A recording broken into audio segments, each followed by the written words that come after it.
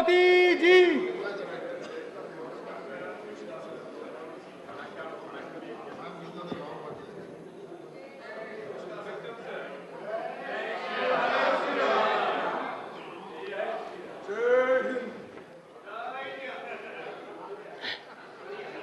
Sir बड़ी बुलंद आवाज है। I have to inform members that the Business Advisory Committee in its meeting held today, the 7th of August 2023, has allotted time for government legislative business as follows. Consideration and passing of the Pharmacy Amendment Bill 2023 after it is passed by Lok Sabha, 2 hours. Consideration and passing of the Anusandhan National Research Foundation Bill 2023 after it is introduced, considered and passed by Lok Sabha, 3 hours. Consideration and passing of the Coastal Aquaculture Authority Amendment Bill 2023, 3 hours. Further, the committee recommended that the 3 hours time allotted for combined discussion on the statutory resolution seeking disapproval of the Government of National Capital Territory of Delhi Amendment Ordinance 2023 and consideration and passing of the Government of National Capital Territory of Delhi Amendment Bill 2023 as passed by Lok Sabha on 20th July 2023 may be increased to 6 hours. The Government of National Capital Territory of Delhi Amendment Bill 2023. Shri A.D. Singh, Shri Almaram Karim, Shri Waiko, Shri A.A. Rahim, Shri Raghav Chadha, Shri Derek O'Brien, Dr. John Britas, Shri Binoy Viswam, Shri Tiruchi Shiva, Dr. V. Shivdasan, Dr. K. Keshav Rao, Shri Sushil Kumar Gupta, to move the following resolution: that this House disapproves the Government of National Capital Territory of Delhi Amendment Ordinance 2023, number 1 of 2023, promulgated by the President of India on 19th May 2023.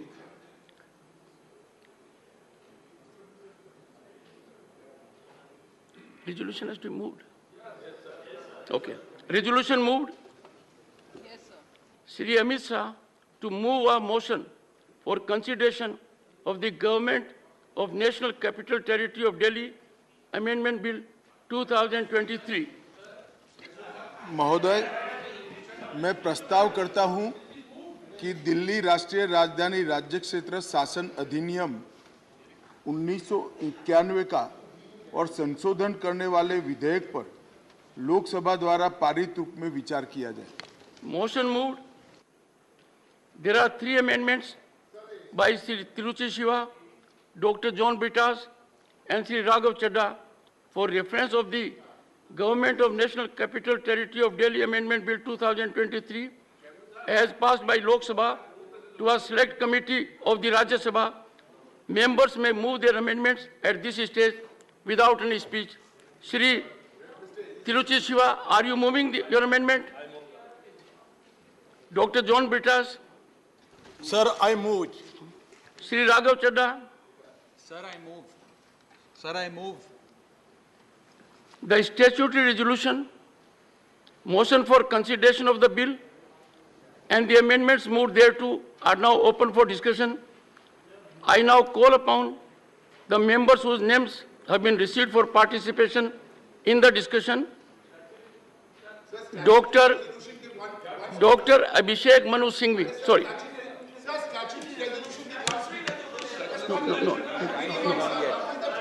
No. Good. I'll follow the procedure. Please, bear with me. Please, no. Dr. Abhishek Singhvi. Sorry. Please check your seat. Dr. Abhishek Singhvi. You are holding the floor. Go ahead. Honorable Chairman, sir. Honorable Chairman, sir. Honorable Chairman, sir. Members of this August House. Mic is on. Honorable Chairman, sir, honorable members of this august House, as I rise to oppose this retrogressive bill, I ask why no government since 1992, when Delhi's special constitutional status was created, be it a BJP government or a Congress government, be it any other color of the political spectrum, be it the same political party at the center and the NCT, or be it different parties, not one of them has tried to overrule two constitution bench judgments. Not tried to overrule two constitution bench judgments on the status. Please. Good. The status of NCT. Why did no government create an authority where the Chief Minister of Delhi is in a minority? Why did no government empower two bureaucrats to overrule an elected Chief Minister? Why did no government make the Honorable LG, who is a constitutional figurehead except in 3 areas, into a super CM? And finally, why did no government make it available to the LG's powers to appoint heads of regulatory agencies, large number, all of Delhi, for Delhi, by Delhi, funded and budgeted by the NCT government, but the power of appointment of its heads is with the LG. Honorable members of this august House, this government and this bill has done it all. Something not done earlier. Friends, why was it not done earlier? Because, unfortunately, it is the fitrat of this control freak sarkar, whose vendetta, whose visiting card appears to be vendetta, whose identity badge is of a graceless and fuming electoral loser. Yes. Whose approach is to control by hook or by crook, usually more by crook and less by hook. Yes. So friends, make no mistake about it. As I will demonstrate shortly, this bill is completely unconstitutional. It is fundamentally anti-democratic. It is a frontal assault on the regional voice and aspirations of the people of Delhi. It violates all principles of federalism, all norms of civil service accountability, all models of assembly-based democracy, and of course, it violates, as I will demonstrate, the basic structure. Friends, it is not about this NCT government or that. It is the deliberate regression from a people's government guaranteed to the people of Delhi 30 years ago. And hence it is a decimation of the most fundamental constitutional values on the basis of which 239AA and that entire chapter was passed. That is why, friends, we must all collectively rise to oppose it. Because otherwise, friends, Iqbal's words will haunt us when he talked of Tariq ki nazrein, and he said, "Lamhon ne khata ki, sadiyon ne saza pai." Friends, we must also collectively oppose it, because someday this anti-federal knock will come at your door.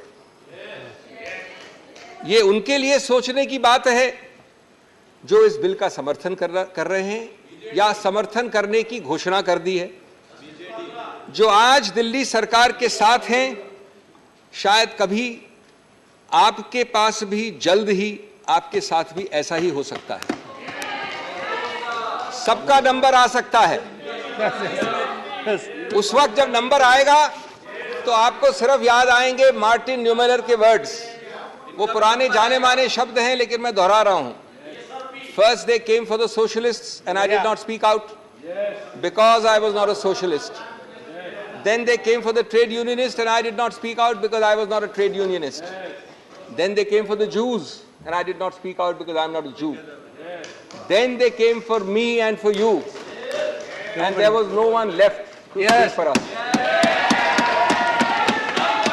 Friends, what does, let me start with my two heads. What does this bill do textually first? And secondly, what is the consequence of that text? Let me deal with these two aspects first. दोस्तों, ये bill एक civil services authority बनाता है और उसको व्यापक शक्तियां देता है सुझाव देने की, हर नियुक्ति, हर स्थानांतरण, हर चीज के बारे में, ग्रेड ए अफसर से लेके दानिश अफसर तक। व्यापक है, विशाल है। कौन किसी और की सरकार में वित्त का सेक्रेटरी बनेगा, कौन पीडब्ल्यूडी का सेक्रेटरी बनेगा, उनके बीच में अदला बदली कब और कैसे होगी, ये माननीय एलजी करेंगे निर्णय, न कि चुनावित सरकार। ये बड़े स्पष्ट प्रावधान है। मैं अभी आपको प्रावधान के नंबर नहीं दे रहा हूं। दूसरा, जितने भी सतर्कता के अधिकार क्षेत्र हैं और जितने भी नॉन सतर्कता, नॉन विजिलेंस, वो सभी केसेस अनुशासनहीनता के विषय में सब इस अथॉरिटी में आएंगे सुझाव के लिए और माननीय एलजी के पास निर्णय के लिए। इसका उद्देश्य बड़ा स्पष्ट है। उद्देश्य है एक भय और हिस्टेरिया का माहौल बनाना, एक खौफ पैदा करना, जिससे कि आप इन सभी सचिवों को कंट्रोल कर सके, जो कि दिख रहा है दिन प्रतिदिन। तीसरा, ये अथॉरिटी में 3 व्यक्ति हैं, चीफ सेक्रेटरी, प्रिंसिपल सेक्रेटरी और मुख्यमंत्री। और मुख्यमंत्री को बहुत बड़ा ओहदा दिया है, अध्यक्ष बनाया गया है। ये अजीब सा अध्यक्ष है दोस्तों। कोरम है 2 लोगों का, ये एक चेयरमैन है बिना चेयर के। मैंने वैश्विक और भौगोलिक रूप से आज तक कहीं नहीं देखा मेरे सीमित अनुभव में कि एक चुनावित चीफ एग्जीक्यूटिव 2 सचिवों के नीचे आएगा। ये 2 सचिव बैठ के निर्णय करेंगे, ये 2 सचिव बैठ के निर्णय करेंगे और वो मुख्यमंत्री वहां खड़ा होगा, देखता रहेगा, चुप्पी साधेगा या अपना डिसेंट नोट करवाएगा। और उसके बाद, और ये सब प्रावधान है, एक एक चीज में जो बोल रहा हूं प्रावधान है, उसके बाद ये निर्णय और सुझाव जाएगा पहले सुपर सीएम के पास और उसके बाद सुपर बॉस जो हमारे सामने बैठे हैं माननीय गृह मंत्री, ये सब गृह मंत्रालय में आएगा।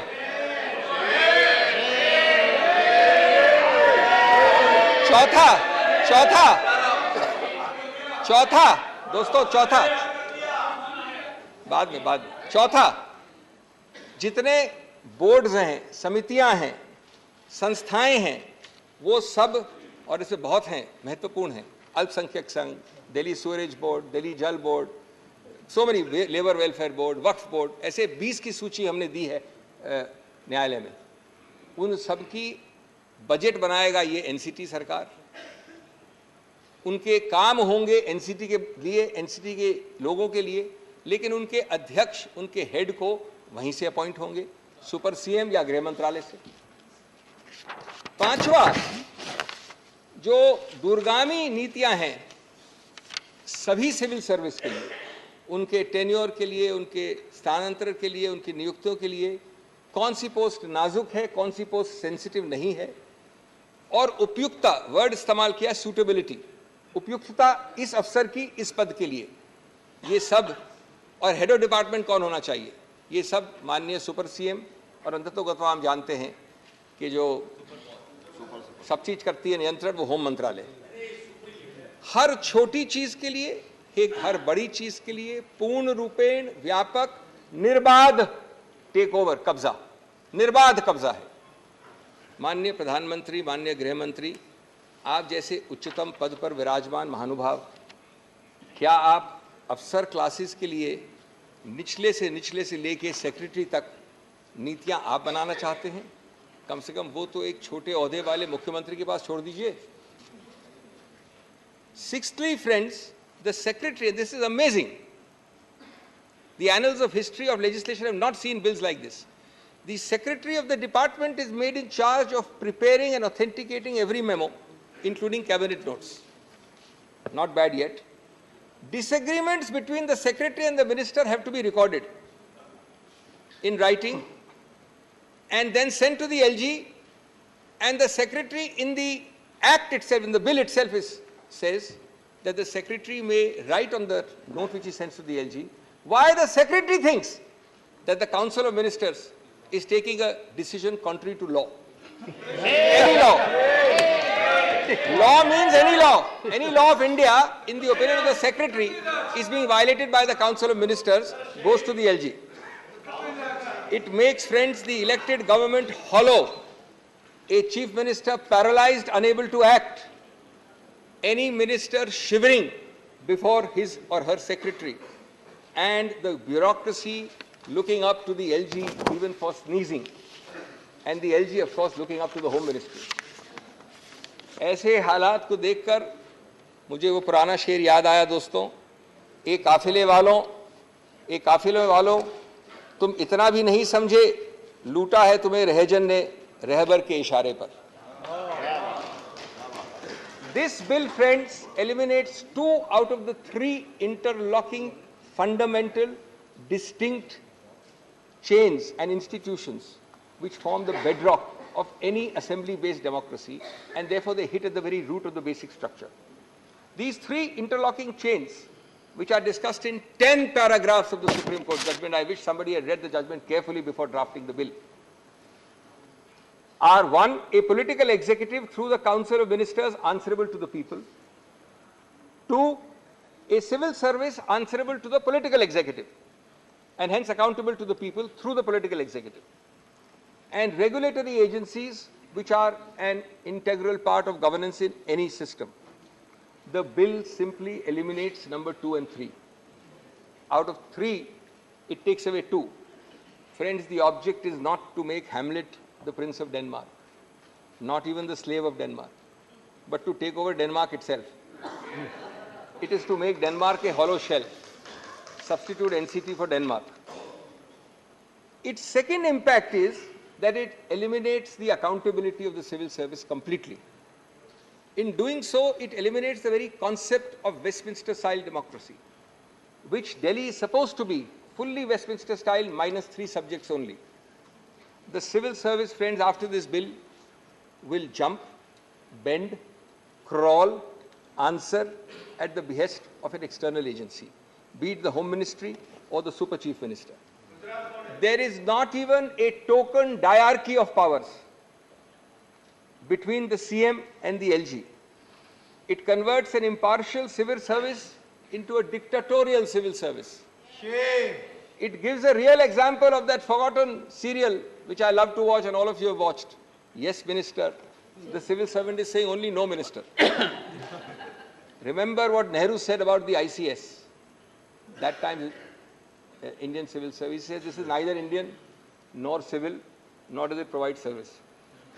I'm not sure how accurately it will apply in 2023, but I think he came very close to it. एक म्यान में 2 तलवार नहीं है ये केस. म्यान भी एलजी के पास है और तलवार भी केंद्र सरकार के पास है.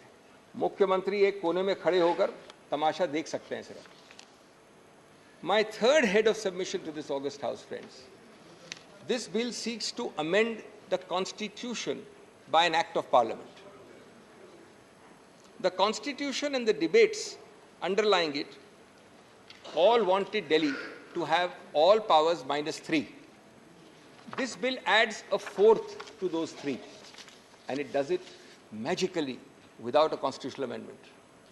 It is indeed magic, even if it is black magic, because you can amend a constitution without a constitutional amendment. Absolutely black. 4th, decimating 2 out of the 3 prongs of a Westminster-style democracy, which has an answerable and accountable civil service and a regulatory agency, clearly violates the basic structure, because the basic structure of an assembly-based democracy includes these 3 interlocking chains. I believe that that would be a very likely Supreme Court conclusion if at all this bill is passed. Fifthly, it also violates the basic structure in another manner. The principle of decentralized federal government that has already been a part of the basic structure from the days of Bombay in 1993, around the time, by the way, when 239AA was created. If there is one animating bedrock philosophy underlying 239AA, it is decentralized federal governance. Otherwise, why not keep Delhi as a mere large municipality under central government's control? Advani ji hua karte the bahut bade adhikari aise municipal setup mein pehle. Why not a mere union territory? You know There are 10 of them. Delhi is the only one to have been given the constitutional status by a constitutional amendment. No other union territory. Why? Para 77 of the 2023 judgment partly answers that. I quote, "In the spiral of cooperative federalism, the Union of India must exercise its powers within the boundaries created by the Constitution. NCT Delhi, in having a sui generis federal model, must be allowed to function in the domain chartered for it by the Constitution. The Union and the NCT share a unique federal relationship. It does not mean that NCT is subsumed in the Union merely because it is not a state." ये मेरे शब्द नहीं हैं, ये उच्चतम न्यायालय के शब्द हैं. Friends, Delhi alone, out of 10 such territories, was given this constitutional status. Not only because federalism and the aspirations of the people of Delhi were recognized, but the idea was that you will not be able to amend it out of shape, out of character, without a constitutional amendment. You don't have it today. You have a statute. This arrogant government, and this is very interesting, this arrogant government first tried it by invading Delhi's special status in 2016 and 17. Forgotten now, by executive action without even a statute. We argued and we got a 2018 first Constitution Bench judgment which struck it down. It did it again by a second notification without a constitutional amendment and lost it, and the judgment came in 2023, few months ago. But friends, unfortunately there is no cap on deliberate foolishness. There is no bar to repetitive constitutional error. They have done this again. This time they've upgraded it from a notification to a statute, but still without a constitutional amendment. And even if this bill is passed, which I am sure it will not be, the result will be the same a third time. History will repeat itself. Friends, constitutional stupidity masquerading as power is by no means a new phenomenon, especially when reason falls on deaf ears. The result is always the same: जिहालत, हिमाकत और नफरत. संविधान का basic structure दोस्तों लम्हों की बात नहीं है, सदियों की बात है. और अगर संविधान को सदियां सुनेगी, लम्हे नहीं, तो हम सबका उत्तरदायित्व बनता है कि हम उस संविधान की आवाज की हिफाजत करें. क्योंकि अदर नहीं तो संविधान चीख चीख कर कहेगा मुझे लम्हे नहीं, सदियां सुनेंगी, हिफाजत से मेरी आवाज रखना. आज आप केंद्र में हैं, मैं आप पार्टी की बात नहीं कर रहा हूं, मैं बीजेपी की बात कर रहा हूं. आज आप ट्रेजरी बेंच में हैं, कल कोई और होगा. ये कायम रहेंगे कि ये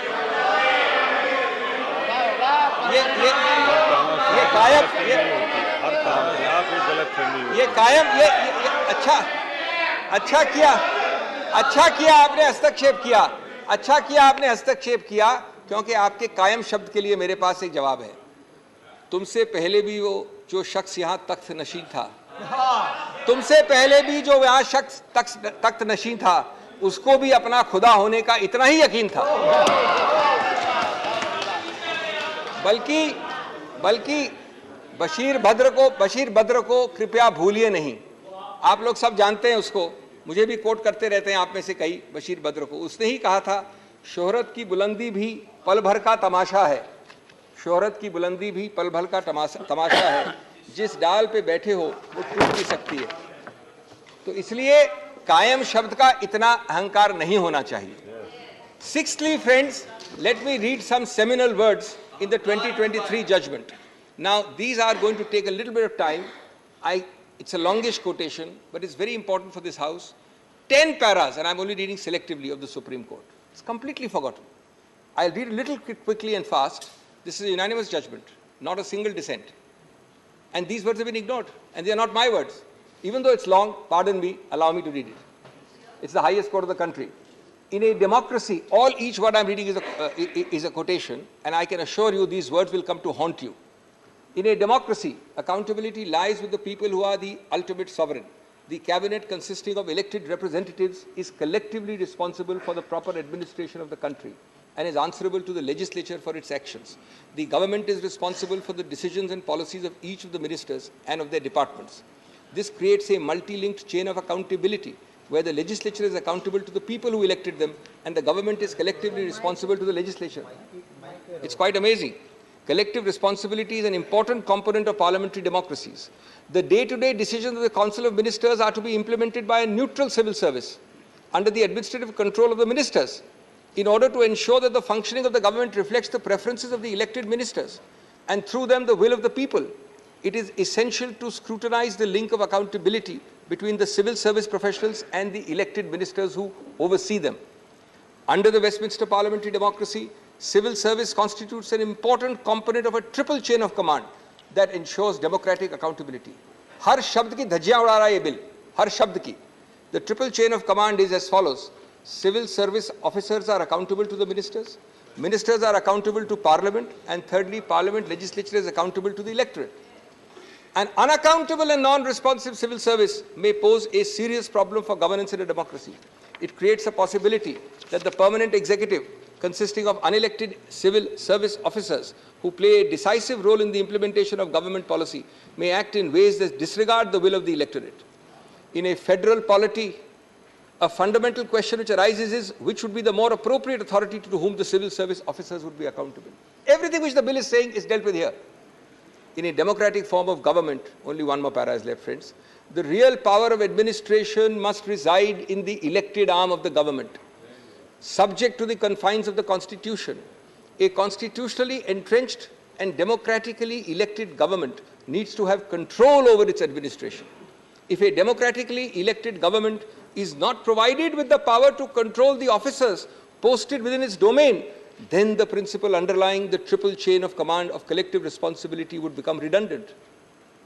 That is to say, if the government is not able to control and hold to account the officers posted in its service, then its responsibility towards the legislature as well as the public is diluted. The principle of collective responsibility extends to the responsibility of officers, who in turn report to the ministers. If the officers stop reporting to the ministers or do not abide by their directions, the entire principle of collective responsibility is affected. Therefore, GNCT ought to have control over the services. Now, I know there's a statute. I'll deal with their best defense, which has been raised by the government. But first, I've read to you 10 paragraphs. For those interested, from 102 to 111.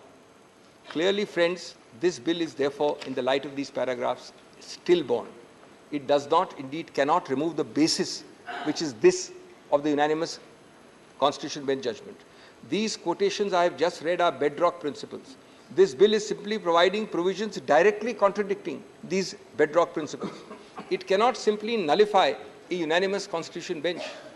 It must at least amount to removing its basis and rendering that judgment inoperable. I have just read to you passages which are impossible to remove the basis of. These are bedrock principles. How do you remove the basis? It is therefore trying to overrule directly a Supreme Court judgment. It therefore is an impermissible constitutional exercise if you try to nullify a Supreme Court judgment without removing its basis. It is not only does this bill insult the people of Delhi, it insults the Supreme Court. It insults our intelligence. कभी दिल में ख्याल आता है कि जैसे 1935 वाले government of India act में चुनाव जरूर रखे थे, लेकिन पावर नहीं रखा था कुछ भी. क्या यही कॉलोनियल मॉडल का आप कार्यान्वित कर रहे हैं आज इस बिल द्वारा? हम आपको चुनाव दे रहे हैं, पद दे रहे हैं, लेकिन पावर नहीं दे रहे हैं. Is this not an illegal power grab through the back door? Yes. Now, seventhly, friends, I come to the main defense, the only defense of the government, because you should know this, how wrong and how fallacious it is. It is based on clause 7A and B of the article. Can I just read? None of you need to be lawyers to understand this, the text of the, and you'll get the answer automatically. This is the entire defense. Parliament may by law make provision for giving effect to or supplementing, mark the word, for giving effect to or supplementing the provisions contained in the foregoing clauses and for all matters incidental or consequential thereto. Friends, these words on bare text mean that to reinforce, operationalize, effectuate and implement the earlier provisions, which provide the entire architecture for Delhi, Parliament can make laws. This was a provision put so that every time something is to be made to fill a gap, to plug a hole, you don't have to have a constitutional amendment. Parliament is sufficient to plug that hole, to reinforce the Delhi's architecture. Friends, the short point is, can you destroy or decimate that architecture and structure by resorting to a provision that says that the power is exercisable to reinforce it or implement it? ये इस प्रावधान के साथ विश्वासघात नहीं है क्या? 7A and 7B were created when implementing the true letter of, you could reinforce or plug the gaps without amending the constitution. It can never be used to destroy, to supersede, to bury that architecture itself. If this ridiculous interpretation is accepted, does it mean that by this brute parliamentary majority, today you have transferred services to the central government? Tomorrow you will do this for each item: electricity, parks, highways, Waqf board, labor board. Then why not have Delhi as a municipality? Why create the constitutional architecture?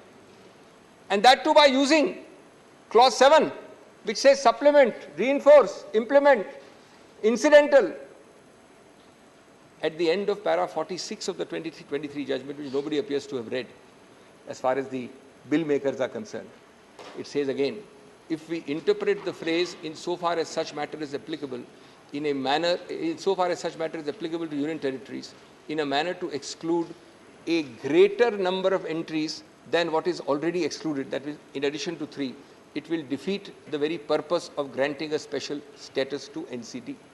This is the Supreme Court in para 46. In other words, friend, this government, like Alice in Wonderland, says words will mean what I say they will mean. That's their interpretation of 7. I will use 7 as a Brahmastra, not to supplement and implement 239AA, but to supplant it, to reduce it to vanishing point. The scalpel created to heal, to cauterize, to cure, to fill gaps, to make you more healthy, will now be used to stab and kill. Obviously, only Alice in Wonderland in this government is on the same page on this. दोस्तों, ये सब प्रावधान जैसे clause 7 है और इस तरह प्रकार के प्रावधान कई जगह होते हैं, आम चीज़ है, लोगों की आवाज़ को ज़्यादा सशक्त बनाने के लिए है, विकास और समृद्धि की गति और दिशा को प्रोत्साहित करने के लिए है, न कि वोट डालने वाली जनता को निहत्था बनाने के लिए, उसको बेबस करने के लिए। इस बिल ने ऐसे सभी उद्देश्यों को अपने माथे पे उल्टा करके रख दिया है।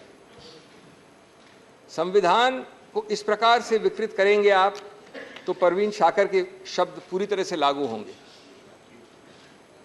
ए मेरी गुलजमी तुझे चाह थी एक किताब की। अब संविधान वाली किताब की बात कर रहे हैं। ए मेरी गुलजमी तुझे चाह थी किताब की, अहले किताब का मगर क्या तूने हाल कर दिया।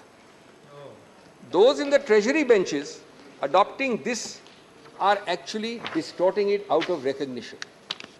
The fundamental error of the central government and of the Honorable Home Ministry is to confuse the existence of power with the validity of its exercise. For the last several days, we have been hearing curtain raisers coming from the Home Ministry that we have the power.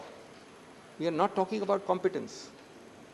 The question is, if you have the power, its existence is subject to substantive limits. 3-4 minutes more. What you do not have is the power to cross the Lakshman Rekha, which this bill is designed to cross. The question of competence to pass a law, which I am not at all addressing here, is quite different from whether the law is a valid exercise of such competence. Not when it violates the basic structure, not when it violates substantive provisions. Friends, the bill is designed to violate specifically all those substantive limits. This is beyond the remit of any statutory bill. Whether even a constitutional amendment can do it, we will see when they bring a constitutional amendment in a 4th round. But the statute being lower than the Constitution must go. The Constitution is itself challengeable if it violates the basic structure. That stage has not come. Turning now to my 8th head, and I'm finishing very quickly, just give me a few minutes more. It is convenient to forget, and this you'll be interested to know, now that we are having a bill, we tend to forget this. There were no exigent circumstances on 19th of May when you pass the ordinance. The Supreme Court has said in 100 judgments, you must demonstrate how, quote unquote, it is necessary to take immediate action. Immediate necessity is distinguished from mere desirability. These are not my words, they are Supreme Court words. Expression necessity coupled with immediate action conveys the sense that it is imperative due to an emergent situation to promulgate an ordinance. Now I want to tell you, on 11 मई 2 महीने की जिरे और बहस के बाद ये constitution bench ने निर्णय दिया। 6 दिन बाद 17 मई को कैबिनेट ने अप्रूव कर दिया ऑर्डिनेंस, लेकिन पारित नहीं किया, घोषित नहीं किया, क्योंकि वो जानते थे 2 दिन बचे हैं अभी उच्चतम न्यायालय के बैठने के लिए। 19 तारीख को उच्चतम न्यायालय अवकाश में जा रही थी। The revised time given to you by the LOP was 1 second. Some of my friends here are prepared to donate some time. 30 minutes. You have left only 13 minutes for Mr. Chidambaram. 2 minutes more. 2 minutes more. So you will leave 11 minutes for him. Yes, yes. Then there are other people to donate go time ahead. to us. There are other people. On 19th May, 1 second, 1 second. Important legislation रहने के I, ये जरूरी है कि बहस अच्छी हो रही है। बहुत दिन के बाद बहस अच्छी हो रही है, सभी लोगों को सुनने में आ रहा है और नॉलेजेबल है, तो आप कंसीडर करिए, आपके हाथ में है, और एक 10 मिनट एक्सटेंड कर दीजिए। 5 minute. Every minute used by you, doctor, will cut into the time of Mr. Chidambaram. No. Initially, both were given equal time. Then his time was increased. माननीय अध्यक्ष, Go ahead. माननीय अध्यक्ष महोदय, Last 1 minute. 17 तारीख को ये approve हो गया कैबिनेट द्वारा। इसको आप 19 की शाम को 5 बजे के बाद जब मैं घर जा रहा था कोर्ट से क्यों लाए? क्योंकि आपको मालूम है कि 19 तारीख लास्ट डे था कोर्ट के फंक्शनिंग का, उसके बाद अवकाश थी। क्या you wait for 2 days fearful that the Supreme Court is sitting till 19th May? Is this not cheap tactics and chicanery at its worst? The deleterious effects of this ordinance were visible in the last 2 or 3 months it's been there. Governance is at a standstill. 2 bureaucrats are threatening to take majority decisions over the Chief Minister's head. The LG daily trespasses in all domains of elected reps. Heads of bodies funded and operated by NCT are approved and controlled by the Home Ministry. NCT is reduced to a fiefdom of the central government. Insubordination is at its peak. हमारी बात आप सुनते, मैं बस अंत कर रहा हूँ 1 मिनट में। हमारी बात तो आप सुनेंगे नहीं, सुनते नहीं हैं। कम से कम अपने मार्गदर्शक मंडल की बात तो सुन लिया करिए, या कभी कभी उनसे बात करते हैं, पूछते हैं, उनको भी भूल गए आप लोग।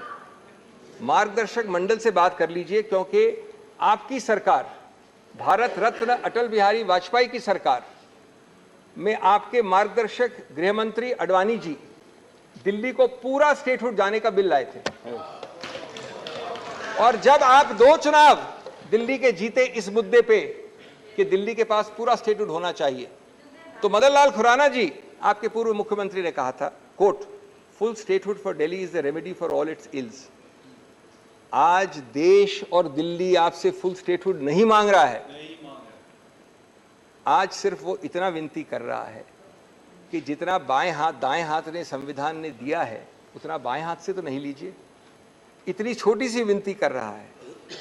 जहां तक दुख और आक्रोश का सवाल है, ये एक दुखद और खतरनाक प्रस्तावित कानून है दोस्तों। अंत करूंगा मैं ये कहकर कि ये दिल्ली के बारे में शेर बिल्कुल उपयुक्त बैठाता है ये बिल, ये प्रस्तावित कानून। चेहरे पे सारे शहर के गर्द मलाल है, जो दिल का हाल है वही दिल्ली का हाल है, दुख और आक्रोश का हाल है। Doctor Sudhanshu Trivedi, 20 minutes. माननीय सभापति महोदय, आज जब इस राष्ट्रीय राजधानी क्षेत्र विधेयक के ऊपर मैं समर्थन करने के लिए खड़ा हुआ हूं, तो पहले मैंने विपक्ष के विद्वान वक्ता महोदय का वक्तव्य सुना तो मुझे विचित्रता का अनुभव हुआ और संपूर्ण विपक्ष को देखकर विस्मय हो रहा है। विचित्रता इसलिए कि उन्होंने कहा कि I have not seen any parallel anywhere. तो मैं भी कहना चाहता हूं, ये पहली बार ऐसा हो रहा है कि किसी देश की राष्ट्रीय राजधानी में उस देश की केंद्र सरकार की शक्तियां उससे अधिक शक्तियां किसी और की होनी चाहिए। मेरे विचार से दुनिया में ऐसा कोई दूसरा उदाहरण देखने को नहीं मिलेगा। So I support what Abhishek Manu Singhvi ji has said, I am unable to find parallel anywhere in the world. दूसरा विषय जो मैंने कहा कि विस्मय का अनुभव क्यों हो रहा है, अभी देखिए उन्होंने 2 बार सुपर सीएम प्रयोग किया कॉन्स्टिट्यूशनल पद पर बैठे हुए व्यक्ति के लिए, मगर महोदय इस देश ने बगैर संवैधानिक पद पर बैठे हुए सुपर पीएम 10 साल तक देखा है। और मैं ये कह रहा हूं कि अभी मैंने कितना सुंदर सामंजस्य देखा कि उन्होंने कहा कि समय कम हो रहा है, तो आम आदमी पार्टी वालों ने कहा हम भी समय देने को तैयार हैं। सारे विपक्ष को देख के विस्मय होता है कि कांग्रेस पार्टी, जिसका कि 3 राज्यों में स्थिति यह रही कि गुजरात में वोट हाफ कर दिया, बिल्कुल बता रहे हैं, सुनिए तो, अरे सुनिए तो, बता रहे हैं। सॉरी गुजरात में का vote one second. Dr. Abhishek Singhvi was heard in rapt attention. This is the decorum of the house. No, no. Yes, I am coming to that, sir. Let me Do not get into disruptive mode. Dr. तो मैं कहना चाहता हूं कि ये लोग किस तरीके से आए हैं साथ में। अरे साहब बहुत सारे शेर बोले थे, वो ऑर्डिनेंस के पार्ट नहीं थे, हम भी बता रहे हैं आपको। I will have to name you. देखिए इनकी I will have to name you. कि You have got it as अरे a साहब क्या habit. शिद्दत दिख रही rise and है make a एक दूसरे को सपोर्ट करने में। देखिए इनकी स्थिति ये गुजरात We में want decorous debate here. Doctor said many things. Maybe digestible, maybe indigestible. Dr. Sudhanshu Trivedi. मैं सिर्फ ये कहना चाहता हूं कि गुजरात में कांग्रेस का वोट हाफ कर दिया, पंजाब में इनका स्विच ऑफ कर दिया, दिल्ली में साफ कर दिया और आपने इनको माफ कर दिया। और उसके माफी के बाद भी मुझे लगता है अभिषेक मनु सिंघवी जी ने कहा था, तो मैं भी ये कहना चाहता हूं, आप साथ में आए हैं दिल्ली के इस बिल पे, दिल्ली की जनता के लिए आए हैं या किसी और कारण से आए हैं, ये दिल्ली की समझदार जनता समझती है। तो मैं भी एक पंक्ति कहना चाहूंगा कि शाम तक सुबह की नजरों से उतर जाते हैं, इतने समझौतों पे जीते हैं कि जमीर भी मर जाते हैं। अब यह एक संवैधानिक विषय है, संवैधानिक विषय है कि यह जिस प्रकार से संविधान में लागू होना चाहिए, परंतु उसके साथ राजनीतिक टीका टिप्पणी की जा रही है, तो एक सैद्धांतिक विषय भी आता है। तो मैं संवैधानिक और सैद्धांतिक दोनों विषयों का जवाब दूंगा। I will reply both the constitutional and conceptual aspect. देखिए माननीय गृह मंत्री जी ने लोकसभा में बहुत स्पष्ट किया था कि दिल्ली पूर्ण राज्य नहीं है, यह एक विशेष श्रेणी का यूनियन टेरिटरी है, यानी विशेष श्रेणी का संघ शासित राज्य है। वैसे मुझे लगता है संघ शब्द आते ही बेचैनी ज्यादा हो सकती है दूसरी तरफ, और संघ शासित से बेचैनी और हो सकती है, इसलिए मैं यूनियन टेरिटरी वर्ड प्रयोग करूंगा। It is a special category of union territory. और वैसे भी आजकल अंग्रेजी के प्रति मोह बहुत ज्यादा है, क्योंकि अपने गठबंधनों का भी नाम अंग्रेजी में ही ज्यादा रखा जा रहा है। संविधान में जो भाग 8 में उल्लिखित, वैसे तो जब मैंने टीवी चर्चा के दौरान कई बार विपक्ष के लोगों से INDIA का हिंदी फुल फॉर्म पूछा, तो पहले दिन तो लोग गूगल देख के भी नहीं बता पाए। खैर, अब मैं कहना चाहता हूं कि संविधान के भाग 8 में उल्लिखित प्रावधानों के अनुसार, अरे सुनिए बात, देखिए संविधान के भाग 8 में उल्लिखित प्रावधानों के अनुसार अनुच्छेद 239 से 242 तक संविधान में इस विषय का पूर्ण वर्णन है। अनुच्छेद 239AA में इसका विशेष प्रावधान किया गया है। यदि उसके क्लॉज को 239AA3B को देखें तो संसद को दिल्ली संघ राज्य यूनियन टेरिटरी से संबंधित किसी भी विषय पर कानून बनाने का पूरा अधिकार है, इसमें किसी भी प्रकार का कोई संशय नहीं है। सर्वोच्च न्यायालय के जिस निर्णय का बार बार उल्लेख किया जाता है और हमारे विरोधी उसको अपने हिसाब से प्रयोग करते हैं, उसमें भी बहुत साफ देख लें कि 105 पेज के उस निर्णय में कहीं पर भी सर्वोच्च न्यायालय ने संसद के द्वारा दिल्ली के बारे में कानून बनाए जाने के विषय के ऊपर किसी प्रकार की कोई टिप्पणी नहीं की है। इसके बाद भी न्यायालय के आदेश में पैरा 161 और 162 को कई बार उल्लेख किया जाता है, परंतु यदि पूरे संदर्भ में देखें तो पैरा 86, 95 और पैरा 164 F को पढ़ें तो वहां पर संसद के द्वारा दिल्ली के संदर्भ में किसी भी विषय के ऊपर कानून बनाने की शक्तियों का विधिवत अनुमोदन है, कहीं पर निगेशन नहीं है। और स्पष्टता के साथ इसकी आवश्यकता क्यों थी? ताकि शासकीय आदेश को एक विधायी शक्ति भी मिल सके, एग्जीक्यूटिव ऑर्डर को एक लेजिस्लेटिव पावर भी मिल सके। इसलिए उस अस्पष्टता को दूर करने के लिए, to remove any an iota of suspicion, यह आवश्यक था। इसलिए मैं इस बिल का समर्थन करता हूं। अब कई बार लोग कहते हैं साहब अध्यादेश की आवश्यकता क्यों थी? वैसे तो माननीय गृह मंत्री जी ने भी इस विषय को लोकसभा में बताया था। अभिषेक मनु सिंघवी जी ने कहा कि 19 तारीख को अध्यादेश क्यों आया। शायद उन्हें ध्यान हो कि दिल्ली सरकार में जैसे ही चंद दिनों में ताकत मिली तो सबसे पहले किन फाइलों के बारे में, सतर्कता के साथ सतर्कता विभाग की फाइलों के बारे में कार्रवाई की गई। मीडिया में प्राप्त समाचारों के अनुसार सतर्कता सचिव ने यह रिपोर्ट किया कि रात 9 बजे मंत्री के द्वारा उनको कॉल किया गया, सुबह 3 बजे तक वह कार्रवाई चलती रही, 76 से अधिक फाइलें मंगाई गईं और उन्होंने उपराज्यपाल महोदय को यह आशंका भी व्यक्त की कि उसमें कई ऐसी फाइलें थीं जो कि गोपनीय थीं और उसके अनुसार उन फाइलों में किसी भी प्रकार की छेड़छाड़ भी संभव है। अब मुझे बहुत आश्चर्य होता है कि दिल्ली में बाढ़ आई तो दिल्ली फ्लड कंट्रोल अथॉरिटी की बैठक तो 2 साल से नहीं हुई, मगर विजिलेंस की फाइलें ओवरनाइट सर्च की गई। तो मेरे विचार से, और ये सर 16 और 17 मई की रात का था, तो मानी हुई बात है जब ऐसी परिस्थिति नजर आएगी तो उसके 1-2 दिन के अंदर अध्यादेश की आवश्यकता महसूस होगी। यहां मैं एक और बात भी कहना चाहता हूं कि ब्यूरोक्रेसी पर नियंत्रण की बात आम आदमी पार्टी की सरकार के द्वारा की जाती है, तो ये लोग तो अपनी एक पैरेलल ब्यूरोक्रेसी भी बना चुके हैं। क्योंकि अनेक प्रकार के समाचार पत्रों में आया है कि कई ऐसे लोग जो कि आम आदमी पार्टी के पदाधिकारी हैं, वो सरकारी पदों पर भी विद्यमान हैं और सरकारी पदों पर रहते हुए सरकारी शक्तियों का भी उपयोग कर रहे हैं।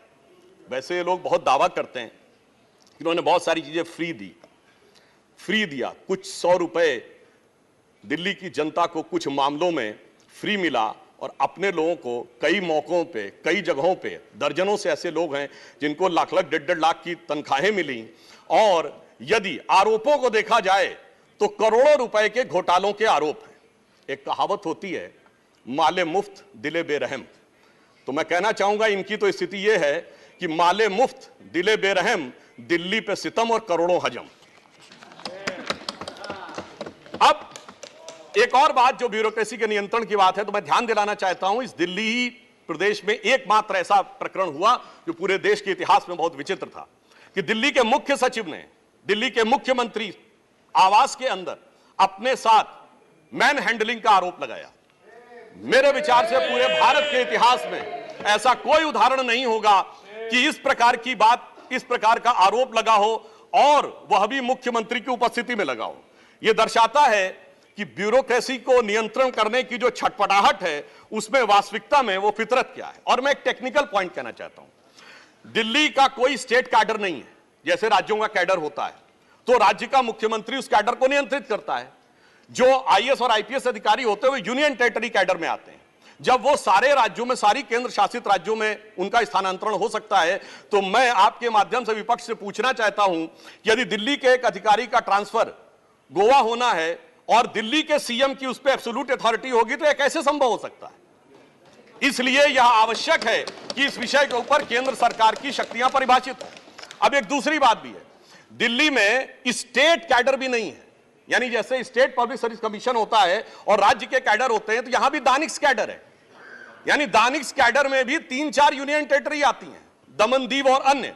अब दानिक्स कैडर के एक अधिकारी की जरूरत यदि अंडमान में या दमन दीव में भी होगी और दिल्ली का मुख्यमंत्री यह तय करेगा, तो क्या यह संवैधानिक दृष्टि से उचित है? इसलिए मैं कहना चाहता हूं कि माननीय गृह मंत्री जी ने जो यह विषय रखा है वो पूरी तरीके से उचित है। अब दुरुपयोग की बात में मैं एक और बात कहना चाहता हूं, इनकी वास्तविक मंशा क्या थी। दिल्ली में एक जनरल फाइनेंशियल रूल 2019 है जो ये कहता है कि 10 करोड़ रुपए से अधिक का अगर किसी भी प्रकार का व्यय होगा तो वह मंत्री की शक्ति से बाहर होगा और वह एलजी के पास जाएगा।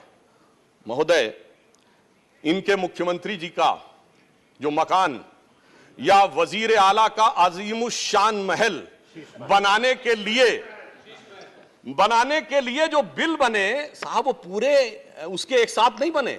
10 करोड़ से कम के 8.5, 8, 7.5, 9 करोड़ रुपए के डिफरेंट बिल बने। और एक मद ऐसा है जिसमें कि मुख्यमंत्री कार्यालय के कर्मचारियों के लिए महोदय जानते कितने का बिल बना? 9.99 करोड़, यानी 0.01 से कैसे बचा जा सकता है कि टेंडर न करना पड़े, मन मुताबिक खर्चे कर लिए जाएं।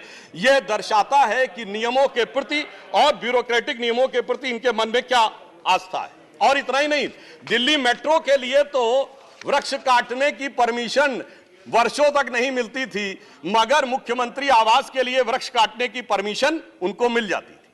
अब इसके साथ मैं एक और बात कहना चाहता हूं, एक नैतिकता सैद्धांतिकता का सवाल उठाया जाता है। तो मैं कोट करना चाहता हूं कि दिल्ली के मुख्यमंत्री जी ने, जिनका वो आलीशान शीश महल बना हुआ है, उन्होंने 27 अक्टूबर 2013 को शीला दीक्षित जी के विषय में लिखा था ट्वीट, और उनको मैं कोट कर रहा हूं। उन्होंने कहा कि दिल्ली की मुख्यमंत्री शीला दीक्षित जी के घर में 10 एसी लगे हैं, मैंने तो सुना है कि बाथरूम में भी एसी लगे हैं, कौन भरता है इस एसी का बिल? और आगे वो कहते हैं, मेरा तो कलेजा कांप उठता है ये सोचकर कि दिल्ली की 40% जनता झुग्गियों में रहती है, तो कोई मुख्यमंत्री ऐसे आलीशान घर में कैसे रह सकता है। मैं कहना चाहता हूं, देखिए केजरीवाल जी का कलेजा कापा हो या ना कापा हो, रूह कापी हो ना कापी हो, रूह है क्या है, किसकी रूह है, उस पर मैं टिप्पणी नहीं करना चाहता, मगर मैं एक बात जरूर कहना चाहता हूं कि शीला दीक्षित जी जहां भी होंगे उनकी रूह को बहुत तकलीफ हो रही होगी कि जब उनके ऊपर ऐसी बातें करने वालों के साथ वो सारे लोग आज आकर खड़े हुए होंगे। वैसे महोदय, उनके घर में 10 एसी थे, यहां तो 15 टॉयलेट भी हैं। और इतना ही नहीं, 1-1 करोड़ रुपए के पर्दे भी लगे हुए हैं, और 1 करोड़ रुपए के पर्दे का एस्टीमेट है।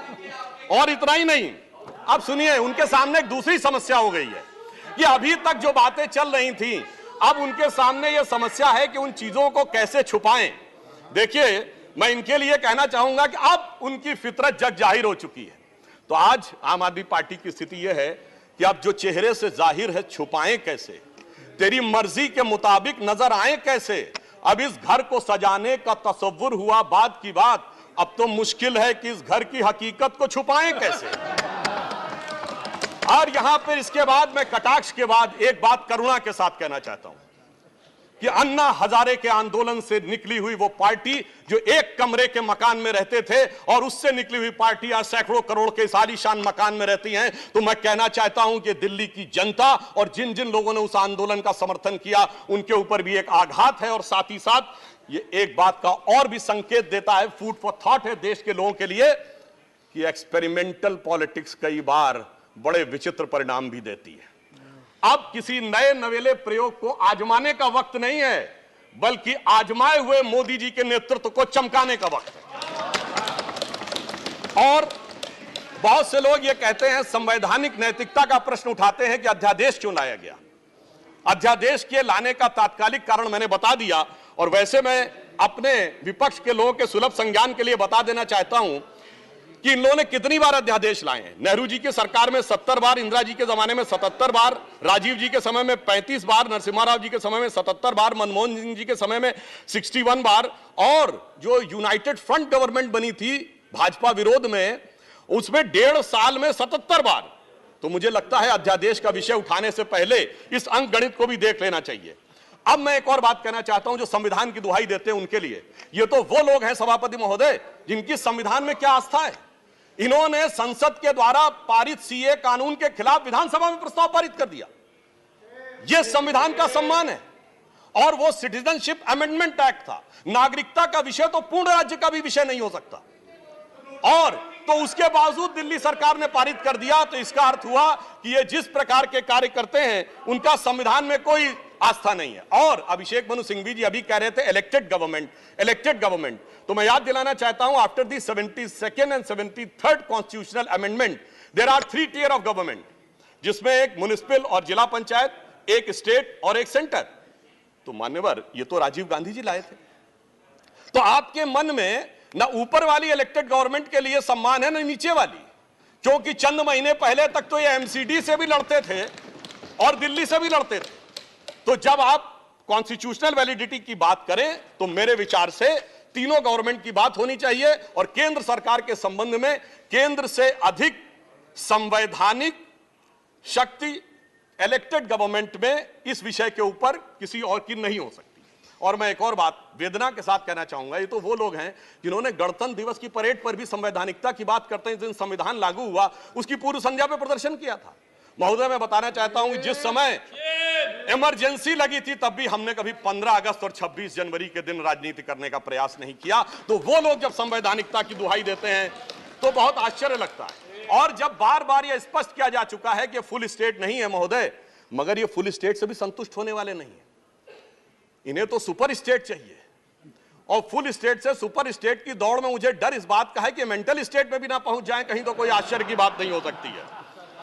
और यह बात इसलिए कह सकते हैं कि 49 दिनों की वो सरकार, जब कांग्रेस पार्टी ने इनकी पालकी ढोकर सत्ता की दहलीज पहली बार पार कराई थी, उसके द्वारा अगर आप पारित इनका लोकपाल विधेयक देख लें तो उसमें संसद और सुप्रीम कोर्ट और जाने क्या क्या सारी चीजों को एक में मिला लिया गया था। और मैं एक बात और कहना चाहता हूं, ये तो वो पार्टी देश का संविधान छोड़िए, अपनी पार्टी के संविधान में आस्था नहीं रखती। जब आम आदमी पार्टी बनी थी तो उसके संविधान में व्यवस्था थी कि उनका अध्यक्ष या संयोजक 3 वर्ष के लिए होगा और अधिकतम 2 बार होगा। मगर जो मीडिया में प्राप्त समाचारों के अनुसार 3 साल पहले उन्होंने वो संविधान में चेंज कर दिया, यानी अब जीवन पर्यंत या अपनी इच्छा के प्रसाद पर्यंत केजरीवाल जी इस विषय के ऊपर रह सकते हैं। तो मैंने इसलिए कहा ना, अपने संविधान के बारे में बात करिए। और मैं ये भी कहना चाहता हूं कि इन्होंने अपनी कार्यकारिणी में ऐसे भी प्रस्ताव पारित किए हैं संविधान के संदर्भ में कि साहब इनके यहां परिवार के भी कितने लोग काम कर सकते हैं, जो मेरे विचार से बड़ी बड़ी परिवार वाली पार्टियों ने भी कभी अपने पार्टी के प्रस्तावों में इन प्रस्तावों को नहीं पारित किया होगा।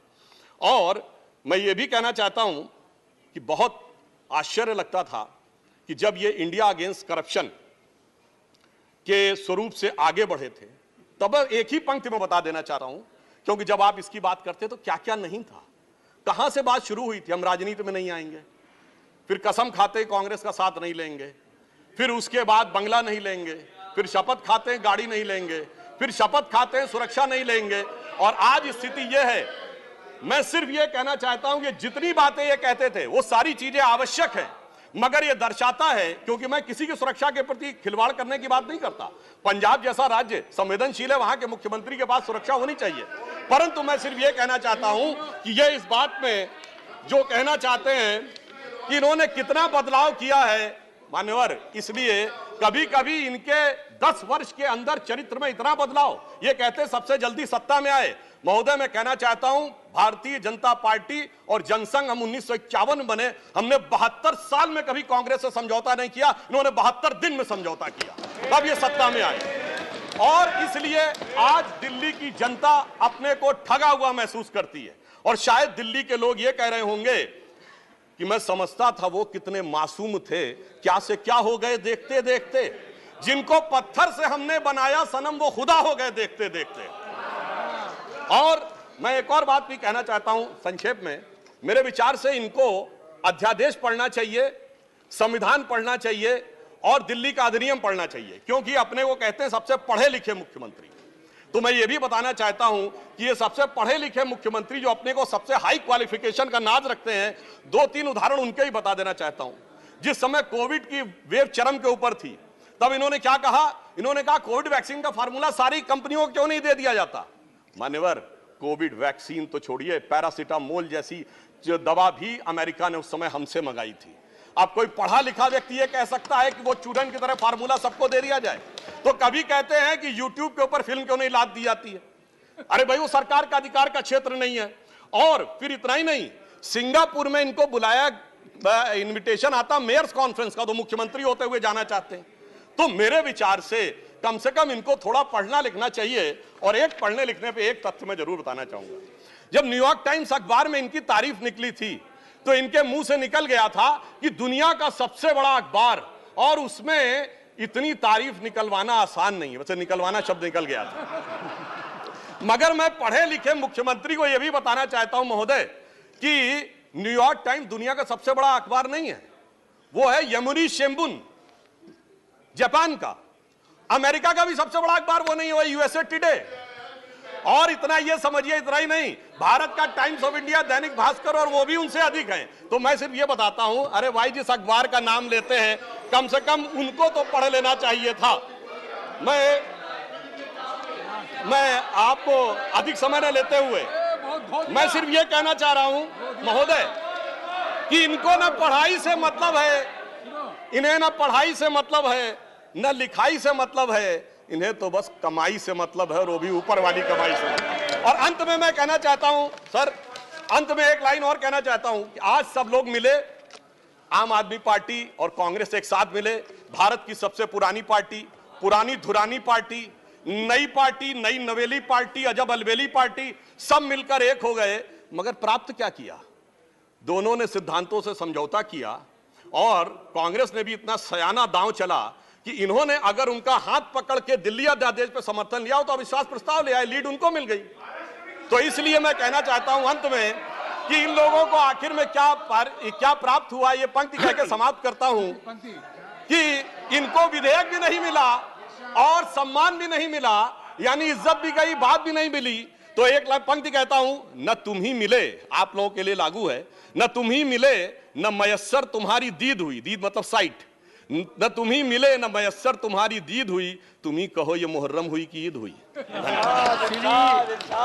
सुखेंदु शेखर रे, श्री सुखेंदु शेखर। त्रिवेदी ने बड़े जोश के साथ और बहुत शेर शायरी के साथ उन्होंने बात की।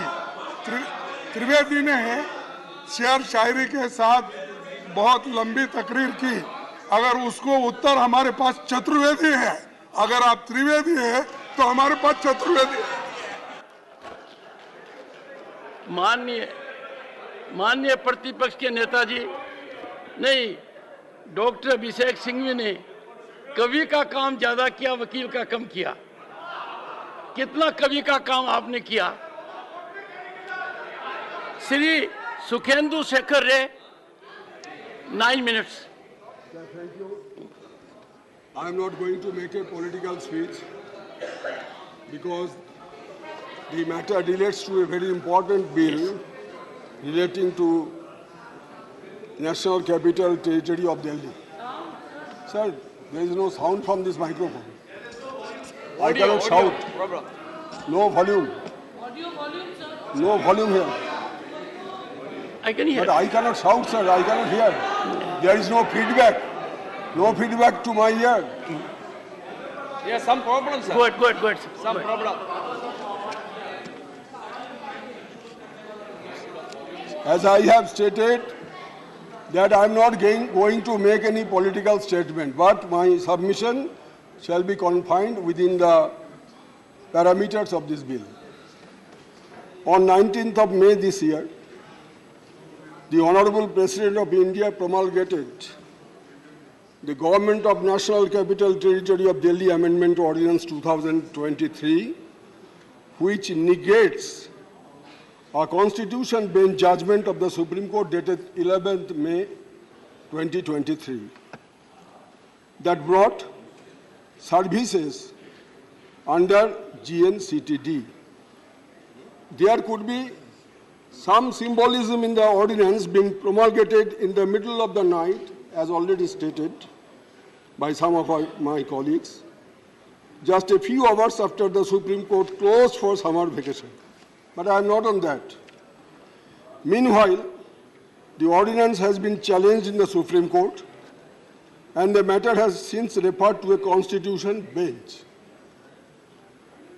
During the pendency of the matter before a constitution bench of the highest court of the land, the government has introduced this present bill to repeal the ordinance and for further amending the GNCT Act 1991. I wondered as to whether heaven would have fallen had the government waited for the outcome of the constitution bench where the ordinance is still pending. What is the urgency involved in the matter? What is the urgency? There is no whisper about the urgency in the bill or the statement which have been received just now after the introduction of the bill, that the aforesaid judgment, that is judgment dated 11th of May, posed certain challenges in the efficient administration of the government of NCT of Delhi, which needed to be addressed through appropriate legal interventions. According to me, this is a stigma on the highest forum of our judiciary, which must be deprecated by all conscious citizens of this country. Third, in the year 2021, in the matter of Madras Bar Association, the Supreme Court held inter alia, and I quote one line, "A legislation can be declared as unconstitutional if it is in violation of the principle of separation of powers, the rule of law, and Article 14 of the Constitution, that is arbitrariness."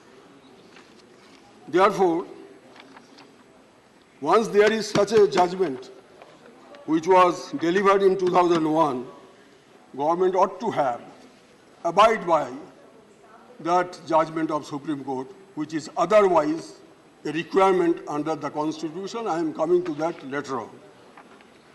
Third,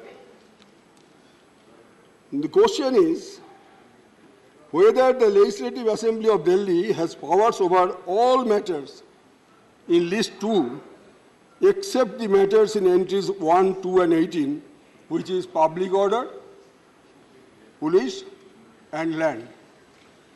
In apparent defiance of the 11th May judgment, this bill seeks to amend the GNCT Act for abridgment of the powers conferred upon the GNCT legislation by the Constitution, because the entry number 41 is sought to be taken away, is sought to be inserted through this bill, so 3 will be 4, rightly pointed out by our senior counsel, Mr. Abhishek Manu Singh Bichi. Now, sir, when a constitutional bench comprising 5 judges of Supreme Court declares or interprets Article 239 AA3A of the Constitution, the same is binding upon all courts and authorities in India in terms of Article 141 and 144 respectively. Neither Article 239 AA3A nor Articles 141 and 144 can be negated without a constitutional amendment. I repeat, without a constitutional amendment, this cannot be done. And if at all the government brings, subsequently will have to bring, if they wish, because this legislation will be declared null and void. As a student of law, I understand. It will be done. But if the government at all in future brings a constitutional amendment bill, that will also hit by the principle of separation of powers, and federalism, which are the basic structures of the Constitution that was held by the Supreme Court right from the Keshavananda Bharati case till Minerva Mill case. Sir, this bill this bill seeks to render the GNCTD Assembly, or for that matter the Delhi government, virtually toothless and ineffective insofar as the services and service commission are concerned. Even a constitutional bill on this score shall be unconstitutional ab initio, as it will negate federalism and separation of powers, already stated by me. Sir, now let me have a look at the bill once. Possibly that will be the final, because 7 minutes already elapsed. Come to part 4A. It says about provisions relating to the maintenance of democratic and administrative balance in the governance of National Capital Territory of Delhi. What a brilliant drafting. To maintain a balance, the original act was came into being in 1991. We are in 2023. So for the last 33 years, there was no balance. There was no balance. That is why, all on a sudden, the Kumbhakarna has risen from the deep sleep to maintain a balance. Interestingly, the authority has been proposed to be created. Which authority? Already stated by other members.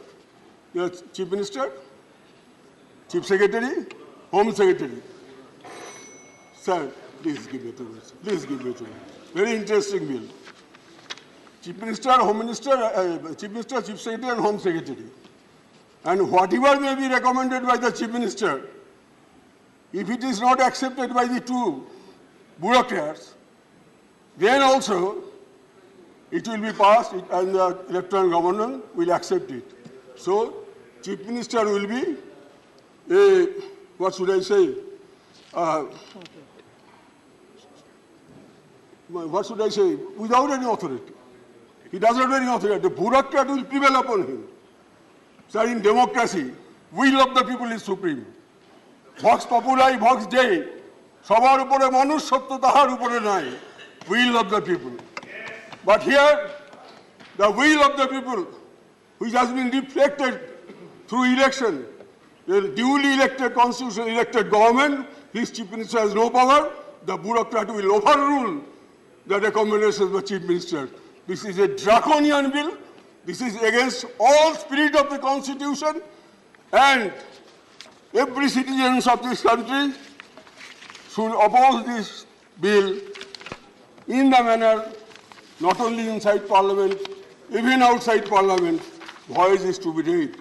Sir, finally, with your kind permission, I would like to quote from a judgment online of former Chief Justice Y.V. Chandrachud, the father of the present Honorable Chief Justice of India. Quote, Parliament cannot, under Article 368, expand its amending power so as to acquire for itself the right to repeal or abrogate the Constitution or to destroy its basic essential features.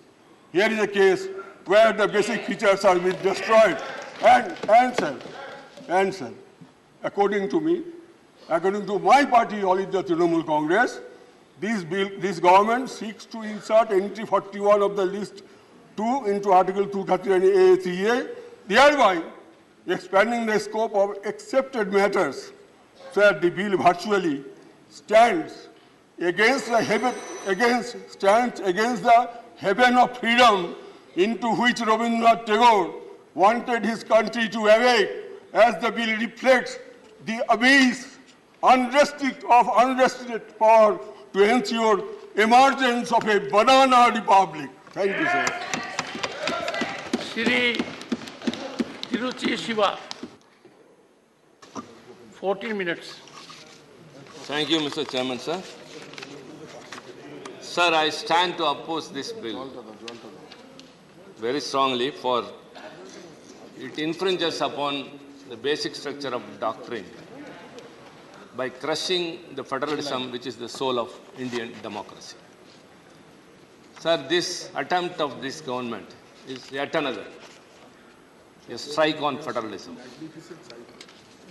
It is unwarranted, untenable, it is undemocratic, unjustifiable, unfederal, and unconstitutional. Sir, why I am saying all these things? Unwarranted. Sir, after 1991, when the Delhi was granted special status, BJP came to power. Mr. Madanlal Khurana and later Sahib Singh Verma, who were the chief ministers, they insisted for full statehood for Delhi. And later, sir, in 2003, August of 2003, the NDA one government introduced a bill insisting for full statehood for Delhi. So when they are ruling, they want full statehood for Delhi. Then what necessity for this ordinance or this bill, sir? At 2015, Aam Aadmi won the election with a significant margin. Immediately after that, the union government issued a notification that services will come under the control of the union government. And that sparked a legal battle, sir, which lasted for 8 years. And recently, the Supreme Court in 2018 and 2023 constitutional bench has given a unanimous judgment in favor of the Delhi government that they have got every power. Now this bill is attempting to overturn the Supreme Court judgment and override the powers of the state government. Sir, we should just look at it in this manner, sir. So whenever they are in double standard, when they are in power, they want something. It is intolerance, to say very shortly, if an opposition party is ruling, they will be disturbed by the governors. If it is a union territory, the lieutenant governor will take all the powers and will not allow the state government to function. So in this situation, where is democracy? Sir, our constitution, as you know very well, sir, has given a structure of federalism, which gives the very importance to the regional aspirations can be represented and realized by state governments, and which cannot be done by a centralized union government. Sir, it has also established a mechanism of triple chain accountability.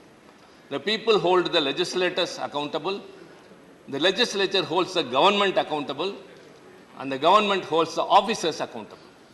But now, the officers are not under the control of the government of union territory. So what's the use of being there?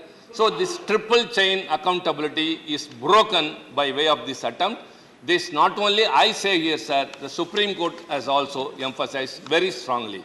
It should not be severed on any account. Sir, now coming detail into the bill. Why we are opposing? What are the contentious issues? What are the reservations we have? All others have spoken, sir, but we have to enlighten it. Number one, this bill attempts to establish a National Capital Civil Services Authority. As everyone said, it will consist of 3 members under the chairmanship of the Chief Minister and 2 officers, Home Secretary and Chief Secretary. Who are they? Appointed by the Union government. Obviously, one can understand what will be the outcome. The quorum is 2 and the majority will be the decision. Sir, I have moved an amendment which even it may be passed. I think with hope. If at all it is passed, even it won't be of use, sir. Because even if the authority with a majority gives a suggestion to the lieutenant governor, he can reject it. So ultimately it goes there. The authority becomes redundant and the chief ministership becomes lesser than a rubber stamp. We are very sorry to say these words, sir. A chief minister elected by the government has to fulfill the obligations by the mandate is been given to him. But whereas he is not able to have control. Sir, Delhi has been the nucleus of power from Mughals to British. Can anyone say any ruler has ruled without control on their officers, whether he or she? But now this bill paves the way. Sir, where we are heading towards? The government which is accountable to the people, to the legislature, and the government which can hold the officers accountable, now they don't have any control over the officers. Number 2, sir, the Council of Ministers, the Cabinet. Earlier, sir, the notes which are prepared by the ministers. And it will be taken over there. And after the decision, it will be forwarded to the Lieutenant Governor. It is vetted by the Law Department.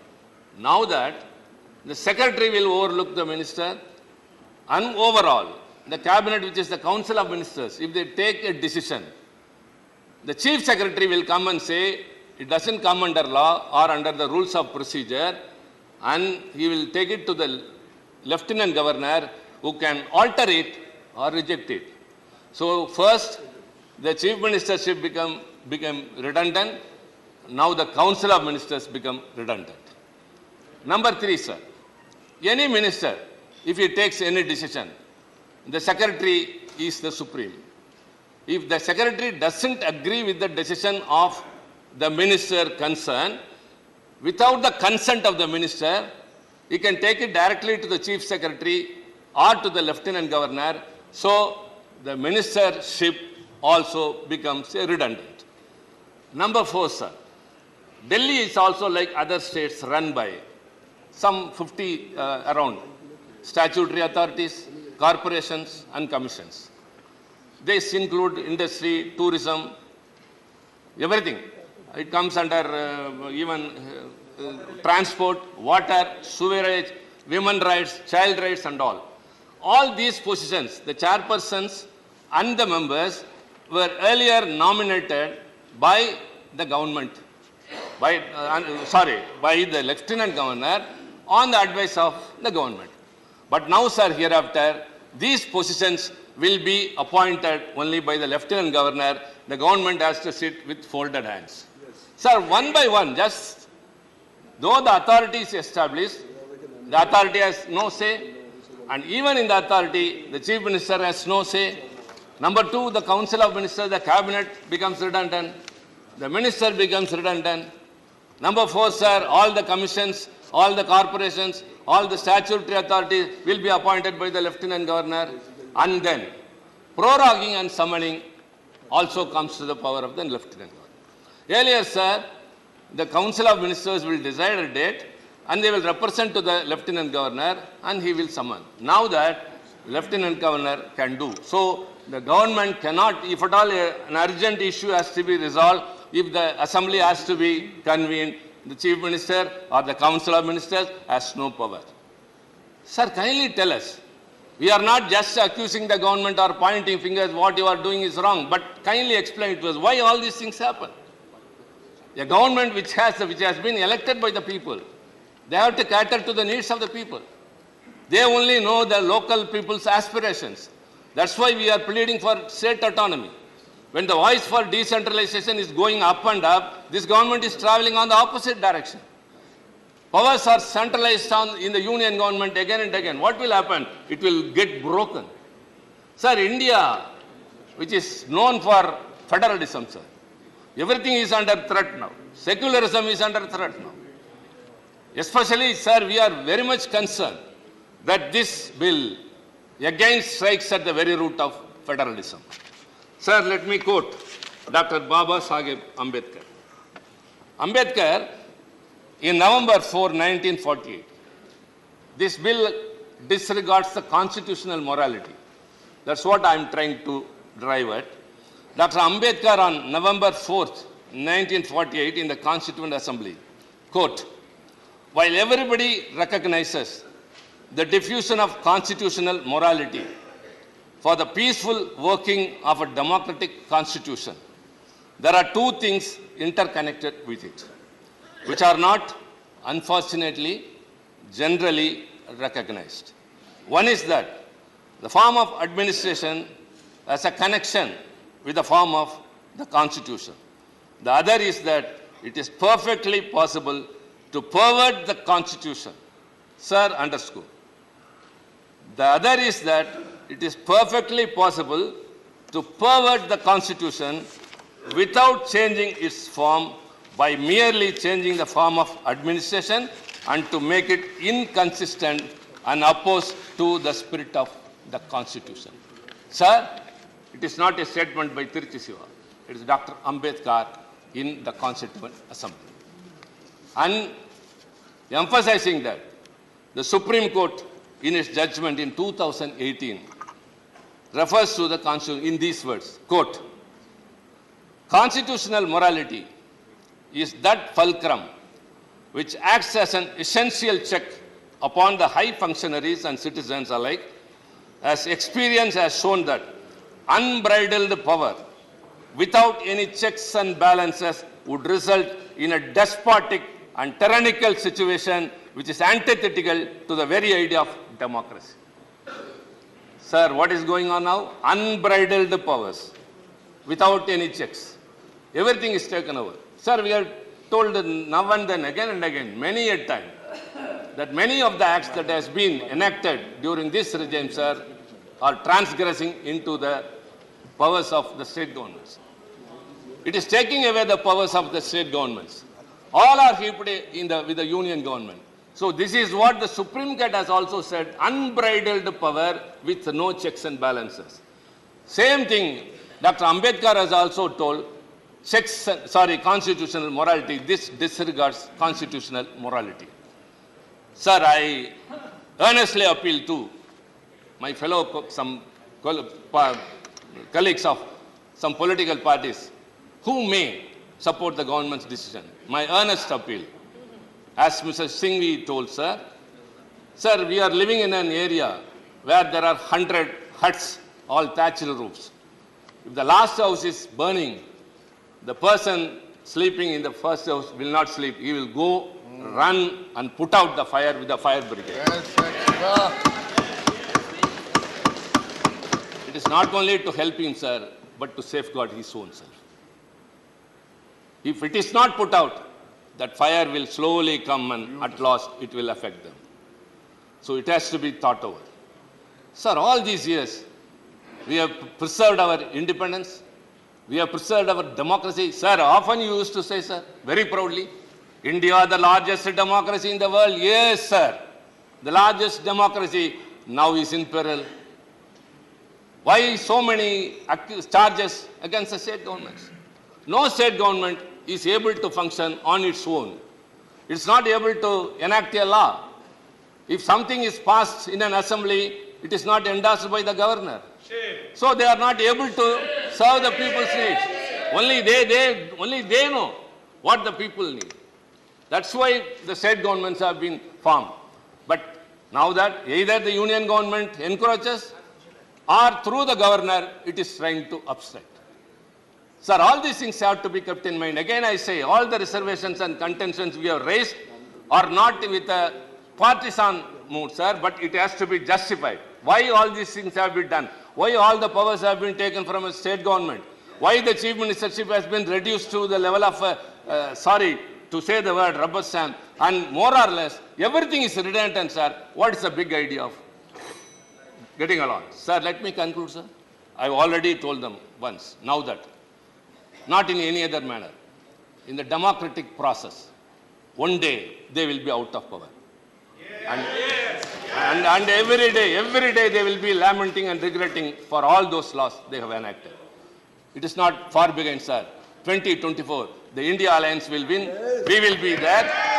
And, sir, we will restore Delhi its autonomy. Thank you very much. Let me go on. Don't be too quick. It is not too quick for me. Shri Raghav Chadda, 14 minutes. 1-4. Sir, आज मैं सिर्फ 2 करोड़ दिल्ली वासियों की ओर से नहीं, बल्कि 135 करोड़ भारतवासियों की ओर से बोलने के लिए खड़ा हुआ हूँ। सर, इससे ज़्यादा असंवैधानिक, गैर कानूनी कागज़ का टुकड़ा एक बिल के माध्यम से शायद ही आज से पहले कभी संसद भवन के भीतर लाया गया होगा। और अपना वक्तव्य शुरू करने से पहले मैं महाभारत के एक अंश का वर्णन करना चाहूँगा, जिसे रामधारी सिंह दिनकर ने एक बहुत ही महत्वपूर्ण कविता में लिखकर बताया है, जिसमें भगवान श्री कृष्ण एक शांति दूत बन के पांडवों की ओर से हस्तिनापुर जाते हैं शांति का प्रस्ताव लेकर। कवि लिखते हैं, मैत्री की राह बताने को, सबको सुमार्ग पर लाने को, दुर्योधन को समझाने को, भीषण विध्वंस बचाने को, भगवान हस्तिनापुर आए, पांडव का संदेशा लाए। भगवान कहते हैं, दो न्याय अगर तो आधा दो, पर इसमें भी यदि बाधा हो तो दे दो केवल 5 ग्राम, रखो अपनी धरती तमाम, हम वहीं खुशी से खाएंगे, परिजन पर हंसी ना उड़ाएंगे। पर दुर्योधन वो भी दे ना सका, आशीष समाज की ले ना सका, उल्टा हरि को बांधने चला, जो असाध्य था उसे साधने चला, जब नाश मनुष्य पर छाता है, पहले विवेक मर जाता। सर, इसमें दिल्ली बिल का सार है। सर, इसमें सर हम न्याय की गुहार लगाने आपके सामने आए हैं, अपने हक मांगने आए हैं, अपने हक से ज्यादा मांगने नहीं आए। सर, मैं अपने वक्तव्य को 3 भाग में बांटता हूं। पहला, कि ये बिल कैसे एक राजनीतिक धोखा है, पॉलिटिकल फ्रॉड है। दूसरा, ये कैसे एक संवैधानिक पाप है, कॉन्स्टिट्यूशनल सिन है। और तीसरा, कि ये एडमिनिस्ट्रेटिव लॉकजैम यानी कि प्रशासनिक गतिरोध दिल्ली में कैसे पैदा कर देता है। सर, पहला, राजनीतिक धोखा। यह कहानी है सर 1977 से लेकर 2015 की। लगभग 40 साल का लंबा संघर्ष भारतीय जनता पार्टी ने दिल्ली में पूर्ण राज्य का दर्जा स्थापित करने के लिए किया। 1977 में जब 3rd मेट्रोपॉलिटन काउंसिल दिल्ली में था, उसमें जनता पार्टी की सरकार थी। उन्होंने मता पास कर कहा कि दिल्ली को पूर्ण राज्य का दर्जा बनाएंगे। लगातार पूर्ण राज्य की दर्जे की मांग करते करते करते करते ये 1989 का लोकसभा का मैनिफेस्टो में बीजेपी का लाया हूं। 1989 के मैनिफेस्टो में पेज नंबर 361 पे पॉइंट नंबर 10 पे ये कहते हैं, ग्रांट स्टेटहुड टू यूटी और दिल्ली। यानी कि 1989 से लेकर लगातार ये लोग दिल्ली को पूर्ण राज्य का दर्जा दिलाने की मांग करते रहे। यहां तक कि जब 1991 में कांग्रेस की सरकार ने दिल्ली में विधानसभा का गठन किया, उससे भी नापर्याप्त मानते हुए लाल कृष्ण आडवाणी जी, मदन लाल खुराना जी सबने बयान दर्ज कराए कि यह भी दिल्ली के साथ न्याय नहीं है, दिल्ली को पूर्ण राज्य का दर्जा मिलना चाहिए और हम इसके लिए आंदोलन चलाएंगे। और लगातार इन लोगों ने संघर्ष किया, आंदोलन किया। सर 1998-1999 में फिर अपने मैनिफेस्टो में बीजेपी ने, ये 1999 का मैनिफेस्टो है, ये जारी कर कहा कि हम दिल्ली को पूर्ण राज्य का दर्जा देंगे। Page number 132 point number 31, we will give full statehood to Delhi. Sir इन लोगों ने बड़ा आंदोलन चलाया, संघर्ष किया, सड़कों पे लाठियां खाई, न जाने क्या क्या किया दिल्ली को पूर्ण राज्य का दर्जा दिलाने के लिए। और अंततः वो दिन आया जिस दिन वाजपेयी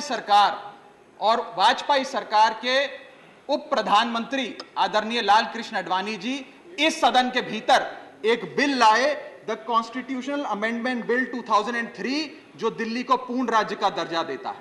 यह बिल आडवाणी जी इस सदन के भीतर लाए और कहा कि दिल्ली को अधिकार देने की जरूरत है, दिल्ली को पूर्ण राज्य का दर्जा भाजपा दिलाएगी। यहां भी बात खत्म नहीं होती सर। इसके बाद 2013 के अपने मैनिफेस्टो में बीजेपी ने कहा हम पूर्ण राज्य का दर्जा देंगे। इनकी जून 2013 में नेशनल एग्जीक्यूटिव की मीटिंग हुई, उसमें मता पास कर कहा हम दिल्ली को पूर्ण राज्य का दर्जा देंगे। यहां तक कि इनके सांसद डॉक्टर हर्षवर्धन ने बयान दिया कि जब आदरणीय नरेंद्र मोदी जी देश के प्रधानमंत्री बनेंगे हम दिल्ली को पूर्ण राज्य का दर्जा देंगे। ये इन सब ने सर लगातार बातें कही और दिल्ली को पूर्ण राज्य का दर्जा दिलाने की मांग लगातार भारतीय जनता पार्टी दिल्ली वालों के सामने रखती रही। सर ये बिल सिर्फ संविधान का और लोकतंत्र का अपमान नहीं है, यह बिल लाल कृष्ण आडवाणी जी का, अटल बिहारी वाजपेयी जी का, मदन लाल खुराना जी का, सुषमा स्वराज जी का, अरुण जेटली जी का, सबका अपमान करने का और उनके 40 साल के संघर्ष को मिट्टी में मिलाने का काम करता है। सर मैं माननीय गृह मंत्री जी का बयान लोकसभा में सुन रहा था। उन्होंने कहा कि पंडित नेहरू ने यह बात रखी थी कि दिल्ली को पूर्ण राज्य का दर्जा नहीं मिलना चाहिए। मैं माननीय गृह मंत्री जी से कहना चाहता हूं, नेहरूवादी मत बनिए, आडवाणीवादी बनिए, वाजपेयीवादी बनिए और दिल्ली को पूर्ण राज्य का दर्जा देने का आज आपके पास ऐतिहासिक मौका है। दिल्ली को पूर्ण राज्य का दर्जा दीजिए। सर इस बिल को लाने का असल कारण क्या है, यह बिल क्यों लाया गया है? पिछले 25 साल में दिल्ली में 6 बार विधानसभा के चुनाव हुए, 6 के 6 चुनाव भारतीय जनता पार्टी बुरी तरीके से हारी। यहां तक कि 2015 और 20 में आजाद भारत के इतिहास की सबसे बड़े जनादेश की सरकार अरविंद केजरीवाल ने दिल्ली में बनाई। क्योंकि ये पिछले 25 साल चुनाव नहीं जीत पाए और अरविंद केजरीवाल और आम आदमी पार्टी के आने के बाद ये जानते हैं कि अगले 25 साल भी ये लोग चुनाव नहीं जीत पाएंगे, तो सरकार को नष्ट करने का काम कर रहे हैं। ना रहेगी सरकार और ना रहेगा चुनावों का महत्व, ना रहेगा बांस, ना बजेगी बांसुरी। लेकिन मैं आज इस मंच से भाजपा से अनुरोध करूंगा कि कम से कम लाल कृष्ण आडवाणी जी को न्याय दीजिए, कम से कम उनकी इच्छा पूरी करिए, दिल्ली को पूर्ण राज्य का दर्जा दीजिए। सर मेरा दूसरा भाग कि कैसे यह बिल एक संवैधानिक पाप है। सर पहली चीज, ये abuse of ordinance making powers है, आर्टिकल 123 जो संविधान का देता है। संविधान ये कहता है, और वाईवी चंद्रचूड़ साहब का AK Roy versus union of India एक बड़ा महत्वपूर्ण लैंडमार्क जजमेंट है, जिसने कहा कि ऑर्डिनेंसेस सिर्फ आपातकालीन और विषम परिस्थितियों में लाए जाएंगे। ऐसी कौन सी आपातकालीन और विषम परिस्थितियां आ गई कि आपको सुप्रीम कोर्ट के फैसले को 8 दिन के भीतर बदलना पड़ गया? दूसरा सर देखिए सर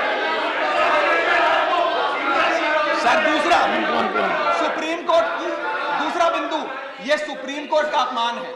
सुप्रीम कोर्ट के फैसले को 8 दिन के भीतर 5 जजों के संवैधानिक पीठ के सर्वसम्मति के फैसले को बदल के आज भारतीय जनता पार्टी ने एक मैसेज दिया है कि हम सुप्रीम कोर्ट को भी चैलेंज करते हैं, सुप्रीम कोर्ट के फैसले को भी नहीं मांगते, आपको जो ऑर्डर जारी करना है करो, हम चंद दिनों के अंदर ऑर्डिनेंस लाकर उस फैसले को बदल देंगे। They have challenge the majesty of the honourable supreme court sir. और मैं आपको ये कहना चाहता हूं कि आजकल जो ऑर्डिनेंस लाने की जो एक फेटिश इस सरकार ने देखी, चाहे वो लैंड एक्विजिशन बिल हो, चाहे वो फार्म बिल हो, चाहे ईडी के डायरेक्टर का एक्सटेंशन हो, जो ये सारी चीजें ऑर्डिनेंसेस के माध्यम से इन्होंने करी थी, इस बिल का हश्र भी वही होगा जो सारे पुराने बिलों का हुआ था।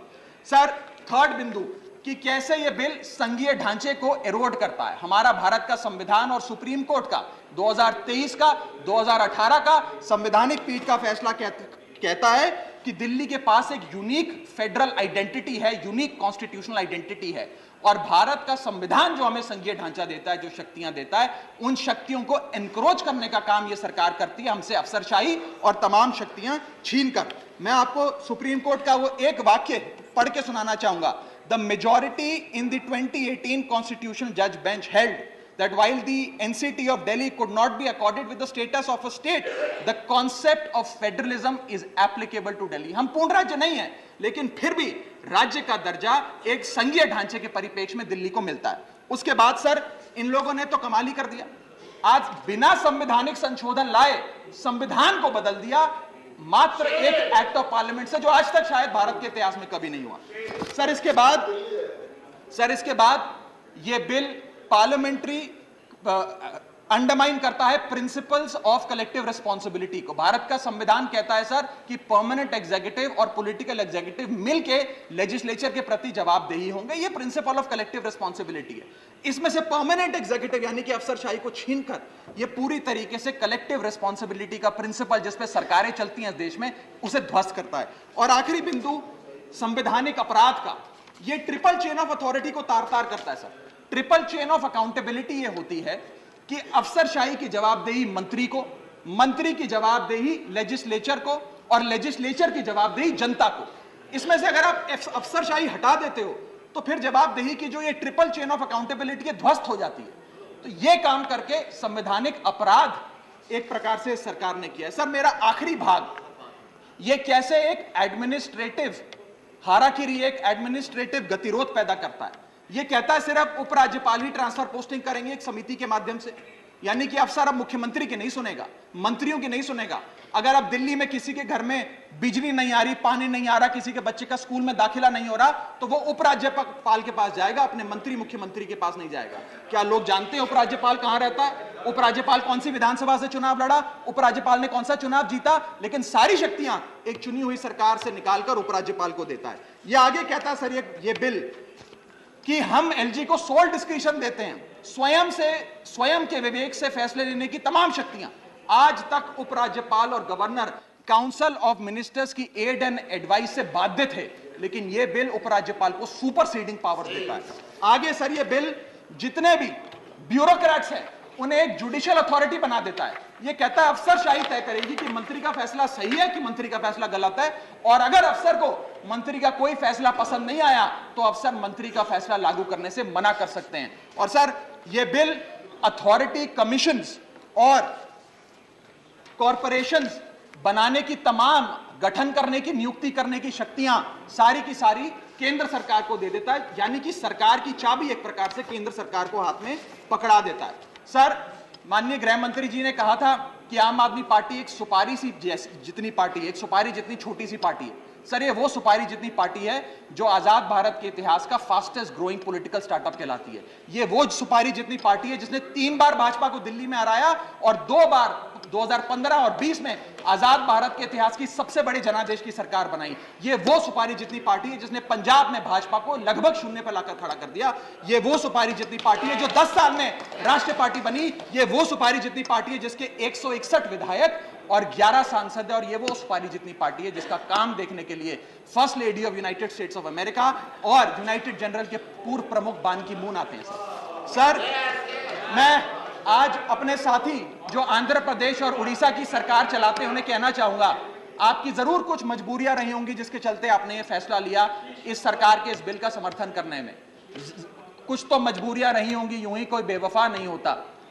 लेकिन मैं आपको कहना चाहता हूं कि आग जब लगेगी तो बहुत दूर तक जाएगी। राहत इंदौरी साहब का एक बड़ा महत्वपूर्ण शेर है, अगर खिलाफ है होने दो, जान थोड़ी है, ये सब धुआं है, आसमान थोड़ी है, लगेगी आग तो आएंगे कई घर जद में, यहां सिर्फ हमारा मकान थोड़ी है। लेकिन जब आपके घर में आग लगेगी, आम आदमी पार्टी आपके साथ खड़ी होगी, मैं आपको विश्वास दिलाता हूं। और सर, मैंने अपनी बात शुरू करी थी महाभारत के एक अंश से, मैं समाप्त भी महाभारत के एक अंश से करूंगा सर। बीच कुरुक्षेत्र के मैदान में जब युद्ध प्रारंभ होने वाला था तो युधिष्ठिर ने शंखनाद करने से पहले एक घोषणा करी और कहा कि यह धर्म की लड़ाई है। मेरी सेना में खड़े मेरे पीछे जितने योद्धा हैं, अगर उन्हें लगता है कि धर्म मेरे साथ नहीं कौरवों के साथ है, तो मेरी सेना छोड़कर सामने वाली मेरे दुश्मन की सेना में जाकर खड़े हो जाएं, उनकी ओर से युद्ध करें।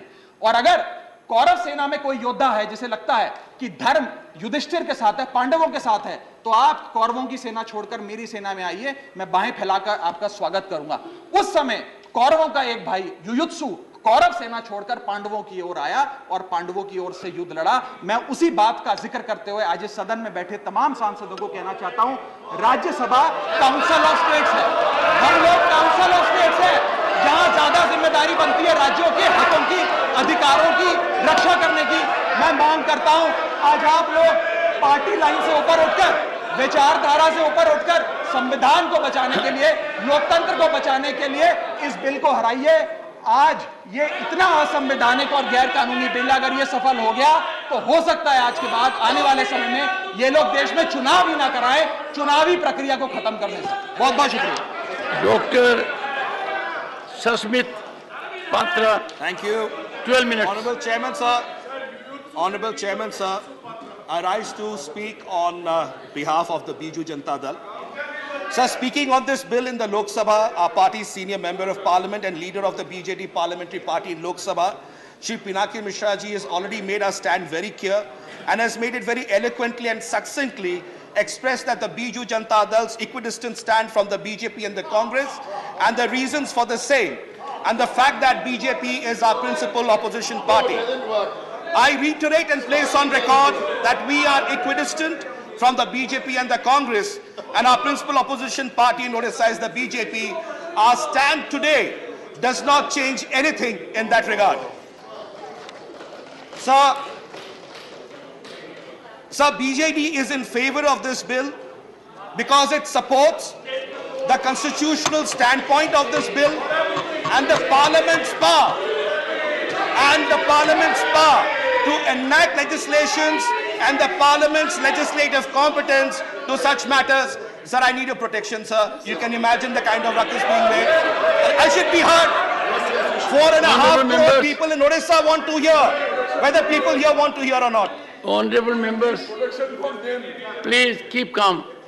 Thank you, sir. You see, Sir, in July 4th, 2018, the Supreme Court judgment in its civil appeal has very clearly said on para 277, और ये मैं सुप्रीम कोर्ट के अध्यादेश या सुप्रीम कोर्ट के जजमेंट से रेफर कर रहा हूं, 2018 जुलाई 4, क्या कहती है supreme court? Supreme Court in the matter of civil appeal 2357 says, however, if the Parliament makes laws in respect of certain subjects falling in the state list or the concurrent list, this is referring to Delhi, the executive action of the state must conform to the law made by the Parliament. ये supreme court का judgement है, मेरा नहीं है। तो ये पहला विषय है जो मैं आपके पास रखना चाहता हूं, why the Parliament has the legislative competence to bring something here. Second, 11th May 2023, sir, Supreme Court का judgment आता है in civil appeal again 2357 by Justice Chandrachud, Justice M.R. Shah, Justice Krishna Murari, Justice Hima Kohli and Justice Narasimha. Para 164 को मैं refer करना चाहता हूं, subsection C. What does the judgment say? In addition to the entries in list 1, Parliament has legislative competence, and I repeat, has the legislative competence over all matters in list 2 and list 3 in relation to NCTD, National Capital Territory of Delhi. तो ये दूसरा विषय है। 2018 के बारे में मैंने बोला, 11 मई 2023 का जो जजमेंट था सुप्रीम कोर्ट का, उसको मैंने उल्लेख किया। अब मैं तीसरे विषय पर आता हूं। जुलाई 20, 2023, अभी कुछ ही दिन पहले सुप्रीम कोर्ट का और एक जजमेंट आता है इन रिट पिटीशन 678 ऑफ 2023। ये आता है chief justice Chandrachud, justice Narasimha और जस्टिस मनोज मिश्रा का। एंड ऑन पेज 10, पैरा 17, ये जजमेंट क्या कहता है आखिरी पैराग्राफ में, और ये क्या विषय था मान्यवर? ये विषय था कि दिल्ली एनसीटी ऑर्डिनेंस जो है उसको जो है आप स्टे प्रोवाइड करें, सरकार को बोले कि दिल्ली एनसीटी ऑर्डिनेंस को वो कहीं ना कहीं से इंप्लीमेंट ना करें। That was the prayer. तो माननीय सुप्रीम कोर्ट का जजमेंट आता है और आखिरी लाइन में supreme court says, and I quote, IA number 13050 of 2023 seeking a stay of the NCT ordinance is dismissed।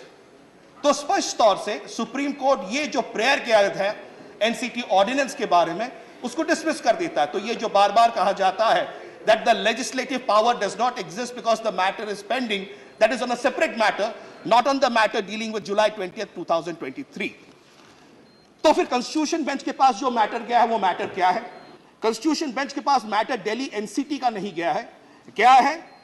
What are the contours of power of Parliament to enact a law under Article 239AA7, and whether the Parliament, in the exercise of its powers under 239AA7, can abrogate the constitutional provisions of governance for NCT? So, Delhi Ordinance Bill specifically is not being placed before the Constitution bench. The points of law, जो the points of law है, वो place किया गया है, ये स्पष्टता होनी चाहिए। Then I come to Constitution of India, संविधान पे आता हूँ। 2018 जजमेंट ऑफ सुप्रीम कोर्ट मैंने बोला, 11 मई सुप्रीम कोर्ट के बारे में बोला, 20 जुलाई सुप्रीम कोर्ट के बारे में बोला। अब मैं संविधान पे आता हूं। संविधान धारा article 239AA sub clause 3B क्या कहता है मान्यवर? Nothing in subclause A shall derogate from the powers of Parliament under this Constitution to make laws with respect to any matter of a union territory or a part thereof। तो parliament को पूर्ण अधिकार मिलता है कि अगर आप ऐसी कोई भी लॉज आती हैं तो powers of the parliament can not be derogated, can not be declined, can not be diluted, can not be taken away from the perspective of the powers to undertake their activity on any matter of a union territory. संविधान कहता है। अब constitution bench क्या कहेगा? That's a secondary issue. Now we come to 239AA, 7A and 7B of the constitution. मैं आखिरी पड़ाव पे हूं। अब कहा जाता है कि whether the parliament has the legislative competence, Biju Janata Dal parliament के साथ है, बीजू जनता दल कॉन्स्टिट्यूशन के साथ है, Biju Janata Dal that the parliament has the legislative competence to undertake such an activity उसके साथ है। So what does the constitution say? 239AA article clause 7A and 7B। What does 7A say, sir? 7A कहता है Parliament may, by law, make provisions for giving effect to or supplementing the provisions contained in the foregoing clauses and for all matters thereinto or consequential thereto। इसका मतलब क्या है? सारा आज बता देता हूं कि पार्लियामेंट के पास तमाम वो पावर्स हैं जिससे कि 239AA जो कि दिल्ली एनसीटी के बारे में है उस पर अपने रूल्स, अपने लॉज कर सकता है। 7B, any such law as is referred to subclause A shall not be deemed to be an amendment of this constitution।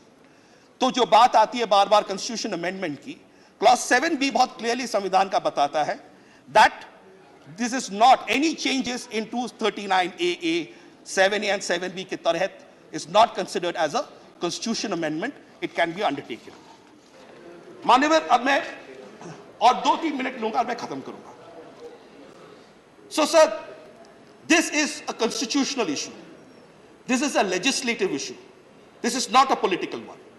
This is an issue which is before the power of the parliament to legislate and its legislative competence. It's not about parties or governments. Sir, किसी ने कहा था, एक बहुत बड़े महापुरुष ने, एक बहुत बड़े लीडर ने, सरकारें आएंगी जाएंगी, पार्टियां बनेंगी बिगड़ेंगी, संविधान रहना चाहिए, इस देश का संविधान, इस देश की सोच रहनी चाहिए। Sir, with these words, and the matter is pending before the court, we will leave it at that.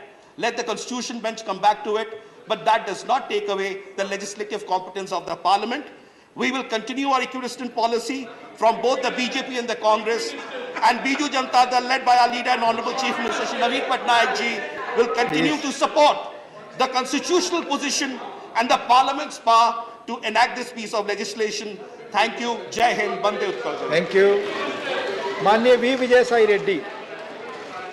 Reddy ji, you have 12 minutes. Please let him speak, please. Thank you. Please. Thank you, Deputy Chairman, sir. No comments while sitting chair. Sir, I, on behalf of my party and my Chief Minister, Y.S. Jagan Mohan Reddy Garu, raised to support this bill, and I need to respond in this regard while putting forth my arguments, observations. I will have to respond Manu Singh ji and also Raghav Chadda ji, who is not seen here. No. Please, no. Sir, the crux of the entire bill has to be understood in the light of the provisions of Article 239 AA, as my colleague has pointed out, sir. Sir, 239 AA Clause 3 has got 3 subclauses. Subclause A, Subclause B, Subclause C. Sir, Subclause A states, Delhi legislature has got the power to make the laws, insofar as the issues are concerned, except public order, law and police. Sir, Subclause B states that Parliament shall have the power to make the laws with respect to any matter of our Delhi, any matter. Sir, the subclause C states that in the event of clash between the Delhi government and the Parliament, the law made by the Parliament shall prevail, and the law made by the Delhi government will become null and void. This is the Constitution clearly provides Parliament an upper hand when it comes to the making laws for Delhi. Therefore, the argument put forth by AAP and also the learned senior advocate Manu Singh ji observations are not will not stand before the law, sir. Then coming to the Supreme Court judgment, the second issue which I am dealing with, sir. Sir, on the issue, please, on the issue whether the Parliament can make the law on services in Delhi, that is the issue. The Supreme Court has categorically stated, quote in verbatim, the power of Parliament to enact the law granting government executive power over services is not in contention. It is now a settled position of law. So therefore, Supreme Court has not stated anything against the government or said any Parliament is not barred. Parliament is barred in making the rules in respect of services, sir. The second point, sir, hence on the issue whether Parliament can make the law to limit the executive power of Delhi government over services. In this regard, the Supreme Court has said, quote, sir, the executive power of Delhi government shall be subject to and limited to the executive power conferred upon by the central government, by the Constitution or law made by the Parliament, sir. So Supreme Court is very clear and very categorical, sir. The cumulative reading of these two observations of the Apex Court supports this bill. Therefore, YSR Congress Party supports this bill, sir.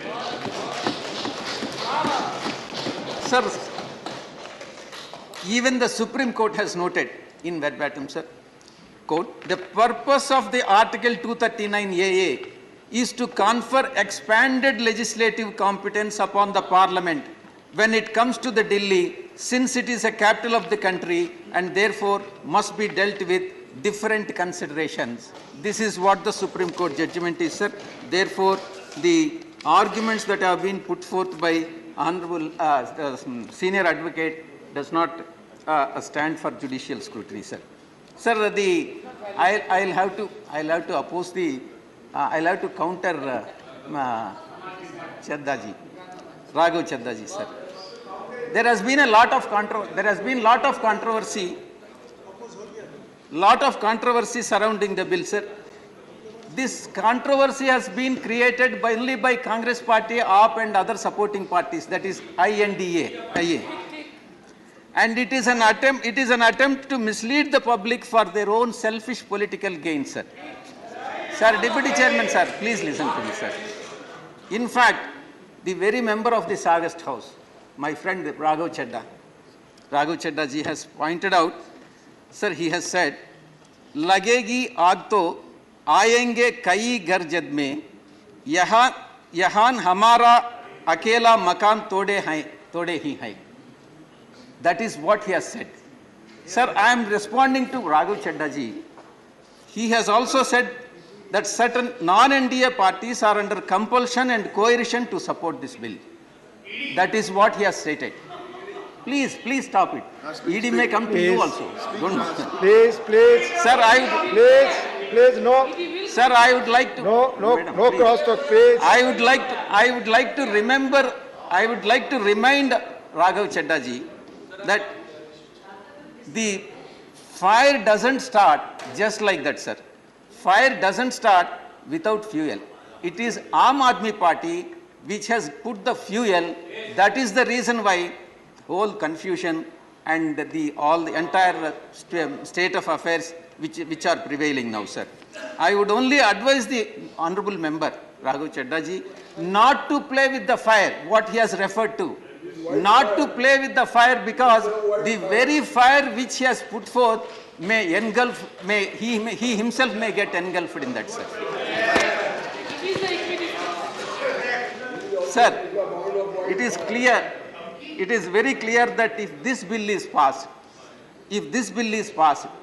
the Aam Aadmi Party, that is the official name, I have no hesitation to say that it is absolutely anarchy party, AAP. And to put it in Hindi, sir. Sir,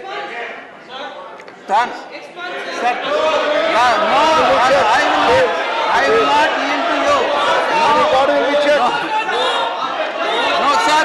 Nothing in the record will be checked. Let them get an opportunity. Whenever they get an opportunity, they can speak. Please take your I will not yield, sir. He is not yielding. I am not yielding. I am not yielding, sir. Please continue. I will put one step forward and say, Tana Shahi Party. That is what they are doing now. Tana Shahi Party, Anarchy Party. What they are doing is that nothing but an anarchy, sir. Please take your seat. No longer Delhi for selfish and ulterior motives.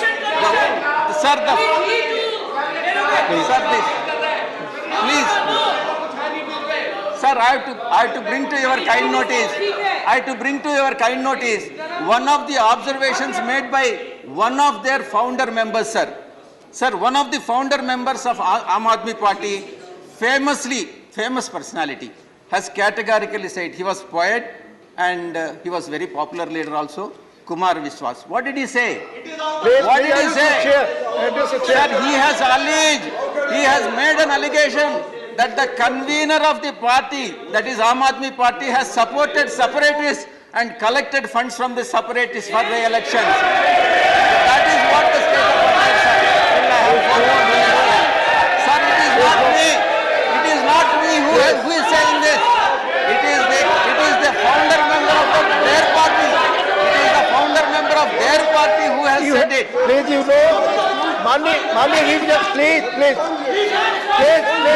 Raghav Chadda ji, there are some more issues. माननीय we Vijay Sai Reddy ji, आप जानते हैं माननीय chairman ने कहा जो भी बातें आप कहते हैं उसको सब्सटेट करना पड़ता है यहाँ पे। जो आप कहते हैं उसकी रिस्पॉन्सिबिलिटी लेनी पड़ेगी। Please. Raghav Chadda has commented on YSRCP. That is the reason why I am responding to him, sir. आपस में कमेंट ना करें, speak on the bill, please. Address please. But we won't collect the funds from the separatists. Please. We have not collected the funds from separatists. Please address the chair. Sir, I will respond to him appropriately, sir. Please. Sir, I would like to know why they need power. Why they need power? Please. Is it to support the separatists? Is it to support the anti-nationals? They require power.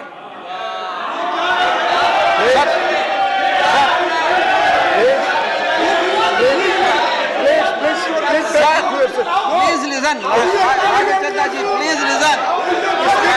Please. Please. It will listen. Please.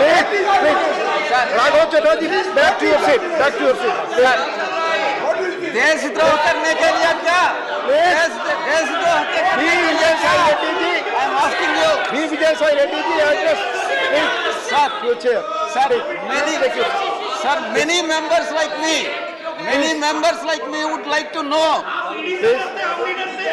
what happened to the founder members of Aam Aadmi Party, like Shanti Bhushan, Prashanti Bhushan, Yogendra Yadav, Kumar Vishwas, Ashutosh. What happened to them?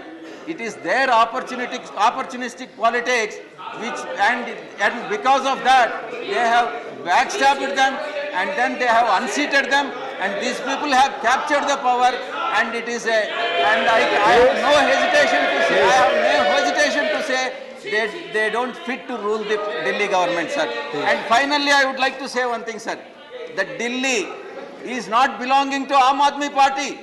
Delhi belongs to every citizen of this country. Every citizen of this country. Delhi, we have every right. And if at all, if something happens to Delhi, please go back to your seat. Please, दूसरे की seat पर न बैठे. Please go back to your seat. Please. Address. Mani B. Vijay Sai Reddy ji, address to the chair. Yes, please. Sir. Sir. Or no cross talking. Okay, sir. Please. We are. Please. Sir, I am here to debate whether the bill is constitutionally valid, not the politics of Aam Aadmi Party, sir. Right. And whether the Constitution as well as the Supreme Court both have said that this bill is constitutionally valid and perfectly within the precincts of the law. Therefore, we support this bill, sir. I have not said anything against Aam Aadmi Party. I am just bringing it to the notice of this august house what their founder members have said. What their founder members have said. And I reiterate once again that absolutely anarchic party. Mr. Pathak, please. Absolutely anarchic party. Mr. Sandeep Pathak, can't act like this. Thank you very much. Thank you. Thank you. Dr. Radha Mohan Das Agrawal. माननीय उपसभापति महोदय, मैं दिल्ली राजधानी राष्ट्रीय राज्य क्षेत्र शासन संशोधन विधेयक 2023 के समर्थन में बोलने खड़ा हुआ। महोदय, इस दुनिया में 3 तरह के लोग होते हैं। एक वो जो कोई भी परिस्थिति हो सत्य बोलते हैं, सत्यवादी हरिश्चंद्र। एक वो जो हमेशा सत्य बोलते हैं, कभी कभी मजबूरी में असत्य बोलते हैं, नरोवा हस्ती, धर्मराज युधिष्ठिर। एक सामान्य नागरिक होते हैं जो मजबूरी में सत्य भी बोलते हैं, कभी कभी असत्य भी बोलते हैं।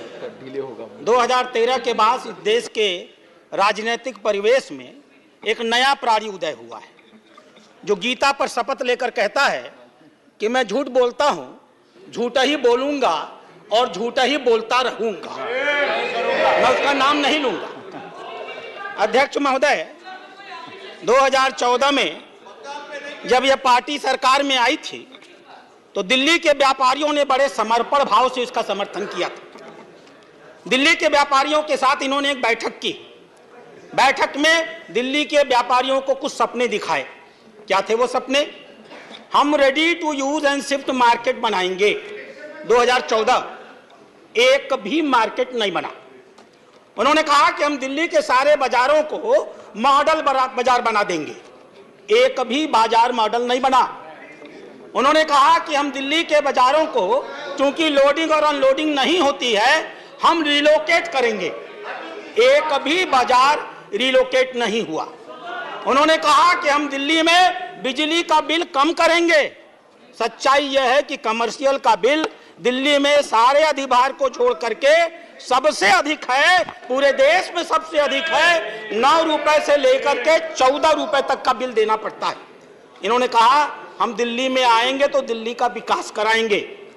9 साल के इतिहास में अगर नितिन गडकरी न होते तो इन्होंने एक भी फ्लाईओवर दिल्ली में नहीं बनवाया है। इन्होंने दिल्ली के व्यापारियों से कहा 10 मिनट की बारिश में आपके यहाँ पानी लगता है, हम इसका इलाज कर देंगे। आज की स्थिति यह है कि 10 मिनट तो दूर, 2 मिनट भी पानी बरस जाए तो पुरानी दिल्ली पानी में डूब जाती है। इन्होंने कहा कि हम आपके हाउस टैक्स को, चुप रहो, इन्होंने कहा कि हम हाउस टैक्स को कम करेंगे। सच्चाई क्या किया इन्होंने? कमर्शियल टैक्स को 3 गुना किया। और उपसभापति महोदय, यह अकेला राज्य है जहां व्यापारी कमर्शियल टैक्स भी देता है और अपने दुकान के सामने का कूड़ा उठाने के लिए 500 रुपए से लेकर के 5000 रुपए तक का शुल्क भी अदा करता है।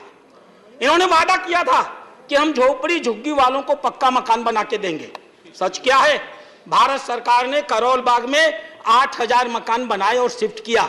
जब इनको मालूम हो गया कि झोपड़ी झुग्गे वाले इस पक्के मकानों में चले जाएंगे तो हम इनका शोषण करके इनका वोट नहीं ले पाएंगे, तब से लेकर आज तक इन्होंने भारत सरकार को दिल्ली में झोपड़ी झुग्गी के पक्के मकानों बनाने के लिए एनओसी तक नहीं दिया। अध्यक्ष महोदय, इन्होंने वादा किया था कि हम दिल्ली के 351 सड़कों को रेजिडेंशियल की जगह पर कमर्शियल परमिशन देंगे। सच यह है कि आज 9 साल हो गया, एक भी सड़क को इन्होंने रेजिडेंशियल से कमर्शियल में बदलने का काम नहीं किया। जब अभी चुनाव हो रहा था एमसीडी का, एक मुख्यमंत्री गाजीपुर के पहाड़ पर जाता है, कुतुब मीनार की ऊंचाई पर चढ़ता है, कहता है दिल्ली कूड़े से डूबी हुई है, एमसीडी हमको दे दो, हम दिल्ली से कूड़ा खत्म कर देंगे। और सच्चाई क्या है? बजट में व्यवस्था करने के बाद कितनी क्रूर है यह दिल्ली सरकार। इसने अपने ही एमसीडी के लोगों से कहा हमने बजट में व्यवस्था की होगी, लेकिन जो व्यवस्था 850 रुपए करोड़ की कूड़े को हटाने के लिए की है वो हम तुमको नहीं देंगे। अपने ही सरकार को इन्होंने पैसा नहीं दिया। अध्यक्ष महोदय, इन्होंने कहा था कि दिल्ली में व्यापारिक विस्तार करने के लिए हम झोपड़ी और हम ट्रेड फेयर लगाने का काम करेंगे। दिल्ली के व्यापारी आज भी इंतजार कर रहे हैं कि दिल्ली में कोई ट्रेड फेयर लगाने का काम ये लोग कर सकें। इन्होंने कहा था कि हम दिल्ली की यातायात व्यवस्था को बेहतर करने के लिए रैपिड रेल ट्रांजिट सिस्टम लाएंगे। 700 करोड़ रुपया खर्च करना था। अभी सुप्रीम कोर्ट ने कहा विज्ञापन पर 1100 करोड़ खर्च करने वाली ये सरकार दिल्ली के यातायात पर 700 करोड़ रुपए तक नहीं खर्च कर पाई। अध्यक्ष महोदय, इन्होंने इस प्रकार से दिल्ली के लोगों को धोखा दिया तो किया क्या? मैं बैठा था कोपू की बैठक में, अमर पटनायक जी हमारे मेंबर थे। उन्होंने कहा जल्दी जाइए, दिल्ली डूब रही है, पानी लग गया। मैं उठ करके भागा, मैं वेस्टर्न कोर्ट में रहता हूं, वहां पहुंचा। वेस्टर्न कोर्ट में पीने के लिए पानी नहीं था। मैंने पूछा ऐसा क्यों? बोला वजीरपुर सेंटर डूब गया, इसलिए पूरे दिल्ली को पीने का पानी नहीं मिलेगा। कैसी शर्मनाक स्थिति पैदा कर दी। पहली बार अध्यक्ष महोदय 2019 में 8 लाख क्यूसेक पानी छोड़ा गया था और दिल्ली में कोई भी बाढ़ नहीं आई थी। इस साल सिर्फ 3,59,00,000 क्यूसेक पानी छोड़ा गया और पूरी की पूरी दिल्ली डूब गई। इसलिए डूब गई कि इन्होंने काम भी नहीं किया। 2 साल तक सिंचाई विभाग की बोर्ड की इन्होंने बैठक नहीं की। बैठक की डेट तय की, दिल्ली ने मुख्यमंत्री ने आने का वादा किया, मुख्यमंत्री गायब हो गया। दूसरी महिला मंत्री पहुंची, वो भी गायब हो गई। आज तक इन्होंने दिल्ली को यमुना के बाढ़ से रोकने के लिए 9 साल की सरकार हो गई, किसी प्रकार की कोई व्यवस्था नहीं की। इन्होंने किया क्या? परिवहन बस घोटाला किया। इन्होंने किया क्या? उपराज्यपाल ने अभी 437 लोगों को निकाला है। कोई सलाहकार था, कोई रिसर्च फेलो था, कोई विशेषज्ञ था, कोई रिसर्च एसोसिएट था, कोई कंसल्टेंट था। और वास्तव में क्या था? कोई किसी विधायक का आसपास का था, उसका भाई था, कोई किसी मंत्री का रिश्तेदार था, कोई आप पार्टी का कहीं का कन्वेनर था। ऐसे ऐसे लोगों को इन लोगों ने आरक्षण के सारे नियमों को धता बताते हुए बिना प्रॉपर तरीके से 60,000 से लेकर के 1.5 लाख तक रुपए तक की मासिक वेतन पर रखने का काम किया। और सबसे बड़ी बात, दिल्ली के 150 ऐसे चौराहे हैं अध्यक्ष उपसभापति महोदय, जहां अगर आप जाएंगे तो आदमी अपने हाथ में तख्ती लेकर खड़ा रहता है दिल्ली के सरकार की उपलब्धियों को बताने के लिए। एक एक चौराहे पे 4-4 आदमी, उनको तनख्वाह दी जाती है 20,000। लेकिन चेक से दिया जाता है 4000। ये 16,000 रुपया ये लोग उसको कहां से पैसा लाके देते हैं, शायद अगर ये बताते तो बहुत बेहतर होता। और अध्यक्ष महोदय, जिसका सबसे बड़ा ढिढोरा पीटते हैं, मोहल्ला क्लिनिक। अभी कर्नाटक के स्वास्थ्य मंत्री आए थे, इनके स्वास्थ्य मंत्री के साथ अभी वो एक मोहल्ला क्लिनिक देखने गए थे। देखने के बाद उन्होंने एक ट्वीट किया। वो ट्वीट आज भी उस मंत्री के ट्विटर हैंडल पर मौजूद है। और क्या लिखा उन्होंने? Visited a Mohalla clinic in Delhi with hardly any people there. एक आदमी भी वहां नहीं था। Our clinic in Karnataka have more facilities including laboratories to be immediately tested. यानी वहां पर हमारे कर्नाटक में ऐसी लैबोरेटरीज हैं जो तुरंत जांच कर लेते हैं। और आगे क्या लिखा? I guess it is a over hyped stand and I come back feeling disappointed.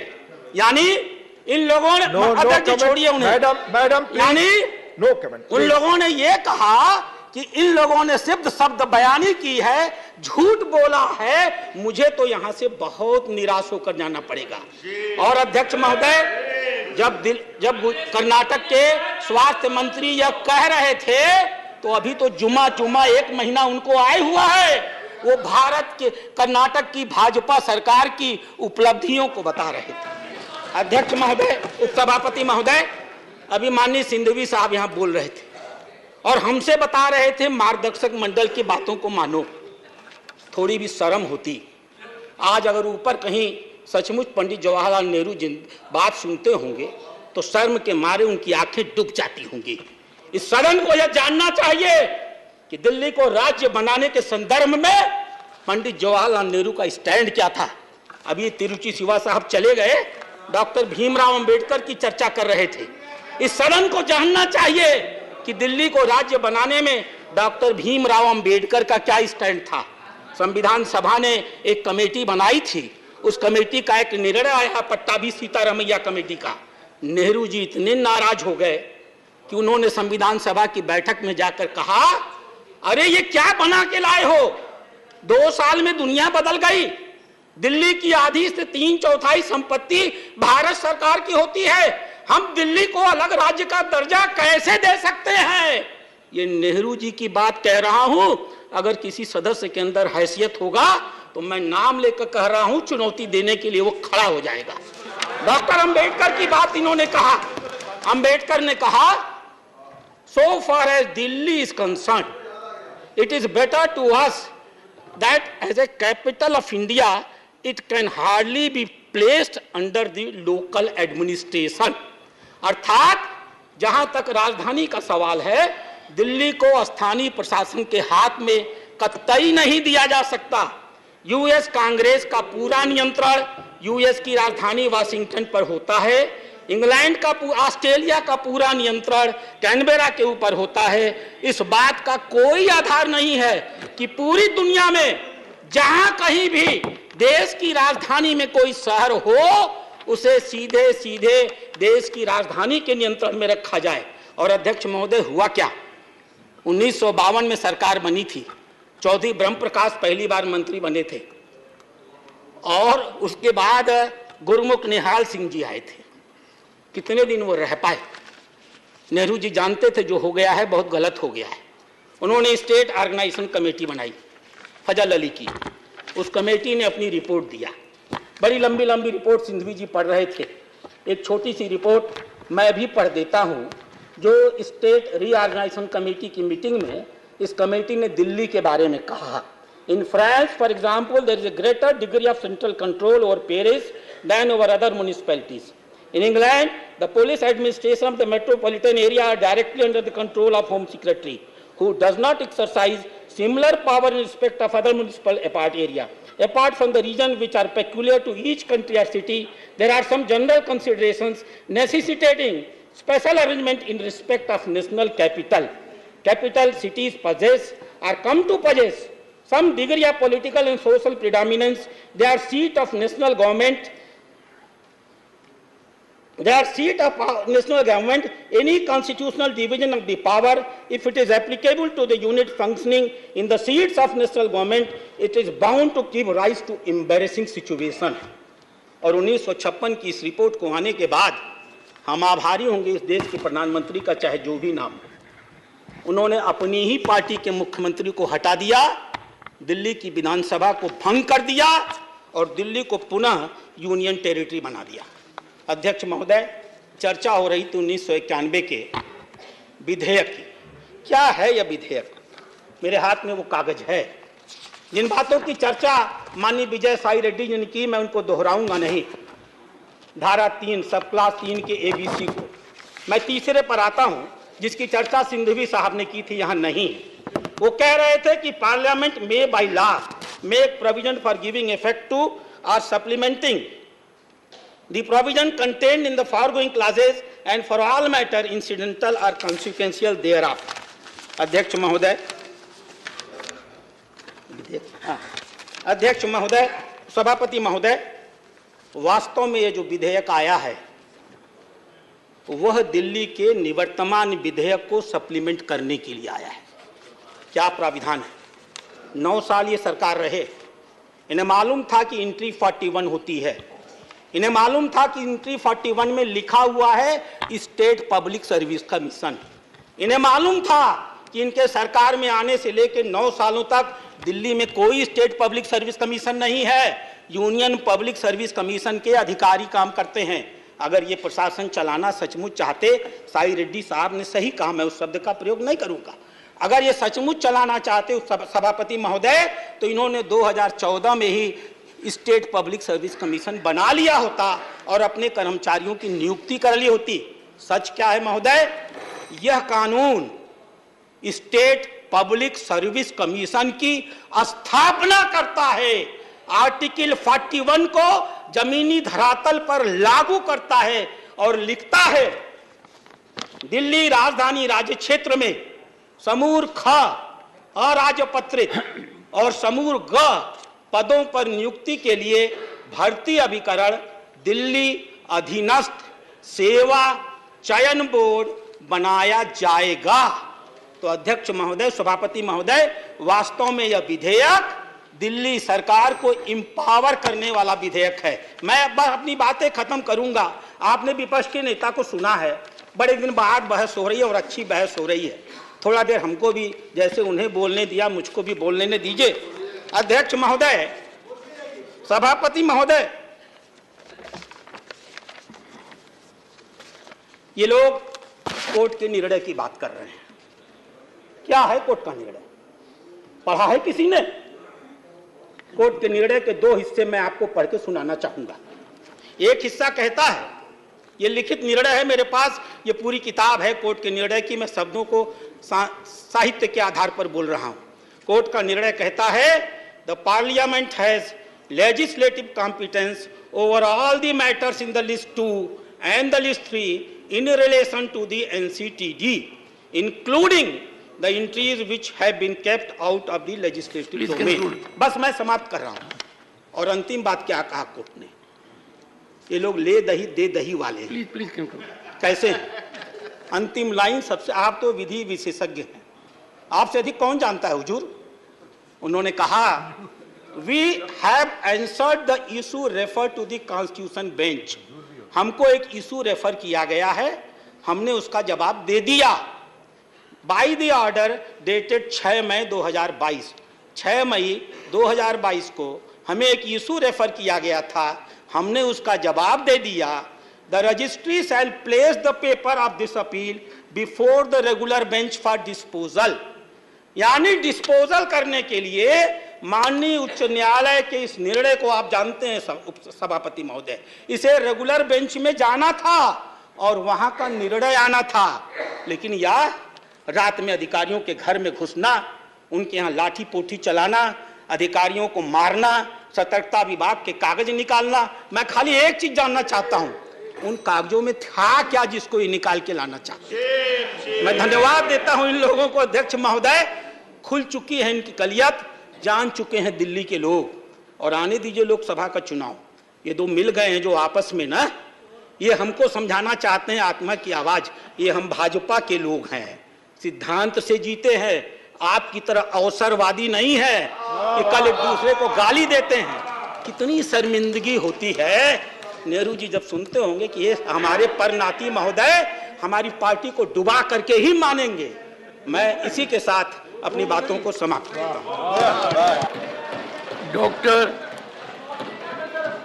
के Keshav Rao.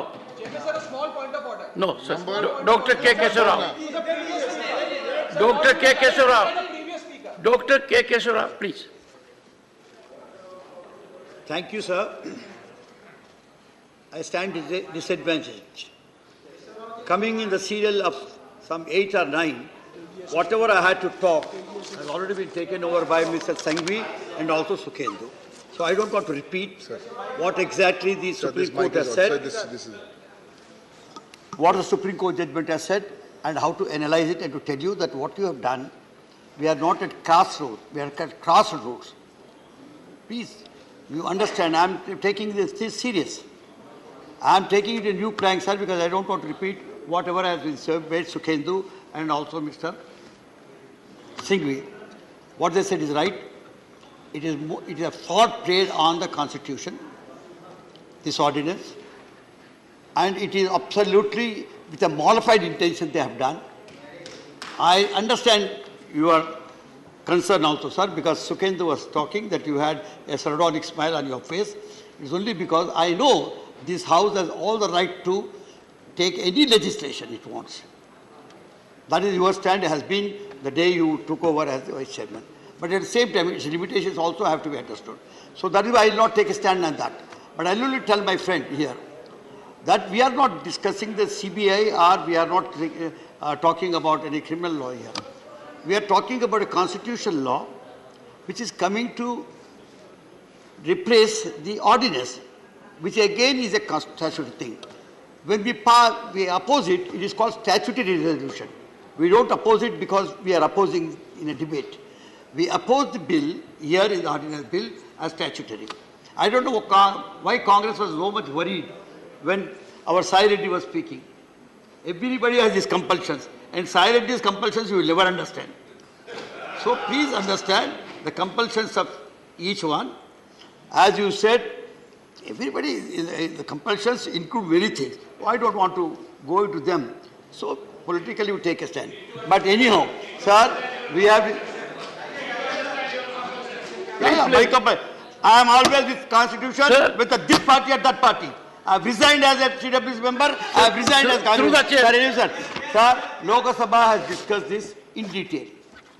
And the debate yesterday was very informative and erudite. Because I am not trying to take what Mr. Singhvi or Sukhendu has said, I would like to take the entire debate into a different flag, which you will appreciate, sir. But before doing that, let me also quote what the Home Minister has said in the Lok Sabha yesterday. He was surprised how all of them came together when they were not together at all. He was worried about this grouping. Let me tell you, I am not part of India. I am udhar bol raha hu. I am not part of INDIA. But at the same time, when our nation is settled, when there is a threat on the border, all of us join together to face the enemy. Like that, today I have an enemy in somebody who is trying to subvert Constitution. This subversion, I am against that. I stand against you because it is the Constitution that matters, not your politics. Unfortunately, the speeches that are being made, the debate that was involving itself into, was all about politics. One blaming the other. That is not the question. Today, right before you is something. And I would say, yesterday, while the debate was very good in the Lok Sabha, a suggestion, not a suggestion, a remark came from the one party, a recognized, known legal brain, Mr. Pinaki Mishra, who said he stood a very stout defense for you.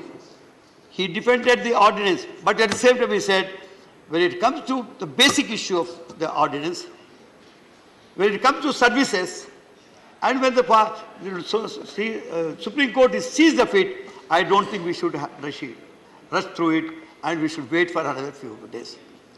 This is what exactly a constitutionalist should do. Sir, I am trying to tell you what my view is. Or Patra also agrees that it is not keeping the equidistance.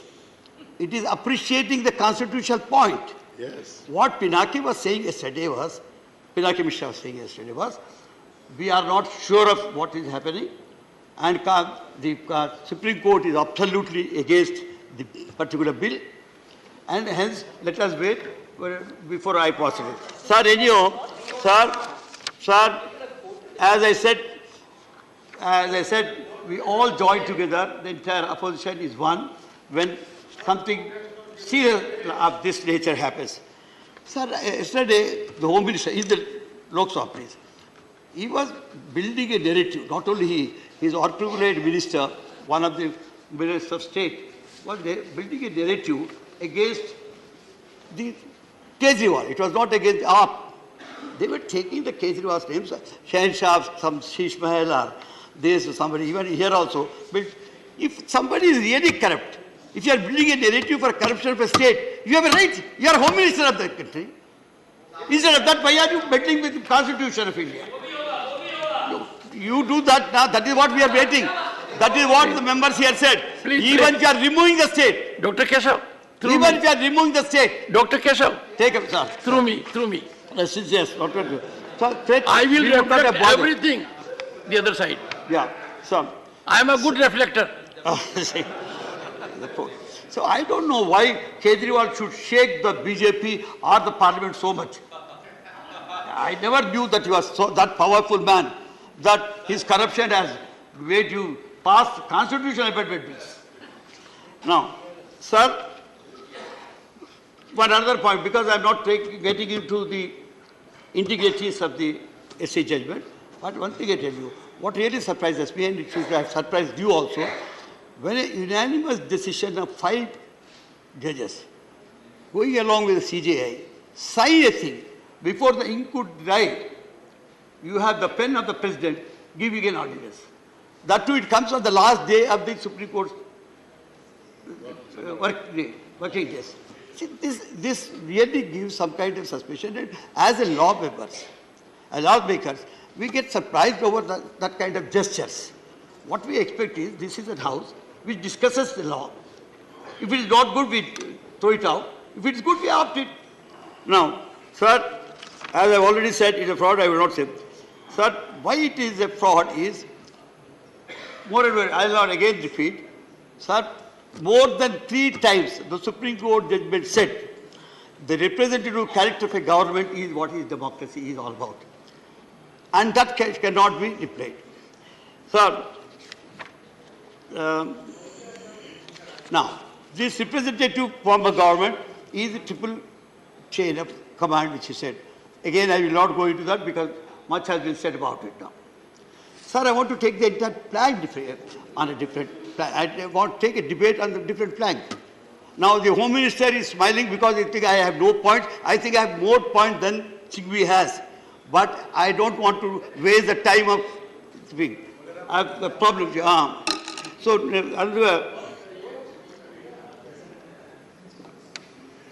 sir, I don't want to recollect or remind you of the Americans and the Supreme Court judgment. But when you read them together, in conjecture, you would understand what is exactly the constitutional morality is. I will not about it. So, without constitutional morality, dharma can never be established.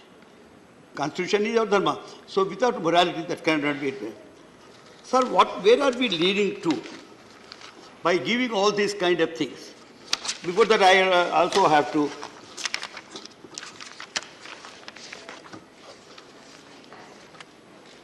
wait, my papers. Sir, Mr. Smita, you said this is not about Delhi at all. What was referred to in the Supreme Court is about the cantors of ACTD and also about 239 AAA. What is contours?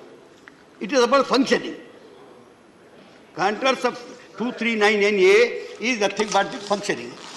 On that, the Supreme Court very clearly said, the further ordinance hands over the government Delhi to bureaucrats, and the ordinance hands over the governance of Delhi to its bureaucrats.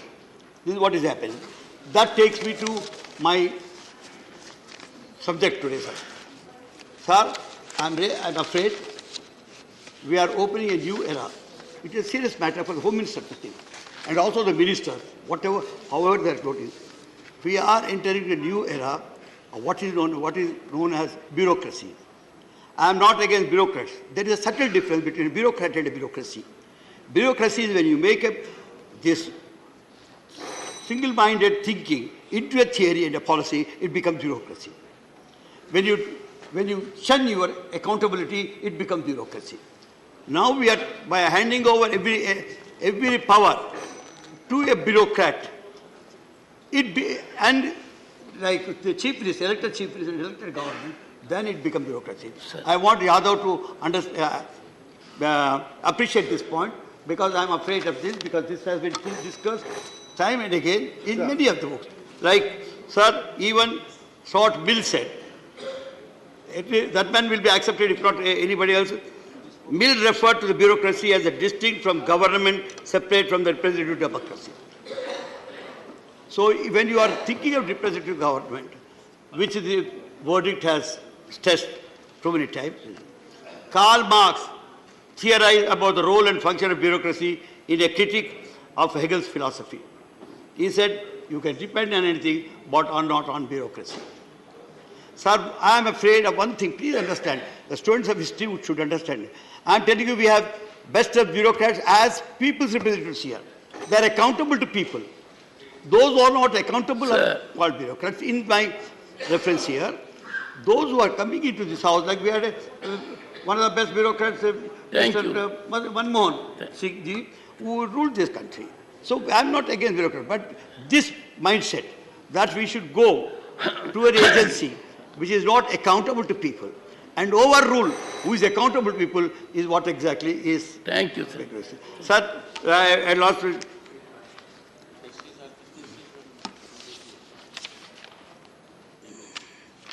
Sir, I am putting, but I will not take the names, but I have Mill and Wilson, Woodrow Wilson, and one answer to this problem is to say that bureaucracy has no place in all real democracy. Sir, time is over. So, yes, sir, you would appreciate, I would give a last sentence.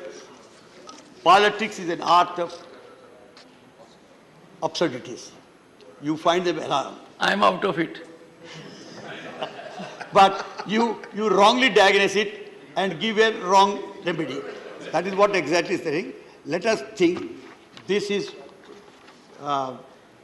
again, Groucho Marx, the great American writer. So with this, I'll tell you, let us not, in our temptation, open the gates for a new agency to take over the representative character of this country, because we have seen, we have come long way from monarchy to autocracy to aristocracy to democracy and republic, and now the new word used by Supreme Court is representative government. So this is what I am telling you.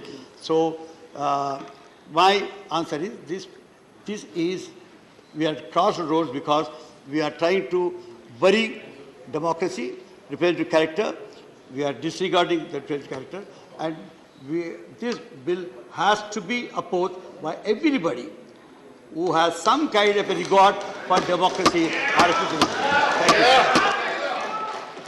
Dr. Keshav, I am grateful. You have taken to paper glass. Because he sought my permission to have a glass of water. I said, don't have steel, don't have glass, have only paper glass. Thank you. Message from Lok Sabha, Secretary General. Sir, with your kind permission, I rise to report that the Lok Sabha at its sitting held on 7th August 2023 passed the Digital Personal Data Protection Bill 2023. I lay a copy of the said bill on the table. Professor Manoj Kumar Jha, 9 minutes. Ji sir, वाकिफ हूँ। शुक्रिया sir, बिल्कुल शुक्रिया सभापति महोदय। एक छोटी कहानी से शुरू करना चाहता हूँ। हमारे विश्वविद्यालय में एक शिक्षक थे, वो कह रहे थे कि एक सेठ थे राजस्थान में, अचानक सांप सांप चिल्लाने लगे। तो लोग आए, बोले क्या हुआ? बोला देखो सांप अभी पेट पर से चल के चला गया। बोले काटा तो नहीं ना? बोला नहीं काटा नहीं, रास्ता देख गया है। So when I rise Professor, this is my court. Everyone in the house knows. Not of your university. Sir, ये तो मैंने कहा है. Sir, I would want all of you to give me uninterrupted time. I'll not speak anything which is going to prick you or disturb your rhythm. What I wanted to say, sir, असल में कई वर्ष पूर्व भी देखा इस देश में, आज भी देख रहे हैं। जब बहुत बड़ी सत्ता आती है ना, तो कई ख्यालात आते हैं। कुछ अच्छे होते हैं और कुछ लगता है जिसको हम कहते हैं लोएस्ट हैंगिंग फ्रूट। मैं और मेरी सीनियर कलीग जया जी, हम लोग बात कर रहे थे, इतने पावर का करोगे क्या? कम है क्या? इतने राज्यों में सरकार है, केंद्र में सरकार है, 303 का बहुमत है। उसके बावजूद अगर किसी निर्वाचित सरकार को लेकर के ये आपकी प्रणाली हो, कार्य प्रणाली हो, जहां की सुप्रीम को 11 मई को सुप्रीम कोर्ट का ऑब्जर्वेशन हुआ, मेरे कई कलीग कह चुके हैं। संभवतः हमारी सरकार ने सोचा होगा कि वेकेशन में जाने से पूर्व उनको कुछ ऐसा पकड़ा दो कि अवकाश में भी वो सोचते रहे इसके बारे में। तो उन्होंने 19 मई को ये ऑर्डिनेंस लेकर के आए। तो अब जजों का काम था कि इस पर लगातार सोचते रहे। सर, इससे पहले कि मोटा मोटी कुछ बिंदु पे मैं आऊं, मेरे कुछ साथी वो जिन्होंने लोकसभा में वोट किया है, most likely they will do the same here. हालांकि लोकसभा के बारे में मैं जिक्र नहीं करना चाहता था, माननीय सभापति महोदय, डाइवर्सिटी शब्द का आप बहुत जिक्र करते हैं, हम सब उसमें रिजॉइस करते हैं, हमारी प्राइड है वो। लेकिन एक मंत्री महोदया डाइवर्सिटी बोलते बोलते बोल गई कि इंडिया इज कॉम्प्लिकेटेड। सर, बचपन से लेके आज तक इंडिया कॉम्प्लिकेटेड नहीं लगा कभी। ये रिकॉर्ड में है पार्लियामेंट के, इसलिए मेरी चिंता है। इंडिया कॉम्प्लिकेटेड नहीं है सर, बड़ा सहज स्वभाव है इंडिया का, महासागर वाला है सर, सब कुछ समा जाता है, मजहब हो, धर्म हो, जाति हो, कौम हो, कोई हो। लेकिन इसको जब तालाब बनाने की आप कोशिश करते हैं तो महासागर तालाब नहीं बनना चाहता। सब फॉर ऑल दोज फ्रेंड्स, बड़ी अच्छी अच्छी बात कही, equi distance. Sir, equi distance का मतलब होता है न्यूट्रलिटी। जब चूहे की पूंछ पे हाथी का पांव पड़ा हो तो न्यूट्रलिटी उस चूहे से पूछिए कि उसको कैसा लग रहा है। तो मैं समझता हूं, इसलिए सर एक शेर अर्ज किया है, आज बड़े शेर पढ़े गए हैं, सुधांशु जी ने पढ़ा, तो मैं भी एक अर्ज करता हूं सर। ये पड़ोस के मुल्क से आया है। तुम तकल्लुफ को भी इखलास समझते हो फराज, तुम तकल्लुफ को भी इखलास मतलब ट्रू फ्रेंडशिप, तुम तकल्लुफ को भी इखलास समझते हो फराज। दोस्त होता नहीं है हर कोई हाथ मिलाने वाला, आपकी पेशे नजर है जी। तो मैं ये कहना चाह रहा था sir, at a historical juncture एक चीज और मुझे बड़ी अच्छी लगी उस दिन, हमारे माननीय गृह मंत्री जी ने जवाहरलाल नेहरू जी को कोट किया। एक पल को मुझको लगा कि इस शांति वन में अस्थियां कसमसा गई होंगी। ये हुआ क्या? ये हुआ क्या? फिर अंबेडकर साहब को भी कोट किया, राजा जी को कोट किया, उन्होंने कन्हैयालाल मानिकलाल मुंशी को कोट नहीं किया, एचवी कामत को कोट नहीं किया, जो शायद ज्यादा उनके पक्ष में तर्क आ जाता। सर, विश्वविद्यालय में मैं पढ़ाता हूं तो पीएचडी के स्टूडेंट्स को साइटेशन हम लोग सिखाते हैं, जिसको कहते हैं एथिकल साइटेशन। एथिकल साइटेशन में यह नहीं होता है कि सेमी कोलोन के बाद का ले लिया और शुरू वाला छोड़ दिया। उदाहरण के लिए कहता हूं कि आज तक इस दुनिया में सबको लगता है इस देश में कि मार्क्स ने कहा था कि धर्म अफीम है, religion is the opium for masses. Sorry sir, the entire quote is religion is the sigh of the oppressed creature, the heart of a heartless world, and the soul of soulless condition. It is the opium of people. Sir, अब इसमें क्या किया हमने? सिर्फ opium वाला line निकाल लिया। और मार्क्स को कह दिया कि धर्म विरोधी था। सर मैं इसलिए कहता हूं साइटेशन बहुत इंपॉर्टेंट चीज है। बहरहाल जवाहरलाल जी की अस्थियों को मजा आया होगा, जहां तक मुझको लगता है शांतिवन में। सर ये मूलतः मैं इसलिए नहीं कहता कि मैं बीजेपी के कार्यप्रणाली का विरोधी हूं सर, वो एक पॉलिटिकल रियलिटी है, हम भी एक पॉलिटिकल रियलिटी हैं। हम शत्रुता की जुबान से हमें एक दूसरे को संबोधन नहीं करना चाहिए, न सदन में न सदन के बाहर। साहब हम इंडियन मुजाहिदीन नहीं है साहब, हम ईस्ट इंडिया कंपनी नहीं है, हम वो भारतवर्ष हैं जिसको महासागर मैंने कहा, और उस महासागर में आप भी हैं हम भी हैं। हम और आप एक दूसरे की कीमत पर नहीं है। तो सर मैं ये कहना चाहता था कि ये प्रतिगामी बिल है सर, आपको घंटी नहीं बजाना पड़ेगा, मैं प्रॉमिस करता हूं पक्का उसी में खत्म कर दूंगा। सर प्रतिगामी मैंने क्यों कहा, दुनिया देख रही है कि हम कितना प्रोग्रेसिव लेजिस्लेशन ला रहे हैं। सर ये मुझे जो चिंता इसमें ये हो रही है कि माननीय सर्वोच्च न्यायालय ने एक निर्णय दिया, सर कुछ सोच के दिया होगा ना। आप अक्सर कहते हैं कि नेहरू नहीं चाहते थे, अरे नेहरू 56 में नहीं चाहते थे, 67 वर्ष बीत गए हैं, हकीकत नहीं बदलती क्या? नेहरू के टाइम में हम सार्वजनिक क्षेत्रों में कितना ध्यान देते थे और आज हम बेचने पे ध्यान दे रहे हैं।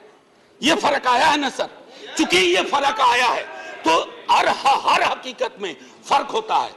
56 की दिल्ली और आज की दिल्ली वही नहीं है सर। सर मैं तो अरविंद केजरीवाल जी का बिल ही नहीं मानता हूं, दिल्ली गवर्नमेंट का बिल ही नहीं मानता हूं। मैं तो ये मानता हूं कि सर अगर ये प्रयोग सफल हुआ, अगर सांप ने रास्ता देख लिया, तो कल को उन पर भी गाज गिरेगी जो आज न्यूट्रलिटी और इक्विडिस्टेंट के नाम पर न जाने क्या क्या सोच रहे हैं सर। हम तब भी आपके साथ होंगे, ये तो गारंटी है सर, हमारे पास कोई विकल्प ही नहीं है। परेशान हताश लोगों के पक्ष में खड़ा होना।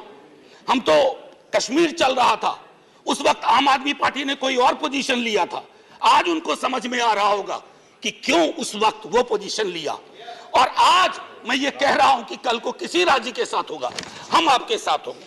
सर सेपरेशन ऑफ पावर को लेकर के मेरे कई कलीग कह चुके हैं, मैं कुछ नहीं कहना चाहता, बस ये 3 चीज कहूंगा सर। अगर ब्यूरोक्रेट्स मिनिस्टर को उत्तरदायी नहीं है सर, ये अराजकता को जन्म नहीं देगी क्या? मैं दिल्ली की जनता, अगर मैं दिल्ली सरकार हूं, मैं दिल्ली की जनता के लिए उत्तरदायी हूं। जैसे राघव कह रहे थे, अगर कोई विसंगति कहीं आती है, एलजी साहब के पास जाऊं सर, वो चुनाव जीते। हालांकि मैं जानता हूं कि इस देश में गवर्नर्स और लेफ्टिनेंट गवर्नर्स की भूमिका में विस्तार हो गया, अब तो वो राज्यों के नाम बदल दे रहे हैं। सर आपकी मुस्कुराहट इंगित कर रही है कुछ। मैं ये कहना चाह रहा था सर, और मैं समझता हूं कि ये बात मैं कह करके, और 239AA के बारे में जो बातें कही गई हैं मैं उसको दोहराना नहीं चाहता, सिर्फ मैं एक चीज पे आऊंगा, कोरम।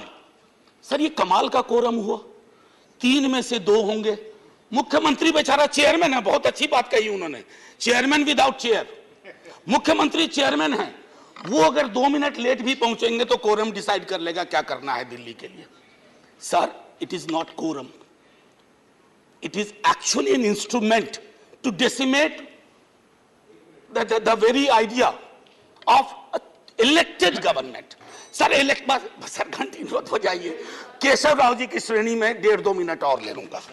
सर एक सोल डिस्क्रिशन का मामला आया है, सोल डिस्क्रिशन, और ये मैं आग्रह करूंगा माननीय गृह मंत्री जी से, हमारी महामहिम राष्ट्रपति के लिए भी जो संदर्भ आते हैं ना, to aid and advice of the cabinet or the ministry, sir उनका भी सोल डिस्क्रिशन नहीं होता है। ये तो एक तरह से मुझे सोललेस डिस्क्रिशन दिख रहा है, आत्मा विहीन डिस्क्रिशन। सर ये उसमें नहीं फिट बैठता है। सर एक और चीज, मैं अभी कल गूगल कर रहा था सर, फेडरलिज्म पर 2 बहुत महत्वपूर्ण कोट मिले इंटरेस्टिंग लोगों की, एक चंद्रबाबू नायडू जी का, एक नवीन पटनायक जी का। वो कोट मैं पढ़ना नहीं चाहता हूं, बस मैं बता देना चाहता हूं। आखिरी सर, ये पेशे नजर तमाम लोगों के जो कहते हैं, अपील करते हैं कि साहब मदद करो इस बिल पे, तो दुष्यंत जी कह के गए थे कि उनकी अपील है कि हम उनकी मदद करें, चाकू की पसलियों से गुजारिश तो देखिए। सर ये चाकू पसलियों से कह रही है हमारी मदद करो। सर ये आसान मामला नहीं है। जय हिंद सर, जय हिंद। करीम Bigash is speaking, sir. Bigash, I was given the name. Bigash Bhattacharya. He is speaking for CPIM. CPI, for CPIM, Bigash Bhattacharya is speaking. I have given the name. Vikas Bhattacharya.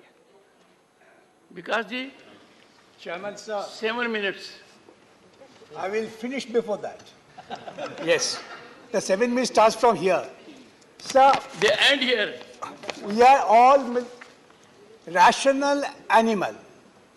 Human is rational animal. The difference is rationality and animality.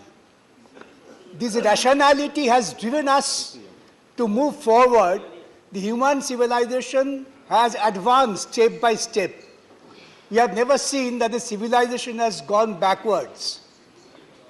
When the Constituent Assembly was discussing about the Constitution, you are well aware, the role of governors were discussed. It was decided upon discussion the governor cannot be another source of power. Governors should act following the advice of the elected representatives and the representative of the government. This is a settled principle.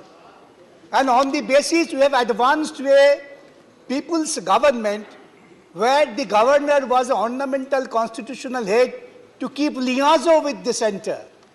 The basic principle was that the federal principle and federal governance as per our constitution is carried forward. When the constitution was adopted, then Delhi was not a state. That was the union territory. Like many others, I am not going to give examples. That rationality has driven us to go forward and advance to the stage that the Delhi would be a state with certain restrictions. And the people will have the right of governance through their representative. This was the advancement of the Constitution. That's why the Constitution Amendment and 239 AA was incorporated. Now what we see, we find today that we are going backwards. The governor or the bureaucrats, they are bound by the constitutional principle and constitutional morality to be answerable to the elected representative. That is the republic. That's the republic, democratic republic, the constitution makes us thought of. No question of this party and that party.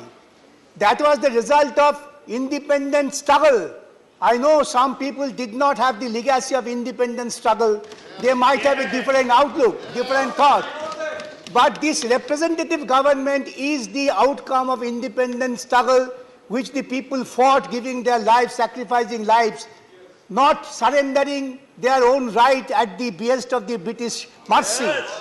Now, this, and what this rule is, what this bill for? Bill is sought to replace the ordinance. Why the ordinance came for? Let us analyze stage by stage. I am not going to have a quarrel with this party or that party. The House is for discussion of the constitutionality of this bill. Nobody questions the power of Parliament. Having power is one thing, but exercise of power is wisdom. Unless you have the wisdom, the power gives you absolutely autocratic authority, which is against the basic principle of our constitution. Sir, have you noticed you were the governor and you felt that in spite of the best of your desire, you have to be bounded by the aid and advice of the government. That was your practically frustration, that without the aid and advice of the government, I cannot do anything. Because the constitution thought of, again I repeat, the representation of the people. People is the last word. They have chosen, might be XYZ to your liking or not liking. In the Delhi bill, have you seen? I have never seen. The Constitution of India, the Supreme Court had said, even the President of India doesn't have unguided discretion. And here, by a law, Parliament will say, you have a sole discretion. Would the Parliament invite the autocracy? This Indian Parliament, this law invites autocracy. This law speaks of throw away the people's government. I appoint a bureaucrat, I appoint somebody of my choice, he will dictate. You will be subservient to this. Have you gone through this bill? This bill would take us to completely the stage of animality. not the stage of advanced humanity for which we feel proud of.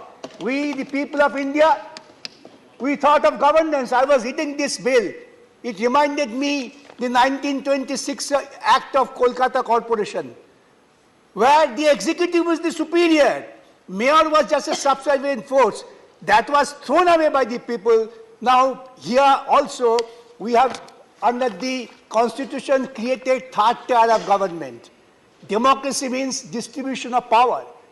Democracy means not centralization of power. These bills are only empowers a particular individual. He might be a wise man, but maximum power without any guidance would lead him to an autocrat, not less than the Hitlerite autocracy, which will take us to a doom. I have already submitted. Here, everybody has said, the chief minister is nothing but a puppet. Puppet of whom? The bureaucrats. Bureaucrats will dictate and chief ministers to follow. Is this the way you respect the constitutional principle and morality?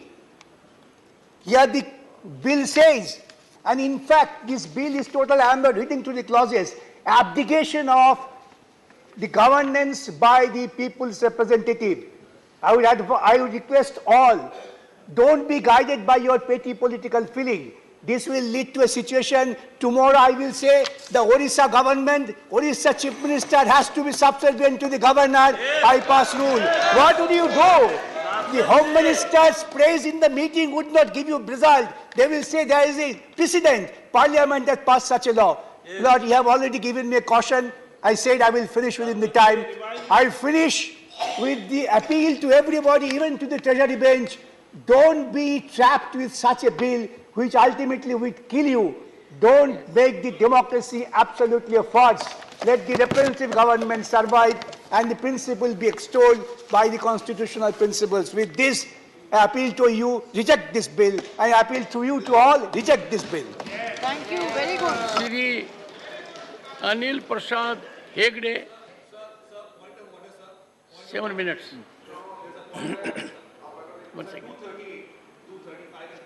I'd like to say, there are a couple of references that have been made to Honorable Chief Minister Shri Naveen Patnaik ji. He is not a member of the House. So any remarks thereof may be kindly examined and dispensed. One, sir. Sir, I'm not done. The second is a reference. The second, sir, I'm not yielding. I'm not yielding, sir. The second is with reference to the Odisha government, sir, as well. We are open to discussions on that. We can talk about 239 AA and why it only serves the Delhi government, because Delhi has a special place, is sui generis, which has been provided by Supreme Court. Therefore, to talk about any other government is not appropriate. The same may kindly be examined, sir. I will examine and take a call. Thank you. Shri Anil Prasad Hegde, 7 minutes. Thank you, Chairman. 7 minutes. 7 minutes. Thank you, Chairman. I am rising on behalf of my party. When there was a time for you to say so, Mr. Siva, you did not say so. And now you are saying so. I pleaded with everyone to say so. Mr. Hegde, 7 minutes. I'll take care of it. Thank you, Chairman. I am rising on behalf of my party to strongly oppose this bill.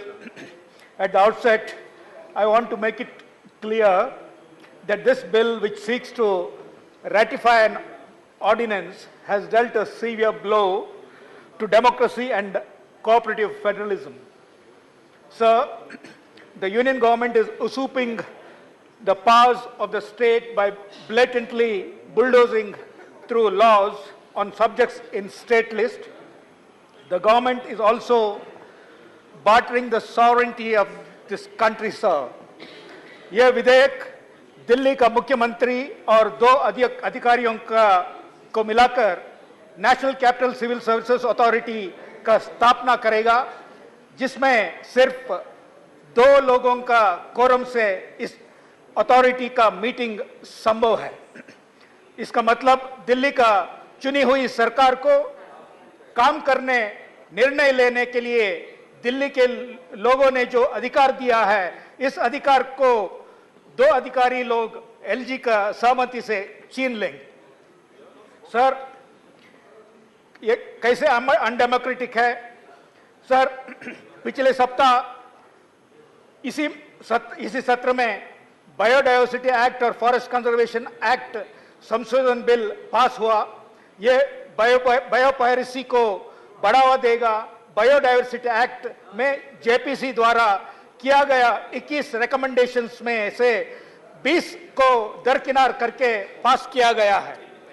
Sir, forest conservation act is opening up precious forest resources to the exploitation of private companies, sir. To illustrate my point on sovereignty, sir, पर्यावरण कानून उल्लंघन के लिए जो जुर्माना होता था, इसको समाप्त करने के लिए एक लंबे अरसे से अमेरिका को एनवायरमेंट प्रोटेक्शन एजेंसी और बहुराष्ट्रीय कंपनियों का मांगता बिल पर ये बोल रहा हूं, जिसके बारे में मेरे पास प्रमाण है।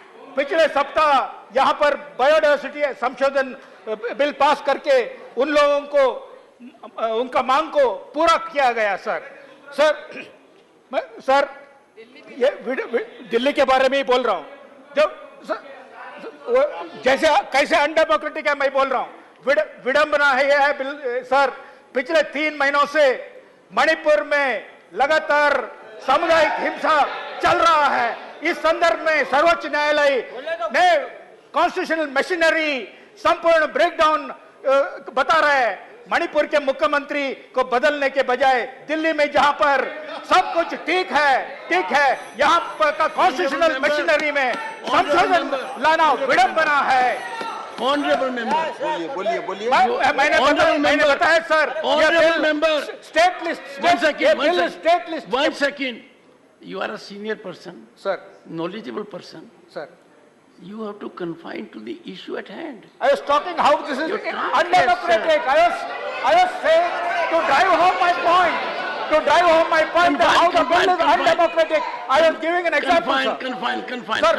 मैंने बताया सर, ये बिल स्टेट लिस्ट में राज्य का अधिकार को छीना जा रहा है। सर, कृषि स्टेट लिस्ट में है। सर, उदाहरण के लिए मेरे दल के मुख्यमंत्री नीतीश कुमार और दिल्ली के आम आदमी का सरकार जीएम मस्टर्ड और जीएम क्रॉप्स का विरोध किया है, जैव परिवर्तित फसल को। लेकिन पहली बार खाद्य क्षेत्र में जीएम फूड क्रॉप्स में दिल्ली यूनिवर्सिटी का DMH11 जीएम मस्टर्ड को 25 अक्टूबर 23 को केंद्र सरकार अप्रूवल दिया है। विदेशी कंपनियों को खाद्य क्षेत्र में जैव परिवर्तित फसलों को लाने के लिए दिल्ली यूनिवर्सिटी ट्रोजन हॉर्स बन के रास्ता साफ किया है। Sir, Go ahead.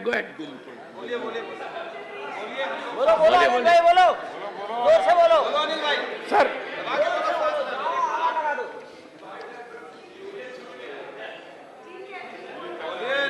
अरे चलो आगे चलो। So 1 minute, सर, मैं जो आपको अभी सॉवरेनिटी के बारे में मैंने बताया, उसका एक मैंने आपको पढ़ के बताता हूँ एक लाइन। सर, ये यूएस का एनवायरमेंट प्रोटेक्शन एजेंसी का जो वहाँ का बराबर है, जो मिनिस्ट्री का बराबर है, ये बताता है कि this dialogue should be preceded by an analysis to be developed by EPA of India's current and relevant statutory provisions with a discussion of these interpretations and application in civil cases as well as specific recommended changes in the constitution. देश का संविधान में को बदलने के लिए America हमको कह रहे हैं सर, और environmental statutes, regulation that are necessary to establish civil judicial authorities. Sir, मैं इस बिल को मेरे पार्टी विरोध करता है। सर, श्री जोश के money 4 minutes. 4 minutes. Thank you, sir. I raise to oppose strongly the Government of National Capital Territory of Delhi Amendment Bill 2023.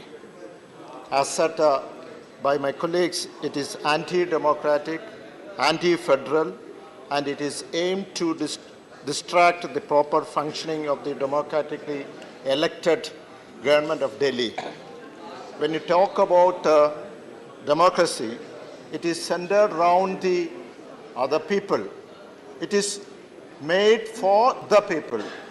But this bill is formulated by the bureaucrats, of the bureaucrats, and for the union government, which means the people are eliminated and the essence of democracy is vanished. Yes. The bill is nothing short of a disgraceful attempt to snatch the power from the hands of the people. The way the ordinance was sneaked in without any valid justification is nothing short of the abuse of power. Very bad. What is the objective of this bill? What is the emergency of passing creating the ordinance? It is only a politically motive gain. The bill undermining the very essence of parliamentary democracy and the right of its citizen. It undermines the state's right and authority, turning Delhi into a mere puppet under the central government control. Yes, sir. The provision of the Honorable LG's sole discretion on matters recommended by the National Capital Civil Service Authority is a cruel joke on the concept of autonomy and self-governance. The bill is another betrayal of our democracy and federal system. So the bill is a systematic death blow to the democracy, is what achieved by this legislation. The central government, with the majority which they gained by decisive strategy, is now chopping the branch they sit. So we can cite a number of cases like, to establish this newly, the various bill which is passed in the parliament, the multi-cooperative society bill, the agriculture bill, and also the intruding upon the sovereign domain of the state and so on. All these are trying to crush the federal system of our country. Exactly. The bill also adds to the list of actions undermining the federalism in the country. Basically, we understand that BJP is not able to get the power of the state of Delhi from the people of Delhi democratically, that is through. Shri Abdul Wahab, not present.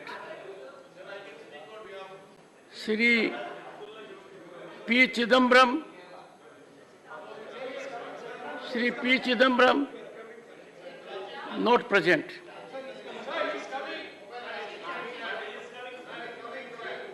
Shri Mahesh. I was actually supposed to speak after him.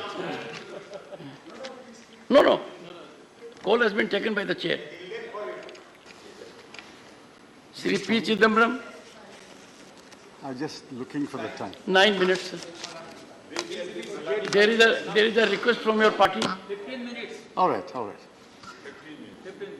Sir, my good friend Dr. Abhishek Singhvi has marshaled the legal arguments and placed the facts before this House and appeal to them, appeal to the House and appeal to the Treasury benches not to proceed with this bill because this bill is unconstitutional. Now, I can understand the full-throated support given by the BJP.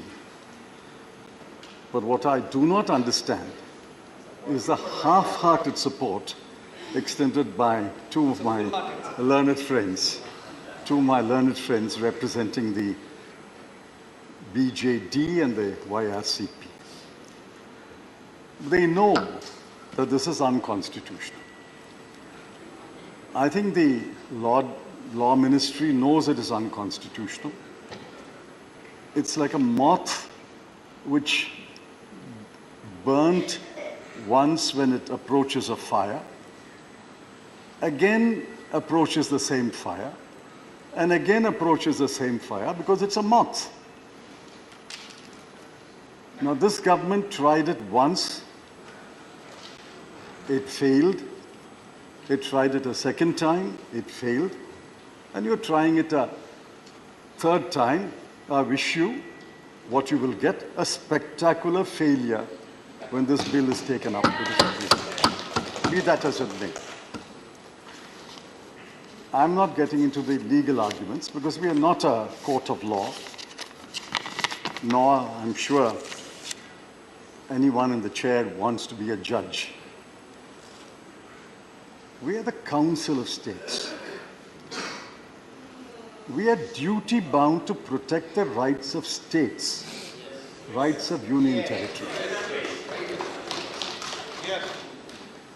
We are not representing an individual parliamentary constituency.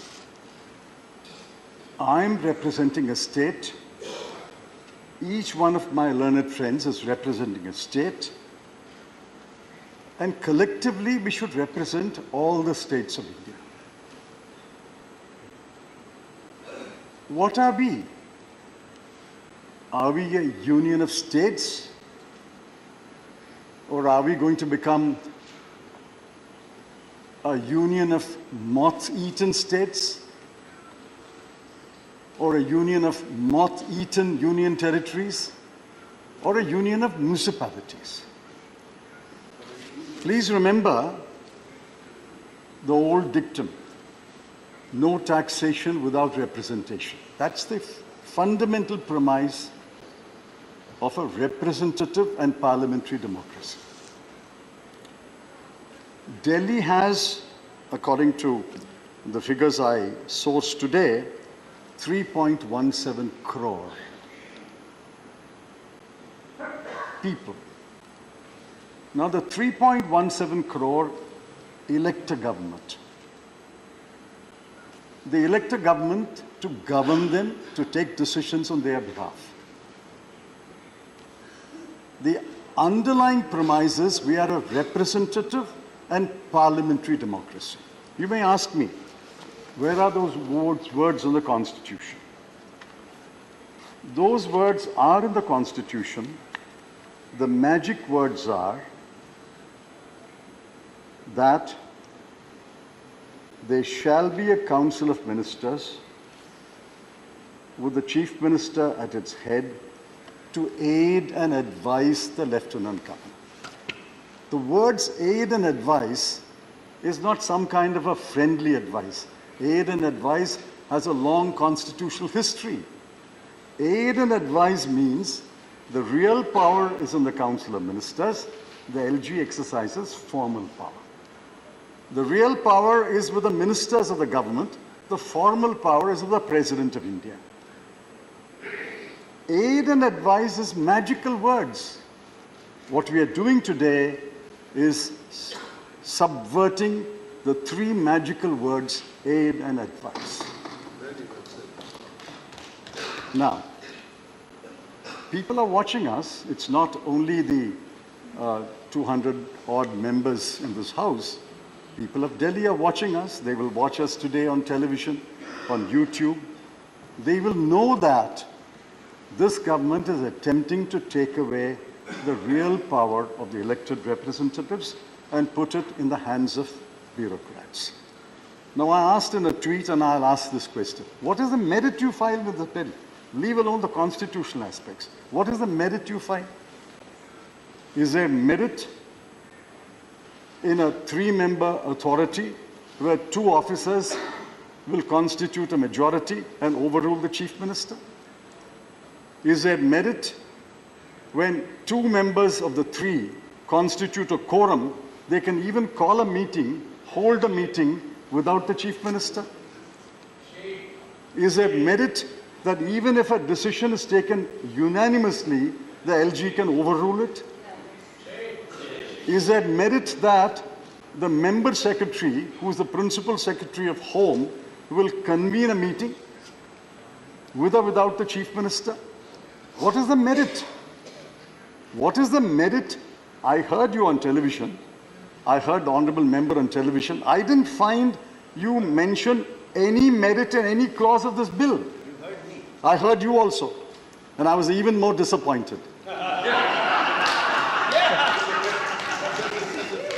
Therefore, what is the merit? What is the merit? What is the merit? What is the merit? What is the merit in this clause? They are sitting in the opposition. What is the merit in any clause? There is which clause has any merit in it? I would urge the honourable member to get into a groove that We are does not not getting into the invite. constitutionality. I'm saying, irrespective of the constitutionality, which clause has Sir, any you went on a merit in it? tangent, physically and thoughtfully. Therefore, the honourable member had an occasion to be on his feet. I would urge you to confine to that limit. Very well, this is my view. It is expected of you, sir. No, I have great respect for their view. All I'm saying is, I didn't find them point out the merit in the clause of the bill irrespective of the Constitution. So we have a bill today which the government thinks is the model for Delhi. They had invented a model for Jammu and Kashmir, and that is in court today. Please remember, we always talk about breakdown of the Constitution of India, breakdown of constitutional governance. Article 355, 356 speaks about breakdown of the constitutional machinery. What are we doing today? We are breaking the constitutional machinery. By passing this bill, by passing this bill, we are breaking the constitutional machinery as envisaged. We broke it on 5th of August 2019 in Kashmir, divided a state into 2 union territories, and sending a chill in the spines of every state that any state can be broken into union territories. What are we doing today? We are breaking the constitutional machinery. Sir, Honourable member, let me end by saying, while I endorse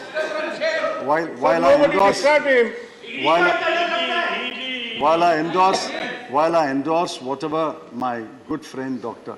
Singhvi said about the constitutionality, and there is another forum which will argue, please remember, you have no constitutional authority to pass this bill, be that as it may. You have not even a moral authority to pass this bill. The treasury benches, when did they last win an election in Delhi? 15 years, Mrs. Sheila Dikshit was chief minister. I think there were 2 or 3 lieutenant governors. Please 1 minute. 2 or 3 lieutenant governors, and I was home minister for a while. Never once did the present present arrangement come in the way of Mrs. Sheila Dikshit functioning as perhaps one of the best chief ministers of this country. Just one minute. I asked you before I started, you said 10 minutes, therefore I'm speaking.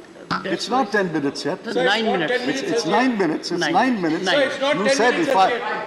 Sir, my problem is that everyone needs support of Jairam. When did the BJP last win an election? They won an election before 1998. 1998 to 15 years, Congress government was there. And after 2013, it's the AAP government. You won an election 25 years ago. What moral rights have you to speak for the people of Delhi and say this is what the people of Delhi want? This is not what the people of Delhi want. This bill must be rejected.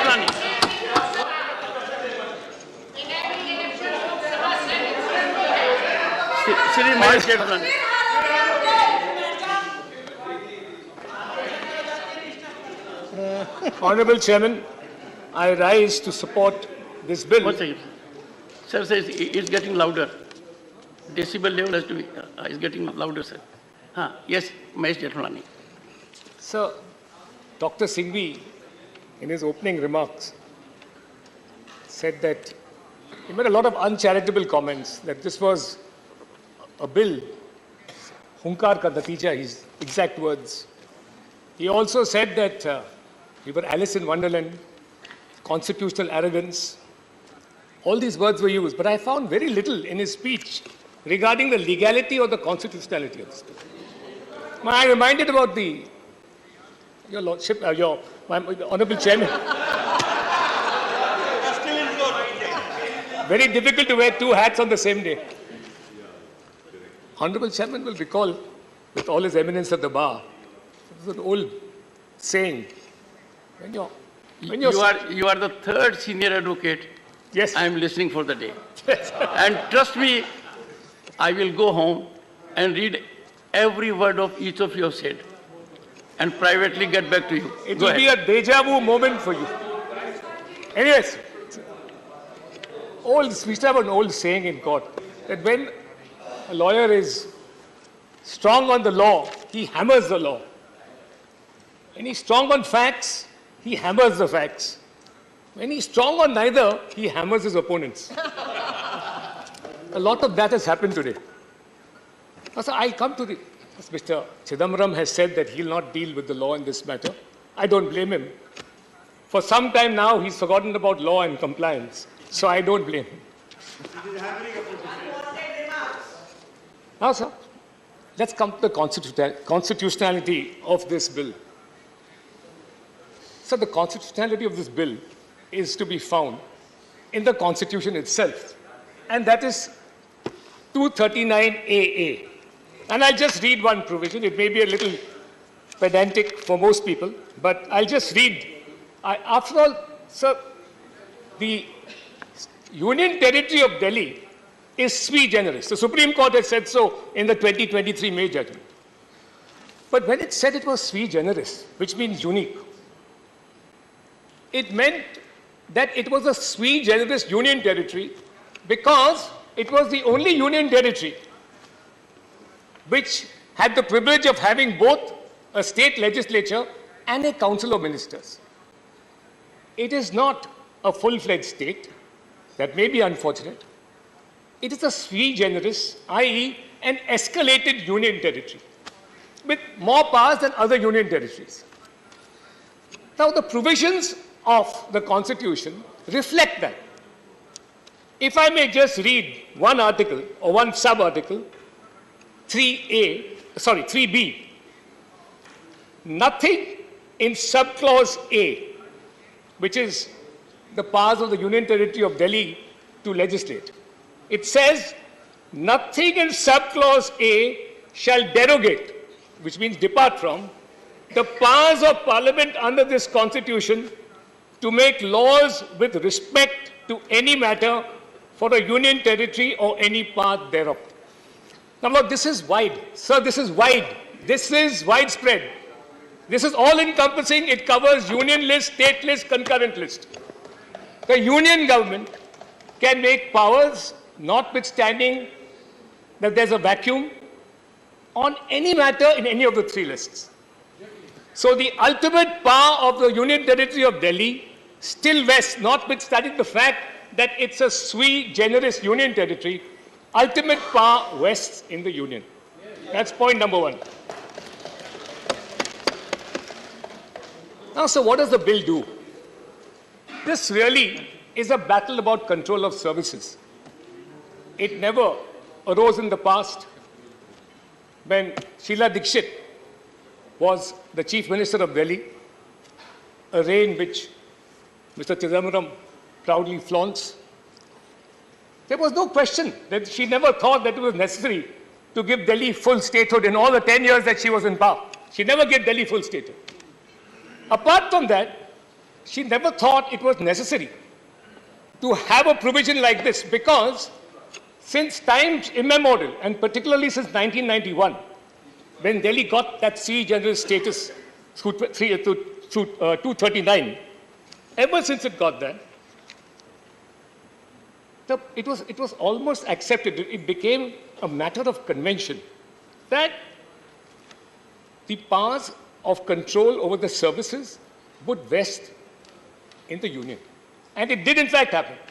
That was because the seat of government is New Delhi, of the union government. Parliament is here. Foreign diplomats are here. Embassies are here. So, the seat of power being in Delhi, control over services in Delhi vested in the union government, and it passed muster over successive administrations. It was never questioned. Now, what does this bill do?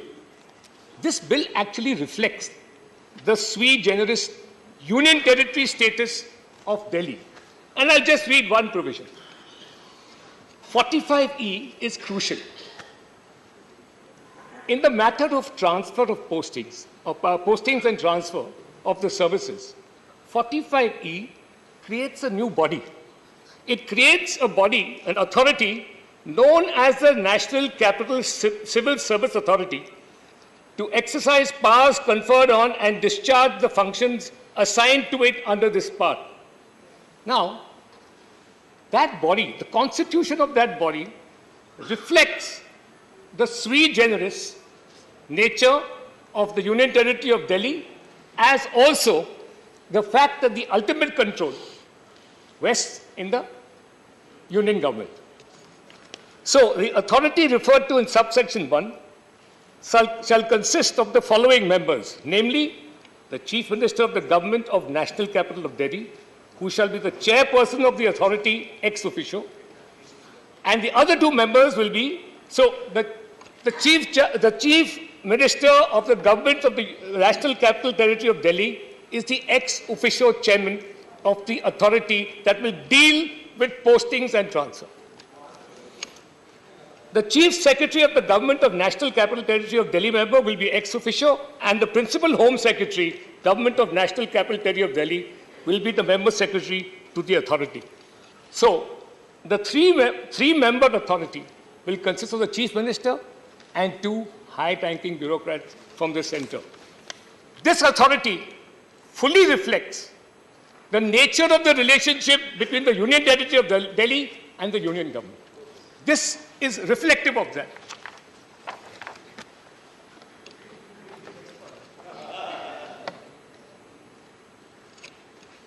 Now, sir, what is the reason for this departure, if I may say so? This has been going on, as I said, since 1991. Control postings of services is within the jurisdiction of the Union government. I see none whatsoever. The only change of circumstances that seems to have taken place, if I may use an analogy from cricket, with the respective parties who are chiefly concerned with this change, AAP, Congress, and the BJP, is that the Congress, who never had any problem with this issue about control of services, has now, like a batsman who has lost form and hasn't scored a half century for 10 years, is now seeking an alliance so that it can inch towards its first 50. The AAP is like a cricket team whose captain has been caught ball tampering. A vigilance report exists, and suddenly they want to become vigilant about the vigilance report. The BJP's present government is the third umpire. We want to stop this nefarious practice. A convention, a wholesome convention for better administration and for effective administration of the Union Territory of Delhi by the Union government now needs to be made into law, lest people subvert the services and hide their corruption. I wholeheartedly and with all the vigor at my command support this. Thank you, Chairman. Shri Abdul Wahab, 4 minutes. 4 minutes. Yeah, for me is more for me. Respected Chairman Saab and my colleagues are telling more about this Delhi bill. I don't have much to add to that one. my only wish is, this is for only for 8 months business. Next government is of India. So everything what is happening here is negate. And Amit Shah ji thinking that he will be always the Home Minister only. He don't want to be Prime Minister also. So the next Prime Minister already announced, third term I am the Prime Minister. Modi ji was already told. So what is the need of this bill, thinking that I will be always Home Minister? So my request is to take this bill, and anyway it is going to be negated by the next government of us. It is for sure. Yes. So India will be ruling, all this will be null and void. So my request to Amit Shah ji, at this point of time, don't be in the history, don't be a villain instead of a hero. So what happened in Kashmir? This word is not good. Wedding is not, no, Using a word villain. Sorry, I am myself taking back. You see, all of us. I am withdrawing. One second. All of us have to exemplify our conduct. Yes. So that it could be emulated by others. Yes. It is good of you. I took back. It is good of you to take snipe shots, but in the process, maintain decorum. I didn't mean and that. Dignity. Go ahead. It is expunged. Yes. Go ahead. So, my request to Amit Shah ji, it is happened in Kashmir and in here and maybe in Punjab tomorrow, I don't know. So whatever is happening in, our immediate solution should be in Manipur and Haryana and other places. So I request Amit Shah ji to interfere in Manipur more than in Delhi affairs, small affairs. Some offices changing this and all. But this gentleman, our chief minister, came as a, what you call, I am telling, as a hero. I was thinking that they are the B team of BJP before I was thinking. But now only I came to know they are not the B team of BJP. They are also want to rule Delhi as a chief minister. So I stop this one asking again to Amit Shah ji to repeal this bill. Thank you. Shri Ranjan Gagoi. Honorable members, it is the maiden speech of the honorable member.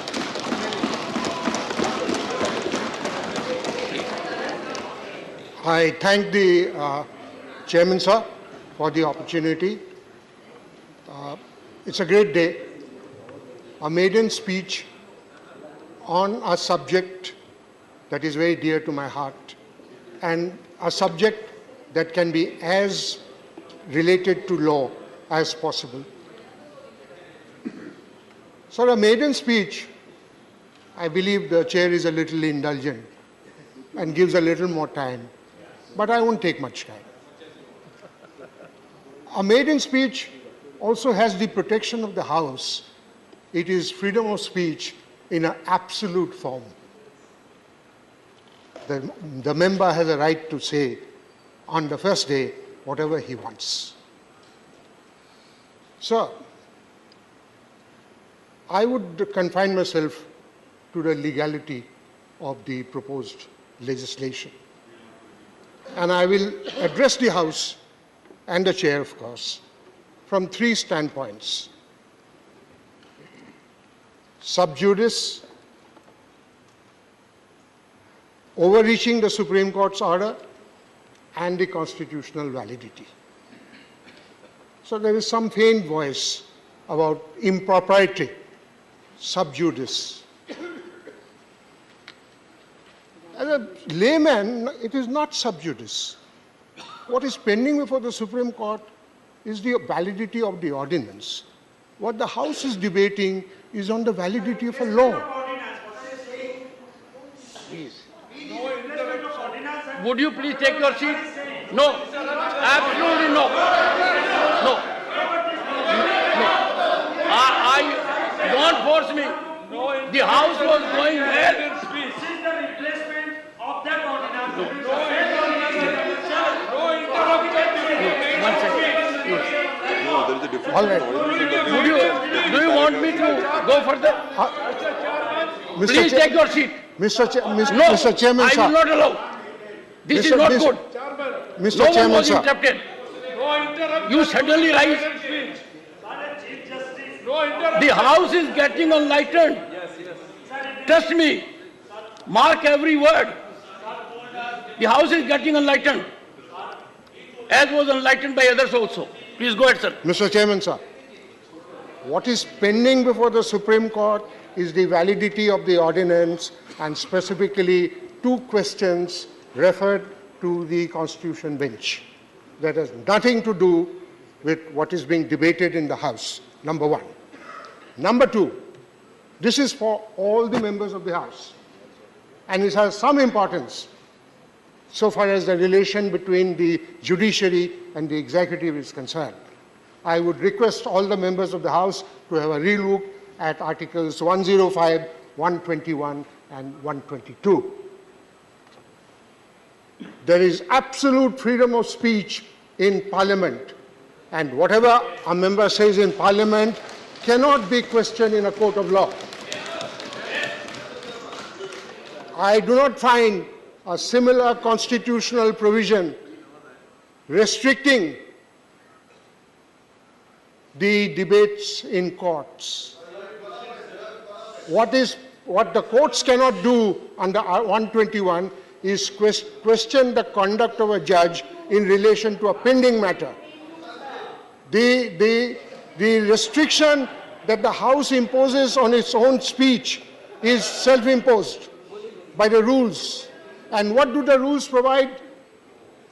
Mr. Chairman, sir, the rule says a member shall not discuss a matter of fact which is a court pending before a court of law.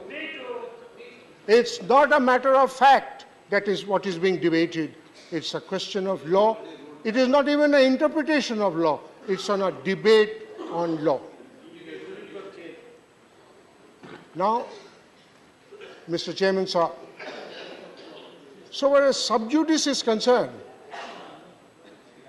the bill takes away 3A from the ordinance. To my mind, it's a perception, I may be wrong. To my mind, when 3A has been taken out of the ordinance and it is not there in the bill, the questions referred to the Constitution bench stands self-answered. Because if you read the order of the Supreme Court referring the matter to the Constitution bench, a copy of which I have got and I have read, my view is that the entire reference has been necessitated by the provision of 3A of the ordinance, which no longer exists. Therefore, it is the prerogative, the right of the members of the House to debate. The question of sub judice doesn't come. So far as overreaching or outreaching the order of the court, Supreme Court is concerned, very shortly put, the position in my legislature, or the legislature of Delhi, makes the laws on the state subjects, except 3. But as Mr. Jethmalani read out, by virtue of 239 3B, Parliament has a power to frame laws beyond these 3. And that is exactly what the bill is seeking to do. Therefore, there is no question of overreaching. And what has the Supreme Court repeatedly said? Paragraph 164, 2 conclusions. These are the 2 conclusions. May I read out these 2 conclusions?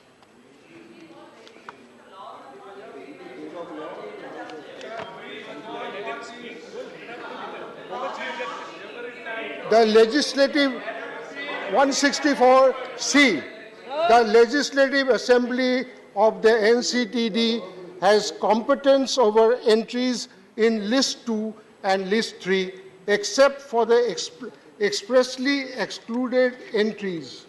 In addition to entries in List 1, in addition to entries in the union list, Parliament has legislative competence over all matters in list 2 and list 3 in relation to NCTD.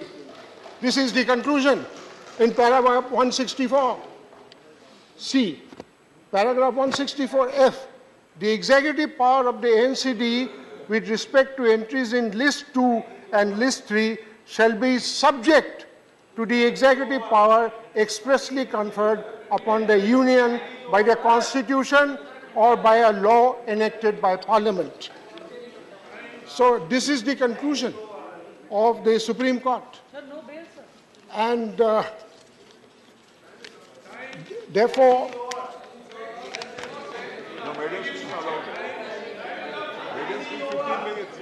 now,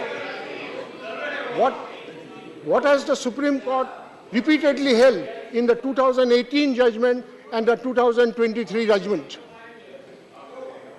Precisely this. And I'm very grateful for the fairness shown by the first speaker, Dr. Singhvi.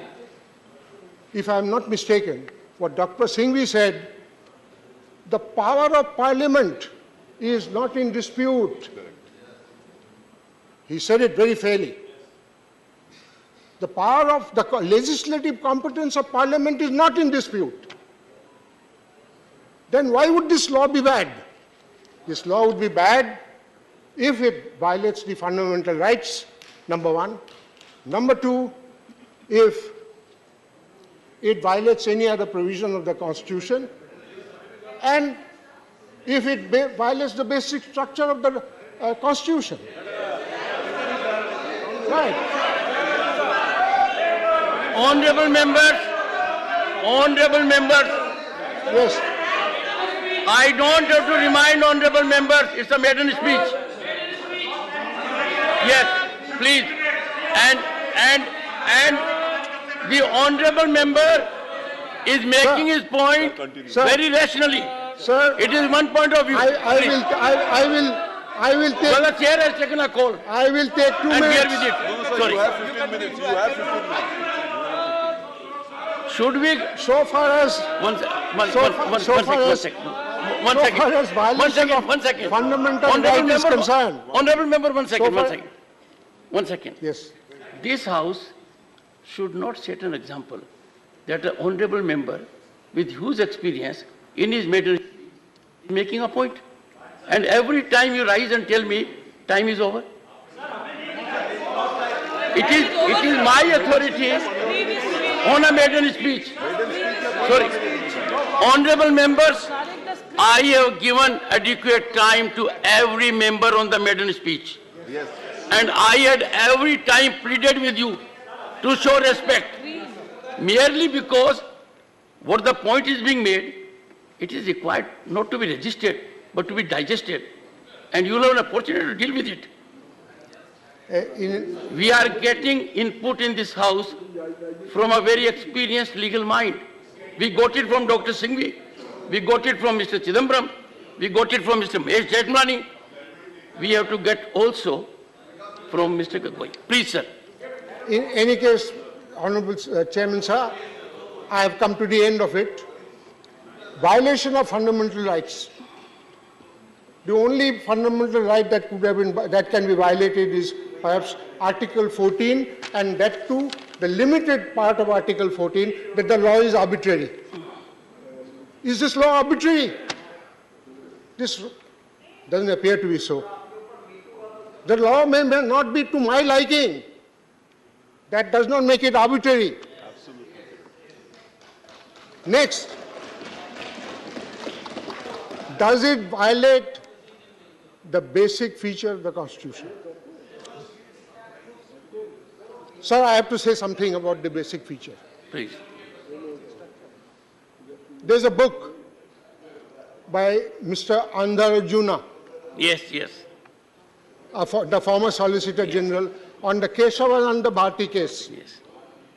Having read the book, my view is that the doctrine of basic structure of the Constitution has a very debatable jurisprudential basis. I would not say anything more than this. Judges who the ruling party said, that is what. I wouldn't say anything more. The doctrine of basic structure has a very debatable jurisprudential basis. In any case, Honorable Chairman Sir, what the bill provides is diluted form of what federalism, because it's a union territory, not a full-fledged state. Therefore, what you have is a diluted form, a asymmetrical form of federalism. And the third thing is, does it violate any other part of the Constitution? The Supreme Court mentioned about triple autonomy. What you have under the bill is a modified form of triple autonomy. The bureaucrat is responsible to a lieutenant governor, who is responsible to the Home Ministry, who is responsible to the House. You have a modified form. If you want a full-fledged federalism, which today is a basic feature, though I have my own perceptions there, you can go for an amendment, for a constitutional amendment, and make Delhi a full-fledged state. Now, the most important thing, Chairman Sir, is Article 239AA, starting from 1 to 7, is not under challenge before the Supreme Court. Challenge it. That is not under challenge. Therefore, in my respectful submission, my contention, the bill is perfectly legitimately valid. But I fully support Mr. Vikas Bhattacharya, who has been a very close associate of mine. What is permissible need not necessarily be right. In the House today, parliamentary democracy compels members to vote according to party dictates. Fine, I cannot quarrel with that.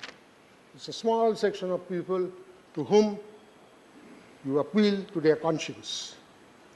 To me, the bill is correct, right. My conscience tells me to do something, I'll do it. But if somebody disagrees, his conscience must be left free. Thank you. I am honored. I'm privileged. Well, we have one thing in common. Dr. Vikas Bhattacharya is also my good friend and known to me for long. And I remember when he was mayor of Kolkata Municipal Corporation. Dr. Fozia Khan. Thank you very much, sir. Sir, I wish to express my profound concerns and my vehement opposition to the bill, sir. This bill, as said by many of my colleagues, raises many constitutional apprehensions and threatens the very foundation of democratic principles and federal structures, sir. Sir, as already spoken by many, disrupting the triple chain of accountability jeopardizes the very essence of our democratic system and erodes the trust that the people repose in their elected representatives, sir. Sir, I think the most important in a democracy is the people. We must never, never forget that. Everything that we do here, everything that we do is only for the people. And if sir, we talk about people, my question is, can the electorate be betrayed? If you are betraying the electorate, isn't it a betrayal of democracy?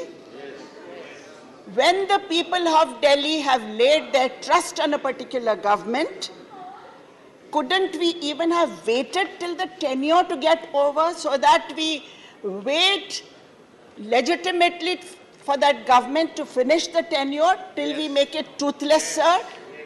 Why do we have to make a government toothless?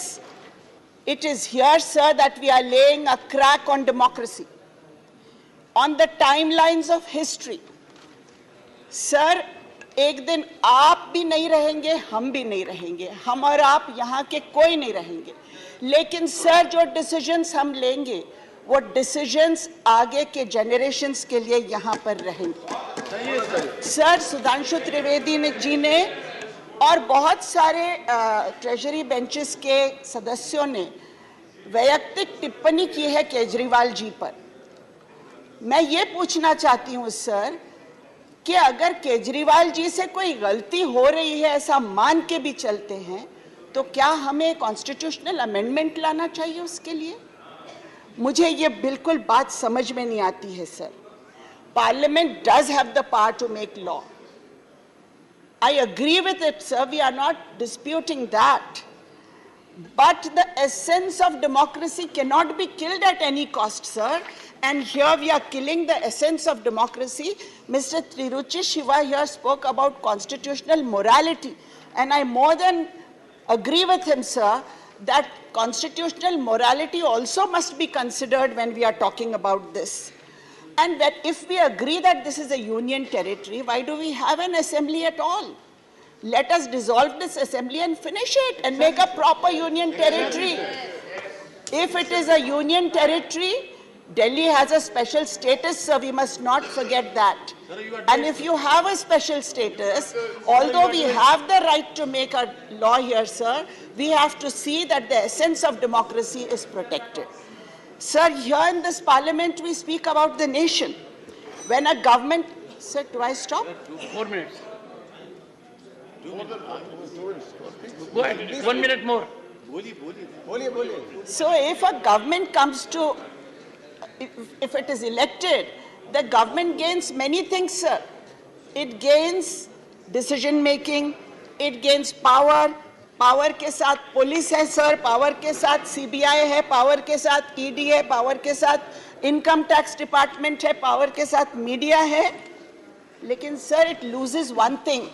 We must not forget that the government loses one thing when it comes to power, and that is, sir, whataboutery. Correct, sir. Whataboutery is one thing that is the right and the duty of the opposition. But here what we see is, we are always talking about what about this. The moment the opposition says what about this, an answer comes from there, what about that. What about here? Somebody says what about there. Sir, this is not the right of the government here. It is the responsibility of the opposition. Thank you, sir. Sri Sant. 4 minutes. सिर्फ 4 minutes. Only 4. ऐसा कैसा चले? मेरा भी मिडन speech है। देखिए संजय जी, संजय जी, ये चीजें स्ट्रेंथ से डिटरमिन होती हैं, लंबे समय से हो रही हैं। Sir, 4 minutes. सर,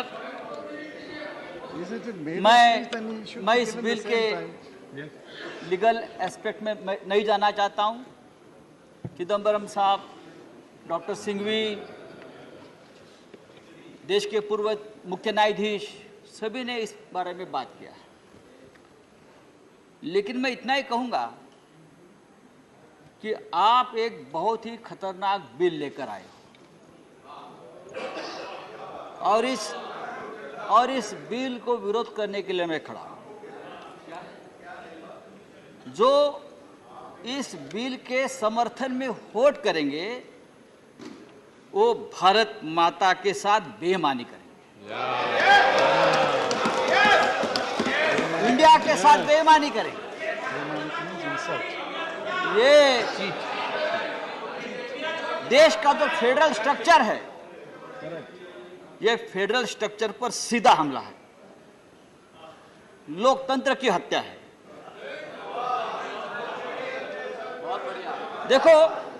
देखो 4 मिनट है, मुझे 2 मिनट काफी है, तो ज्यादा आवाज मत वहां से करिए। एक चुनी हुई सरकार दिल्ली में है, विधानसभा है, असेंबली है, सरकार, लोगों ने दिल्ली के चीफ सेक्रेटरी को वोट नहीं दिए हैं, एलजी को वोट नहीं दिया है, एलजी नहीं जाता वोट मांगने को, वोट मांगता है केजरीवाल या कोई मुख्यमंत्री या कोई सरकार, कोई नेता। हाँ, आप 5 बार चुनाव हार गए, 6 बार चुनाव हार गए। आज भी दिल्ली के विधानसभा में आपके 5 विधायक नहीं है, और इसलिए आप दिल्ली विधानसभा हो, चाहे महाराष्ट्र हो, चाहे पश्चिम बंगाल हो, चाहे तमिलनाडु हो, आप कब्जा लेने चाहते हैं। सरकारें कौन चलाएगा? हम लोकतंत्र की बात अगर करेंगे, मैं वहां की बहुत से लोगों के मेरे मित्र है, भाषण सुन रहा था, मुझे लगा आपको पुराने दिन याद आएंगे, जब लोकतंत्र के बारे में बड़ी बड़ी बातें आप कर रहे थे, लेकिन आपके आंखों में मुझे कोई लज्जा नहीं दिखी। मुझे 2 पंक्तियां याद आई गोपाल दास नीरज की, मत पूछो कि इस दौर में क्या क्या नहीं बिका। आपने तो सब कुछ बिक दिया है, पब्लिक सेक्टर से लेकर लोकतंत्र तक, विधायक, सांसद, सरकारें। मत पूछो कि इस दौर में क्या क्या नहीं बिका, आपके आंखों की शर्म तक आपने बेची है।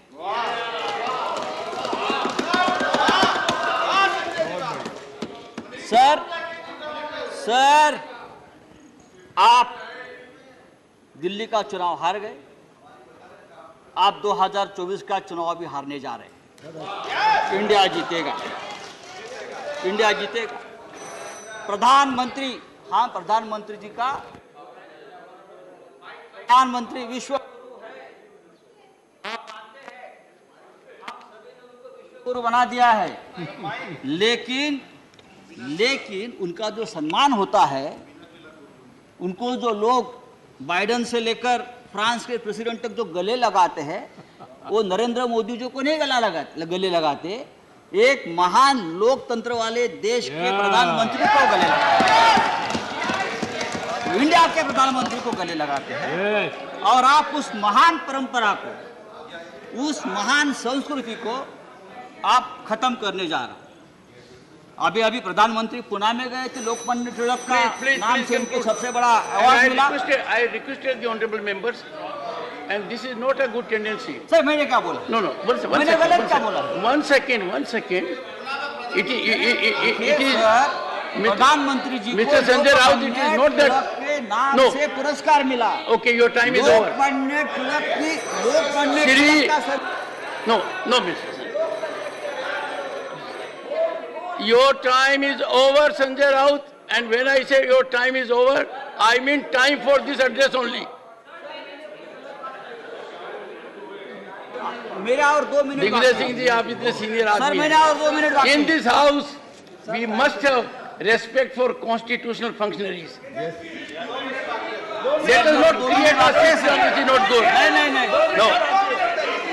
Priyanka. Message from Lok Sabha Secretary General. Message from Lok Sabha Secretary General. Sir, with your kind permission, I rise to report that the Lok Sabha at its sitting held on 7th August 2023 passed 1. The Anusandhan National Research Foundation Bill 2023 and 2. The Pharmacy Amendment Bill 2023. I lay a copy each of the said bills on the table. Shri Ghanshyam Tiwari, 15 minutes. आदरणीय सभापति महोदय, मैं आपके माध्यम से आज इसकी बहस की शुरुआत करते समय माननीय श्री अभिषेक मनु सिंघवी जी थे, उन्होंने चेतावनी दी बीजेडी को, वाईएसआर कांग्रेस को। उन्होंने कहा कि भाई आप इनके साथ जा रहे हैं तो आपके साथ अच्छा नहीं होगा, क्योंकि आग दूर तक आएगी। लेकिन सभापति महोदय, वो मेरे मित्र हैं, जोधपुर के हैं, मैं उनको याद दिलाना चाहता हूं कि वो केजरीवाल जी के पास वो गए हैं, इसलिए वो अपने आप को संभालें, क्योंकि केजरीवाल साहब के साथ जितने भी लोग थे जो शुरू में उनके साथ आए, चाहे प्रशांत भूषण जी आए, चाहे स्वर्गीय शांति भूषण जी आए, चाहे योगेंद्र यादव जी आए, चाहे कवि जी आए, या जितने भी लोग आए, वो सबसे पहले अन्ना हजारे आए। अन्ना हजारे की बात उन्होंने नहीं मानी, फिर किरण बेदी की बात उन्होंने नहीं मानी, फिर प्रशांत भूषण की बात उन्होंने नहीं मानी, फिर शांति भूषण जी की बात उन्होंने नहीं मानी, योगेंद्र यादव जी की बात नहीं मानी। सबको उन्होंने अलग अलग अपने स्थान पर भेज दिया। अब उसके बाद में 2 आदमी बच गए उनके पास में, वो श्री मनोज सिसोदिया जी बचे और सत्येंद्र जैन जी बचे। जब वो नहीं गए तो उन दोनों को जेल में भेज दिया। इस प्रकार से उनके पास फिर कोई नहीं रहा, क्या कोई नहीं रहा। इसलिए अब अगर कोई खतरा है तो खतरा कांग्रेस पार्टी को है और कांग्रेस पार्टी उनसे सावधान रहे। और जहां तक ये कांग्रेस पार्टी का और आप पार्टी का साथ आने का सवाल है, सभापति महोदय, ये तो मुद्दा मैरिज है। ये तो कॉन्ट्रैक्ट हुआ था कि हमारा इस बिल में आप समर्थन करोगे तो हम आपके साथ आएंगे, और ये बिल लोकसभा में पास हो गया। अब ये राज्यसभा में पास होने वाला है।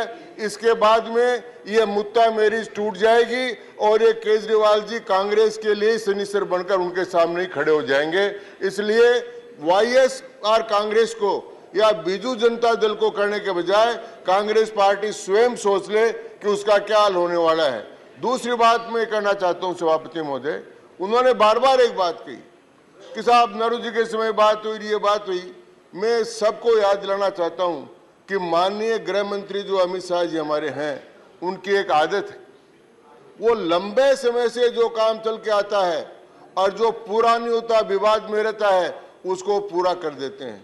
जैसे आर्टिकल 370 नेहरू जी के समय से चलाया था, पूरा नहीं हुआ, इन्हीं सदनों में पास करके उन्होंने पारित कर दिया। वो पारित कराया, कराया सक्सेसफुली। और दूसरा, फिर इसी प्रकार से रामलला के राम जी के मंदिर के बारे में बोल रहे थे, वो भी इनके गृह मंत्री के काल में पूरा हुआ। और ये विवाद जो पंडित जवाहर,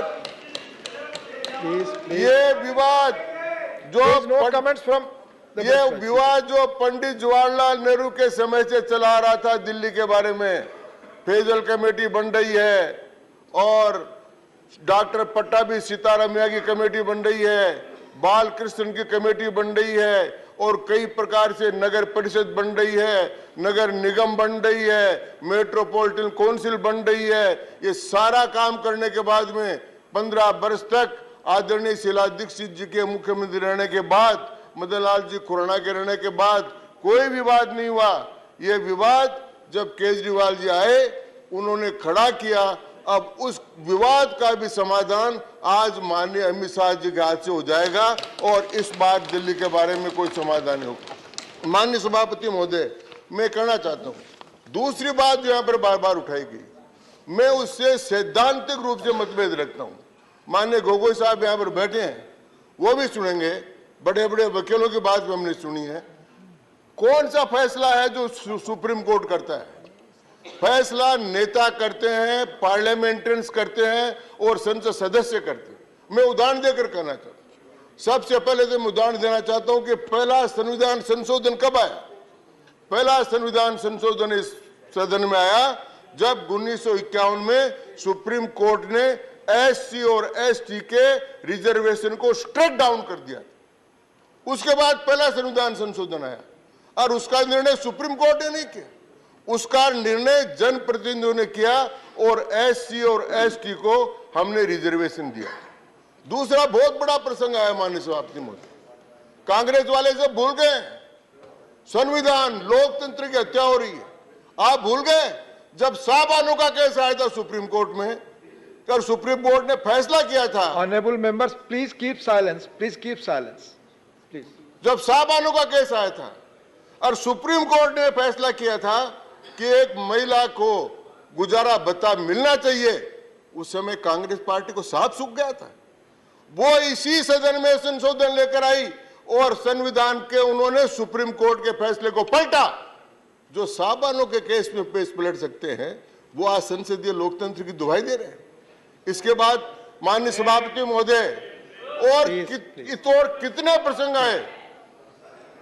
ओबीसी के आरक्षण का प्रसंग आया, ओबीसी के शिक्षा में रिजर्वेशन का प्रसंग आया, और 9 सदस्यीय बेंच ने ईडब्ल्यूएस के आरक्षण को निरस्त कर दिया था। लेकिन माननीय नरेंद्र मोदी जी ने इसी सदन में संविधान संशोधन करके ईडब्ल्यूएस को आरक्षण दिलाया और 53 याचिकाओं को सुप्रीम कोर्ट ने बाद में निरस्त किया। इसलिए यह कहना कि यह संविधान की अवहेलना है, यह संविधान की अवहेलना भी नहीं है और यह लोकतंत्र की अवहेलना भी नहीं। दूसरी बात मैं कहना चाहता हूं, बार बार एक बात, इतनी जल्दी क्या हो गई थी, इतनी जल्दी क्या हो गई थी।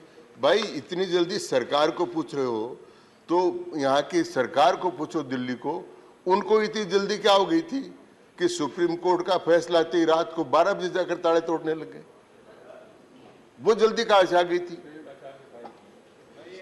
सब ये क्यों गई थी, तो ये इसलिए हुई।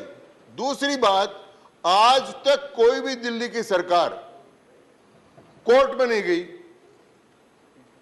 आदरणीय शीला दीक्षित जी भी नहीं गए, मदन लाल खुराना भी नहीं गए। ये किस लिए गए कोर्ट में, हाई कोर्ट में, कि हमको ये अधिकार मिलने चाहिए। ये अधिकार उसके पहले इनके पास नहीं थे तो ये गए, और गए तो दिल्ली हाई कोर्ट ने इनके खिलाफ फैसला किया। जब ये कोर्ट के इतने ही भक्त हैं तो फिर दिल्ली हाई कोर्ट का फैसला मान लेते, तो दिल्ली हाई कोर्ट का फैसला भी नहीं माना। इसके बाद में ये गए सुप्रीम कोर्ट में, और सुप्रीम कोर्ट में क्या हुआ, सुप्रीम कोर्ट का जो फैसला है उसका केवल एक आख्यान पढ़ते हैं, बाकी 2 आख्यान जो भी माननीय महेश जी ने भी बताए और माननीय गोगोई जी ने बताए, उनको पढ़ नहीं रहे। तो मीठा मीठा गप और कड़वा कड़वा थू। और ये जो आया है आज, ये जो संविधान संशोधन का बिल आया है, ये ऑर्डिनेंस को जो वो करने का बिल आया है, ये सुप्रीम कोर्ट की इच्छा के अनुसार आया है। और लेकिन किसी भी देश में सब जनप्रतिनिधि फैसला करते हैं। 1926 के पहले ब्रिटेन में महिलाओं को वोट का अधिकार नहीं था, और वहां की प्रिवी काउंसिल ने तय कर दिया था कि अधिकार उनको नहीं मिल सकता क्योंकि ये कानून के अंतर्गत नहीं है। प्रिवी काउंसिल ने फैसला किया, और फैसला करने के बाद में ब्रिटेन में महिलाओं को वोट का अधिकार मिला। भारत में तो पहले से है।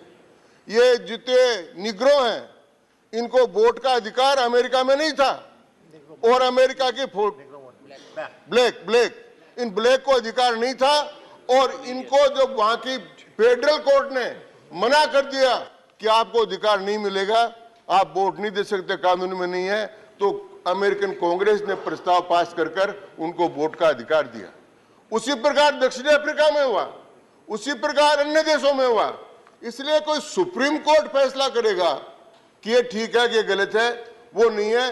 भारत में भी आज तक के 50 उदाहरण हैं जिनमें सुप्रीम कोर्ट के फैसलों को बदलकर हमने जनहित में निर्णय किए गए हैं, और ये दिल्ली के जनता के हित में सबसे बड़ा निर्णय माननीय अमित शाह जी लेकर आए हैं, वो हम करने जा रहे हैं। और इसलिए सभापति महोदय, मैं कहना चाहूंगा कि ये बार बार कहना कि दिल्ली के साथ अन्याय हो रहा है, दिल्ली का एक विशेष स्टेटस है, उस स्टेटस को सबने माना है। अब दिल्ली भारत की राजधानी है। एक भी दुनिया के किसी देश का उदाहरण आप नहीं दे सकते कि उस देश के अंदर वहां की राजधानी है, उसका अलग प्रांत हो। यहां पर विदेशी आते हैं, यहां पर इतने बड़े सम्मेलन होते हैं, और यहां पर भारत सरकार कितने काम कर रही था। अभी भारत मंडपम इतना बड़ा माननीय प्रधानमंत्री जी ने उद्घाटन किया है, वो केंद्र सरकार ने किया है। अब युगे युगेन भारत है, इतना बड़ा जो म्यूजियम बनने वाला है, वो म्यूजियम भारत सरकार ही तो बना रही। तो ये इस प्रकार के काम दिल्ली में होना, दिल्ली में वार मेमोरियल बनना, दिल्ली में सारा काम होना, दिल्ली में सभी राजदूतों की सुरक्षा करना, अंतर्राष्ट्रीय सम्मेलन होना, ये सब काम हो रहे हैं। और इसलिए मैं निवेदन करना चाहता हूं कि ये बिल की 3 बातें जो कही गई, न तो ये संविधान के विपरीत है, न ये लोकतंत्र के विपरीत है, न ये दिल्ली की जनता के विपरीत है। हाँ, ये विपरीत है कांग्रेस पार्टी कि संदीप दीक्षित, जो कांग्रेस पार्टी के खास आदमी, नेता कांग्रेस के, उन्होंने दिया स्टेटमेंट कि ये बिल ठीक है। पंजाब के कांग्रेस वालों ने कहा बिल ठीक है, लेकिन ये जो टेम्परेरी मुद्दा मेरी हुई थी, केजरीवाल जी ने कहा कि हमारा अगर समर्थन करोगे तो हम इंडिया में आएंगे, और आज ये जो पास होगा ये मुद्दा मेरी टूट जाएगी और वो इंडिया INDIA जो है उससे ए अलग खत्म हो जाएगा और ये चार ही बचेंगे, क्योंकि पहला काम ये करेंगे तो उनके खिलाफ ही करेंगे। उदाहरण के लिए दिल्ली में पहले इनको मेजोरिटी नहीं मिली थी और कांग्रेस ने समर्थन देकर केजरीवाल जी को बढ़ा दिया था, बन गए, पर दूसरी बार जब आए तो कांग्रेस को पूरी को हजम कर गए, तो कांग्रेस साफ हो गई। इसी प्रकार पंजाब में कांग्रेस को साफ किया, अब आगे भी उनका उद्देश्य तो कांग्रेस को साफ करना है, तो हमारी कहां लड़ाई है। तो ये जो काम है, और इस प्रकार से मैं कहना चाहूंगा कि जितना सारा काम ये माननीय अमित शाह जी ने किया है और जो प्रस्ताव पेश किया है वो सब बातों को सोचकर किया है। और एक विवाद जो इतने लंबे समय से चल रहा था, पेयजल कमेटी बने, डॉक्टर पट्टाभी सीतारमैया की बने, सरकारिया कमीशन बने, फिर संशोधन आया और 91 से लेकर 15 तक किसी प्रकार का विवाद नहीं हुआ, तो बोलने वालों को तो ये सोचना चाहिए था कि विवाद पैदा क्यों हुआ है। अब दूसरी बात, अगर ये संविधान के विपरीत होता तो इनको सुप्रीम कोर्ट में स्टे मिलता, वो स्टे भी नहीं मिला। ये वहां स्टे लेने गए, स्टे नहीं मिला, अब संविधान पीठ में गए तो संविधान पीठ इसको देखेगी। पहले ही फैसला कर दिया उन्होंने कि 339A के अंतर्गत सारे कानून बनाने का अधिकार भारत की संविधान सभा को है, वो है। दूसरी बात मैं कहना चाहूंगा कि ये धमकी देना दूसरे को, और एक बात मैं साफ रूप से कहना चाहूंगा, माननीय चिदम्बरम जी ने एक बात कही कि जम्मू और कश्मीर को उन्होंने 2 हिस्सों में बांट दिया। मैं कई बार कहता हूं कि लोग अपने कृत्यों को भूल जाते हैं। आंध्र प्रदेश से, तमिलनाडु से आंध्र प्रदेश अलग हुआ, कांग्रेस ने किया, फिर तेलंगाना और आंध्र अलग हुआ, कांग्रेस ने किया। कितने प्रांत कांग्रेस ने किया और कांग्रेस ने तोड़े, तो क्या कांग्रेस ने राज्यों के अधिकार खत्म कर दिए थे? प्लीज, वो कांग्रेस ने तोड़े, तो ये अधिकार केंद्र के पास। तो इस प्रकार पंजाब का विभाजन हुआ कांग्रेस के समय, हरियाणा बना, पंजाब बना, कांगड़ा मिलकर हिमाचल प्रदेश बना, ये कांग्रेस टाइम है। और संविधान की बात करते हैं और ये कहते हैं संशोधन क्यों लेकर आए। इलाहाबाद हाई कोर्ट के फैसले के बाद और जस्टिस A.K. कृष्णा अय्यर के सुप्रीम कोर्ट में स्टे न देने के पश्चात श्रीमती इंदिरा गांधी ने संविधान संशोधन करके अध्यादेश जारी करके अपनी मेंबरशिप कायम रखी। उतना बड़ा गलत काम हिंदुस्तान के इतिहास में आज तक नहीं हुआ। वो पार्टी पार्लियामेंट की बात करे, वो पार्टी कानून की बात करे, वो पार्टी संविधान की बात करे, तो मैं समझता हूं कि इससे बड़ा कोई धोखा नहीं हो सकता। इसलिए मैं कहना चाहता हूं कि ये कानून, ये अध्यादेश संविधान के अनुसार है, दिल्ली के जनता के हित में है और ये उसी प्रकार से समस्या का समाधान कर देगा जिस प्रकार से आर्टिकल 370 को समाप्त करके कश्मीर की समस्या का समाधान हुआ। अब किसी को भी कमेटी बनाने की जरूरत नहीं पड़ेगी, दिल्ली की समस्या का भी परमानेंट समाधान हो जाएगा। ये इस बिल में है। सभापति महोदय, आपने मुझे समय दिया, इसके लिए बहुत बहुत धन्यवाद। धन्यवाद माननीय Ghanshyam ji. Honourable Shri Vaiko ji, you have 4 minutes, sir.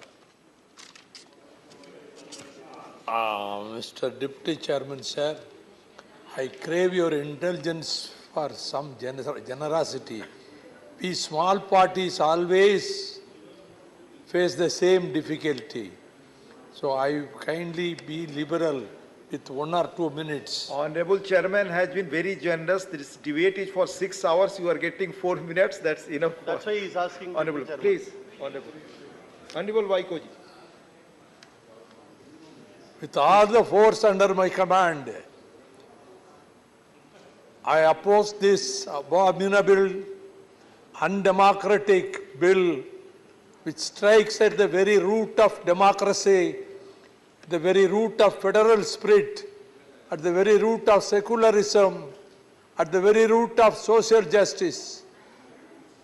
Sir, the government of National Capital Territory of Delhi Bill 2023 has brought forth seismic shifts in the governance landscape of Delhi. While cloaked in the garb of administrative efficacy, the bill in many ways appears to erode the democratic fabric that is intrinsic to Indian polity. The bill notably clips the wings of the Delhi Legislative Assembly by stripping it of the power to legislate on services. This is a deviation from the norm, where a state legislature would typically have jurisdiction over subjects in the state list with exceptions.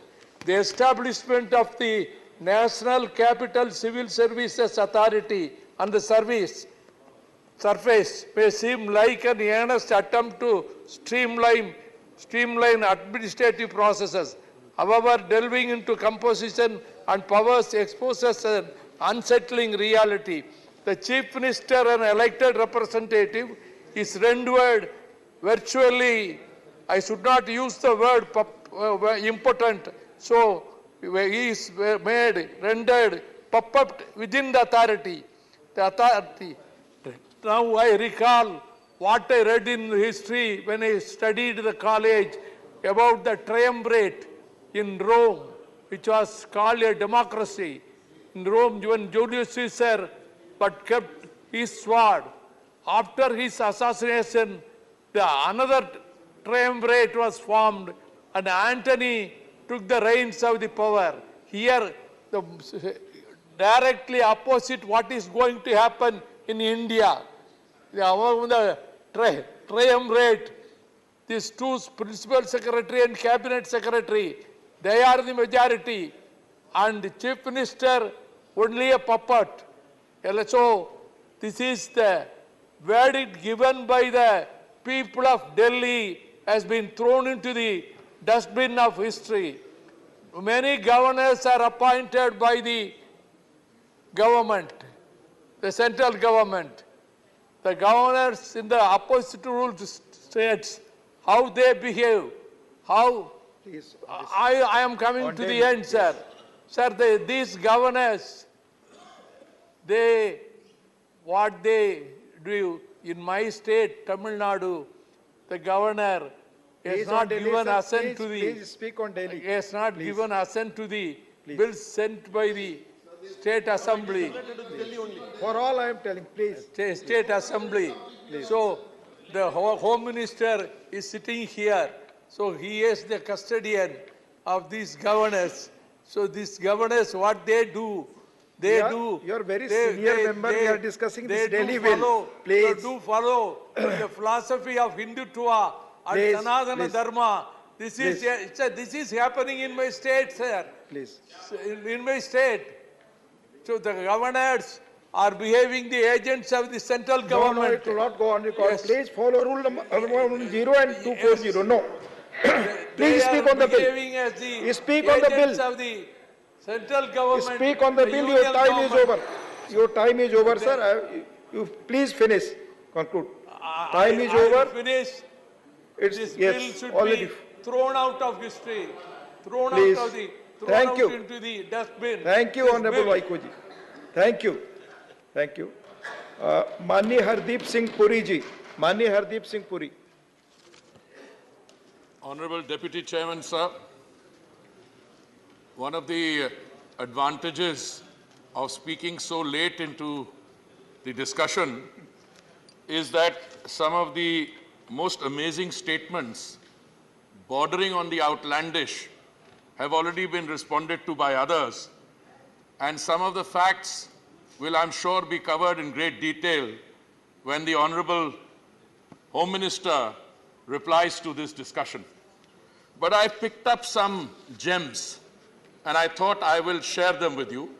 It was when the Honorable Chairman was presiding that words that were used included retrogressive, unconstitutional, control freak, principles of federalism violated, arrogant government, accountability, constitutional stupidity, cheap tactics, chicanery.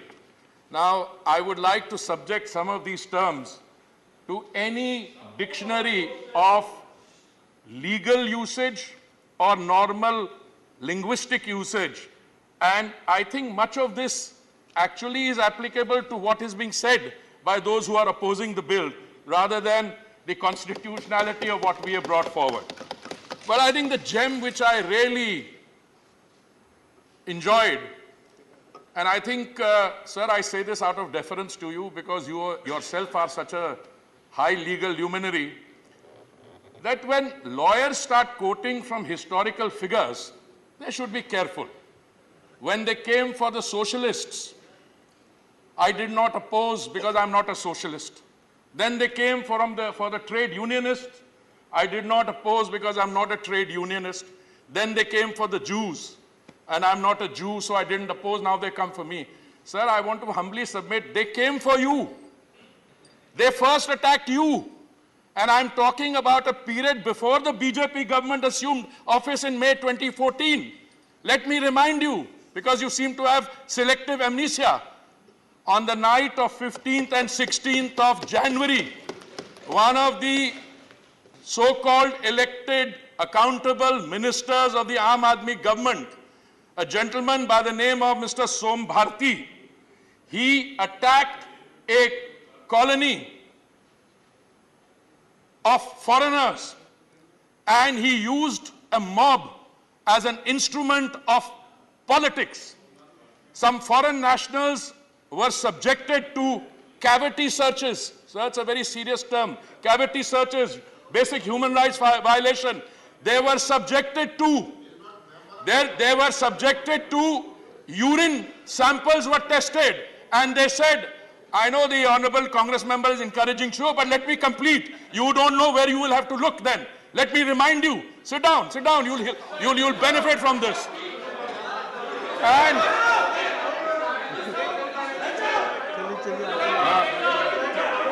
Honorable Chairman, sir. One second. Oh, no, first ask your colleagues to take the seat. 1 second. 1 second. First ask your colleagues to take seat. Yes. Now what is your point? The point is, because he is naming the person who is not a member of this house. How he can name that person? Yes. Let me tell the honorable member, Mr. Gupta, that this issue was addressed by me on a point of order raised by the leader of opposition. And I had categorically held that this house has the power to discuss conduct of anyone. This house has the power to discuss anything under the planet. And as a matter of fact, this issue was signaled by former Chief Justice Mr. Gogoi also. If it is with respect to member of a Lok Sabha, then there is a set procedure that before making accusations, notice has to be given. So don't get upset. Don't get upset. Mr. Chairman, sir. 1 second. Let me tell you, Mr. Gupta, if you get upset, you will be helping Mr. Puri. You will be helping Mr. Puri if you get upset. Please. Sir, this unfortunate incident, which we would all want to forget, but which my friends, those who are opposing this bill, perhaps want to forget even more, took place on the fateful night of 15th and 16th January 2014. Sir, I wrote about it even then. I have a publication which has these and other such incidents documented. And these were, I can give them the citation, these were much before the BC of appeasement. They indulged this kind of behavior, and 2 of the policemen were transferred because they were afraid that the 26th January celebrations would be thwarted. Sir, these are the facts, and let me not stop here. This was an action in January 2014.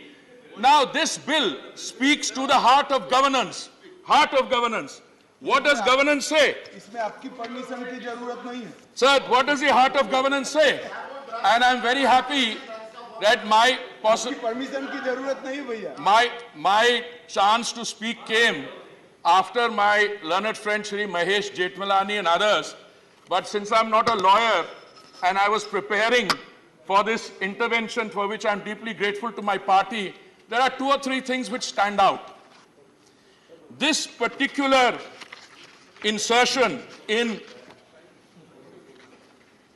1991 and 239, what does it seek to do? It acknowledges the sui generis character of Delhi. The honorable member mentioned there was a reality. It is a union territory, yet it has a legislature, elected government. So he used the term escalated union territory. But that sui generis character needs to be acknowledged, it needs to be fleshed out, and that is precisely what the bill that the government has brought is seeking to do. Now, the civil service authority which is being established, I found it appalling that someone can get up here and say, one member is the supreme. Yes, he's an elected chief minister. He deserves full respect. He deserves to have his position as primus inter pares in this 3-member committee acknowledged and respected. But to say that the other 2 are against the whole system, or they have been appointed and their integrity is in doubt, is an outlandish statement, if I may submit. Let me now read out to you how they treat their chief secretaries. Sir, I have in front of me the copy of an FIR filed a few months later. It was filed on 20th February 2018. The then chief secretary says that he received an information yesterday, that is 19th February. I was informed on telephone at 8:45 p.m. in the evening that the advisor to the Chief Minister, Shri V.K. Jain, that I had to reach the CM's residence at 12 o'clock at night. Sir, I'm not going to read out the whole FIR, but I'll read out some salient portion. He had already met the Honorable Chief Minister at that point of time, earlier in the day. He was to meet the Chief Minister again the next day because there was a cabinet meeting. And the contents of this FIR, sir, are amazing. He says he was told that if some advertisements that were the Honorable Chief Minister desired and some of their MLAs desired, if those advertisements are not released, he better come there at 12 o'clock. The Chief Secretary reached the Honorable Chief Minister's residence. He thought only the Deputy CM would be there, Shri Manish Sisodia. But to his surprise, 11 other MLAs were there. And they sat down and started questioning the Chief Secretary in an aggressive manner why those advertisements were not released, to which the Chief Secretary replies as part of the FIR, part of the subsequent legal records, that those advertisements could not be released in the light of the Supreme Court directives. Then what happened is even more amazing. The Chief Minister and the Deputy Chief Minister are present, and the Chief Secretary is physically assaulted. Now, I am not surprised. I am not surprised. Honorable member, इसका जवाब आप जनता के सामने देना, आप भूलना चाहते हैं इसको, हम आपको याद करवाएंगे.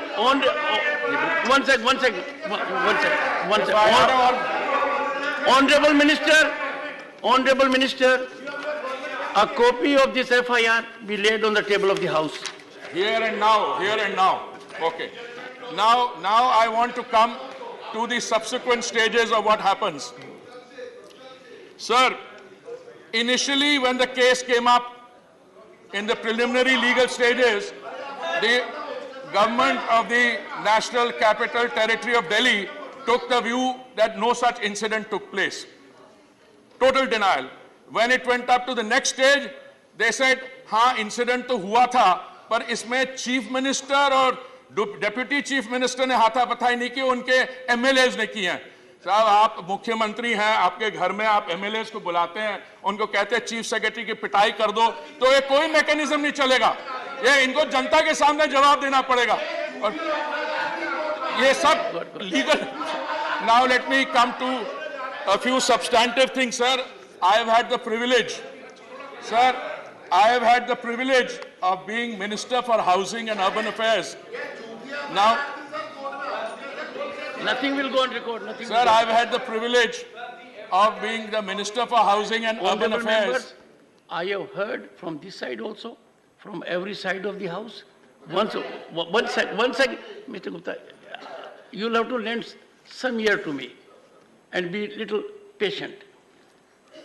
There have been inputs that have been absolutely beyond the bill. When I tried to request the honorable members to be in the groove, they said no. And I have had a number of them saying so. If the honorable minister is making an input, hear him patiently. When there is an occasion for someone from this side, you will have an occasion. But can we create ruckus in the house like this? So, no, I will not lend him.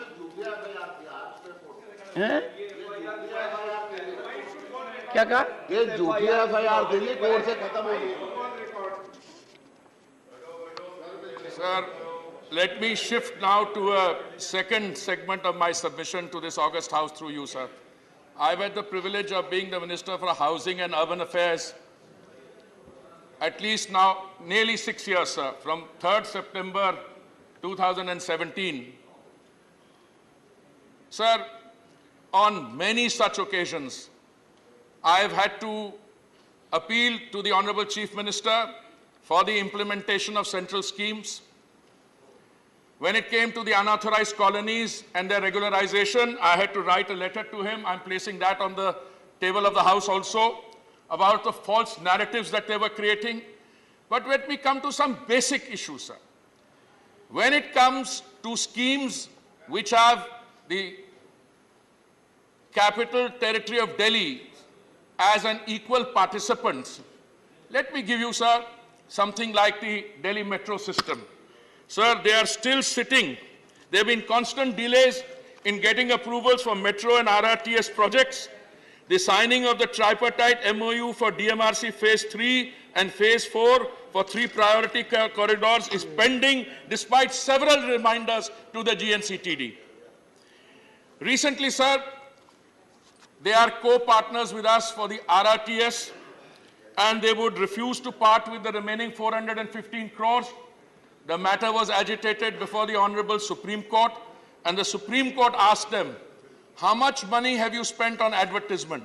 So the reply given to the Supreme Court by the Capital Territory of Delhi government was that they have spent 1,100 crores on advertisements in the last 3 years. In 3 years. And they could not release 415 crores for the RRTS. So this again, एक ऐसा मुद्दा है जिसपे इनको दिल्ली की जनता को जवाब देना होगा. Or, sir, let me give you one or two other some examples, sir. A reference is already made in terms of dealing with institutional mechanisms. Let me also tell you, sir, that the 400 or so specialists or consultants who were hired, well, I'm very happy that the Lieutenant Governor has finally terminated their services. What services they provided at exorbitant salaries, perhaps they might like to inform the House about that. But there was another expenditure, sir, where they incurred 60 lakh का खर्चा किया कुछ equipment खरीदने के लिए. Equipment 60 lakh की है और उन्होंने विज्ञापन उस पे किया 23 करोड़ के. I will place those facts in front on the table of the House also.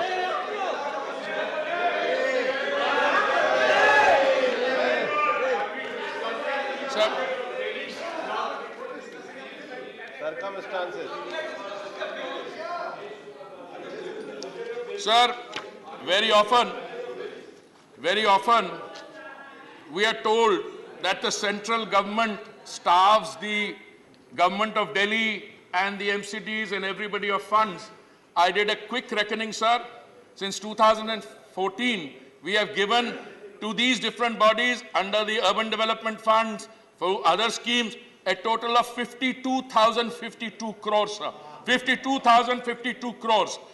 And what we witness, जो हमारी केंद्रीय योजनाएं हैं, मैं इसलिए एक का उदाहरण दे रहा हूं क्योंकि मनसुख भाई मेरे साथ, my honourable colleague is sitting next to me, some of the most successful schemes sir, Ayushman Bharat, जिसके तहत एक परिवार को एक वर्ष में 5 लाख रुपए की सुविधा है इलाज करवाने के लिए, दवाइयों के लिए, ऑपरेशन के लिए, पोस्ट ऑपरेशन केयर, ये इन्होंने दिल्ली में लागू ही नहीं की।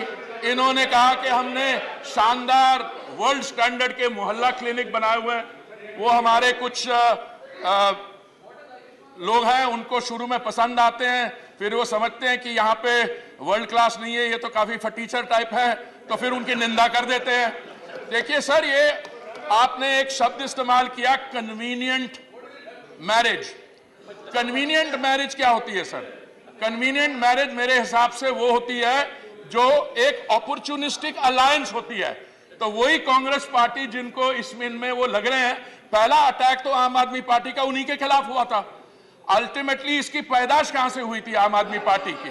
Sir, it was we also welcomed it. I must say, as a private citizen, when I found a social movement headed by a highly respectable Anna Hazare against entrenched bhrashtachar, entrenched corruption ke khilaf. But today, you wonder who started the movement and who has become the prime mover and where is this leading to? So I make the submission to you, sir. I have no desire to take more time than is necessary, because I told you I have already seen that most of the question and those absurd statements have already been responded to by others at the legal front, and I'm sure that the Honorable Home Minister, when he is responding to the debate, will provide. But in conclusion, sir, let me ask through you one question. Why do we have selective amnesia? कुछ चीजें हमें याद रहती हैं और कुछ चीजें हम कन्वीनियंटली भूल जाते हैं। अच्छा, शब्द जो इस्तेमाल करते हैं यहाँ पे, आपने कहा कि ये अनकॉन्स्टिट्यूशनल है, ये सब जुडिस है, ये है, ये वो है। मैं आपसे एक चीज सवाल पूछना चाहता हूं, अगर आपके पास लीगल आर्ग्यूमेंट्स नहीं है, तो चिदम्बरम जी ने बिल्कुल सही कहा कि legal arguments have been exhausted by doctor Singhvi, तो इसलिए वो पॉलिटिकल करे। पर पॉलिटिकल आर्ग्यूमेंट भी मेरे को समझ नहीं आ रहा, ये चाहते क्या है? Do you want the national capital territory of Delhi to be subjected to this kind of anarchism? और ये एनार्किस्ट का शब्द मैं नहीं इस्तेमाल कर रहा हूं। जब रेल भवन में उन्होंने 36 घंटे he held the city to ransom, he said, and he's on record, I'll make that cutting also available, I am an anarchist. So this political formation, sir, a startup, has not made the transition from anarchy to governance. And this bill is about governance. They should rejoice, they should welcome it, and they should participate in mature governance till they are in office. बहुत बहुत धन्यवाद, sir. Message from Lok Sabha, Secretary General. Sir, with your kind permission, I rise to report that the Lok Sabha at its sitting held on 7th August 2023 has agreed without any amendment to the Mediation Bill 2023, which was passed by Rajya Sabha at its sitting held on 1st August 2023. Honorable members, as you are aware, discussion on the Government of National Capital Territory of Delhi Amendment Bill 2023, which has been allotted 6 hours for discussion, will continue beyond 8 p.m. today. In view of the extended sitting, for the convenience of honorable members, dinner will be served in Banquet Hall, Parliament Library Building from 7:30 p.m. onwards. Members may accordingly make use of the arrangements. Dr. M. Thambidurai, 4 minutes. Sir, I am former law minister. You have given so many people. I am former law minister. Sir, the word is very cruel. Some more time. It takes note of the present. No. All of us have that feeling, you see. Please, sir, this is a very important bill brought by Honorable Hamid Jaji. I want to support this bill. Give me some time. Because as a law minister, former minister, I want to say something. Let me tell you, Mr. Thambidurai, you have been a former law minister. Sir. Whenever there is a bench of judges, sir, you are the wisest judge is one who says, I agree. Sir, time is bad, please. Sir, you are a legal luminary. I am ordinary law minister at that time. You please allow me to speak. 4 minutes. Sir, on behalf of ADMK party, I support the bill brought by Honorable Home Minister Amit Shah ji regarding to seek that to promote harmonious relations between the legislature and executive and further define the responsibility of the elected government and the lieutenant governor in line with the constitutional scheme of governance of the National Capital Territory of Delhi. Sir, you know very well the Article 1 of the Constitution of India defines the territory of India as comprising of states and union territories and nothing else. And Article 1 read with Article 239 provides that the union territories to be governed solely by the President. Sir, I want to make certain points because our eminent lawyers, Abhishek V. and Chidambaram, they argued about the bill against that. They are the eminent lawyers. If they come this side also, they will defend the bill also. They have the capacity. Therefore, as lawyers, they made their points. That is different, sir. But the crux of the point what they said regarding the federalism and the rights of the union territory, the union state governments and union territories, everything they argue. I want to know what is the present status for federalism? Who is responsible for decentralization of this government? This is your government, Congress government. The Congress government, they are responsible for this kind of anarchy and take away the state rights. That is, everybody knows that. Especially 1976 emergency period, nobody can forget the Indian history. How this former Prime Minister, Srimati Indira Gandhi ji, how she brought certain rules and taken the state powers, including education. Same. Who did it? But whether central government did anything for that? But if they thought they would have brought, even DMK was afterwards, coincided with the government so many times ruled, if they were told they have brought once again education to the state subject. But they have not done. Because why I am telling, the federalism, everything is gone arguing. When they are opposition, they are arguing for federalism. When they are coming to the power, they want to decentralize, hold the power. These are the things are happening. And centralize, they are centralizing. This is the power, sir. For example, sir, just now I started, 1 minute. sir. 1 minute, 1 minute. For example, even finance, sir, who brought the GST thing? Because our DMK government is criticizing GST. We are also against that. Who brought that? But Chidambaram only finance brought that. See, all like that, there are so many times, sir. And also, because you are going ringing bell, I want to crux up the point. I don't want much of the time. Because I am supporting Amit Shah ji, what he has brought.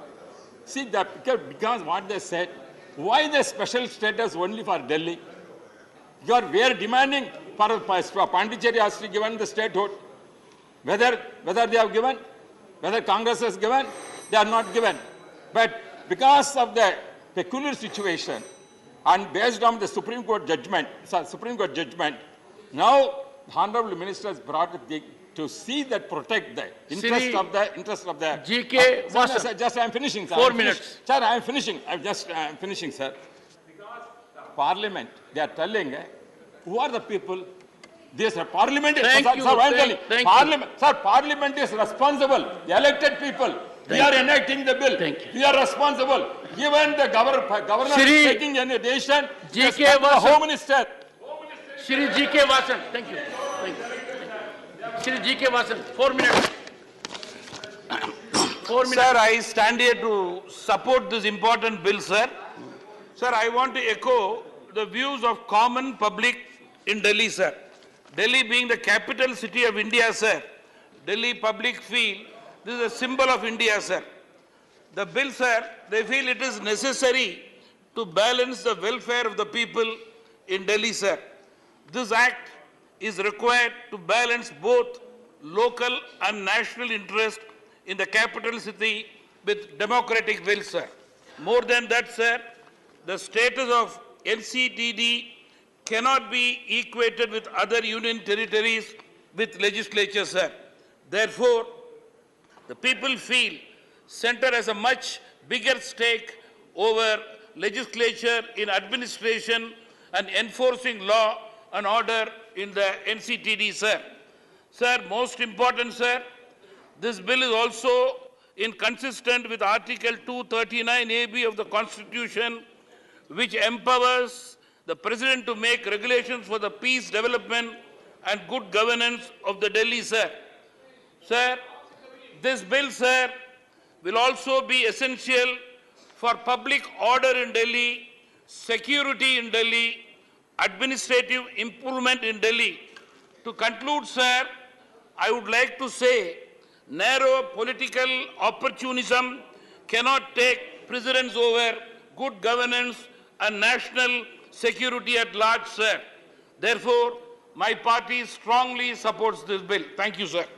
Shri Bhuvaneshwar Kalita,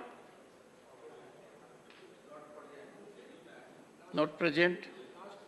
Shri Javed Ali Khan, 4 minutes. Yes, sir. माननीय सभापति जी, मैं दिल्ली राष्ट्रीय राजधानी राज्य क्षेत्र शासन संशोधन विधेयक 2023 के विरोध में खड़ा हुआ हूं। आज का दिन हमारे लिए बहुत मधुर रहा। बहुत सारे वकीलों की बात भी सुनी और जज साहब की बात भी सुनी, सीनियर लोगों की बात भी सुनी और कुछ जो हमारे बाद सदन में आए थे उनकी बातें भी सुनी। एक बात बड़ी प्रमुखता के साथ उस तरफ के साथियों ने उठाई, मुख्य सचिव की पिटाई का मामला। एफआईआर हुई, आपने टेबल करने के लिए कह दिया। मैंने ये निवेदन किया था अपनी जगह से बोलते हुए, शायद आपने सुना नहीं, कि उस केस का हश्र क्या हुआ, वो फैसला भी कोर्ट का टेबल कर दिया जाए, क्योंकि उसमें किसी के ऊपर कोई कार्रवाई नहीं हुई सर। वो मनगढ़ंत केस रखा गया था, झूठा साबित हुआ कोर्ट के अंदर। पुरी साहब कहते हैं कि कन्वीनियंस के हिसाब से बोल लेते हैं लोग, आधी बात छोड़ देते हैं, आधी बात कह देते हैं, जो मतलब की होती है वो कह देते हैं। उन्होंने भी ठीक यही किया है कि अपनी कन्वीनियंस के हिसाब से आधी बात प्रस्तुत कर दी और जो उस कोर्ट केस का हश्र हुआ था उसके बारे में उन्होंने भी कुछ नहीं कहा। I direct you to place that judgment on the table of the house. Okay, we will do, sir. Go ahead. पर अपील हुई है वो भी रखवाई। जजमेंट फाइनल नहीं हुआ है, अपील हुई है हाई कोर्ट में। And honorable members, I had indicated on number of occasions, this house, no, this house cannot be a platform to set afloat narratives which are not factually tenable. Sir, you have made an assertion in the house and you have not given a complete picture. I direct you to put it on the table of the house. मैंने कोई गलत बात, कोई नियम विरुद्ध बात तो कही नहीं है सर। हम तो आपका रोज ही सुनते हैं, जो आप हमें बताते हैं हम मानते भी हैं। One second, we have to do our due diligence. Sir, सारी we have बहस to do our सुनने के बाद homework and then come to the house. Go ahead. Sir, सारी बहस सुनने के बाद और भारतीय जनता पार्टी की तरफ से जो बातें कही गई, मैं इस नतीजे पर पहुंचा कि ये उम्मीद छोड़ चुके हैं कि ये दिल्ली में कभी वापस सरकार बना पाएंगे, इसलिए दिल्ली पर हुकूमत करना चाहते हैं जिस तरीके से भी हो। ये चीफ सेक्रेटरी की बात करते हैं सर। उत्तर प्रदेश के अंदर मैं नाम नहीं ले रहा हूं, गृह मंत्री जी अगर चाहें तो मैं नाम भी ले दूंगा। एक सांसद ऐसा है जो हर हफ्ते तो नहीं, हर महीने एक ना एक अधिकारी को पीटता है। ना उत्तर प्रदेश की सरकार कुछ कर पाती है, ना गृह मंत्री जी उसके खिलाफ कुछ कर पाते हैं, और चीफ सेक्रेटरी जिसका केस भी कोर्ट ने खत्म कर दिया, उसके लिए हाय तौबा मचाए हुए हैं। Honorable member, you have made a serious assertion. Yes, sir. Entire documentation, yes, which is legitimately in public domain, be placed on the table of the house. I have many press cutting of an MP. Place it on the table of the house during course of the day. Sir, during course of the day, please, Professor, sit down. Sir, Professor. Professor, Sir, we cannot allow free fall of information. Sir एक बात No, भी ऐसी नहीं कहूंगा. this is not a platform or ground for accusation. Sir, Mr. Gupta. Sir एक बात भी ऐसी नहीं कहूंगा जिसका Mr. Gupta. सर एक बात भी ऐसी नहीं कहूंगा जिसका साक्ष्य So I take it. Yes, that's all I said. I don't know why other members are agitated. Dr. Keshav, I am surprised why the members are agitated. The honorable member is prepared to lay it on the table. Yes. I said, during course of the day, take your seat. Take your seat, take your seat. All of you take your seat. Take your seat. Take your seat. Sir इस bill के पास होने के बाद मुझे ऐसा लगता है, अब इसका डॉक्यूमेंटेशन मत मांगिएगा सर, वो मैं दे नहीं पाऊंगा. I will, if that is required. Think twice. It has serious consequences. Okay sir, sir listen भाई. इस बिल के पास होने के बाद मुझे ऐसा लगता है कि उपराज्यपाल का पद भारत के किसी भी राज्य के राज्यपाल के पद से भी ज्यादा ताकतवर हो जाएगा. अब इसमें कोई डॉक्यूमेंटेशन की जरूरत है नहीं सर, है क्या? इसमें नहीं है. इसमें नहीं है. और मुख्यमंत्री की हालत दिल्ली के एक नगर पंचायत के चेयरमैन से, टाउन एरिया के चेयरमैन से भी गई गुजरी हो जाएगी. लिहाजा मैं बीजेपी के साथियों को और सरकार को यह सजेस्ट करना चाहता हूं कि आप इधर उधर की बात मत करिए. अगर आप सही सोचते हैं कि दिल्ली में बहुत गलत शासन चल रहा है, तो दिल्ली की विधानसभा को खत्म करके यहां इसको नगर पालिका या महानगर पालिका जो बनाना चाहे बना दीजिए. मेरा कुछ टाइम खराब हो गया था सर, बीच में बातचीत Accommodate कर लिया है. Accommodate कर That दीजिए. time has been accommodated. No, it has to be accommodated. It started late. Shri Bhubaneswar Kalita. Sir मेरी बात. Shri. Thank you. Thank you, Honorable Chairman, for giving me this opportunity to speak on this very, very important bill on the government, on this amendment bill. Sir, some of the questions, the opposition members has raised few questions on the unconstitutionality and morality and the undemocratic nature of the bill. So that all has been tackled and handled by our jurists like Mahijat Malini, Justice Gogoi has very well explained the constitutionality of this bill, and I think our friends in the other side will be satisfied with that. So I will not go much into that. I only want to explain certain things which has come from the opposition members. And some of the members and most of the members are comparing with their state. Like Tamil Nadu, like West Bengal or Bihar, they are talking about a state. But here in this bill, we are not talking about a state. Because Delhi is not a state in the true sense. It is national capital territory, and it falls under special provisions mentioned in Article 239 to Article 242 of the Constitution, The Article 239AA 3B grants Parliament the authority to legislate for Delhi and its related matters. Delhi's government functions according to the procedures outlined in the Constitution. It is a unique administrative unit with specific legal provisions governing in governance. So it is a completely different case. It's not like any other state that they are comparing and they are making their statements. So the question that was raised by was about Supreme Court, that this is pending in the Supreme Court.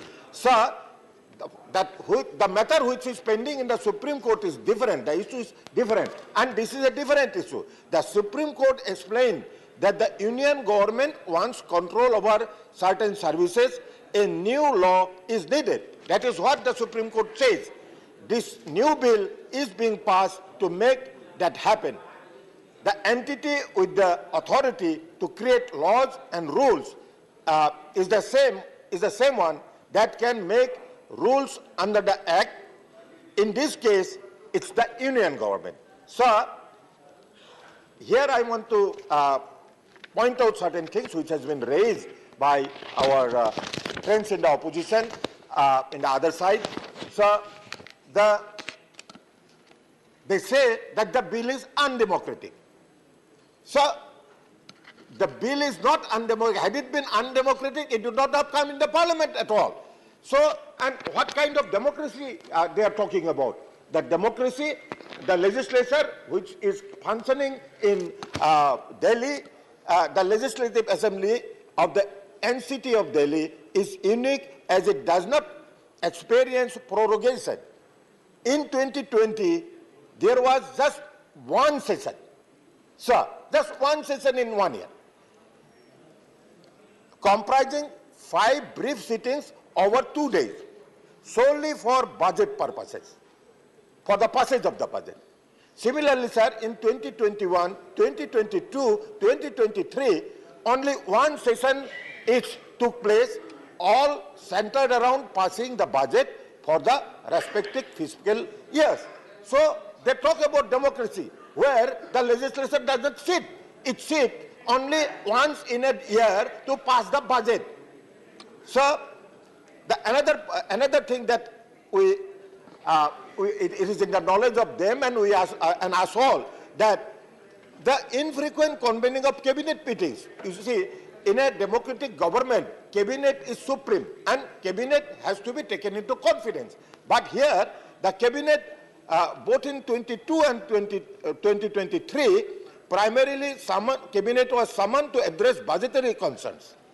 This approach of the government is seen as problematic, as it may impede effective administration and decision on implementation. Notably, the absence of crucial actions such as presenting Comptroller and Auditor General report, which is a constitutional obligation, for the past 2 years misses the questions about the transparency and accountability. So, when the cabinet doesn't sit, when the assembly doesn't sit, where CAG report cannot be placed, where is the transparency and accountability? So, as we all see that in this, in the authority, one of our members said that CM's position has been made redundant. Sir, what for that redundancy is what I want to explain here, sir.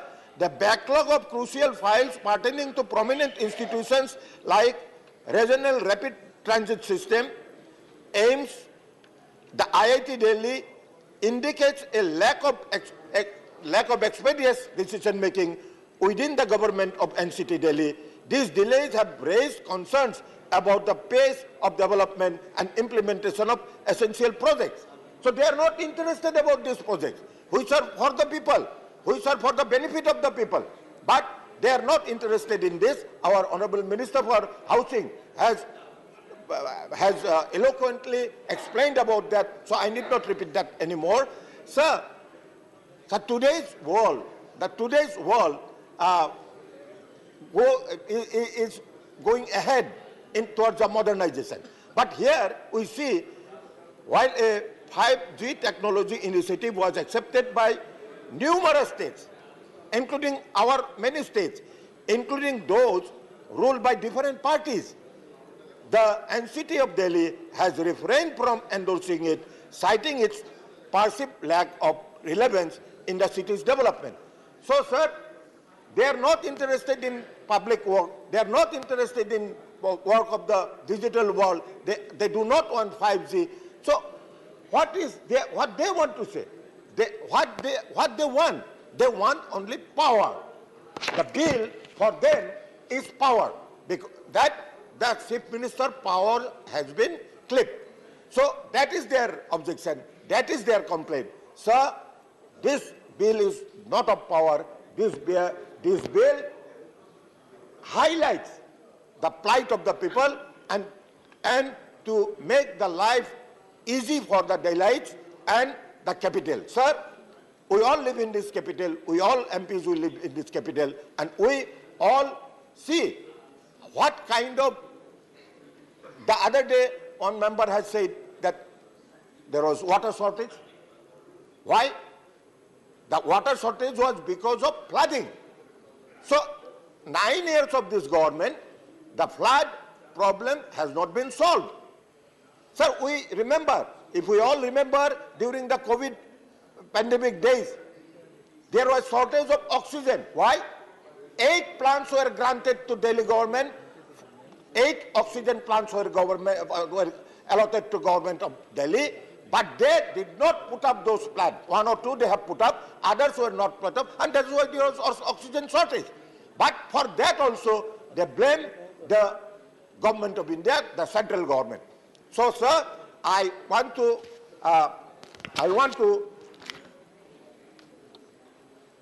to support this bill with all my support, and this is a very important bill, and this bill should be passed unanimously. That is my appeal. Thank you, sir. Shri Santosh Kumar P, 4 minutes. Thank you, Chairman, sir. I take this opportunity to oppose this undemocratic, anti-federal, unconstitutional bill introduced by the Manipur Shame Union government. Sir, if you go through the pages of history, one thing can be easily understood. That one organization, I don't want to name it, based on Nagpur, was from the very beginning itself opposing the concept of federalism. They thought the concept of federalism is actually anti-Indian, so they always stood against that concept. And I think my party, the Communist Party of India, thinks that this attack in the form of this bill is a new addition to that continuing attack on federalism. And I would like to ask the Honorable Home Minister, who is present in this august house, the statement, objects and statements, a detailed list is given. It is stated that any decision taken or any event happening in the capital of the nation not only affects the residents, and many things are stated, and national reputation, image, credibility, and prestige at stake in the international global spectrum. So I would like to ask you, Mr. Home Minister, can you cite even a single incident, single example to justify your position? You are insulting the people of Delhi. The democratically elected government, is the democratically elected government of Delhi is responsible in any of the international forums? Anyone discuss about these issues? Unfortunately, so as to say, the international community is discussing about Manipur. I am sorry to say, the treasury benches were vocal against the failure of the Delhi government. May I ask you, it was the European Union Parliament which discussed about one particular Indian state. I don't want to name that because that will create problems here. They don't want to hear the name. More than 6,500 cases were registered, FIR. Not even 500 were arrested. So, in one state, your government have failed like anything, and now you are blaming the union territory and its government, Delhi government. So it is so shameful from your side. And let me ask you one more thing. There are many provisions which is unconstitutional, anti-federal in this. Because of the shortage of time, I don't want to mention more. Let me ask you one important question. Most of you people may be indebted to the BJP recently because of many factors. But at least you should learn the history of BJP political party. As a political party, BJP once upon a time stood for the Delhi statehood. Full statehood. Advani, LK Advani, the forgotten hero of your party, in 203, drafted a bill suggesting the full statehood of Delhi. And what is your position now? Why you are forgetting all these things? And this thing, this Delhi bill actually makes the chief minister's position fourth. First, the lieutenant governor, secondly, the secretary, third, another officer, and the fourth one is chief minister. And what a shame is that. So why we need a democratically elected government in Delhi? Amit Shah could have brought with a new bill suggesting the abrogation of the Delhi administration. This was the best thing. This was the best thing. So this is an insult to the democracy. And let me tell you, sir. Conclude, please conclude. Yes, I am going to conclude. Some of our friends, especially from Orissa and Andhra Pradesh, were very vocal today. ED might have knocked more on the doors today, but we are not fearful of the ED. We oppose this bill. This is anti-India, anti-democratic. So we appeal all of you to oppose this bill. Dr. Anil Jain. धन्यवाद सभापति महोदय। 10 minutes. महोदय, मैं राष्ट्रीय राजधानी क्षेत्र दिल्ली सरकार संशोधन विधेयक 2023 के समर्थन में बोलने के लिए खड़ा हुआ। महोदय, मेरा स्पष्ट मानना है कि यह विधेयक न केवल दिल्ली बल्कि देश के नागरिकों की भावनाओं को ध्यान में रखकर लाया गया है। यह विधेयक दिल्ली की विशेष ऐतिहासिक, भौगोलिक, राजनीतिक एवं प्रशासनिक स्थिति को देखकर लाया गया। महोदय, मैं इस बिल की संवैधानिकता और वैधता के बारे में बहुत सारी बातें हुई हैं, लीगल और कॉन्स्टिट्यूशनलिटी के बारे में बहुत बात हुई है। मैं उस पर बहुत ज़्यादा चर्चा नहीं करना चाहता, लेकिन इतना जरूर कहूँगा कि सुप्रीम कोर्ट की आदेश की पैरा 86, पैरा 95, पैरा 164C, इसके तहत इसमें साफ कहा गया है कि संसद को अनुच्छेद 239A के तहत दिल्ली संघ राज्य क्षेत्र के किसी भी विषय पर कानून बनाने का अधिकार है।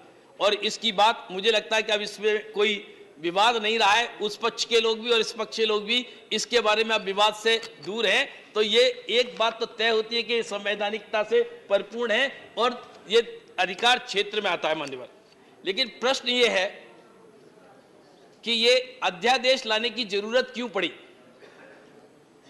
एक माननीय सदस्य ने बोला था कि अध्यादेश कब लाए जाते हैं, कि विषमता हो या आपात स्थिति हो।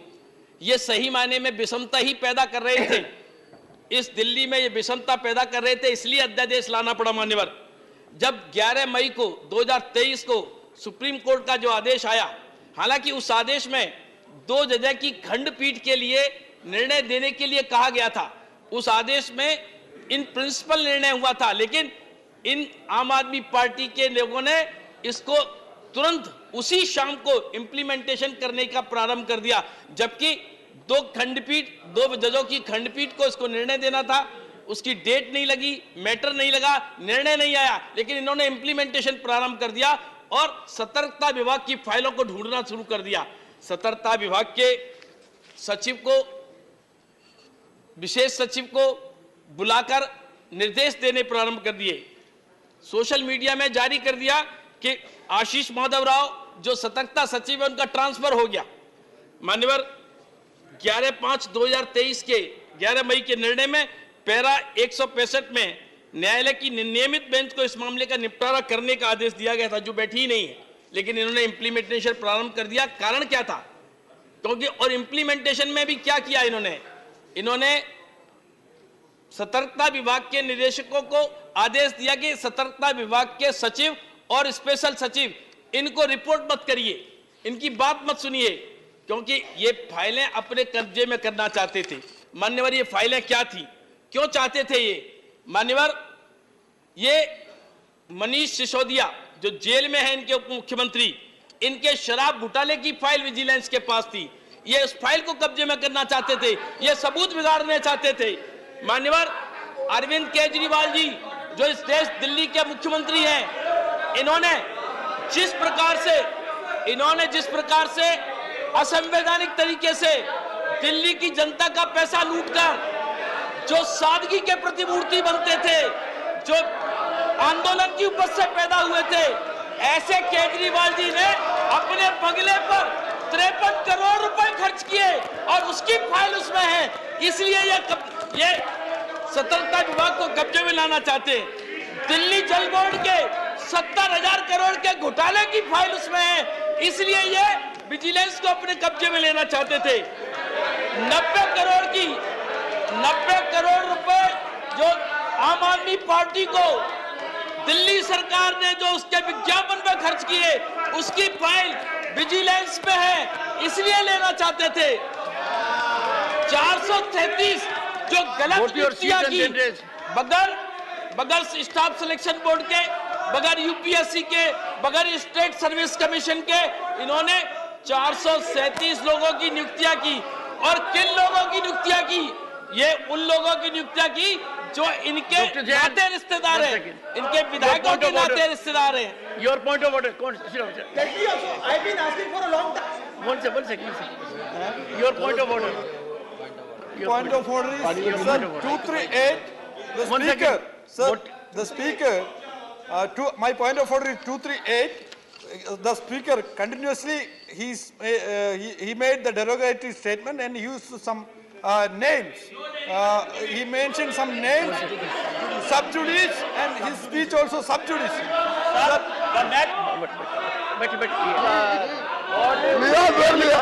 Yes, Mr. Pathak. Sir, there are two specific points of order. One second. Mr. Pathak, raise your point. What were you saying? Sir, I just have one small point to submit. No, not point. What is point of order? I have a point of order. Then why Mr. Pathak is standing? The point of order is Can you that take your seat? 238 and Mr. 238 Pathak, continuously, sir. Mr. Pathak, are you raising a point of order? Yes or no? 238, sir. The No, point you are of raising order. a point of order. Yes. Please yes. do that. 238. Mr. Raghavchara, take your seat. I also have a separate point of order, sir. Doesn't matter. Sir, this Let me deal one by 238 one. says a member while speaking shall not refer to any matter of a fact on which a judicial decision is pending. He has been continuously alleging, sir, the matter which is sub judice. He has been also naming a leader. So make a personal charge against the member. Mr. Jain, Mr. Jain, you take your seat. Mr. Jain, Mr. Jain, take your seat. Please. One second. Only Mr. Pathak. Right, sir. One second, please. Let Mr. Pathak raise a point of order. Mr. Pathak, what is your point of order? My point of order is this, sir. It is 238. I am reading it out. Yes. A member while speaking shall not refer to any matter of fact on which a judicial decision is pending, number one. Number two, make a personal charge against a member. Reflect upon the conduct of a person in high authority unless the discussion is based on a substantive motion drawn in proper items. Sir, the said member has been using name of a leader and the matter is sub judice. For the same thing, you have called the name of another leader. Mr. Pathak, so I would request... Mr. Pathak, can you give details of a judgment which is pending? Details of money, Mr. Manish Sisodia's name. Can you give some details? Can you give some details? What is it? What is this? You must raise a point of order. Yes. I'll explain, sir. Please let me know, sir. Mr. Gupta. One second. Please. Take your seat. The kind of gesturing in which some members have engaged cannot be overlooked. I would urge the honorable members to maintain decorum.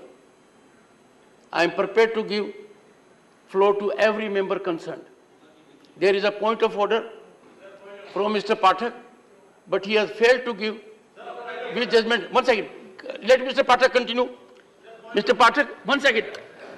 Bear out your assertion. Sir, I am just... You have read 238. Right, sir. I have noted it. Right. Can you give the fact foundation of it? Fact foundation, sir. Member Manish Sisodia जी के against जो matter sub judice है, उनका नाम बार-बार लेके allegation लगा रहे हैं.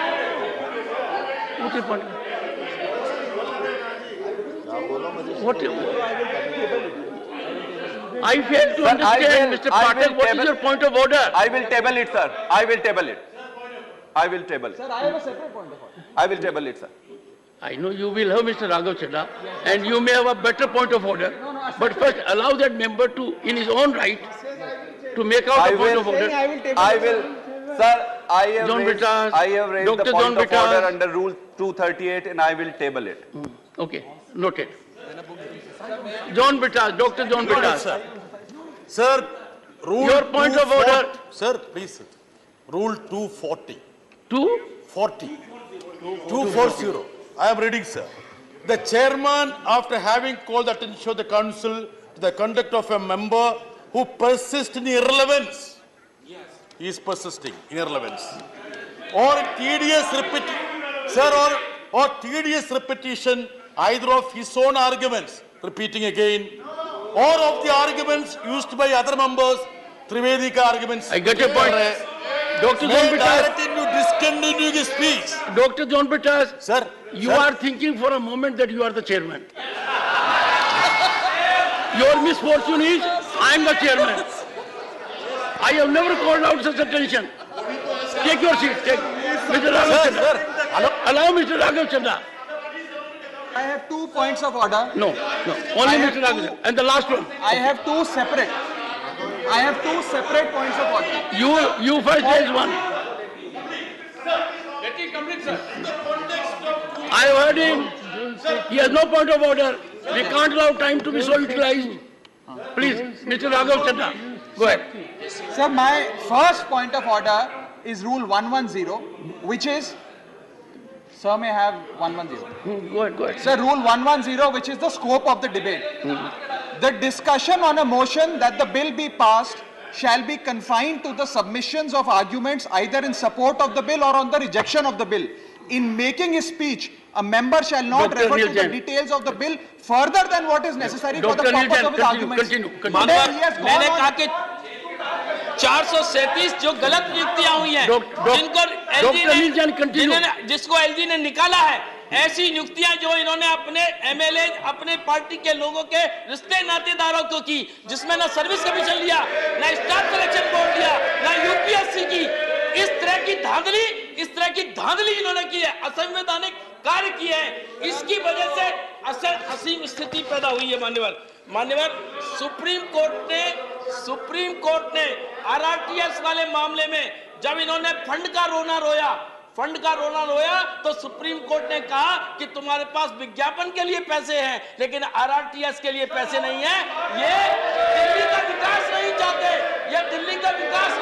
मान्यवर, ये दिल्ली का विकास नहीं चाहते, ये अपना प्रोजेक्शन चाहते हैं।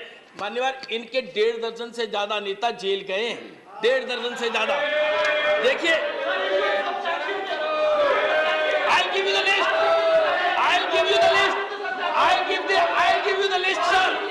Okay, honorable member will put it on the table. शिक्षा मंत्री, he will. स्वास्थ्य मंत्री, मनी लॉन्ड्रिंग घोटाले में,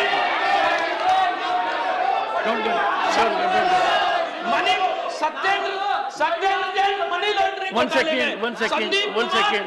संदीप कुमार राशन के बदले रेप घोटाले में, लॉ की फर्जी डिग्री पर जितेंद्र तोमर जेल गए, असीम member Honorable member has already been directed to put it on the table of the house. He will do it. मामले में He will do it. जेल जा चुके हैं, विधायक प्रकाश चेरवाल जेल जा चुके हैं। इनके नेताओं Mr. की Raghav लिस्ट लंबी है। One second. Did you not hear earlier speeches? No, you are right. Just tell me, 1 second. Don't enter into an argument. You have made your point. Take your seat and listen to it. The ruling is, Gupta ji,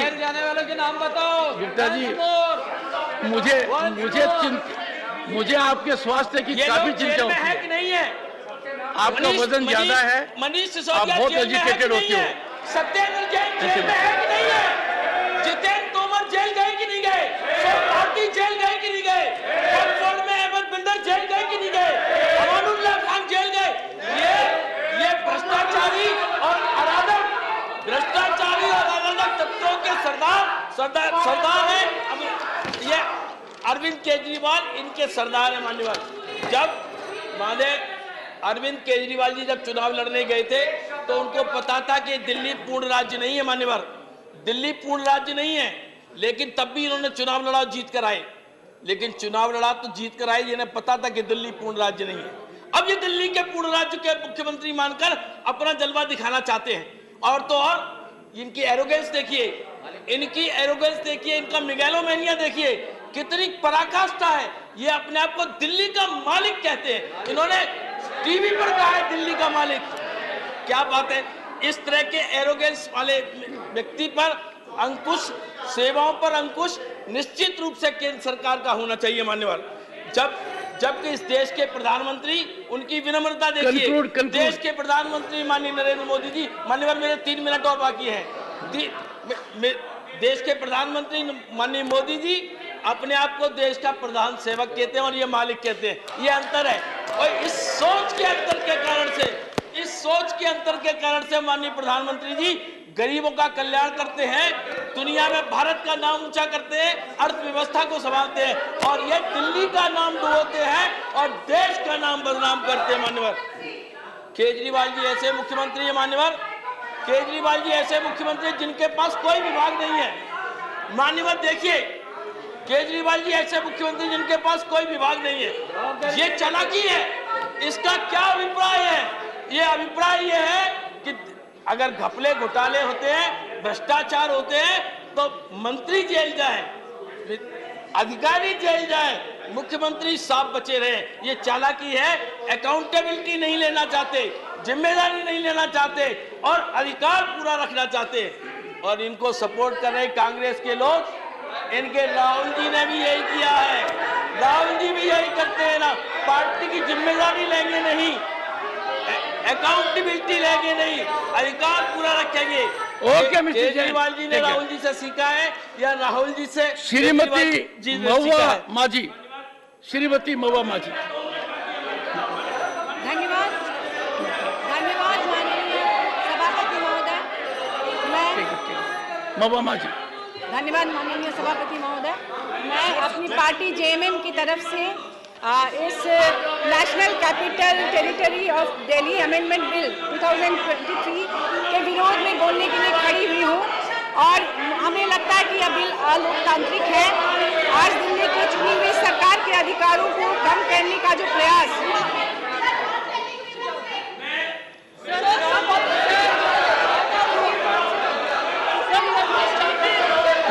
mister Jain, mister nothing will go record. Bill के माध्यम से mister सरकार द्वारा किया जा रहा है, उससे Please, तमाम विपक्षी पार्टियां चिंतित हैं। एकाध विपक्षी पार्टियां जो किसी विवशता के कारण खुलकर नहीं बोल पा रही है, वे भी शायद अंदर ही अंदर चिंतित है। लोकतंत्र की खूबसूरती इस बात से है कि सत्ता का विकेंद्रीकरण हो, न कि केंद्रीकरण। ओवर सेंट्रलाइजेशन ऑफ पावर अधिनायकवाद को बढ़ाता है। हिटलर और मुसोलिनी ने पावर का ओवर सेंट्रलाइजेशन किया था। सब जानते हैं उसका हर्ष और उनका परिणाम क्या हुआ। अभी जो भारतीय स्टेट का नेचर होता जा रहा है, वह वैसे ही ब्यूरोक्रेटिक स्टेट की तरफ बढ़ रहा है। दिल्ली में भी अगर ब्यूरोक्रेट्स के ट्रांसफर पोस्टिंग का अधिकार केंद्र अपने हाथों में लेकर उन्हें इतना पावर दे देगी, तो लोकतंत्र के लिए निश्चित रूप से यह खतरनाक होगा। इस बिल के द्वारा चुने हुए मुख्यमंत्री को असहाय और कमजोर करने की कोशिश की जा रही है। दिल्ली के बाद उन दूसरे राज्यों की भी बारी आ सकती है जहां विपक्षी पार्टियां सत्ता में हैं। जब केंद्र ब्यूरोक्रेट्स को अपॉइंट करेंगे तो उसी के इशारे पर उन्हीं की आइडियोलॉजी इच्छा के अनुसार वे अपनी पॉलिसी इम्प्लीमेंटेशन करेंगे। और इससे संस्रोतों का बंटवारा समान रूप से नहीं हो पाएगा, फिर तो जनतंत्र का उद्देश्य ही खत्म हो जाएगा।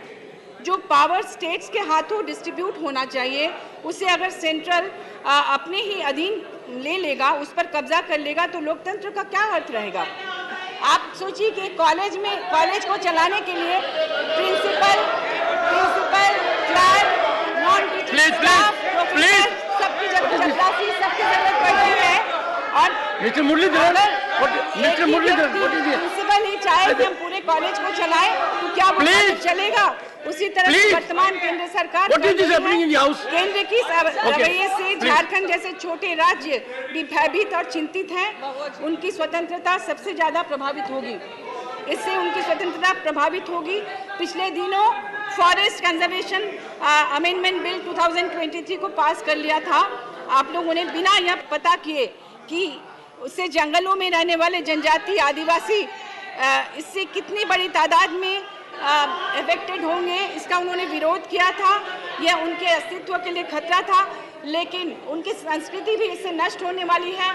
लेकिन आप लोग ब्यूरोक्रेसी की बात सुनकर इस तरह के कानून भी पास कर देते हैं, बिल पास कर देते हैं, जो कि लोकतंत्र के लिए खतरा है। वैसे ही केंद्रीय जांच एजेंसियों के माध्यम से चुनी हुई सरकारों को परेशान करने के दृष्टांत विभिन्न विपक्षी पार्टियों द्वारा शासित राज्यों में देखे जा रहे हैं। कई विधायकों को डरा धमका कर, कभी लालच देकर अपनी तरफ करने का प्रयास लगातार सत्ता द्वारा किया जा रहा है। दिल्ली का यह बिल पास होने पर दूसरे राज्यों के साथ भी भविष्य में ऐसा ही हो सकता है। इस बिल से छोटे राज्यों की स्वायत्तता सबसे ज़्यादा प्रभावित होगी। गलत दिशा में डेमोक्रेसी को ले जाया जाएगा। अफसरों के माध्यम से चुनी हुई राज्य सरकार में खौफ पैदा करने का यह प्रयास असंवैधानिक है। मैं अपनी पार्टी की तरफ से बिल का पुरजोर विरोध करती हूँ। और मैं ये भी कहना चाहूँगी कि सवाल यह है कि जिन्होंने शाबानों के मामले में सुप्रीम कोर्ट के फैसले के संसद में बदले जाने पर सवाल खड़े किए थे, उनके लिए आप सुप्रीम कोर्ट की माता कहाँ चली गई? दरअसल यह दिख रहा है कि केंद्र सरकार लोकतंत्र के दूसरे पायों को लगातार कमजोर कर रही है। सारी संस्थाएं खत्म की जा रही हैं। और मणिपुर जैसे राज्यों में जहां पर आप केंद्र सरकार डबल इंजन की सरकार की बात करती है, वहां हम लोगों ने जाकर देखा कि वहां क्या हश्र हो रहा है। इसलिए मुझे लगता है वहां पूरा आग लगा दी है। और यह हरियाणा में भी हो रहा है। झारखंड को भी बार-बार परेशान किया जा रहा है। Shri Ajit Kumar Bhuyan 4 minutes. Shri Ajit Kumar Bhuyan 4 minutes. Thank you, Chairman, sir. It is difficult to place my points in such a short time. So I would like to read because the reading is faster than speaking. Go ahead. Chairman, sir, spirit of our constitution lies in cooperative federalism. Our constitution is not unitary.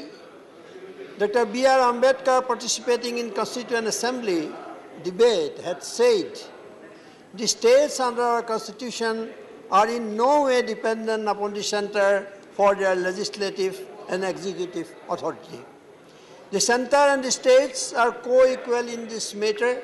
He further said, the chief mark of federalism, as I said, lies in the partition of the legislative and executive authority between the center and the units by the Constitution. This is the principle embodied in our Constitution.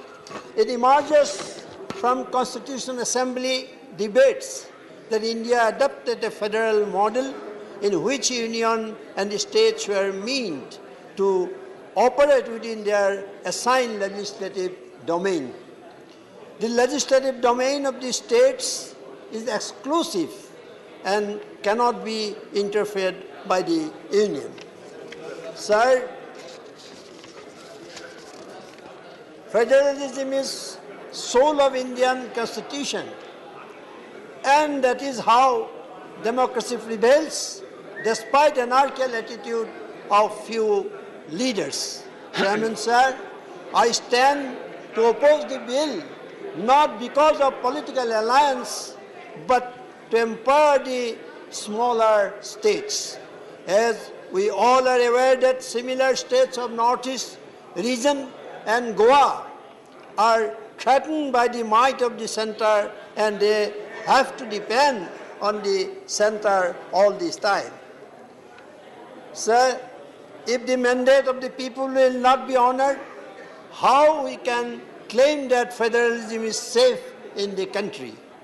There has been established norms and tradition for the government of Delhi, but suddenly the government led by Modi Shah Dio decide to derail the norms. The party which Modi Shah Dio belonged had been champion of more autonomy to the Delhi government, but now the Dio is banned to bring the Delhi government to the level of municipal government. Sir, Several northeast states have been vying for more autonomy, and there is a high level of fear that they will lose some special provision enshrined in the Constitution if the center continue to concentrate more power at the cost of the states. Sir, what has happened in Sikkim by diluting Article 371 to bring non-Sikkimese subject citizens under tax rebate has agitated the mind of northeast states. Sir, I conclude by saying that small is beautiful, and center should not bulldoze its might on the small entity. The mandate of small and big is the same in democracy, and that is how federalism has been taking part for India and outside India. Thank you, sir. Shri Surendra Singh Nagar. धन्यवाद सभापति जी। 15 minutes. मैं आज दिल्ली राष्ट्रीय राजधानी राज्य क्षेत्र शासन संशोधन विधेयक 2023 के समर्थन में बोलने के लिए खड़ा हुआ। माननीय सभापति जी, केंद्र सरकार को संविधान के तहत जो अधिकार है उसी के तहत ये बिल आज पार्लियामेंट में लाया गया है, और ये बिल भारत की स्वतंत्रता के बाद भारत की संविधान के लिए बनाने के लिए जो समिति बनाई गई उसके चेयरपर्सन डॉक्टर बाबा साहब भीमराव अंबेडकर जी, उनकी भावनाओं के अनुसार ये बिल लाया गया है। ये बिल जिस पर चर्चा हुई, सब लोगों ने अपनी राय रखी,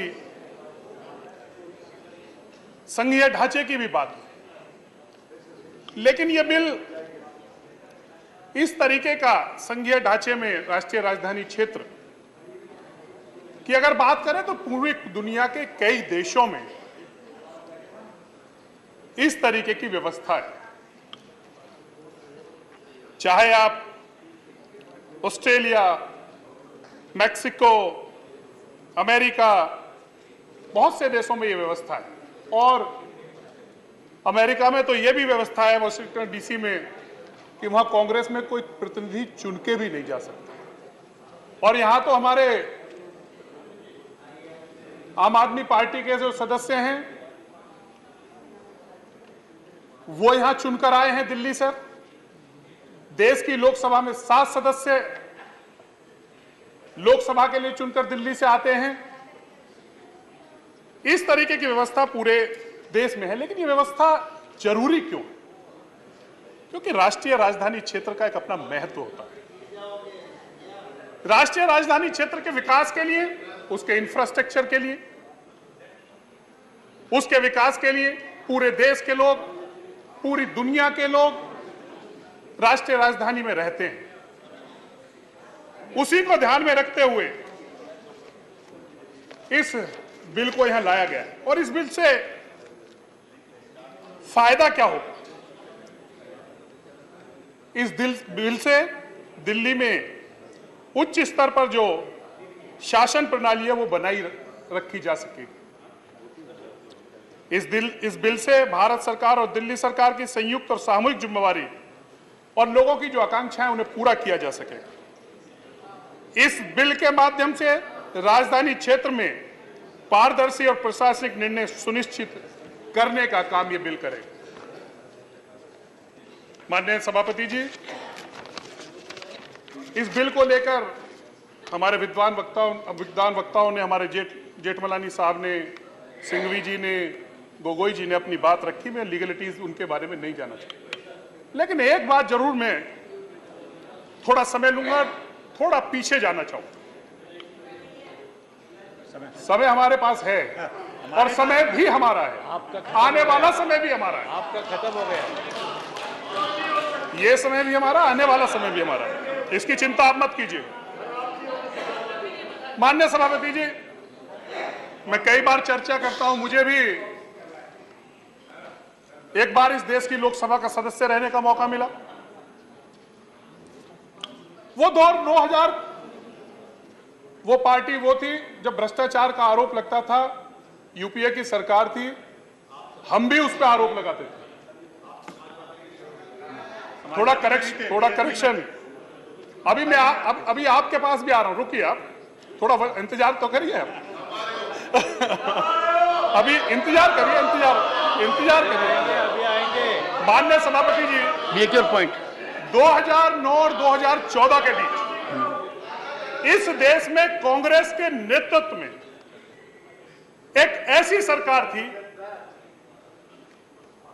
कि मैं कहूं तो इस देश के इतिहास में सबसे ज्यादा अगर भ्रष्टाचार के किसी पर आरोप लगे वो 2009 से 14 के बीच में कांग्रेस के नेतृत्व में यूपीए की जो सरकार थी उस पर आरोप लगे।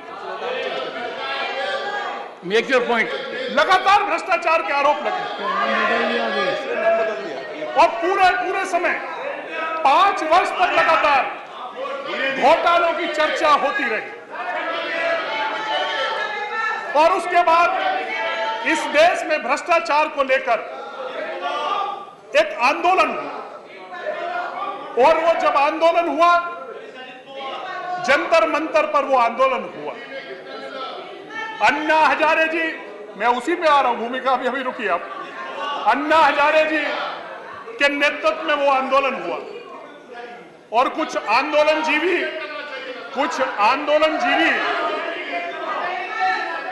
उस भ्रष्टाचार के आंदोलन के खिलाफ, जिन्होंने इस देश के दामाद पर भ्रष्टाचार का आरोप लगाया,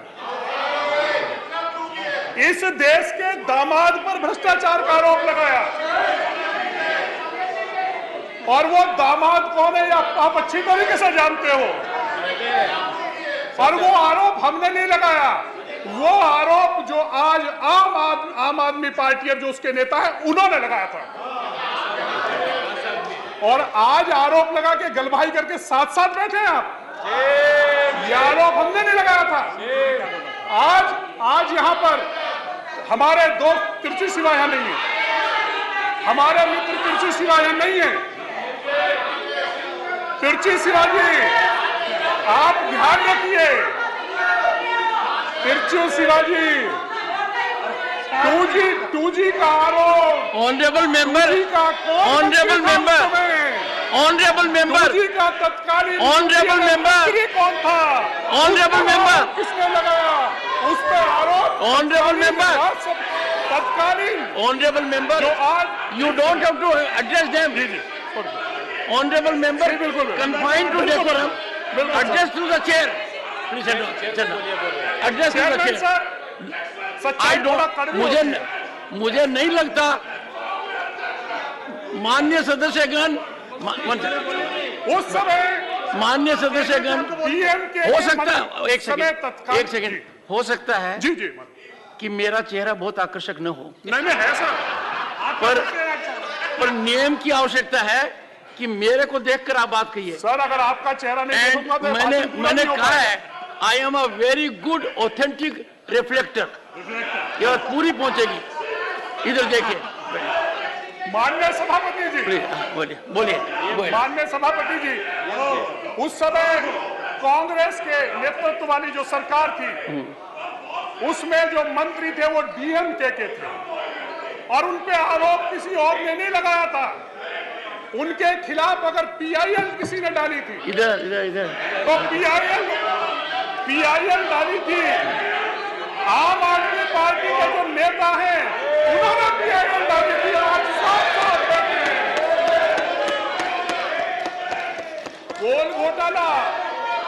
गोल घोटाले में किसने पीआईएल डाली थी? कांग्रेस की सरकार थी, लेकिन पीआईएल किसने डाली? वो और किसी ने नहीं डाली थी। तो आम आदमी पार्टी के जो नेता हैं उन्होंने पीआईएल डाली थी। ये है आपका चेहरा। और आज सभापति जी और आज हमारे मित्र ऑनरेबल मेंबर, मैं लालू जी का बहुत सम्मान करता हूं। Make your point. सर अच्छा होता हमारे मित्र झा साहब जब बोले तो 2011-12 की बात, 13 एक बिल आया था लोकपाल का, मुझे ध्यान है 13 में आया था। जो 2013 में जो बिल आया था उसमें अगर आप आम आदमी पार्टी की सच्चाई, जो वर्तमान नेता हैं और जो आंदोलन जीवी हैं, अगर उनके बारे में उनके विचार सुन लिया होते तो आज आप इनके साथ नहीं बैठे होते, नहीं बैठे होते।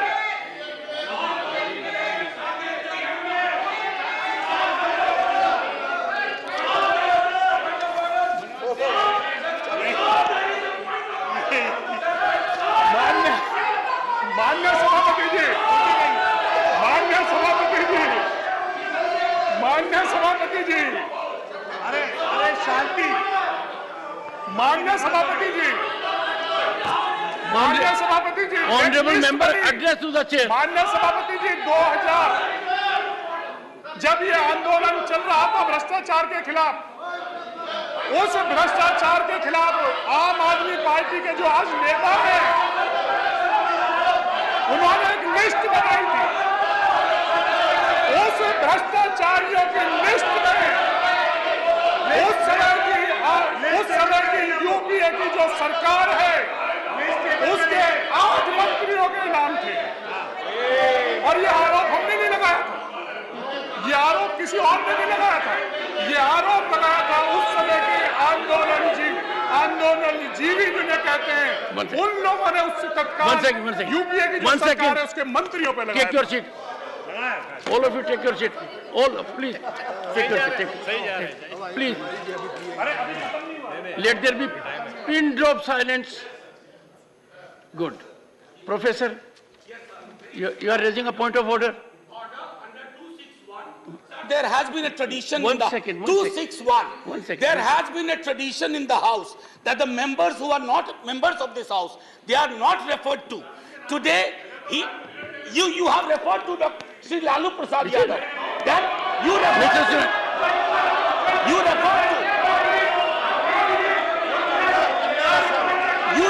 to Anna Hazare. You refer to Professor Jha has raised a point of order. Similar point of order was raised by leader of the opposition. And when a point of order is raised by leader of the opposition, it is raised at the highest level. I had reserved my ruling on that, and then I had come back to the House. I had indicated to the House वो आंदोलन ने खत्म हुआ और एक नई party का जन्म हुआ।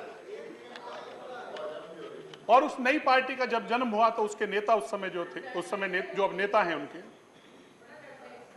उन्होंने एक बात कही थी, और आश्चर्य की बात है कि बच्चों की भी कसम खाई थी।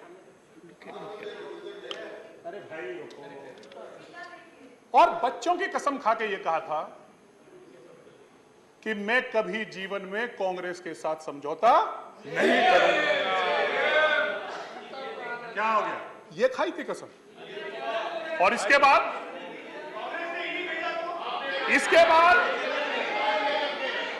बाद हुआ क्या? उसके बाद मोदी प्रदेश की जनता ने उन पे विश्वास किया, उनको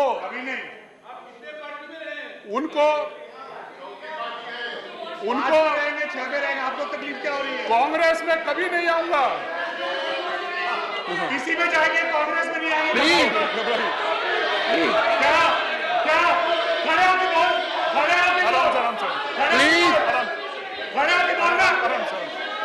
Mr. Leader of the House, खड़े होके बोल। अरे कोई नहीं पड़ा, आराम से conclude, please conclude. चेयरमैन साहब, प्रदेश की जनता ने उन पे विश्वास किया और उन्होंने वादा किया था कि मैं भ्रष्टाचार को जड़ से निपटा। बहुत से वादे भी उन्होंने किए, प्रदेश की अपेक्षाएं भी थी। दिल्ली राष्ट्रीय राजधानी क्षेत्र है, पूरी दुनिया के लोग यहां आते हैं, और उन्होंने कहा था कि अगर उनकी सरकार बनेगी तो वो दिल्ली को भ्रष्टाचार मुक्त सरकार देगी।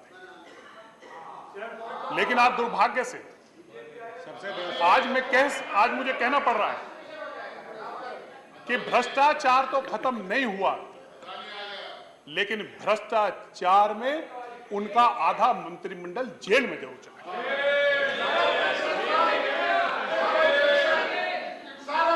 और वादा और आखिर इसकी जरूरत क्यों है? ये राष्ट्रीय राजधानी क्षेत्र रहना क्यों चाहिए? सभापति जी, जब आम आदमी पार्टी की सरकार बनी थी तो उन्होंने कहा था कि हम महिलाओं की सुरक्षा करेंगे और महिलाओं की सुरक्षा करने के लिए इस पूरे दिल्ली के क्षेत्र में सीसीटीवी लगाने का काम करेंगे। लेकिन आज तक सीसीटीवी नहीं लगे। यहाँ महिलाओं को आज असुरक्षित है। और जब कोई घटना घटती है, जब कोई आरोप घटना घटती है, तो इसकी जिम्मेवारी वो, क्योंकि पलटने में बहुत बड़े पलटीवाल हैं, वो पलटने में बड़े माहिर हैं, वो तुरंत पलट जाते हैं, कहते हैं मुख्यमंत्री तो मैं हूं, महिलाओं की सुरक्षा है वो गृह मंत्रालय की जिम्मेवारी। Conclude now, conclude. और इसके बाद लोकपाल में अभी तक कुछ नहीं हुआ। इसके बाद उन्होंने लास्ट 1 मिनट वादा किया कि 30,000 बेड हम यहाँ बढ़ाएंगे। खत्म हो जाएगा तब आएगा। सर, जब कोविड आया, ये क्यों जरूरी है ये केंद्र शासित प्रदेश? जब कोविड आया, जब ऑक्सीजन की कमी इसमें पड़ी, तो इस प्रदेश के मुख्यमंत्री वहां नहीं गए, इस देश के गृह मंत्री ने जाकर इस हॉस्पिटल जाकर व्यवस्थाएं देखी और ऑक्सीजन की व्यवस्था इस प्रदेश की जान बचाने का काम अगर किसी ने जिम्मेवारी उठाई तो दिल्ली प्रदेश के मुख्यमंत्री नहीं, इस देश के गृह मंत्री ने खुद जाकर उठाने का काम किया। Thank you. अभी इसके बाद अभी एक बात कहकर सब मैं अपनी बात समाप्त करना चाहूंगा। हमारे चले गए हमारे राघव जी, वो कह रहे थे कि गृह मंत्री जी ने प्लीज कंक्लूड नाउ। पार्टी का सुपारी party, please conclude now. Sir एक लास्ट में हाफ अ मिनट। सुपारी पार्टी का है, मैं बताना चाहता हूं सुपारी party. Half a minute, 1 minute बस, आधा। ठीक है। Message from Lok Sabha, Secretary General. Sir, with your kind permission, I rise to report that the Lok Sabha at its sitting held on 7th August 2023 passed the Coastal Aquaculture Authority Amendment Bill 2023. I lay a copy of the said bill on the table. Sri Derek O'Brien. Sir,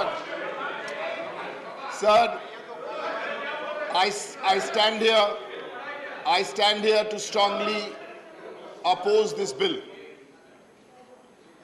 Sir, Mr. Narendra Modi is the first Prime Minister to be born in independent India. It is a unique privilege. Mr. Narendra Modi is a child of federalism. He was the Chief Minister. And we are told a very successful one, some people say he was not good, but whatever, he was Chief Minister before he came to Delhi. He's a child of federalism. Why would a child of federalism mutilate federalism?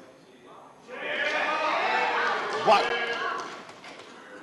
Why would a child of federalism come to Parliament and in the last 3 years ensure that about 1/3 of the bills passed here in Parliament is anti-federal? Why? Why would a child of federalism sanction 40,000 crores as a special budget for education, for higher education? And from those 40,000 crores, why would a child of federalism give only 700 crores to state universities?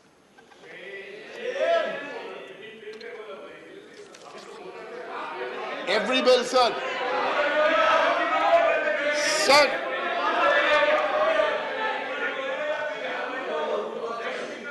Sir, protect me because the time is limited. Sir, 7 minutes. Mr. Modi and his cabinet believe in transactional federalism. And what do I mean by transactional federalism? Quick message first from somebody the BJD might listen to. Mr. Biju Patnaik. Mr. Biju Patnaik said the center will also have to truly respect the federal nature of our constitution, quote unquote. Sir, you don't do transactional federalism with Mamata Banerjee in Bengal. It won't work. We will oppose your bill, whether you give us the 12,000 crores which you owe us, 7,000 from Manrega, and 4,000 crores otherwise. Sir, transactional federalism chalega nahi. October the 2nd, to fight for the rights of the states and for what is our right, we will not beg. We will have a big rally here for our 12,000 crores. Sir, I want to ask, you are sending delegations, 160 delegations in 30 months. Every time, what do you do in the BJP states? If 3 dogs are barking in Chennai, you will send a delegation there. If 4 cats are fighting on the street in Bengal, you will send a delegation there. My question is, how many delegations do you send to Uttar Pradesh, which has had the highest number of murders in this country? How many delegations do you send to Assam, which has the highest crimes against women? How many delegations do you send to Madhya Pradesh, which has the crimes against children? One second.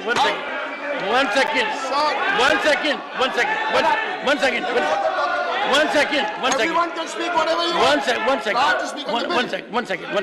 Please, one second. Please, take your seat. Take your seat. Please, better.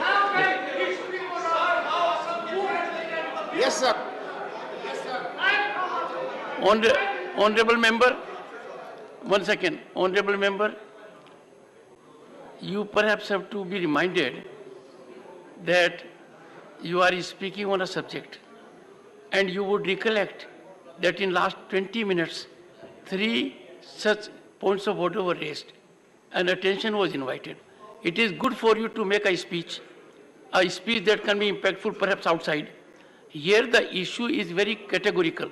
Would you please use your energy and intellect to focus on the issue? Please do that. Sir, please. This is a political house.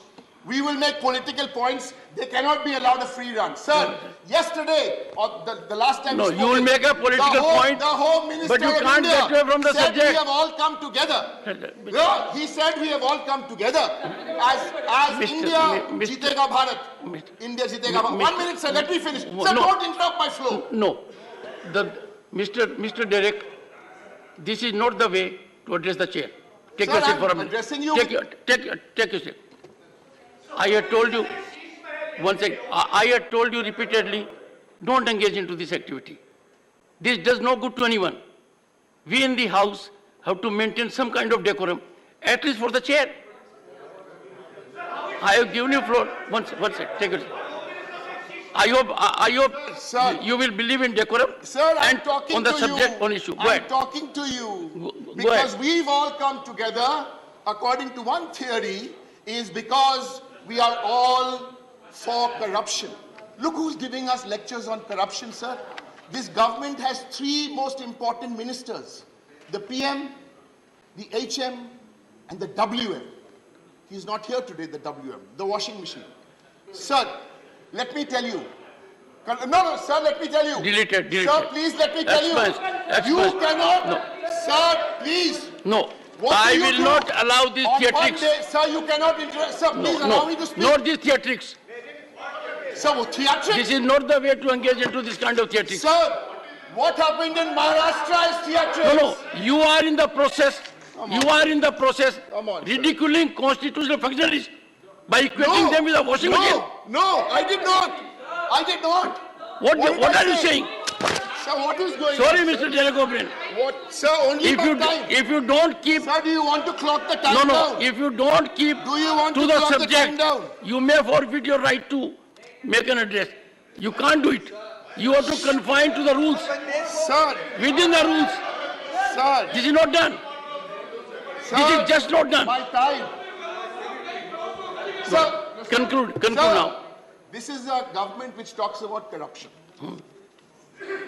So in Maharashtra, 3 weeks ago, these same people were saying that side has got corruption. Now these same people are saying you have always belonged to us. In other words, what? You are supposed to go to jail. Now you are like us. So both of you should be in jail actually. Because that's the logic. So corruption, this is the state of corruption. This government, yesterday we heard in Lok Sabha, is telling us about dynasty. I'll give them a free idea for dynasty. You bring a bill in parliament, stopping every member from a family, saying only one member, one person. Will they bring that bill in parliament? Sir, they will not. They will not. Sir,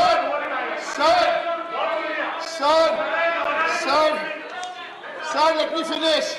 Sir, let me. See, sir. Protect me, sir. Sir, protect me. 1 minute. Sir, protect me.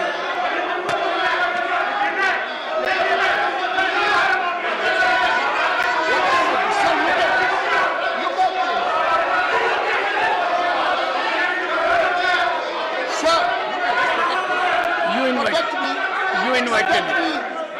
Protect me, sir. Sir, protect me.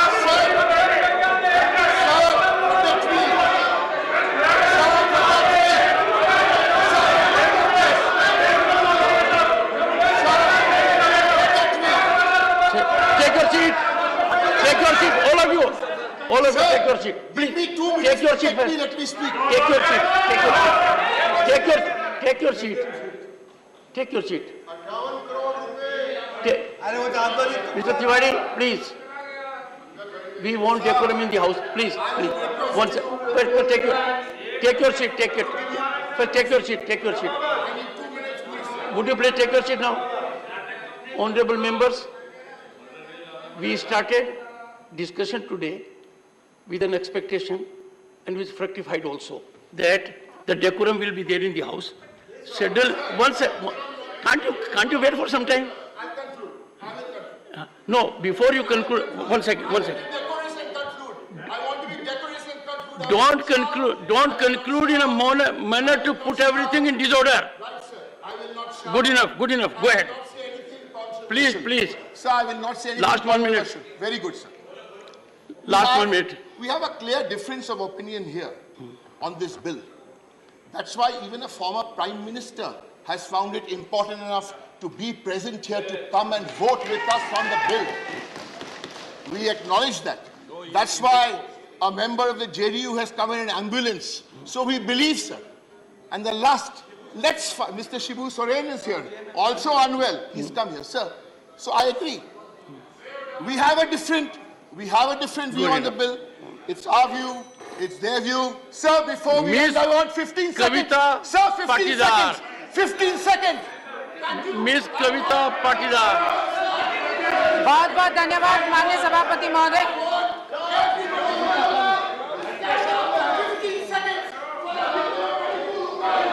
बहुत बहुत धन्यवाद माननीय सभापति महोदय। Mr. Derek O'Brien is named by me. I name Mr. Derek O'Brien to leave the house immediately. I name it. This is most ignoble conduct. This is a mischievous conduct. No one expects a member like you to get into this mode. This is conspiratorial.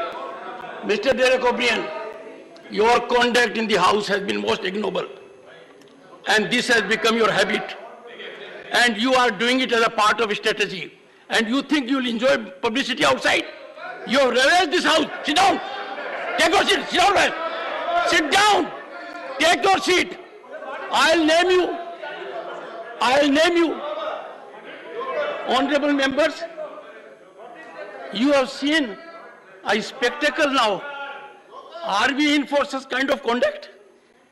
Here is a member who rises suddenly and engages into dramatics, theatrics. Are you here for this? Is it your oath? And is it what the leader of opposition has indicated to me, that we will have a discussion of this nature? Sir, such outsmarting never pays. I had good interaction with leader of the opposition and leader of the house. How can we countenance such a conduct? We are subject matter of ridicule outside. Here is a member. विशेष परिस्थिति को ध्यान में रखकर गंभीरता पूर्वक इस bill को लाने के लिए मैं बहुत बहुत धन्यवाद देती हूं। और अंत में इतना जरूर कहना चाहूंगी कि धारा 370 को हटाकर देश को जोड़ने वाले हैं हम। अब आपकी नीतियों से देश टूटने नहीं देंगे। धारा 370 को जोड़कर, धारा 370 को हटाकर देश को जोड़ने वाले हैं हम। अब आपकी नीतियों से देश को टूटने नहीं देंगे। ये प्रधानमंत्री और गृह मंत्री कुछ अलग है जनाब। ये आपको दिल्ली लूटने नहीं देंगे, ये आपको दिल्ली लूटने नहीं देंगे। बहुत बहुत धन्यवाद।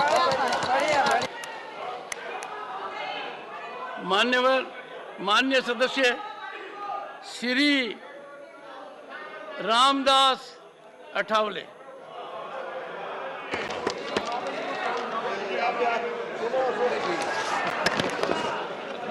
Please observe silence. सभापति महोदय,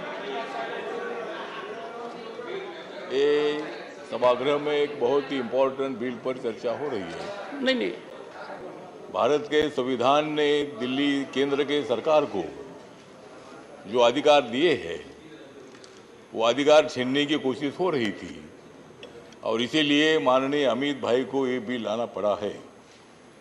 डॉक्टर बाबा साहब अम्बेडकर जी ड्राफ्टिंग कमेटी के चेयरमैन थे। इसी सेंट्रल हॉल में रोज संविधान सभा होती थी और उसमें दिल्ली जो है केंद्र शासित थी और दिल्ली को मतलब दिल्ली सरकार को मतलब केंद्र सरकार को दिल्ली को हैंडल करने का पूरा अधिकार होना चाहिए। ये संविधान सभा ने पास किया है। मैं कांग्रेस वालों को पूछना चाहता हूं कि क्यों आप आपको सपोर्ट कर रहे हैं? मतलब आप लोग संविधान को मानने वाले हैं साहब बोलते हैं। आपने 70 साल तक राज किया है। जब आपका राज था तब भी मतलब अधिकार आपके पास थे। जब आपकी सरकार थी तब वो अधिकार आपके पास थे। दिल्ली में जब बीजेपी की सरकार थी तब भी मतलब अधिकार केंद्र सरकार के पास थे। दिल्ली में जब कांग्रेस की सरकार थी तब भी अधिकार केंद्र सरकार के पास थे और आम आदमी पार्टी को बहुमत मिला, अच्छी बात है। केजरीवाल जी हमारे अच्छे मित्र हैं। भ्रष्टाचार के खिलाफ अन्ना हजारे साहब ने आंदोलन शुरू किया, उसी आंदोलन में वो भी रहे।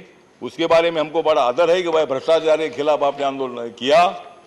लेकिन मैं इतना ही बताना चाहता हूँ कि अमित भाई का इतना अच्छा आ गया है बिल, अमित भाई का इतना अच्छा आ गया है बिल, लेकिन सामने वालों को हो रहा है फील।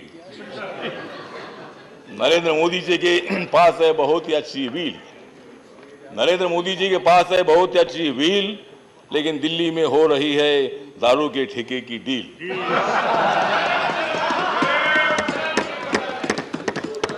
माननीय नरेंद्र मोदी जी और अमित शाह जी की बहुत ही अच्छी जम गई जोड़ी। माननीय नरेंद्र मोदी जी और अमित शाह जी की बहुत ही अच्छी बन गई है जोड़ी। फिर कांग्रेस वालों की और आप वालों की कैसे आगे जाएगी गाड़ी?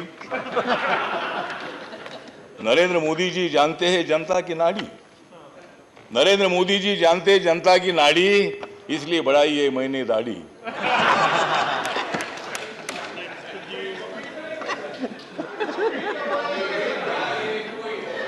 तो ये जो बिल है नहीं ठीक है। हाँ तो सभापति महोदय, ठीक है,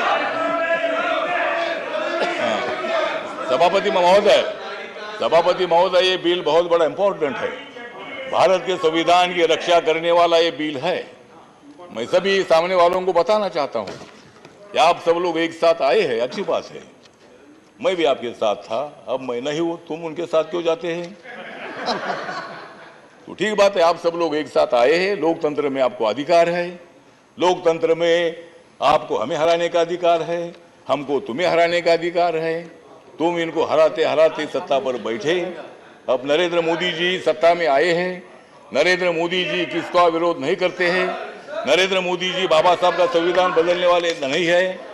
नरेंद्र मोदी जी बाबा साहब के संविधान की सुरक्षा करते हैं। और इसीलिए मैं आपको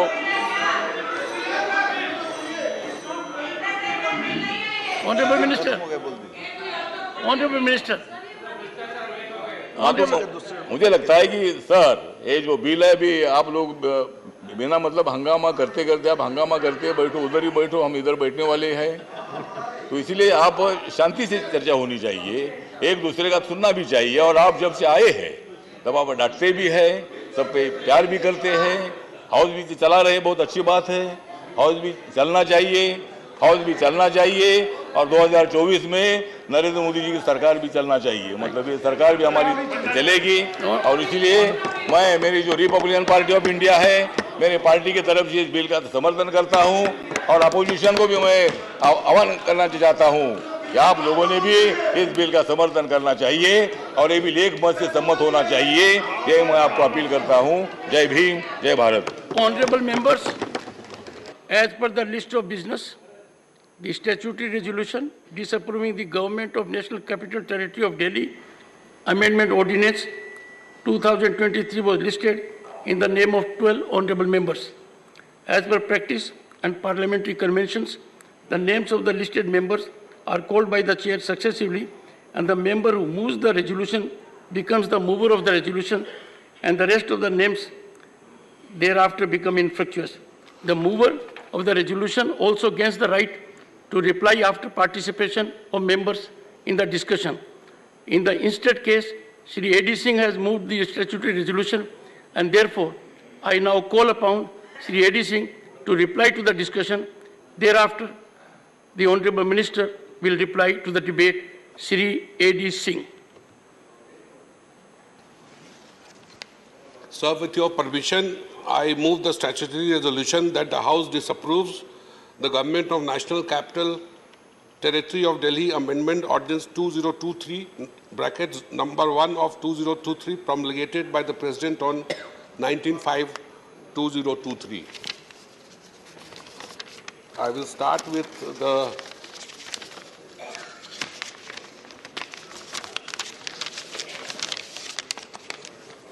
start with the Constitutional Bench in DC Vadhwa versus State of Bihar has held that the power of the executive to promulgate an ordinance should not be perverted to serve the political ends.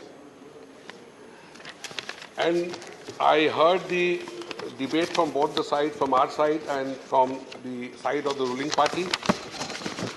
And it reminds me of the BJP party saying that we are a party with a difference.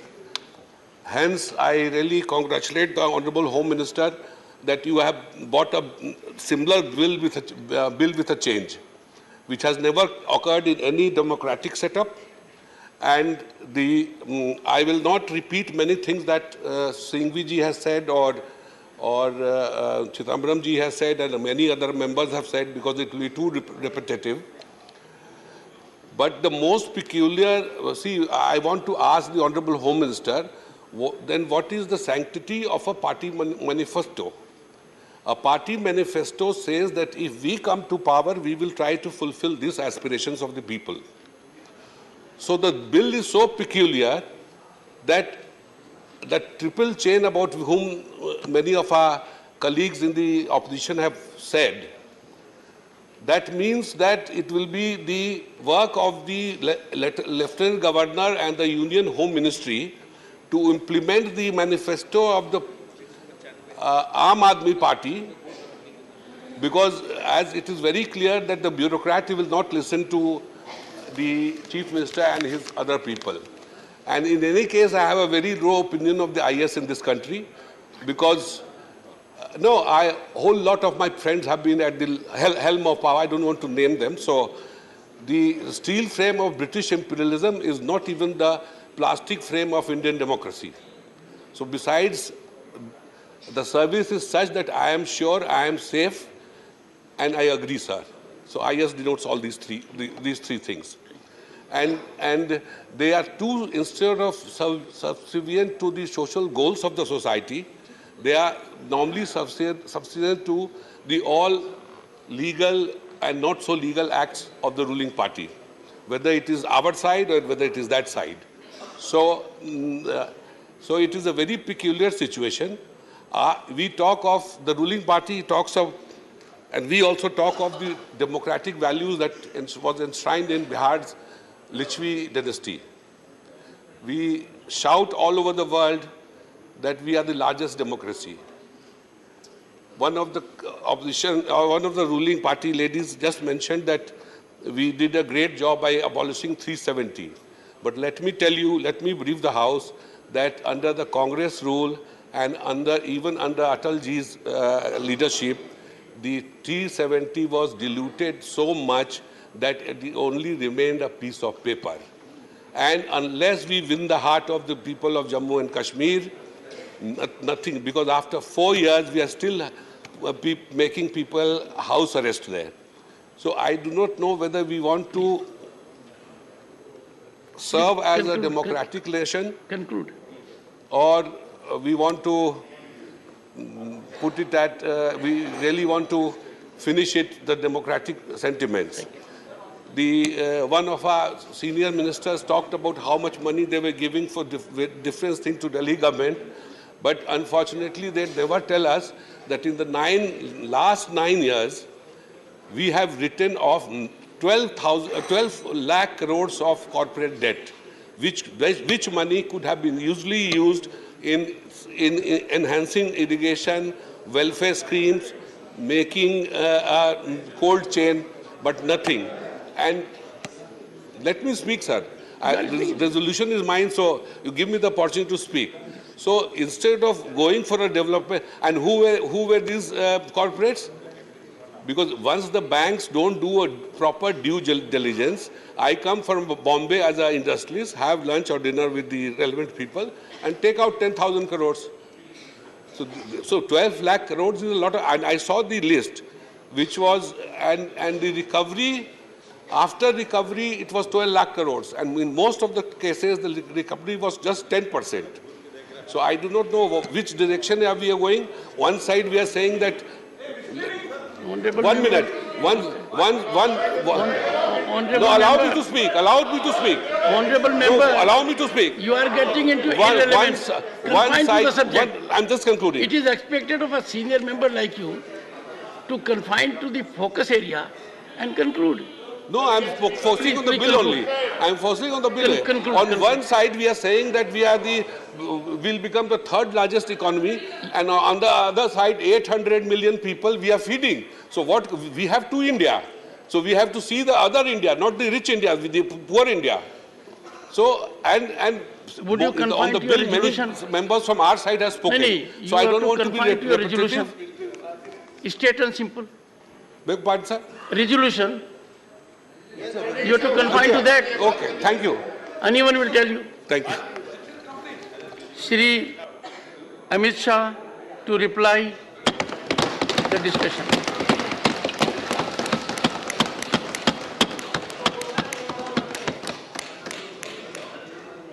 धन्यवाद सभापति महोदय।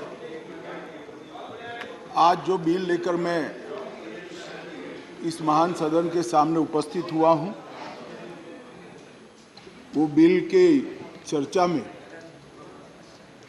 Doctor अभिषेक मनु सिंघवी से लेकर श्रीमान आठवले जी तक 34 सम्मानीय सदस्यों ने अपने अपने विचार रखे। इसके चर्चा के समय सभी ने अपनी अपनी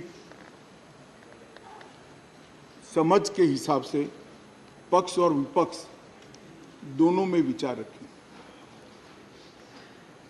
माननीय सभापति महोदय, मैं आपके माध्यम से पूरे सदन को आश्वस्त करना चाहता हूं कि बिल का उद्देश्य केवल और केवल दिल्ली में सुचारू रूप से भ्रष्टाचार विहीन और लोकाभिमुख शासन हो।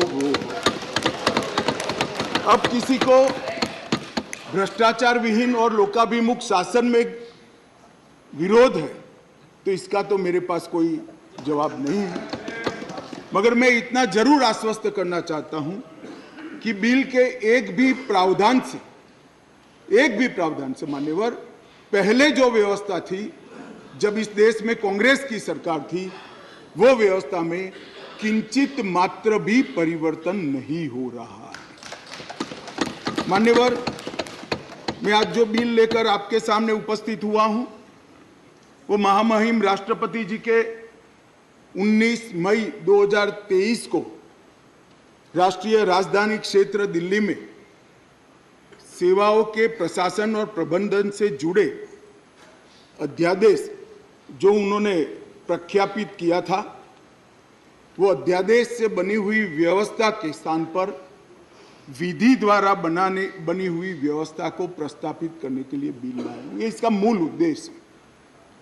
मैं सारी बातों का डिटेल जवाब दूंगा कि बिल क्यों लाना पड़ा, अध्यादेश लाने की जल्दी क्या थी, ये बिल कैसे संविधान सम्मत है, ये बिल कैसे सुप्रीम कोर्ट के जजमेंट को किसी भी एंगल से, किसी भी तरह से इसको वायोलेट नहीं करता है। ये सारी चीजों का मैं जरूर जवाब दूंगा। माननीय महोदय, चूंकि इतनी लंबी चर्चा इस सदन ने करी है, मैं दिल्ली की स्थिति को थोड़े शब्दों में जरूर सदन के सामने रखना चाहूंगा। मान्यवर, दिल्ली कई मायनों में सभी राज्यों से अलग प्रदेश है, क्योंकि यहाँ संसद भवन भी है, कई सारे इंस्टीट्यूशन का स्टेटस एंजॉय करने वाली संवैधानिक हस्तियां यहाँ विराजमान होती, सुप्रीम कोर्ट है, एम्बेसीज यहाँ है, और बार बार दुनिया भर के राष्ट्राध्यक्ष यहाँ पर चर्चा करने के लिए यहाँ आते हैं। मान्यवर, इसीलिए दिल्ली को यूनियन टेरिटरी बनाया गया है। स्टेट लिस्ट के मुद्दों पर यहाँ की सरकार को सीमित मात्रा में अधिकार दिए हैं। दिल्ली असेंबली के साथ मगर सीमित अधिकारों के साथ यूनियन टेरिटरीज है। तो आगे पर जिसको भी दिल्ली में चुनाव लड़ना है, इसको दिल्ली के एक कैरेक्टर को समझना चाहिए। मान्यवर, मैं जब पंचायत का चुनाव लड़ता हूं और पार्लियामेंट के अधिकारों की मांग करता हूं, तो ये संवैधानिक रूप से पूरे नहीं हो सकते। हम जब चुनाव लड़ते हैं दिल्ली के एमएलए का या चीफ मिनिस्टर की दावेदारी करते हैं, तब हमको मालूम होना चाहिए कि यूनियन टेरिटरीज है। और सपना तो मुझे कोई भी आ सकता है, मगर चुनाव में जो लड़ता हूं इसके हिसाब से भी हो सकता, सपने पूरे हो सकते हैं। और अगर देश का प्रधानमंत्री बनना है तो संसद का चुनाव लड़ना पड़ता है, दिल्ली के एमएलए का चुनाव से नहीं लड़ना पड़ता है। माननीय अध्यक्ष महोदय, दिल्ली के शासन का इतिहास भी मैं जरा बताना चाहता हूं। स्वतंत्रता पूर्व भी दिल्ली कई सालों से किसी न किसी प्रकार से देश का सत्ता का केंद्र रहा, राजधानी रहा। नजदीक के भूतकाल में चले जाइए तो 1911 में दिल्ली तहसील और महरौली थाना, ये दोनों को अलग कर राजधानी बनाया गया। बाद में वर्ष 1919 और 1935 के अधिनियमों में उस वक्त की ब्रिटिश सरकार ने दिल्ली को चीफ कमिश्नर प्रोविंस माना। स्वतंत्रता के समय के जब संविधान बनने की प्रक्रिया हुई, उस वक्त दिल्ली के स्टेटस के बारे में पट्टाभी सीतारामैया और बाबा साहेब आम्बेडकर की एक कमेटी बनी और ड्राफ्टिंग कमेटी ने दिल्ली की स्थिति को लेकर विस्तृत विचार विमर्श किया। माननीय सभापति महोदय, पट्टाभी सीतारामैया समिति ने दिल्ली को लगभग राज्य स्तर का दर्जा देने की सिफारिश की थी।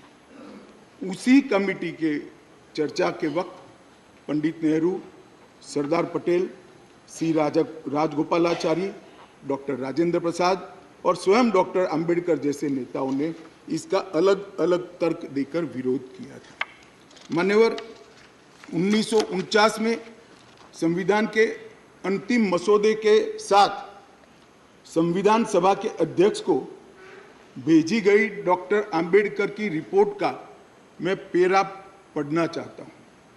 जहां तक दिल्ली का सवाल है, हमें ऐसा लगता है कि भारत के राजधानी के रूप में शायद ही किसी स्थानीय प्रशासन के अधीन दिल्ली को रखा जा सकता है। संयुक्त राज्य अमेरिका में संसद राजधानी के संबंध में पूर्ण विधायी शक्ति का अधिकार रखती है। ऑस्ट्रेलिया में भी ऐसा है। आगे अंबेडकर की रिपोर्ट कहती है, किसी विशेष क्षेत्र के मामले में क्या किया जाना है, ये राष्ट्रपति अपने आदेश द्वारा निर्धारित करेंगे।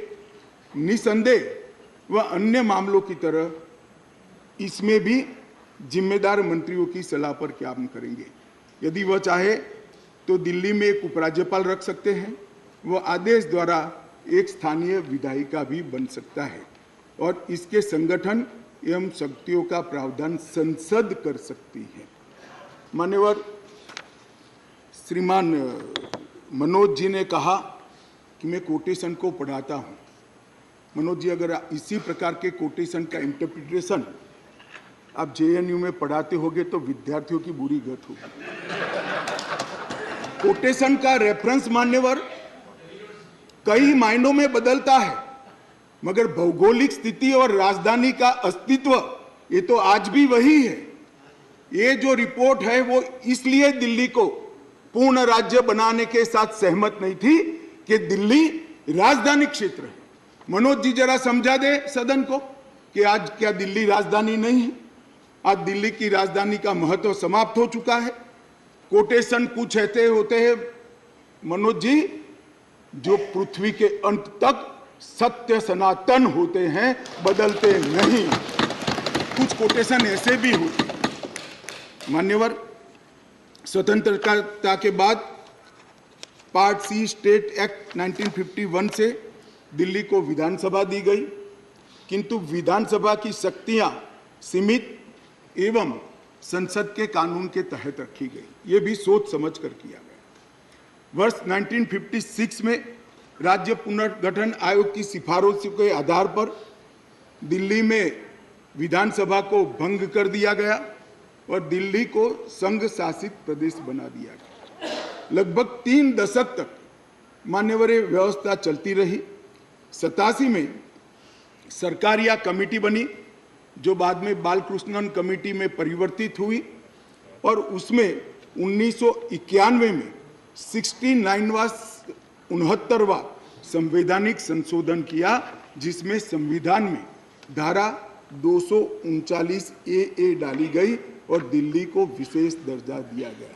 मैं इस बात पर पूरे सदन का ध्यान आकृष्ट करना चाहता हूं कि दिल्ली के रेफरेंस में संविधान का जब भी जिक्र करते हैं दिल्ली के शासन को मिले हुए अधिकारों के लिए, तब संविधान में धारा 239 ए को पढ़ना होगा, क्योंकि ये विशेष धारा है जो यूटी राजधानी क्षेत्र को व्याख्यायित करती है और उसकी शासन संबंधी सभी व्यवस्थाओं को इसमें वर्णित किया गया है।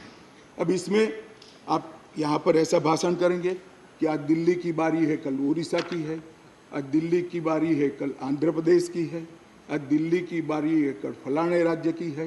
कोई संसद सदस्य ऐसी बातें सुन के अपना मत नहीं बदलेगा। राघव जी, आप जरा भी चिंता मत करिए। ऐसा नहीं है कि सिर्फ आप पढ़ सकते हैं, सभी लोग पढ़ सकते हैं, सभी लोग समझते हैं और सभी लोग चीज़ों को जानते भी हैं। सभी लोग जानते हैं कि इस प्रकार के बदलाव किसी राज्य में नहीं हो सकते, यूटी में हो सकते। मगर प्रॉब्लम इसमें राज्य और यूटी का नहीं है। हम है यूटी में, चुनाव यूटी के लड़े हैं और राज्य की पावर एंजॉय करनी है, इसका प्रॉब्लम है। मान्यवर, प्रॉब्लम का कोई जवाब भारत सरकार के पास नहीं है, दिल्ली की जनता के पास भी नहीं है, ये सदन के पास भी नहीं है। अपनी मानसिकता को ही बदलना पड़ेगा, सीमित करना पड़ेगा, संयत करना पड़ेगा, तब जाकर मान्यवर इसका रास्ता निकलेगा। मान्यवर, क्या हुआ बाद में? 91 से 2015 तक ऊपर नीचे कई बार एक दल की सरकार आई, कई बार विपक्ष की सरकार आई। मैं बहुत जिम्मेदारी के साथ यहां बताना चाहता हूं कि इस बिल से जो ट्रांसफर पोस्टिंग के सेवाओं के काम के लिए जो अधिकार का वर्णन किया गया है, ये सारे अधिकार प्रैक्टिस में यहीं पर वो ही चलते थे। 91 से लेकर 2015 तक मदन लाल खुराना जी मुख्यमंत्री रहे, फिर साहिब सिंह वर्मा बने, फिर थोड़े समय के लिए स्वर्गीय सुषमा स्वराज जी बनी, फिर थोड़े शीला दीक्षित जी बनी, मगर किसी से केंद्र सरकार से झगड़ा नहीं हुआ, किसी को नहीं हुआ, क्योंकि सब लोग विकास करना चाहते थे, सब पावर लेना नहीं चाहते थे। मान्यवर, उस वक्त कई बार कांग्रेस की सरकार थी और हमारी सरकार ऊपर रही, कई बार हमारी सरकार नीचे थी, ऊपर कांग्रेस की सरकार रही। ट्रांसफर पोस्टिंग के लिए कभी झगड़ा नहीं हुआ। उस वक्त यही व्यवस्था से निर्णय होते थे और किसी मुख्यमंत्री को कोई तकलीफ नहीं थी। मगर 2015 में एक आंदोलन के आधार पर बनी हुई सरकार है और फिर जो बताया कई सदस्यों ने कि केंद्र सरकार पावर हाथ में लेना चाहती है, भैया केंद्र सरकार को पावर हाथ में लेने की जरूरत नहीं है।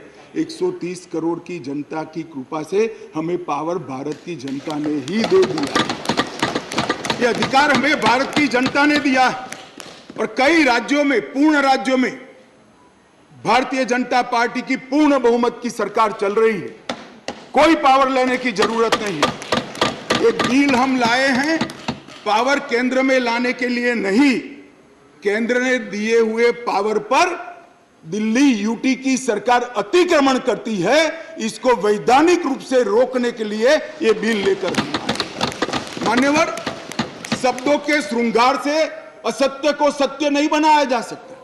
लंबे चौड़े ऑक्सफोर्ड की डिक्शनरी के सुंदर सुंदर अंग्रेजी शब्दों से बोलने से असत्य सत्य नहीं हो जाता है। मान्यवर, मैं सबको बताना चाहता हूं कि कोई भी इसका विरोध करे, अगर सत्य है कि 91 से लेकर 2015 तक यही व्यवस्था चलती थी, इसमें हमने कोई फर्क नहीं किया है।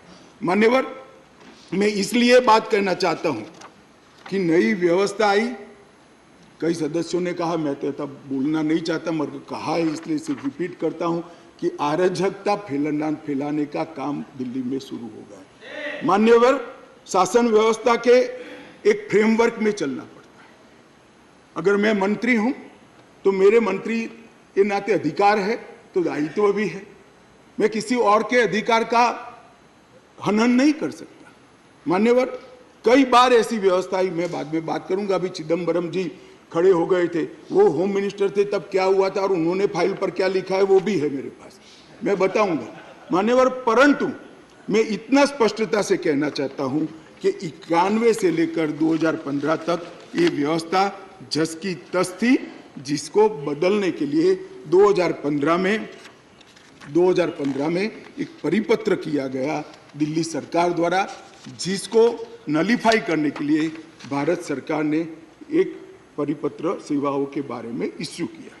उसको उच्च न्यायालय में चुनौती दी गई, उच्च न्यायालय में भारत सरकार के पक्ष में फैसला आया, फिर सर्वोच्च न्यायालय की खंडपीठ को वो डिफर कर दिया गया।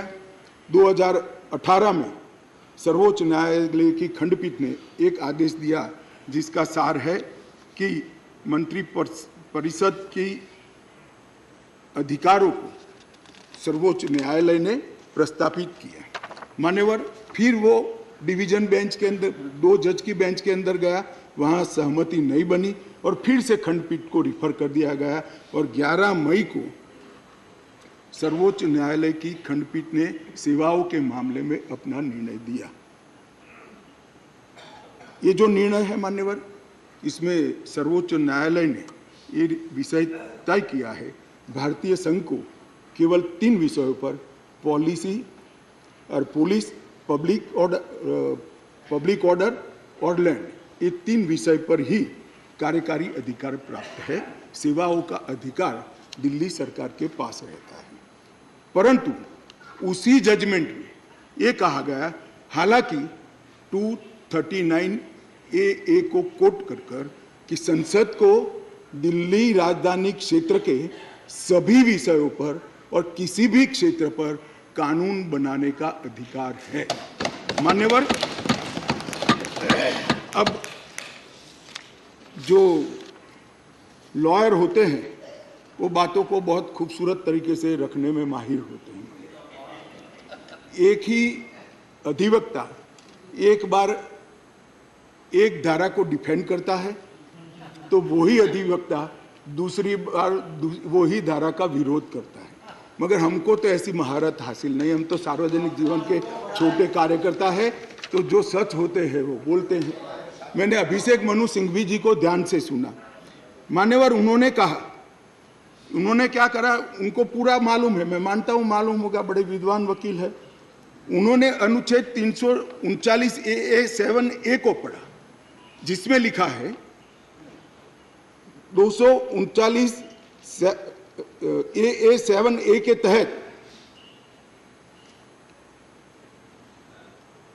संसद को केंद्र सरकार के प्रावधानों को इफेक्ट देने या सप्लीमेंट करने के लिए कानून बनाने का पूरा अधिकार है। ये उन्होंने पढ़ा, मगर इसके ऊपर 3B में नहीं गए। मैं अब पढ़ता हूं 3B क्या है। पहले मैं 239 AA में दिल्ली के विषय में विशेष प्रावधान किए गए हैं। इसके तहत दिल्ली विधानसभा सहित संघ शासित प्रदेश है, विधानसभा सहित संघ शासित प्रदेश। मान्यवर, इसके 239 AA 3B के अनुसार दिल्ली के संघ राज्य क्षेत्र या पूरा राज्य क्षेत्र या उसके किसी भी भाग के बारे में उससे संबंधित किसी भी विषय पर कानून बनाने का अधिकार संसद का अधिकार। अब मैं विनम्रता से इतना ही पूछना चाहता हूं कि किसी भी विषय पर आता है, इसमें सर्विसेज आती है या नहीं आती है, सर्विस विषय है या नहीं। और मान्यवर, और इससे आगे जाकर 239 AA 3C के अनुसार संसद को, ये भी ध्यान से सुने सदन, संसद को राष्ट्रीय राजधानी क्षेत्र दिल्ली की विधानसभा द्वारा बनाए गए किसी भी कानून को संशोधित करने का, उसका स्वरूप बदलने का या उसको निरस्त करने का भी अधिकार दिया गया। और मानने वाले हम लेकर नहीं आए, कौन लाए? आज जो राजनीतिक जरूरियात के कारण आप पार्टी की गोदी में बैठी है, वो कांग्रेस पार्टी ये संविधान संशोधन लेकर आई, ये हम लेकर नहीं आए। अगर दिल्ली के अधिकारों का किसी ने हनन किया है, दिल्ली की असेंबली का किसी ने हनन किया अधिकारों का, तो मान्यवर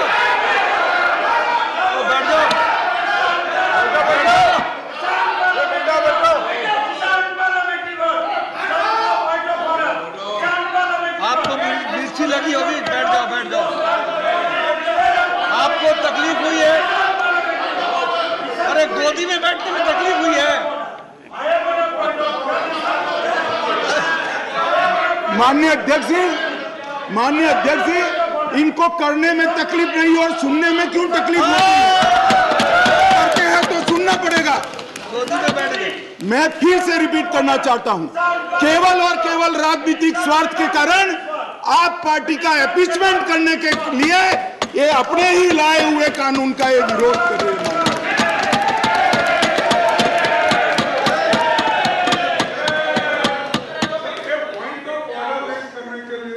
कैसा point of order?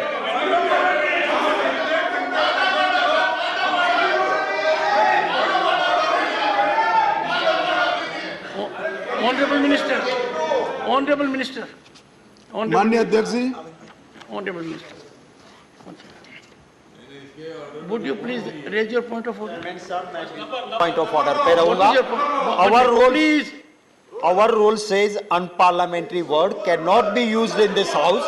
We have the book of list और उसी लिस्ट के हिसाब से किसी पार्टी किसी के साथ जाने पे उसकी गोदी में बैठी है, ये वर्ड अनपार्लियामेंट्री है।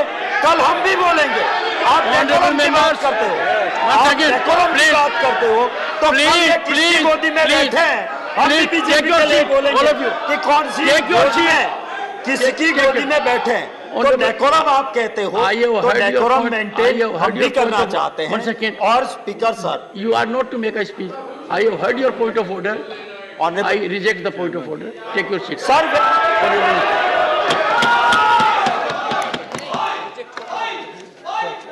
Honorable Minister.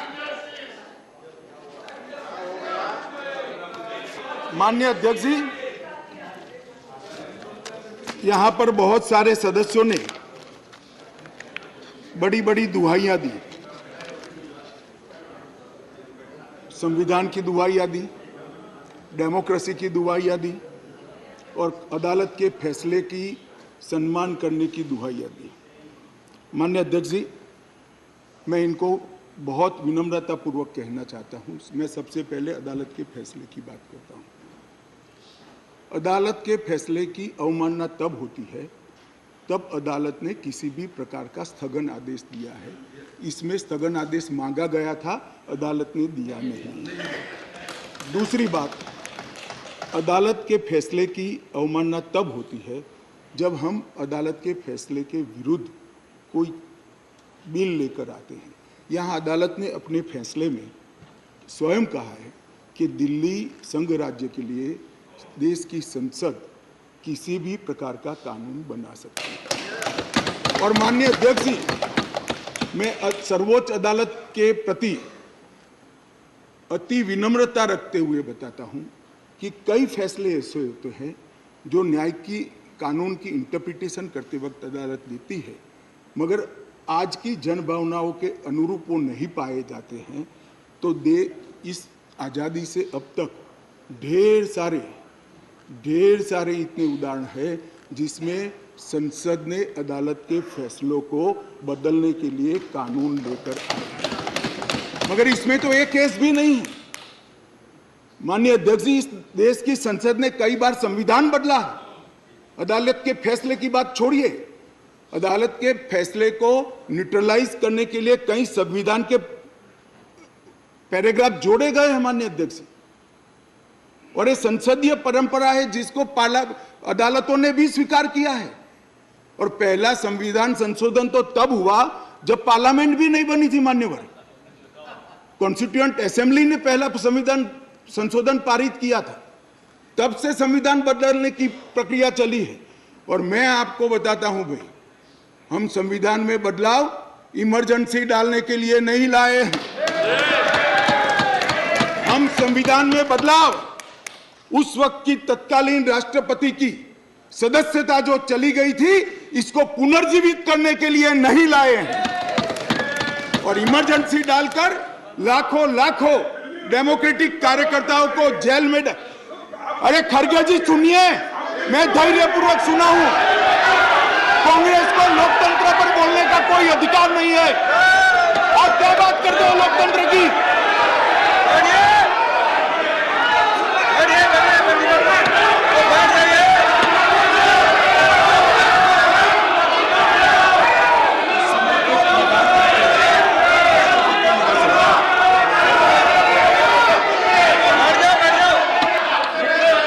Honorable members, please take your seat. Take your seat. Nothing will go on record. Take your seat. Take your seat. One second, please. Honorable members, the Honorable Home Minister was throughout present by and large, and he heard everyone very patiently. And everyone in the House, now he has a right and duty as Home Minister to address the House. He is... Something wrong? Honorable Home Minister, nothing will go regard. Please. मान्यवर, मैं थोड़ी जल्दबाजी में प्रधानमंत्री की जगह राष्ट्रपति बोल गया, इसलिए मैं थोड़ा फिर से रिपीट करना चाहता हूं। इस देश के पूर्व प्रधानमंत्री की सदस्यता बचाने के लिए हम ये बिल नहीं लेकर आए। ये बिल संविधान की भावनाओं को संभालने के लिए हम लेकर आए। और मान्यवर, इमरजेंसी डाली गई, हम तो बहुत छोटे थे उस वक्त। ये बिल पर ही है, ये बिल पर ही है भैया। डिस्कस मान्यवर ऐसा है कि जब ये लोग बिल पर चर्चा कर रहे थे, मुझे डेमोक्रेसी समझा रहे थे, तो मैं उनको डेमोक्रेसी समझा रहा हूं कि डेमोक्रेसी क्या है। इमरजेंसी के अंदर मान्यवर 3 लाख से ज्यादा राजनीतिक दलों के बड़े बड़े नेताओं को जेल में डाल दिए गए, जेल में डाल दिए। माननीय अध्यक्ष जी, सारे अखबारों पर सेंसरशिप डाल दी गई। माननीय अध्यक्ष जी, इंडियन एक्सप्रेस ने अपने संपादकीय को खाली रखना पड़ा। माननीय अध्यक्ष जी, ये लोग डेमोक्रेसी की बात कर रहे हैं, ये लोग डेमोक्रेसी की बात कर रहे हैं माननीय अध्यक्ष जी। और जब माननीय अध्यक्ष जी इन्होंने पूछा कि भाई अध्यादेश आप लाए थे, तो एक बहुत सुंदर क्रोनोलॉजी देश के मतदाताओं को गुमराह करने के लिए। माननीय अध्यक्ष जी, इसका जवाब मुझे देना ही पड़ेगा, फिर से उनकी भावनाएं उद्वेलित होगी मगर मुझे देना पड़ेगा। माननीय अध्यक्ष जी, उन्होंने कहा 11 मई को फैसला आया और 17 मई को ऑर्डिनेंस लाया गया और 19 मई को एससी को सुप्रीम कोर्ट को छुट्टी पर जाना था, तब ऑर्डिनेंस को घोषित किया गया। माननीय अध्यक्ष जी, मैं इसका तो पूरा क्यों करना पड़ा, इसका मुझे जस्टिफिकेशन देना चाहिए, क्योंकि विरोध भी 2 दर्ज हुए इसी विषय पर। परंतु मैं उनको ये कहना चाहता हूँ, और ये एक मुद्दे कौन खड़े कर रहे हैं जिनका पूरा जीवन सुप्रीम कोर्ट में वकीलात करते करते गया। उनको ये भी मालूम नहीं है कि वैकेशन बेंच होती है, वैकेशन बेंच होती है, और वैकेशन के अंदर भी अगर उचित लगे तो मुख्य न्यायाधीश महोदय खंडपीठ भी बना सकते हैं, संवैधानिक खंडपीठ भी बना सकते हैं और स्थगन आदेश दे सकते हैं। वैकेशन के बाद क्या हुआ, ऑर्डिनेंस आ गया, वैकेशन के बाद चैलेंज किया, चैलेंज कर स्थगन आदेश मांगा, सुप्रीम कोर्ट ने नहीं दिया, आज भी नहीं है। मैं तो बिल लेकर आया हूं। अब ये क्रोनोलॉजी का क्या मतलब है बताइए। मगर यहां चर्चा कर एक भ्रांति खड़ी करना कि हमारे अधिकारों को लेने के लिए लालायित थे। भैया, अधिकारों को लेने के लिए लालायित नहीं थे, हम दिल्ली की जनता के अधिकारों की रक्षा के लिए लाए। इसलिए मान्यवर, ये जल्दी करनी पड़ती। मान्यवर, मैं आगे बताता हूं कि जल्दी क्यों करनी पड़ी। मान्यवर, अब मेरे पास भी एक क्रोनोलॉजी है, जरा उसको धैर्य से सुनना चाहिए। मान्यवर, 11/5/23 को ये अध्यादेश आया और ये फैसला आया। फैसला लगभग 3-4 बजे के आसपास घोषित हुआ। उसके बाद में 5:30 बजे फैसला क्या था मान्यवर? फैसला तो ये था कि संवैधानिक खंडपीठ ने एक फाइंडिंग दिया है, ये रेगुलर बेंच के सामने जाएगा, रेगुलर बेंच हियरिंग करेगी और बाद में इस पर आदेश पारित करेगी, तब जाकर फैसला लागू होगा। फैसला तो अभी लागू भी नहीं हुआ है। मगर जल्दबाजी किसको कहते हैं मैं बताता हूं श्रीमान राघव चड्ढा जी। जल्दबाजी इसको कहते हैं कि अभी आदेश तो पारित भी नहीं हुआ था, एक नीति विषयक फैसला लिया जो 2 जजों की खंडपीठ ने सुनकर उस पर आदेश पारित किया जाना था, इसके बाद इंप्लीमेंटेशन होना था। 11/5 को शाम को 5:30 बजे एक नोट सर्कुलेट कर दिया गया कि आज 5:30 बजे तक पात्र अधिकारियों की सूची के साथ जो इस पद पर तैनात हो सके, सचिव सेवाओं के मतलब सेक्रेटरी सर्विस के लिए एक नोट प्रस्तुत किया गया। ट्रांसफर करना भी चालू कर दिया। बोले अभी तो खंडपीठ 2 जजों की खंडपीठ का जजमेंट भी नहीं आया और ट्रांसफर करना चालू किया। सोशल मीडिया में घोषणा कर दी, अभी तो एप्लीकेशन मंगाई, नोट मंगाया है, सोशल मीडिया पर कह दिया श्री आशिक माधवराव मोरे को बदल दिया गया। कैसे बदलोगे भाई, कैसे बदलोगे मान्यवर? और इसके आगे मैं जाना चाहता हूं। इसके बाद सतर्कता विभाग विजिलेंस के मिनिस्टर ने सभी सहायक निर्देशकों को आदेश दे दिया कि विशेष सचिव सतर्कता को रिपोर्ट न करिए, उनको डायरेक्ट रिपोर्ट करिए। अब जो एडमिनिस्ट्रेशन मुझे समझाते थे, मैं उनको समझाना चाहता हूं, डायरेक्ट जॉइंट डायरेक्टर लेवल का ऑफिसर सीधा मंत्री को रिपोर्ट करे, ऐसा कैसे हो सकता है भाई? कैसे हो सकता है? ये एडमिनिस्ट्रेशन है क्या? किसके साथ में खड़े रहे हो? जवाब देना पड़ा दिल्ली की जनता को भाई। मान्यवर, इसके बाद सतर्कता विभाग के मंत्री जी ने आदेश दे दिया 13 तारीख को कि मैनुअल के पैरा 2.22 के उल्लंघन किया, जिसमें विजिलेंस सेटअप के कार्यबल सीवीओ के परामर्श से संगठन के प्रमुख संगठन में प्रभावी सतर्कता प्रबंधन के लिए कार्यबल तैनात करने के निर्देश बनाने के लिए सूचना कर दी। अब मुझे ये समझ नहीं आता है, अभी तो संवैधानिक खंडपीठ को आदेश भेजा है, इंटरप्रिटेशन भेजा है, इस पर खंडपीठ ने 2 जजों की खंडपीठ ने सुनवाई करनी है और फिर जजमेंट देना है। यहाँ पूरा इम्प्लीमेंटेशन कर दिया। मगर विश्व में कोई भी विज्ञान का नियम है, कोई भी चीज अकारण नहीं होती। ये विजिलेंस विभाग को ही क्यों टारगेट बनाया गया? ट्रांसपोर्ट को नहीं बनाया गया, सफाई को नहीं बनाया गया, जल बोर्ड को नहीं बनाया गया, जल विभाग को नहीं बनाया गया, मान्यवर रोड एंड बिल्डिंग को नहीं बनाया गया, सोशल वेलफेयर को नहीं बनाया। ये सारे शासन के साथ जुड़े हुए भी नहीं है क्या?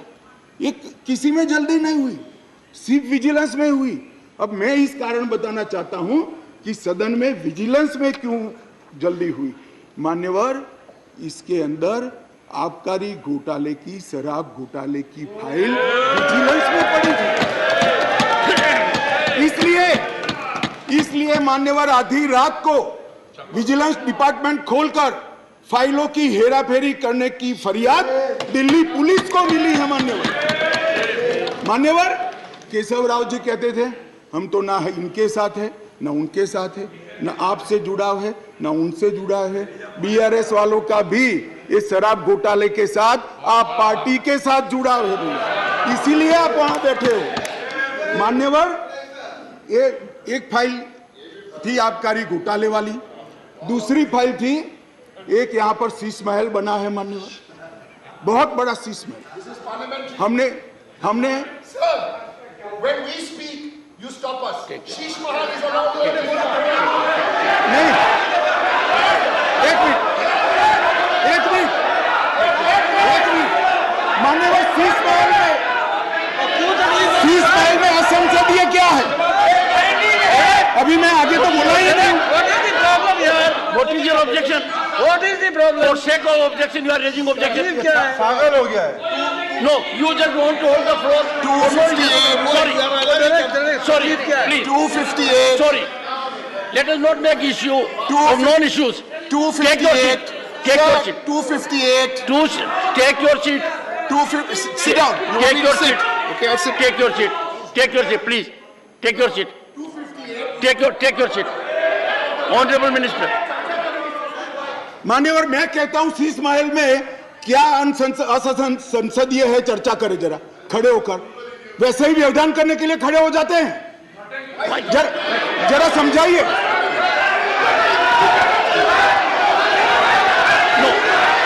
मान्यवर, मेरा निवेदन है,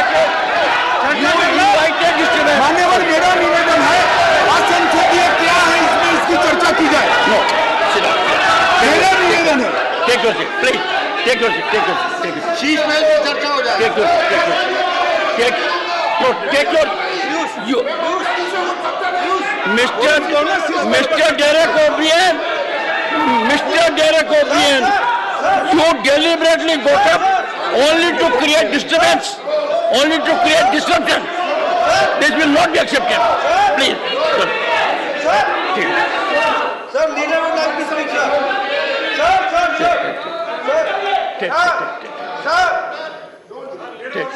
Leader of the house. Please. Sir, leader of the house. No. Sir, leader of the house. Honorable Minister. Sir, ये आपने पिछली बार भी इस विषय के ऊपर बड़ी गंभीरता बताई थी कि जो थिएट्रिक्स करने का सिलसिला इस सदन में जो माननीय सदस्य करते हैं, अगर इनको हिम्मत है, अगर इनका इरादा शीश महल के ऊपर चर्चा करने का है, तो आप अभी की अभी शीश महल के ऊपर चर्चा करने के लिए तैयार है? हो जाए शीश महल के ऊपर पूरी चर्चा। जो ये शीश महल को ऑब्जेक्ट कर रहे हैं, Take your seat. Take your seat. Take your seat. Take your seat. Please, please. Take your seat. Oh, one second. Sorry, sir. 1 second. Sorry. Please. Honorable members, I was hearing the Honorable Home Minister with total focus.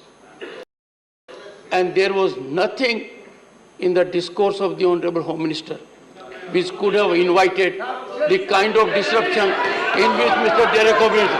I urge the House, I urge the honorable members, we have been decorous during the whole day. Don't act on a plan. Let us believe in decorum. Honorable Home Minister. Honorable Home Minister. Honorable Home Minister. माननीय अध्यक्ष जी, यही जिसको निशाना बनाया गया वही vigilance की office में मुख्यमंत्री के नए बंगले पर खर्च हुए अवैध खर्चे के लिए और आवंटित की गई राशि से 6 गुना ज्यादा खर्चे के लिए जांच की फाइल भी उसी के अंदर थी। माननीय अध्यक्ष जी, माननीय सुप्रीम कोर्ट ने एक ऑर्डर दिया था कि अपनी पार्टी के, सरकार के नहीं, अपनी पार्टी के प्रचार के लिए दिल्ली सरकार का जो खर्च हुआ है वो खर्च दिल्ली सरकार से नहीं, आप पार्टी से वसूल कर दिल्ली सरकार के खजाने में डाला जाए 90 करोड़ रुपए।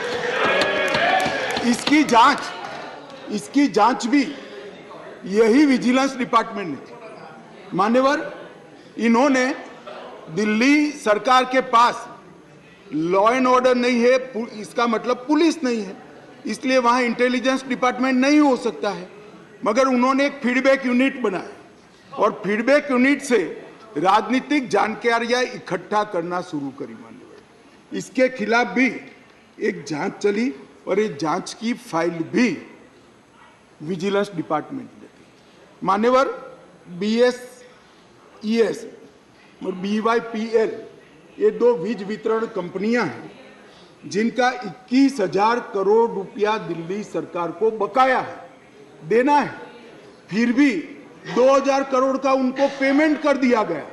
इसकी भी जांच चल रही है, वो जांच की फाइल भी इसी विजिलेंस डिपार्टमेंट में थी। मान्यवर, और ये आधी रात को जो कागज इधर उधर कोड़ने का प्रयास किया गया वो ही इमरजेंसी थी। चिदम्बरम साहब को शायद मालूम नहीं था, इसलिए पूछते थे कि क्या इमरजेंसी थी, तो भाई ये इमरजेंसी ये थी। और मान्यवर, अगर ये न करते तो सारे घोटालों की फाइलों को गुम करने का एक नया घोटाला रजिस्टर करना पड़ा और इसलिए इमीडिएटली ऑर्डिनेंस लाना पड़ा जो संविधान सम्मत है। संविधान में ऑर्डिनेंस की व्याख्या और अधिकार ऐसे स्थितियों के लिए ही दिए गए हैं और सबको मालूम है जब ऑर्डिनेंस लेकर आते हो तो 6 माह के अंदर या सबसे पहले सदन के अंदर, जो सदन जब मिलेगा तब सदन के सामने रखना पड़ता है। तो आज मैं लेकर आया हूं। अब इसमें गैर संवैधानिक क्या है भाई, बताओ तो। इतनी सारी 5 घंटे से चिल्लाट करते हैं, इसमें गैर संवैधानिक क्या है? क्या प्रीपेड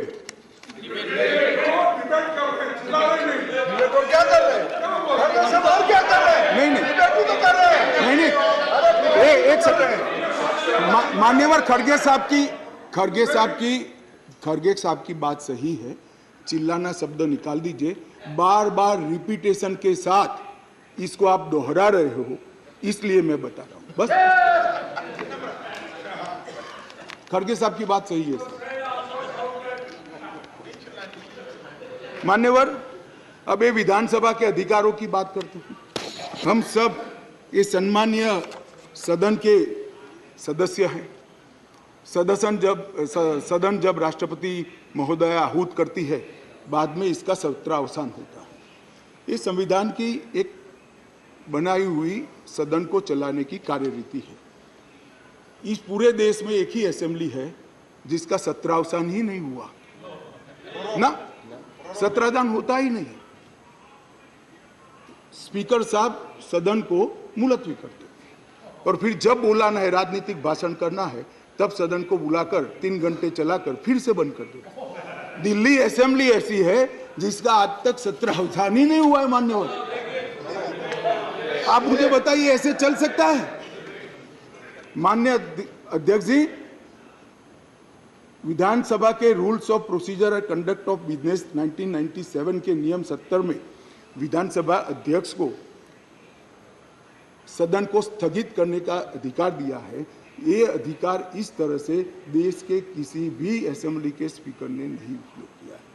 मैं इस पर कोई टिप्पणी करना नहीं चाहता। अगर उचित है तो कांग्रेस पार्टी ने जरूर इसका समर्थन करना चाहिए कि भाई विधानसभा को या संसदों को स्थगन कर ही चलाना, कभी सत्रावसान नहीं करना, वो सेशन में ही रहेंगे। अब सेशन में ही रहेंगे तो कानून कैसे बनाओगे? अब कैबिनेट बुला ही नहीं सकते। इसलिए क्या स्थिति है समझिए साहब। 2020 में सत्र की संख्या कितनी हुई दिल्ली के? 1 बजट सत्र। 2021 में कितनी? 1 बजट सत्र। 2022 में कितनी बार सदन बुलाया गया? 1 बार बजट सत्र। 2023 में कितनी बार सदन बुलाया गया? 1 बार बजट सत्र। उसके अलावा असेंबली की जरूरत ही नहीं है। इसके अलावा मान्यवर असेंबली की जरूरत ही नहीं है। ये किस तरह से असेंबली चला रहे हैं मान्यवर? कैबिनेट के अधिकारी की दुहाई दे रहे हैं। 2022 में 6 कैबिनेट बैठक सिर्फ हुई है, 1 साल में सिर्फ 6।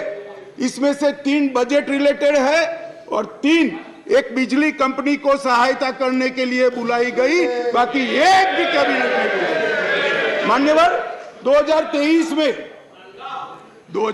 में सिर्फ 2 ही कैबिनेट बुलाई गई और दोनों बजट के कामकाज के लिए बुलाई। अब आप क्या भैया कैबिनेट का दुहाई देते हो, क्या अधिकार का दुहाई देते हो? ना कैबिनेट मिलती है, ना सदन मिलता है और हमें डेमोक्रेसी पढ़ाते हो भाई। ऐसा कभी नहीं होता भाई। ये जो कहते हैं ना कि क्या विशेष हुआ था, इसलिए मैं समझाता हूं मान्यवर क्या विशेष। मान्यवर, IRTS, AIIMS, Delhi metro, IIT Delhi, UR जैसे ढेर सारे योजनाओं का क्लियरेंस न मिलने के कारण ये इंस्टीट्यूशन और ये डेवलपमेंटल काम दिल्ली की जनता को नहीं मिल पा रहे हैं। वो राजनीतिक रूप से रोक कर बैठे हैं। 5G टेक्नोलॉजी लाने का रास्ता मोदी जी सुगम करना चाहते थे। हमारे अश्विनी भाई बार बार पत्र लिखते हैं। 2016 से झगड़ा चल रहा है मगर इस पर कार्यवाही नहीं करी और ट्रांसफर पोस्टिंग के लिए इनको सुप्रीम कोर्ट में जाने का समय है। मगर 5G टेक्नोलॉजी को इंस्टॉल करने के लिए जो सहायता चाहिए भारत सरकार को, वो करने का समय नहीं है। माननीय अध्यक्ष जी, मैं इसलिए कहता हूं कि कुछ परिस्थितियां ऐसी होती है जिसको अलग दृष्टिकोण से देखना पड़ता है। दिल्ली के अंदर 91 से 2015 तक यही व्यवस्था, इसी तरह से ट्रांसफर पोस्टिंग होती थी मान्यवर, और कोई कानून या कोई नियम बनाने की जरूरत नहीं पड़ती।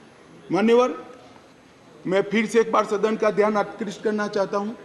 कुछ सदन के सदस्यों ने कहा कि ये बिल संविधान सम्मत नहीं है और संविधान के अधिकारों को ये बिल कानून के द्वारा संविधान सुधारने का प्रयास है।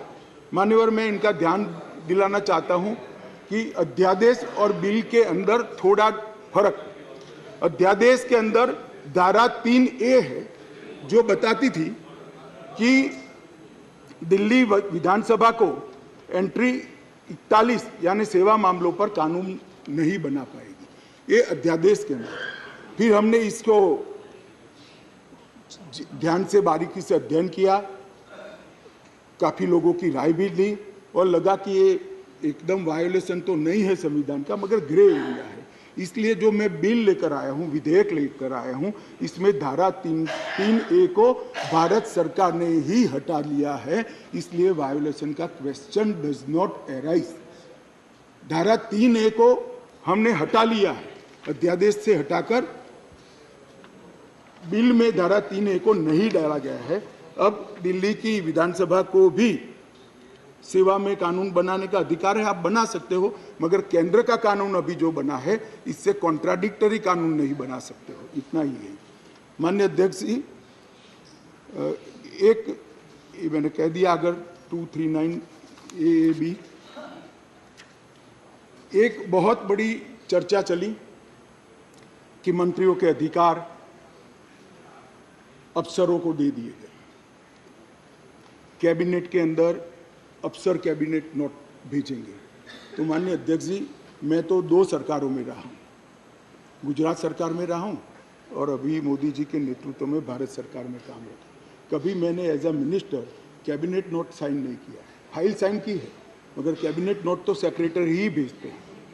शायद आप लोगों के राज्य में मंत्री की सिग्नेचर से जाती है तो मुझे मालूम नहीं है। अगर कोई ऐसा दूसरा राज्य है तो भी बताना चाहिए सदन को।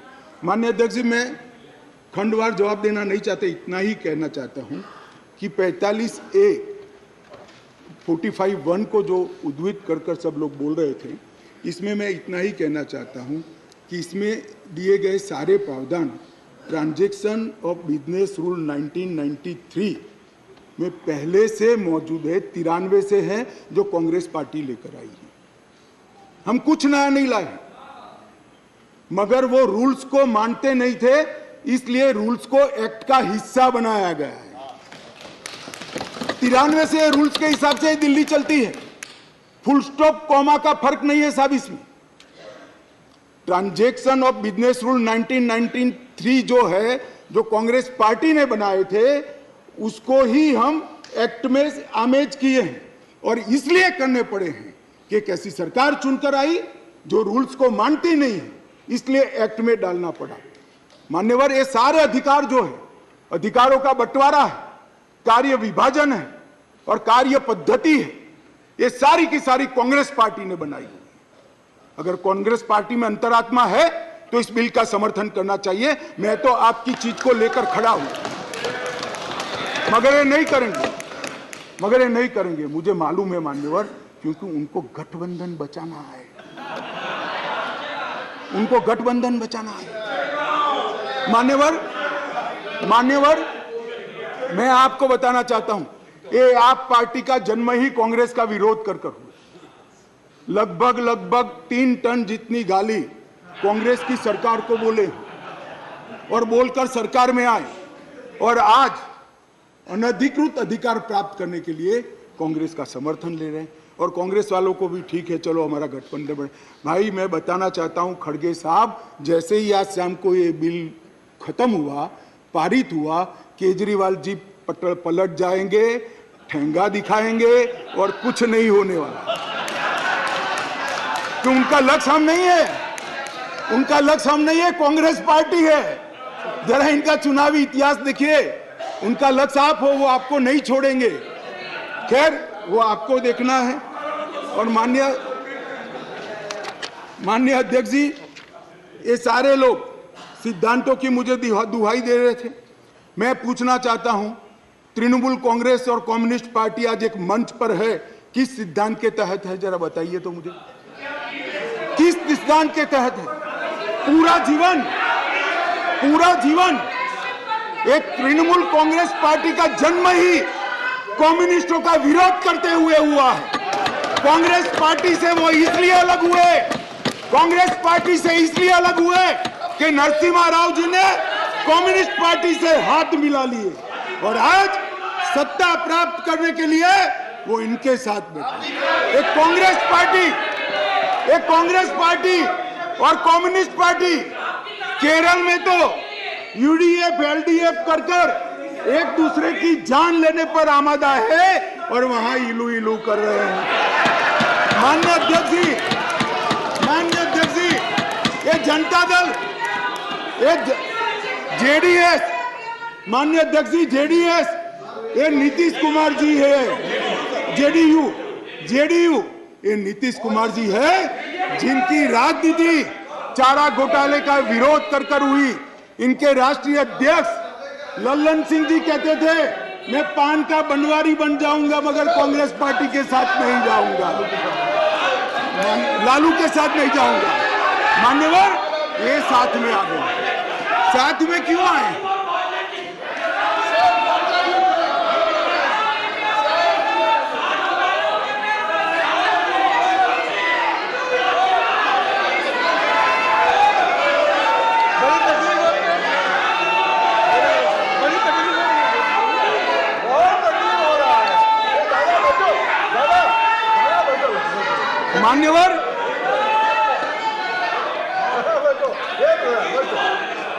मान्यवर, ये साथ में क्यों आए हैं? ये साथ में इसलिए आए हैं कि उनको भरोसा है कि अकेले कुछ हो नहीं सकता, इकट्ठा हो जाओ तो कुछ तो कर पाएंगे। मगर मैं आज बताना चाहता हूं मान्यवर, और 5-10 लोगों को जोड़ दो, कुछ नहीं होने वाला है। 24 मई में फिर से नरेंद्र मोदी प्रधानमंत्री मान्यवर।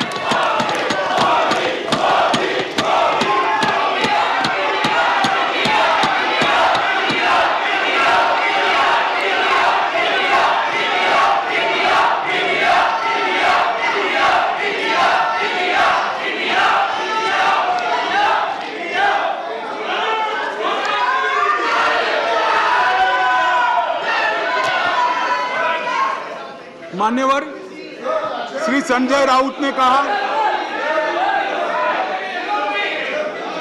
मान्यवर श्री संजय राउत ने कहा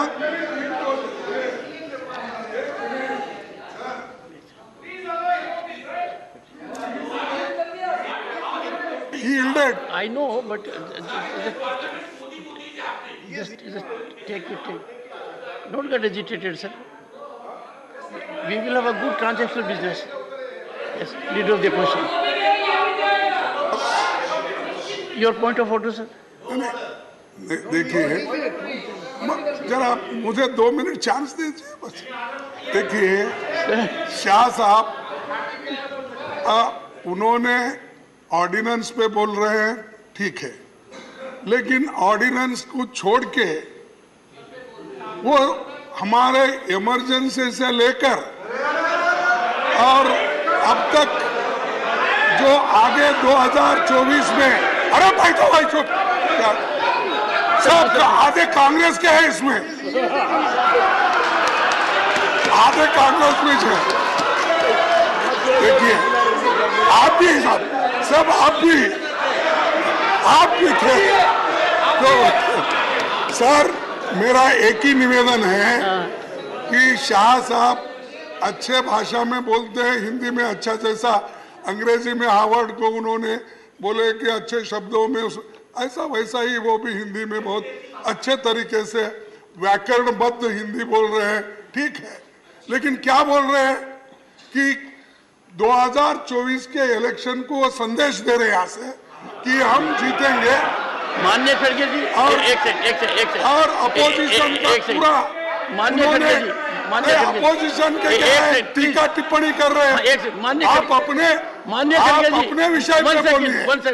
मान्य खड़गे जी, आप डिबेट में करीब पूरे समय रहे हैं, पर डिबेट में आप करीब पूरे समय रहे हैं, पर कुछ समय आप नहीं थे।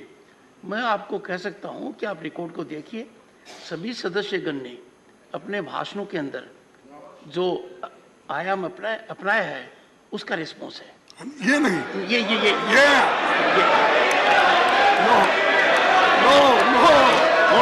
ऑनरेबल होम मिनिस्टर,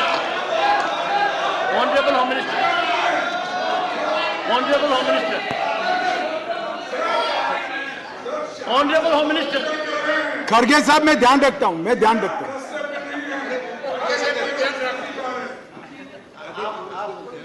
मान्यवर, मैं खड़गे जी का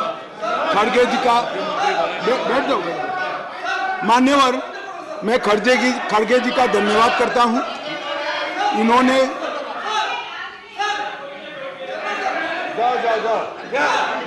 मान्यवर, मैं खड़गे जी का धन्यवाद करना चाहता हूं कि इन्होंने मुझे सदन की उच्च परंपराओं का ध्यान दिलाया। मैंने सदन की परंपराओं का ध्यान रखते हुए सटल वे में मेरी बात कही थी, परंतु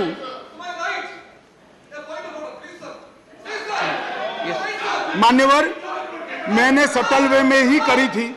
मैसेज आधा अधूरा गया था, खड़गे जी ने पूरा मैसेज डाल दिया, इसलिए मैं उनका धन्यवाद करना चाहता हूं। मान्यवर, संजय राउत जी ने कहा कि मोदी जी विदेश जाते हैं तो उनका सम्मान होता है, कोई उनका ऑटोग्राफ मांगता है, कोई उनको झुककर नमन करता है, कोई उनसे अपॉइंटमेंट मांगता है, कोई मोदी इज द बॉस कहता है। वो सम्मान मोदी जी का नहीं है, देश का सम्मान। मैं यही कहना चाहता हूं, हमारे मन में कोई मुगलता नहीं है कि नरेंद्र मोदी व्यक्ति का सम्मान है, ये नरेंद्र मोदी नाम के देश के प्रधानमंत्री का सम्मान। मगर इतने सारे देश के राष्ट्रपति, प्रधानमंत्री, राष्ट्राध्यक्ष भारत के प्रधानमंत्री को सम्मान देते हैं, इससे देखकर आप भी जरा देना चालू करो तो थोड़ा अच्छा दिखेगा। मान्यवर, कम्युनिस्ट पार्टी के 2 सदस्यों ने मेरी पार्टी का उल्लेख देकर कहा कि मेरी पार्टी का आजादी के आंदोलन में कोई इतिहास नहीं है, हिस्सा नहीं।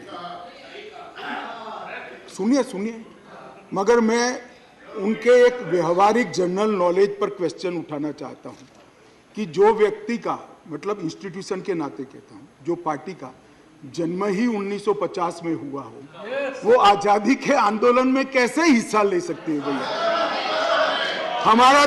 हमारी पार्टी का जन्म ही 1950 में हुआ, हम कैसे आजादी का आंदोलन लड़ेंगे?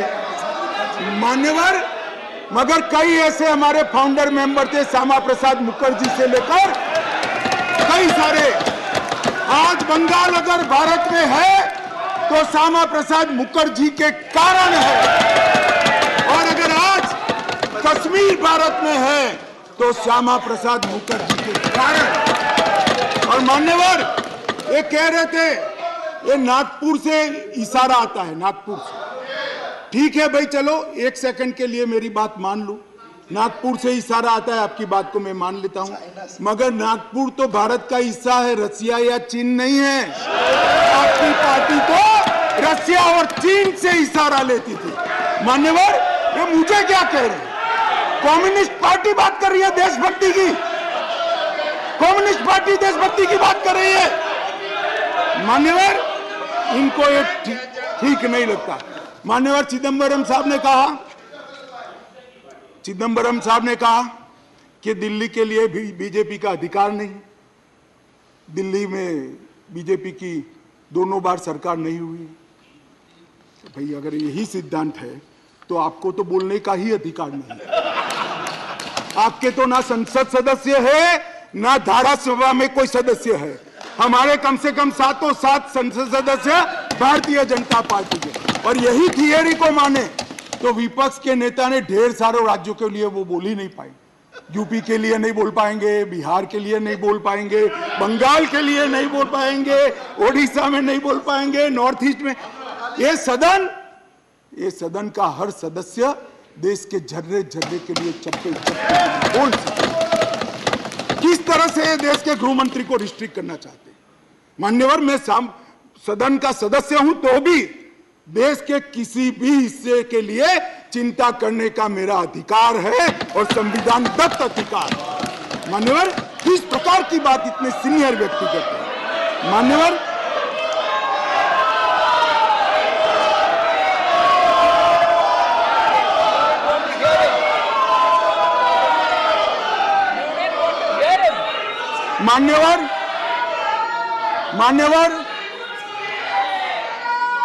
मान्यवर, मणिपुर के लिए भी मैंने सदन से पहले ही आपको पत्र लिखा है कि मणिपुर के लिए चर्चा के लिए मैं तैयार हूं।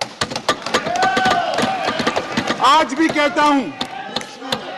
कहता हूं, अभी 11 तारीख बाकी है, हमें कुछ छिपाना नहीं है, छुपाना आपको है जो चर्चा होने नहीं देते हो, आपको छुपाना है। और मैं कहता हूं मान्यवर, 11 तारीख को चर्चा खड़गे जी कह दे, मैं कहता हूं इसी तरह से सुन नहीं पाएंगे मान्यवर, नहीं सुन पाएंगे, और इसीलिए मणिपुर पर चर्चा करने के लिए तैयार।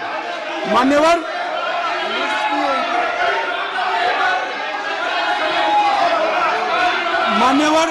उनको मालूम है कि बिजनेस एडवाइजरी कमेटी समय तय करती है। मैं अभी देश की जनता के सामने कहता हूं, 11 तारीख को, एक सेकंड, सुन लिया मैंने, सुन लिया, बैठिए। मान्यवर, मैं सदन के सामने स्पष्टता करना चाहता हूं।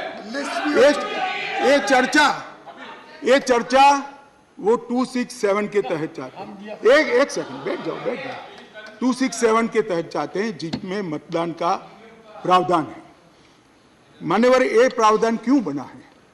जब कोई सरकार बजट के तुरंत बाद अल्पमत में आ जाए और कोई बिल ही न लाए, तो राज्यसभा में अविश्वास की दरखास्त का कोई प्रोविजन नहीं है, तो राज्यसभा में वोटिंग के साथ चर्चा हो, इसलिए रूल्स लाया गया है। यहाँ तो हम हर रोज बिल लेकर आते हैं, भाई गिरा दो बिल, बहुमत है, ये बिल गिरा दो, लो ये बिल ही गिरा दो, ये बिल गिरा दो। मान्यवर, मुझे बताइए, देश की जनता देख रही है, क्या हासिल है वोटिंग से? क्या हासिल है? सवाल आप मणिपुर की स्थिति, मणिपुर की चिंता और सरकार ने उठाए गए कदम पर चर्चा करने चाहते हैं, या वोटिंग से शो ऑफ स्ट्रेंथ करना चाहते हैं? और वोटिंग से शो ऑफ स्ट्रेंथ करनी है तो भी हम डरते नहीं है, इसी बिल में कर लीजिए, अभी दूध का दूध और पानी का पानी। मान्यवर, 11 तारीख को चर्चा के लिए खड़गे साहब हाँ बोल दे, मैं सदन में चर्चा के लिए तैयार हूं।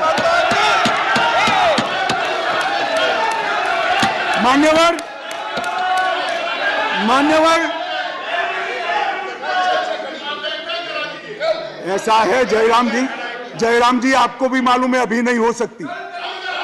कल अविश्वास का प्रस्ताव है, आपको मालूम है। मान्यवर, देश की जनता सुन ले, 8, 9 और 10 अविश्वास का प्रस्ताव है, इसलिए मुझे कह रही है कि आज 8, 9, 10 में चर्चा करिए। कांग्रेस पार्टी ही लाई है, और मैंने सदन के पहले दिन से आपको पत्र लिखा है मान्यवर, कि सदन में कितनी भी लंबी चर्चा के लिए मैं तैयार हूं, मैं हर बात का जवाब दूंगा, और ये मेरा संवैधानिक दायित्व है। मगर जब लोकसभा में अविश्वास प्रस्ताव पर चर्चा होती हो, तब ये चाहते हैं मैं यहां बैठूं। मान्यवर, इनको अविश्वास प्रस्ताव वही लेकर आए हैं, मगर इसकी संवैधानिक महत्व का मालूम नहीं है। अविश्वास का प्रस्ताव होता है, मैं वो सदन का सदस्य हूं, मुझे वहां रहना पड़ता है मान्यवर। और 11 तारीख में क्या बुराई है? 11 तारीख में क्या बुराई है?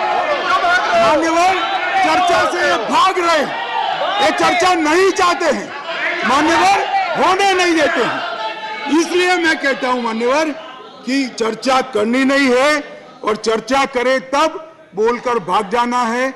आज अच्छा है, कम से कम एकता दिखाने के लिए वोटिंग करने के लिए बैठे हैं, चलो वो बहाने से भी बैठकर संविधान के नियमों के हिसाब से, संसद के नियमों के हिसाब से चर्चा करी, इसके लिए धन्यवाद। मेरा पूरा सदन से मान्यवर निवेदन है कि जो मैं विधेयक लेकर आया हूं, इसको पारित किया।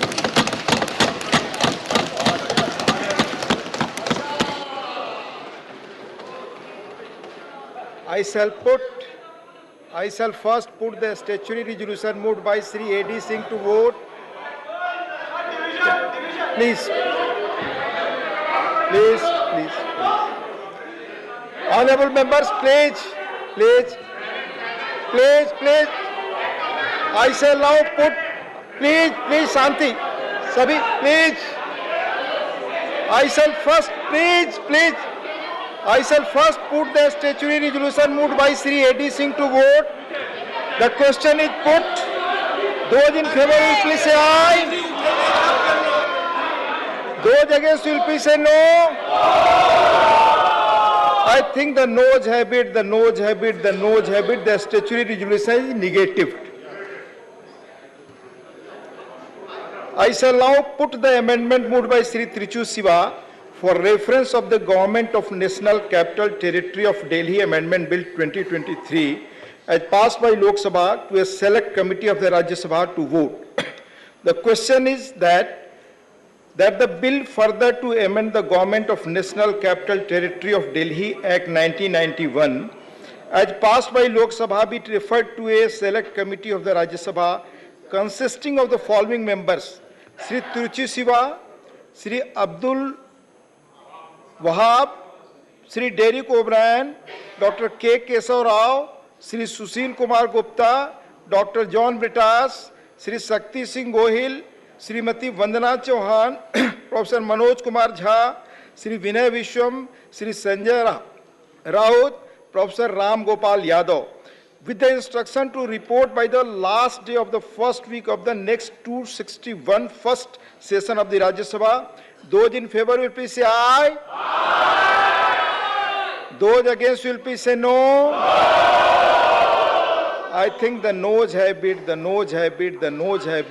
amendment is negative. I shall now put the amendment moved by Dr. John Britas for reference of the Government of National Capital Territory of Delhi Amendment Bill 2023 as passed by Lok Sabha to a select committee of the Rajya Sabha to vote. The question is that the bill further to amend the Government of National Capital Territory of Delhi Act 1991 as passed by Lok Sabha be referred to a select committee of the Rajya Sabha consisting of the following members: Sri Vikas Ranjan Bhattacharya, Dr. John Britas, Professor Manoj Kumar Jha, Sri Elam Aram Karim, Sri Jose K. Mani, Sri A. Rahim, Sri Trichu Siva, Dr. V. Sivasan, with instructions to report by the last day of the first week of the next 261 first session of the Rajya Sabha. Those in favor will please say aye. Those against will please say no. I think the no's have it, the amendment is negative.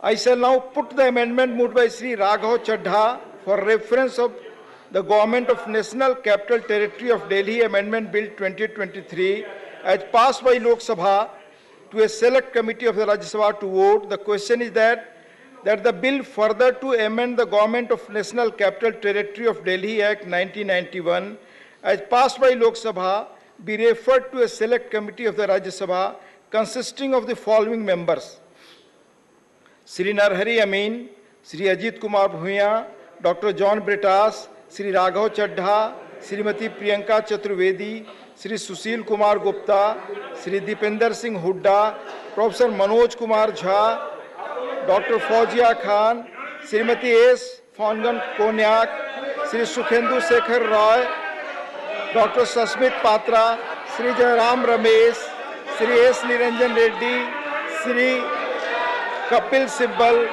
Sri Tiruchi Siva, Dr. M. Thambi Durai, Dr. Sudhanshu Trivedi, Professor Ram Gopal Yadav.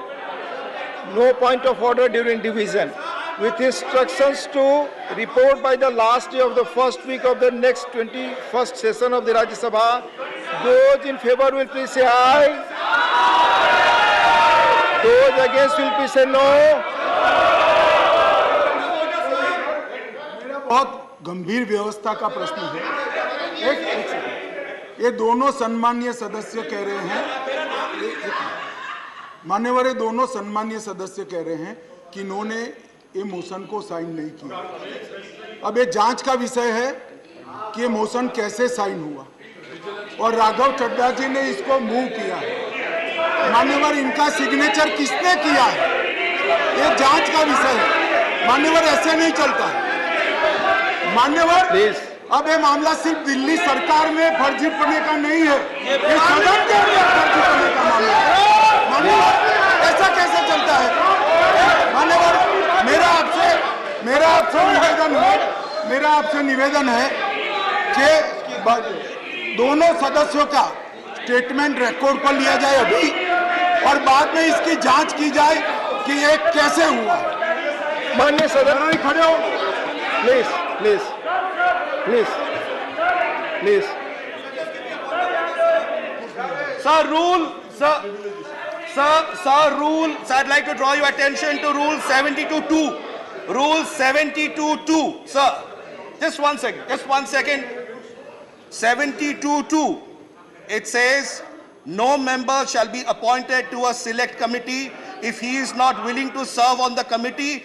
The mover, and I repeat again, the mover shall ascertain whether a member proposed to be named by him is willing to serve on the committee. Sir, no such discussion has been done by me. Thank you. My name has been taken without my permission, Dr. sir. Susmit Patra This is a matter of privilege. How did I name the member? Please take your case. I do not understand.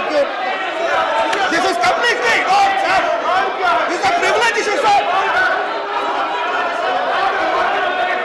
माननीय सदस्य, please take your seats. Please, Susmit Patra ji, please, अपनी माननीय सदस्य अपनी seat पर बैठे please. All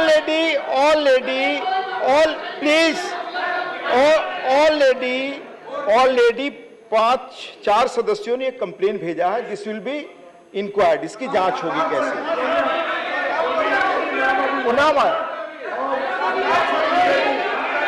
already मान्यवर, ये पांचों के प्लीज मान्यवर, ये पांचों सदस्यों का नाम आसन की ओर से उद्घोषित किया जाए या उनको बोलने की मंजूरी दी जाए, और इसका रिकॉर्ड बनाकर, ये प्रिविलेज का मामला है मान्यवर, इसको प्रिविलेज कमेटी में भेजा जाए। हम तो यहाँ चर्चा कर रहे थे, फर्जीवाड़ा दिल्ली सरकार में चल रहा है, ये सदन की कार्यवाही में फर्जीवाड़ा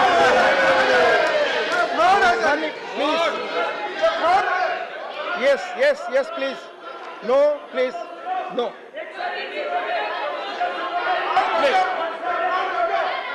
only your intervention go in record, please. Deputy Chairman, sir, I have not given my number. I have not signed.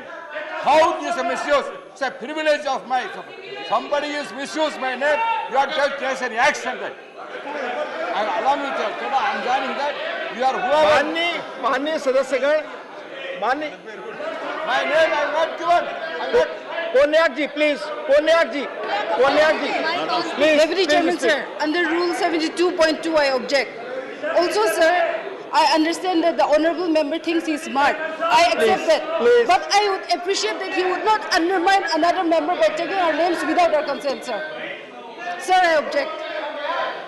माननीय सदस्यगण, जिन लोगों के नाम उनकी सहमति के बगैर दिए गए हैं, उसकी जांच होगी, प्लीज, उसकी जांच होगी, please. Now I will read the operating para. He has told मैंने आपका नाम लिया है, इसमें फर्जी किताब भी लिखा है मेरा। Please I now read. Those in favour will please से आई।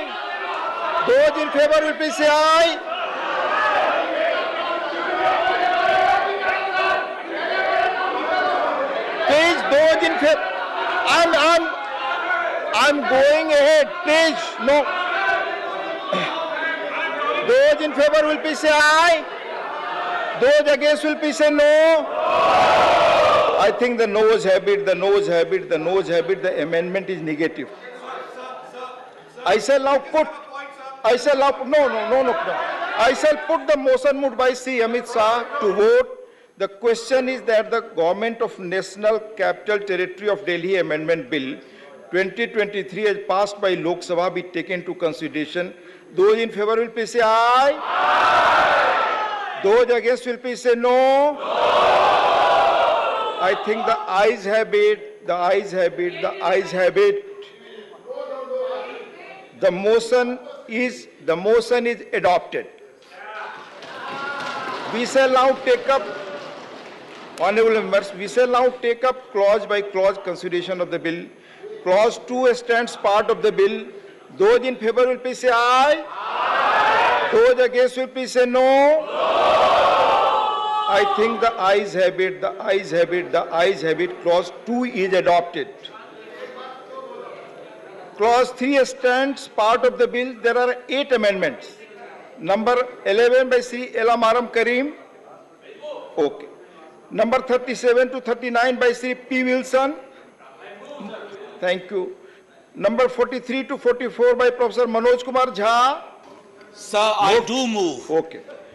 Number 57 and 58 by Sri A. Rahim. Thank you. Amendments moved. I shall first put the amendment moved by Sri Elamaram Karim to vote. Those in favor will please say aye. Aye. Those against will please say no. I think the noes have it, the noes have it, the noes have it. The amendment is negative. I shall now put the amendments moved by Sri P. Wilson to vote. Those in favor will please say aye. Aye. Those against will please say no. I think the noes have it, the noes have it, the noes have it. The amendments are negative. I shall now put amendments moved by Professor Manoj Kumar Jha to vote. Those in favor will please say aye. Aye. Those against will please say no. I think the noes have it, the noes have it, the noes have it. The amendments are negative. I shall now put the amendments moved by Sri A. Rahim to vote. Those in favor will please say aye. Aye. Those against will please say no. I think the noes have it, the noes have it, the noes have it. The amendments are negative. I shall now put clause 3 to vote. Those in favor will please say aye. Aye. Those against will please say no. I think the ayes have it, the ayes have it, the ayes have it. Clause 3 is adopted. Clause 4 stands part of the bill. There are 69 amendments. Number 1 to 4 by Sri Trichu Siva. Number 5 to 10 by Sri Sandosh Kumar P. Number 12 to 36 by Sri Elamaram Karim. Number 40 by Sri P. Wilson. The people killed, I move. Number 45 to 52 by Professor Manoj Kumar Jha. Sir, what else? I do move. Number 53 to 56 by Sri M. Sammugam. Number 59 to 79 by Sri A. Rahim. Amendments moved. I shall first put the amendments moved by Sri Trichu Siva to vote. Those in favor will please say aye. Aye. Those against will please say no. I think the noes have it, the noes have it, the noes have it. The amendments are negative.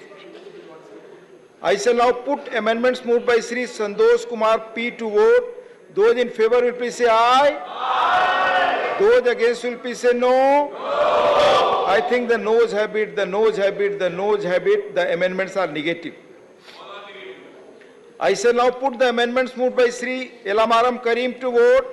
Those in favor will please say aye. Aye. Those against will please say no. I think the noes have it, the noes have it, the noes have it. The amendments are negative. I shall now put the amendment moved by Sri P. Wilson to vote. Those in favor will please say aye. Aye. Those against will please say no. I think the noes have it, the noes have it, the noes have it. The amendment is negative. I shall now put the amendments moved by Professor Manoj Kumar Jha to vote. Those in favor will please say aye. Aye. Those against will please say no. I think the noes have it, the noes have it, the noes have it. The amendments are negative. I shall now put the amendments moved by Sri M. Sammugam to vote. Those in favor will please say aye. Aye. Those against will please say no. I think the noes have it, the noes have it, the noes have it. The amendments are negative. I shall now put the amendments moved by Sri A. Rahim to vote. Those in favor will please say aye. Aye. Those against will please say no. I think the noes have it, the noes have it, the noes have it, the amendments are negative. I shall now put clause 4 to vote. Those in favor will please say aye. Aye. Those against will please say no. No. I think the ayes have it, the ayes have it, the ayes have it. Clause 4 is adopted. Clause 5 stands part of the bill. There are two amendments. Number 41 by Sri P. Wilson, number 42 by Sri Raghav Chadha. Amendments moved. I shall first put the amendment moved by Sri P. Wilson to vote. Those in favor will please say aye. Aye. Those against will please say no. No. I think the noes have it, the noes have it, the noes have it. The amendment is negative. I shall now put the amendment moved by Sri Raghav Chadha to vote. Those in favor will please say aye. Aye. Those against will please say no. No. I think the noes have it, the noes have it, the noes have it. The amendment is negative. I shall now put clause 5 to vote. Please, silence. Those in favor will please say aye. Aye. Those against will please say no. No. I think the ayes have it, the ayes have it, the ayes have it. Clause 5 is adopted. Clause 6 stands part of the bill. Those in favor will please say aye. Aye. Those against will please say no. No. I think the ayes have it, the ayes have it, the ayes have it. Clause 6 is adopted. Clause 1, the enacting formula and the title stand part of the bill. Those in favor will please say aye. Aye. Those against will please say no. No. I think the ayes have it, the ayes have it, the ayes have it. Clause 1, the enacting formula and the title are adopted. Shri Amit Shah to move that the bill be passed. महोदय मैं प्रस्ताव करता हूं कि विधेयक को पारित किया जाए. Motion moved that the bill be passed. The question is that the bill be passed. Those in favor will please say aye. Aye. Division. Division. Please, please. Division के रूप में.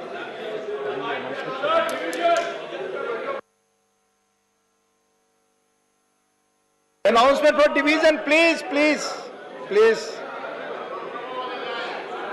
Honorable members, honorable members, honorable members, please.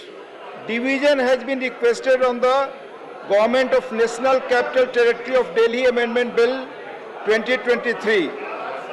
You are all aware that the division at any stage of the bill can be pressed by the members, and the chair is also bound under the rules to permit such a discourse, provided the house is in order and the members are on their respective seats. Please, please take your seats.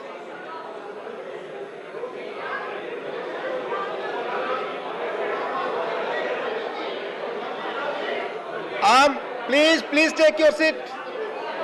Manly members, please. I am constant that if at any point during the division it is noticed that the process of division is violated, as stated above, the chair will be equally bound not to accede to the request of division pressed by the members. I therefore urge upon you all to maintain decorum, discipline in the house during the entire process and cast your vote from your respective seats.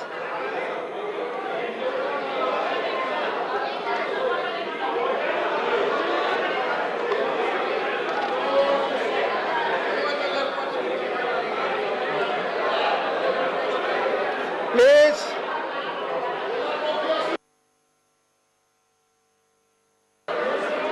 इसका पूरा process होगा.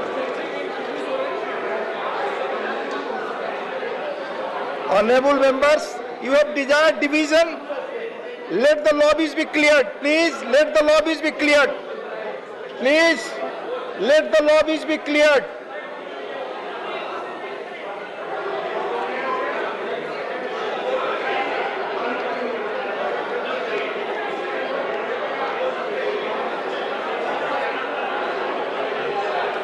Secretary General will switch on the division bell. On the division bell, please. Okay. Please keep silence. माननीय सदस्यगण अपनी अपनी seat पर रहे। माननीय सदस्यगण अपनी अपनी सीट पर रहे और साइलेंस।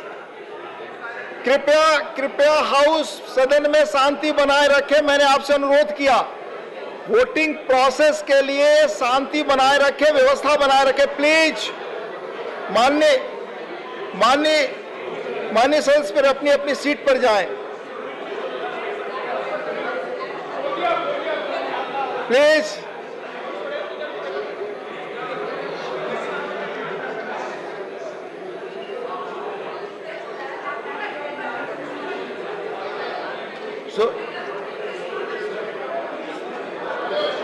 डिवीजन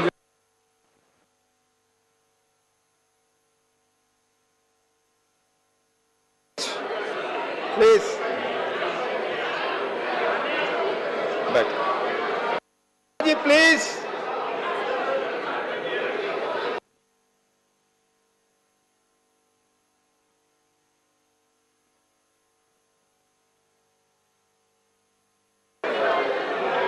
माननीय सदस्यगण प्लीज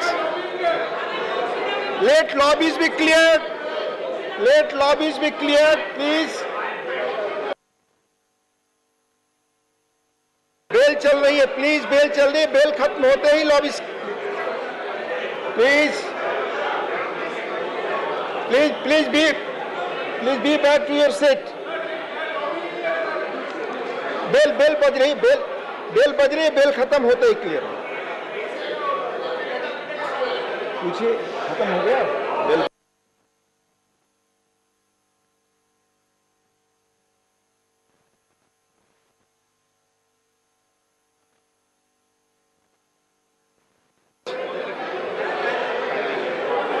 सदन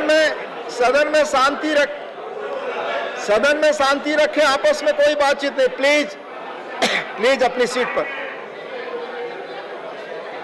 माननीय बैसा जी प्लीज अपनी सीट पर। प्लीज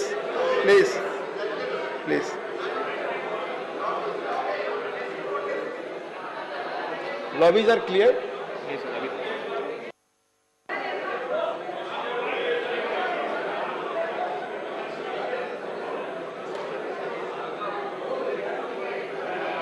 सेक्रेटरी जनरल साहब से पूछिए, lobbies clear.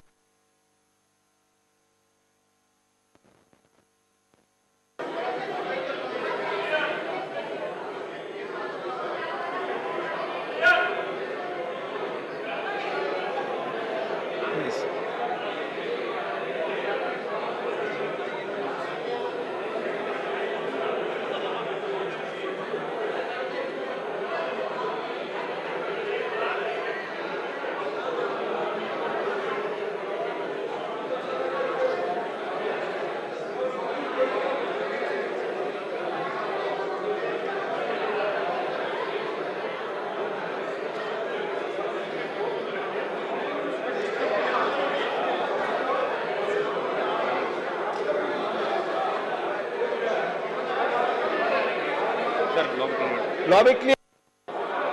Honourable members, lobby clear please. वो दरवाजा खुला please. Lobby is clear.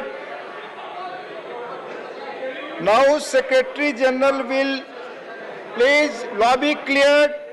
Now secretary general will now explain the voting procedure. Please now secretary general will explain the voting procedure. Secretary general साहब please. Honorable members, please, for your convenience, I shall explain the voting procedure by automatic vote recording system.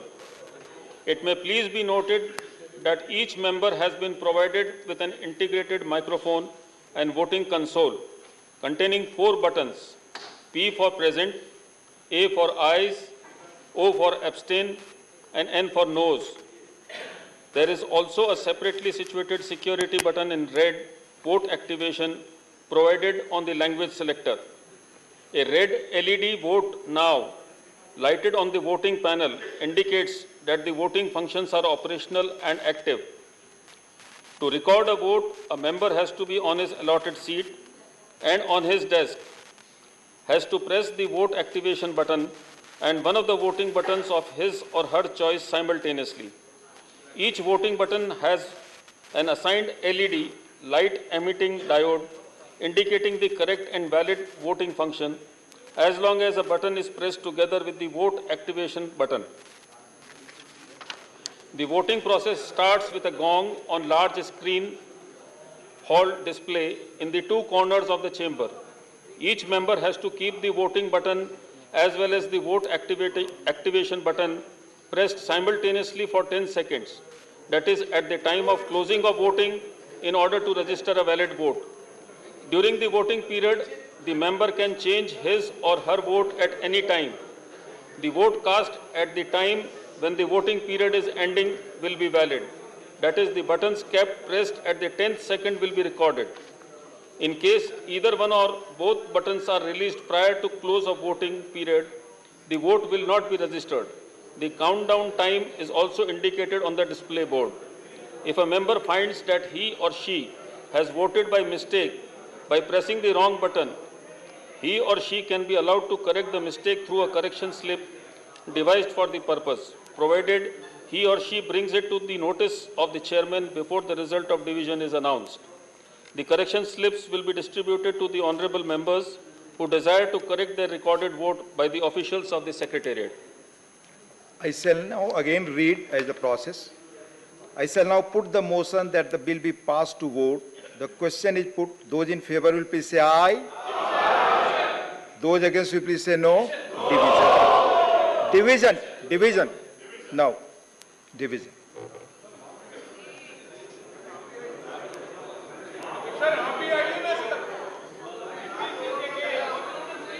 Now, Secretary General will please.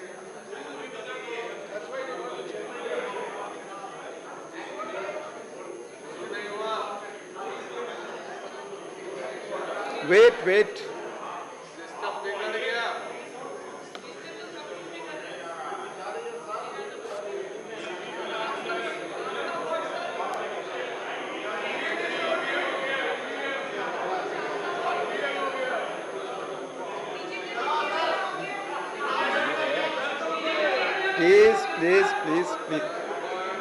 Have patience, please.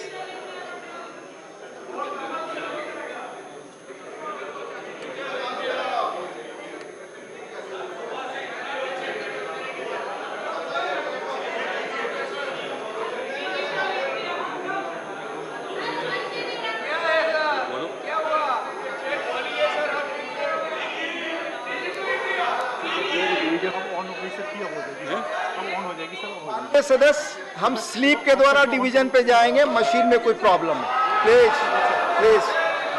Sleep please slips will be distributed please maintain silence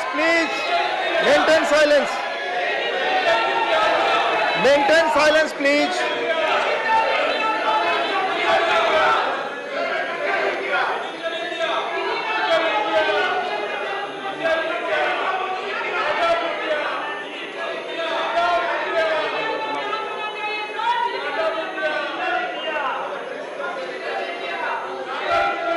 Please wait. Slips are being distributed. Please, my slips.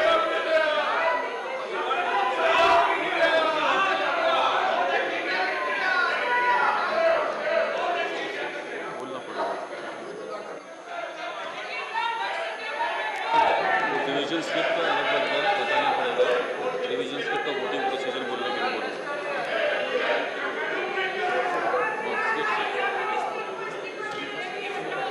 Slip दे देंगे. सिर्फ बोलो कि voting procedure will be explained again. अरे वो मैं पढ़ूंगा यार. माननीय सदस्यगण प्लीज सेक्रेटरी जनरल स्लीप से वोटिंग का प्रोसेस बताएंगे. Please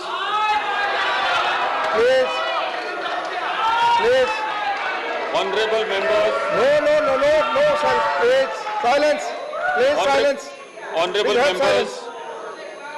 Honorable members, due to some technical fault in the automatic vote recording system, voting will be done through division slips. The division slips will be distributed to the honorable members by the officials of the Secretariat. Honorable members may cast their votes by ticking the relevant box entitled ayes, noes or abstain on the division slips as per their choice, and hand over the slip back to the officials after putting their full signatures, name, division, number and date thereon. Thank you. Please.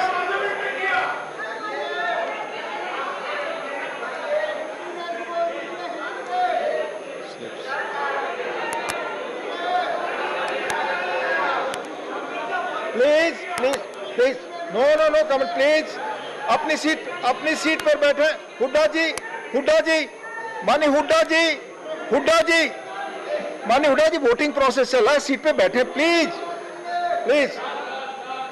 Please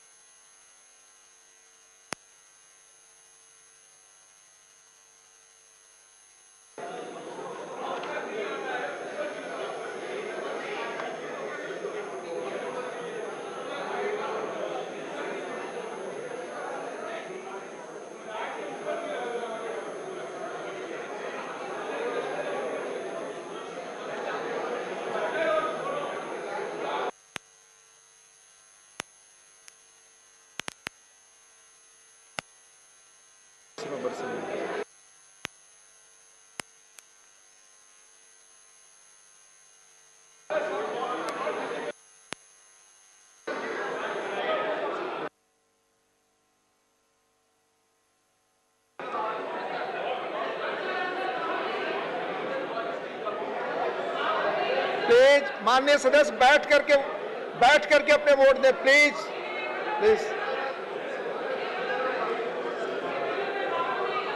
honourable Trichy ji please be at your seat please.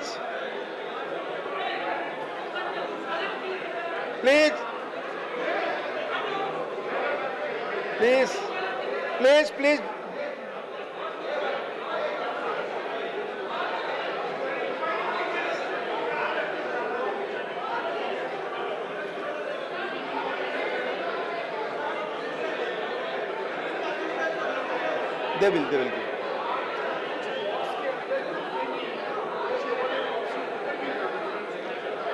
Please be at your seats.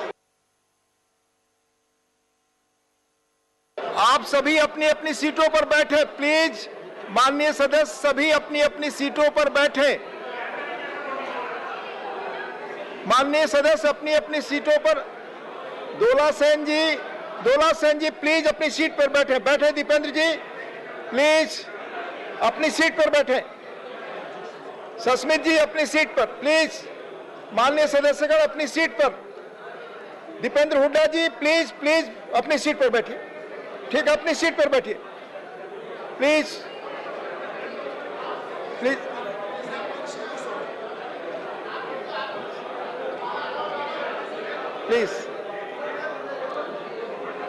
Manoj ji please.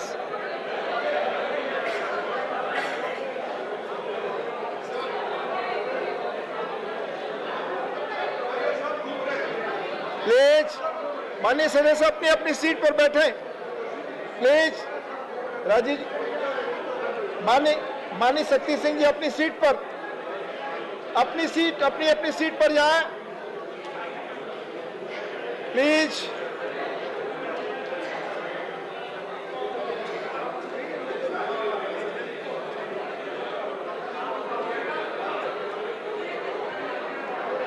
अपनी seat पर जाएं please. Gupta ji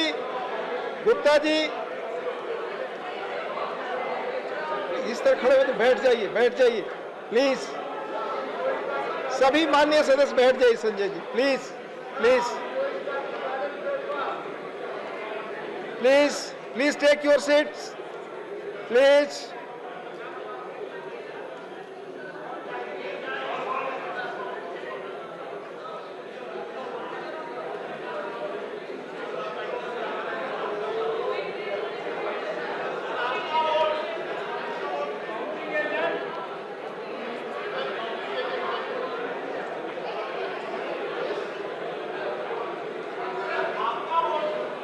please सदन में शांति रखे please.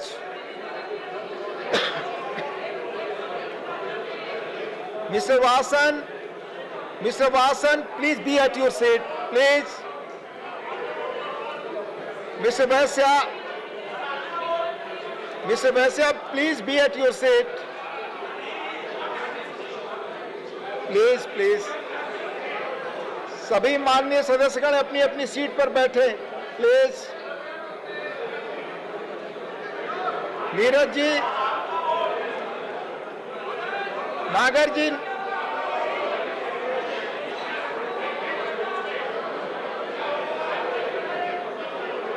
Please अपनी अपनी seat पर बैठे, अपनी सीट पर जाइए प्लीज, अपनी सीट पर जाइए प्लीज, अपनी अपनी सीट पर जाएं please.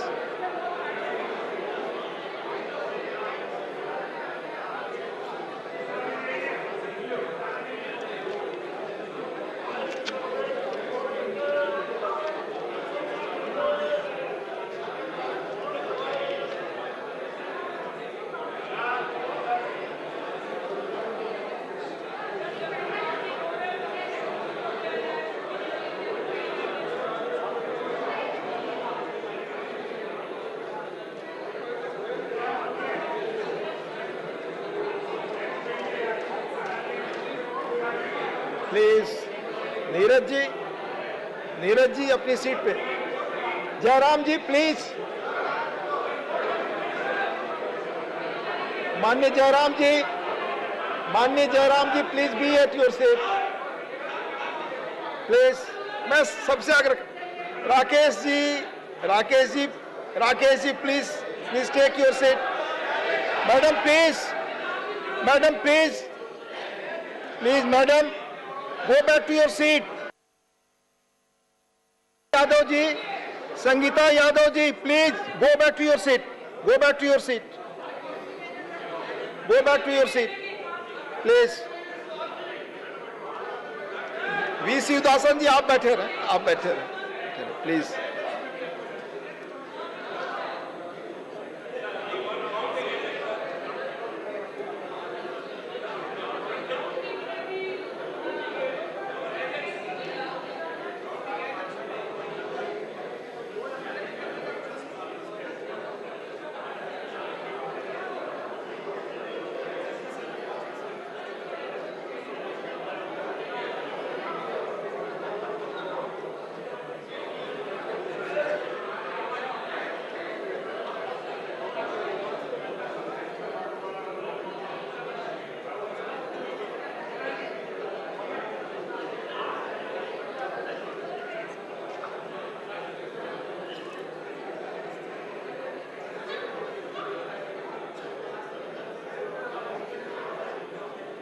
Gupta ji, please be at your seat. No, it's not proper. बैठिए।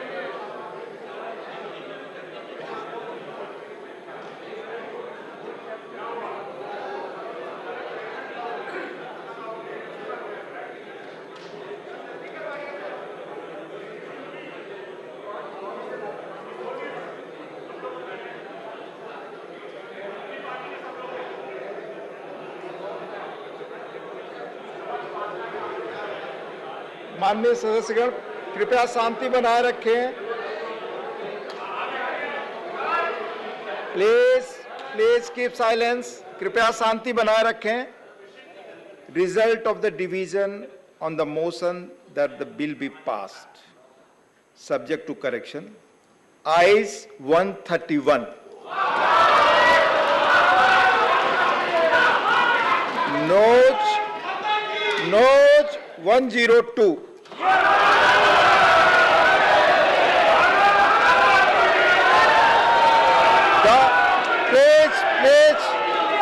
The motion is adopted and the bill is passed. The motion is adopted and the bill is passed. The motion is adopted and the bill is passed. Motion is adopted, bill is passed.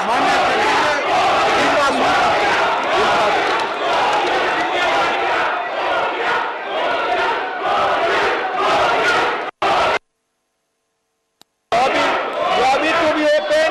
Please take your seat. Lobby to be open. Lobby to be open. Now we move to the other bill, the Registration of Births and Deaths Amendment Bill 2023. The Registration of Births and Deaths Amendment Bill 2023. Shri Nityanand Rai to move a motion for consideration of the Registration of Births and Deaths Amendment Bill 2023. आदरणीय अमित शाह जी की ओर से प्रस्ताव और तो रजिस्ट्रीकरण अधिनियम 1969 का और संशोधन करने वाले विधेयक पर लोकसभा द्वारा पारित रूप में विचार किया जाए। Motion moved.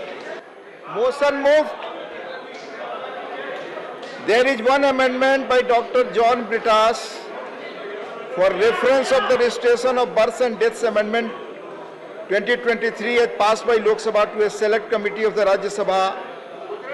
Member may move the amendment at this stage without any speech. Dr. John Britas, you are moving the amendment? I am moving, sir.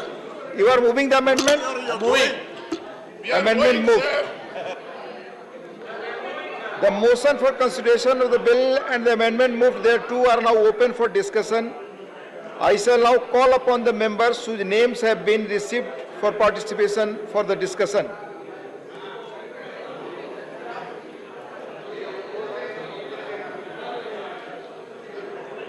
Members.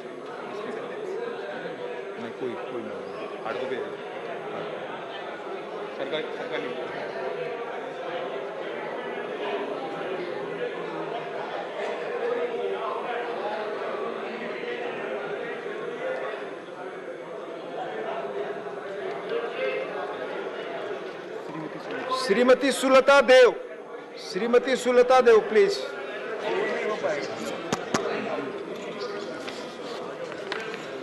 माननीय उपसभापति, डेप्यूटी चेयरमैन सर, मुझे the registration of birth and death amendment bill 2023 पर बोलने के लिए मौका देने के लिए मैं आपका आभारी हूँ। मैं ये बिल जो बर्थ एंड डेथ रजिस्ट्रेशन का आया है, जन्म और मृत्यु का, मैं बिल को मेरे पार्टी बीजू जनता दल के तरफ से समर्थन करती हूँ।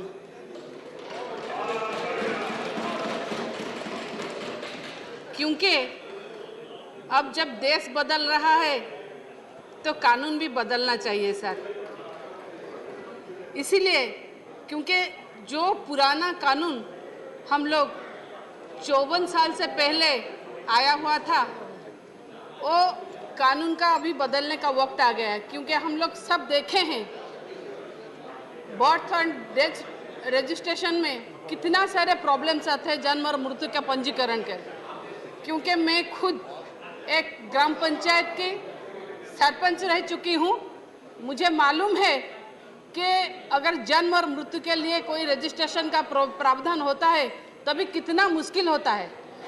अगर छोटी बच्ची होती है तो उसका बर्थ सर्टिफिकेट सभी जगह दिया जाता है, जैसे स्कूल हो कहीं पर हो, मगर बर्थ सर्टिफिकेट को निकालने के लिए ये सब भी मानेंगे कि हमारे जूतियाँ घिस जाती है। रजिस्ट्रेशन सर्टिफिकेट एक निकालने के लिए हम लोग जब इधर उधर उधर भागते रहते होते हैं, हमारे जुतियाँ घिस जाती है। और वैसे ही ठीक अगर हम लोग डेथ रजिस्ट्रेशन, मृत्यु का भी सर्टिफिकेट निकालना चाहे तो भी उतना ही प्रॉब्लम होता है, क्योंकि ये सारे जो है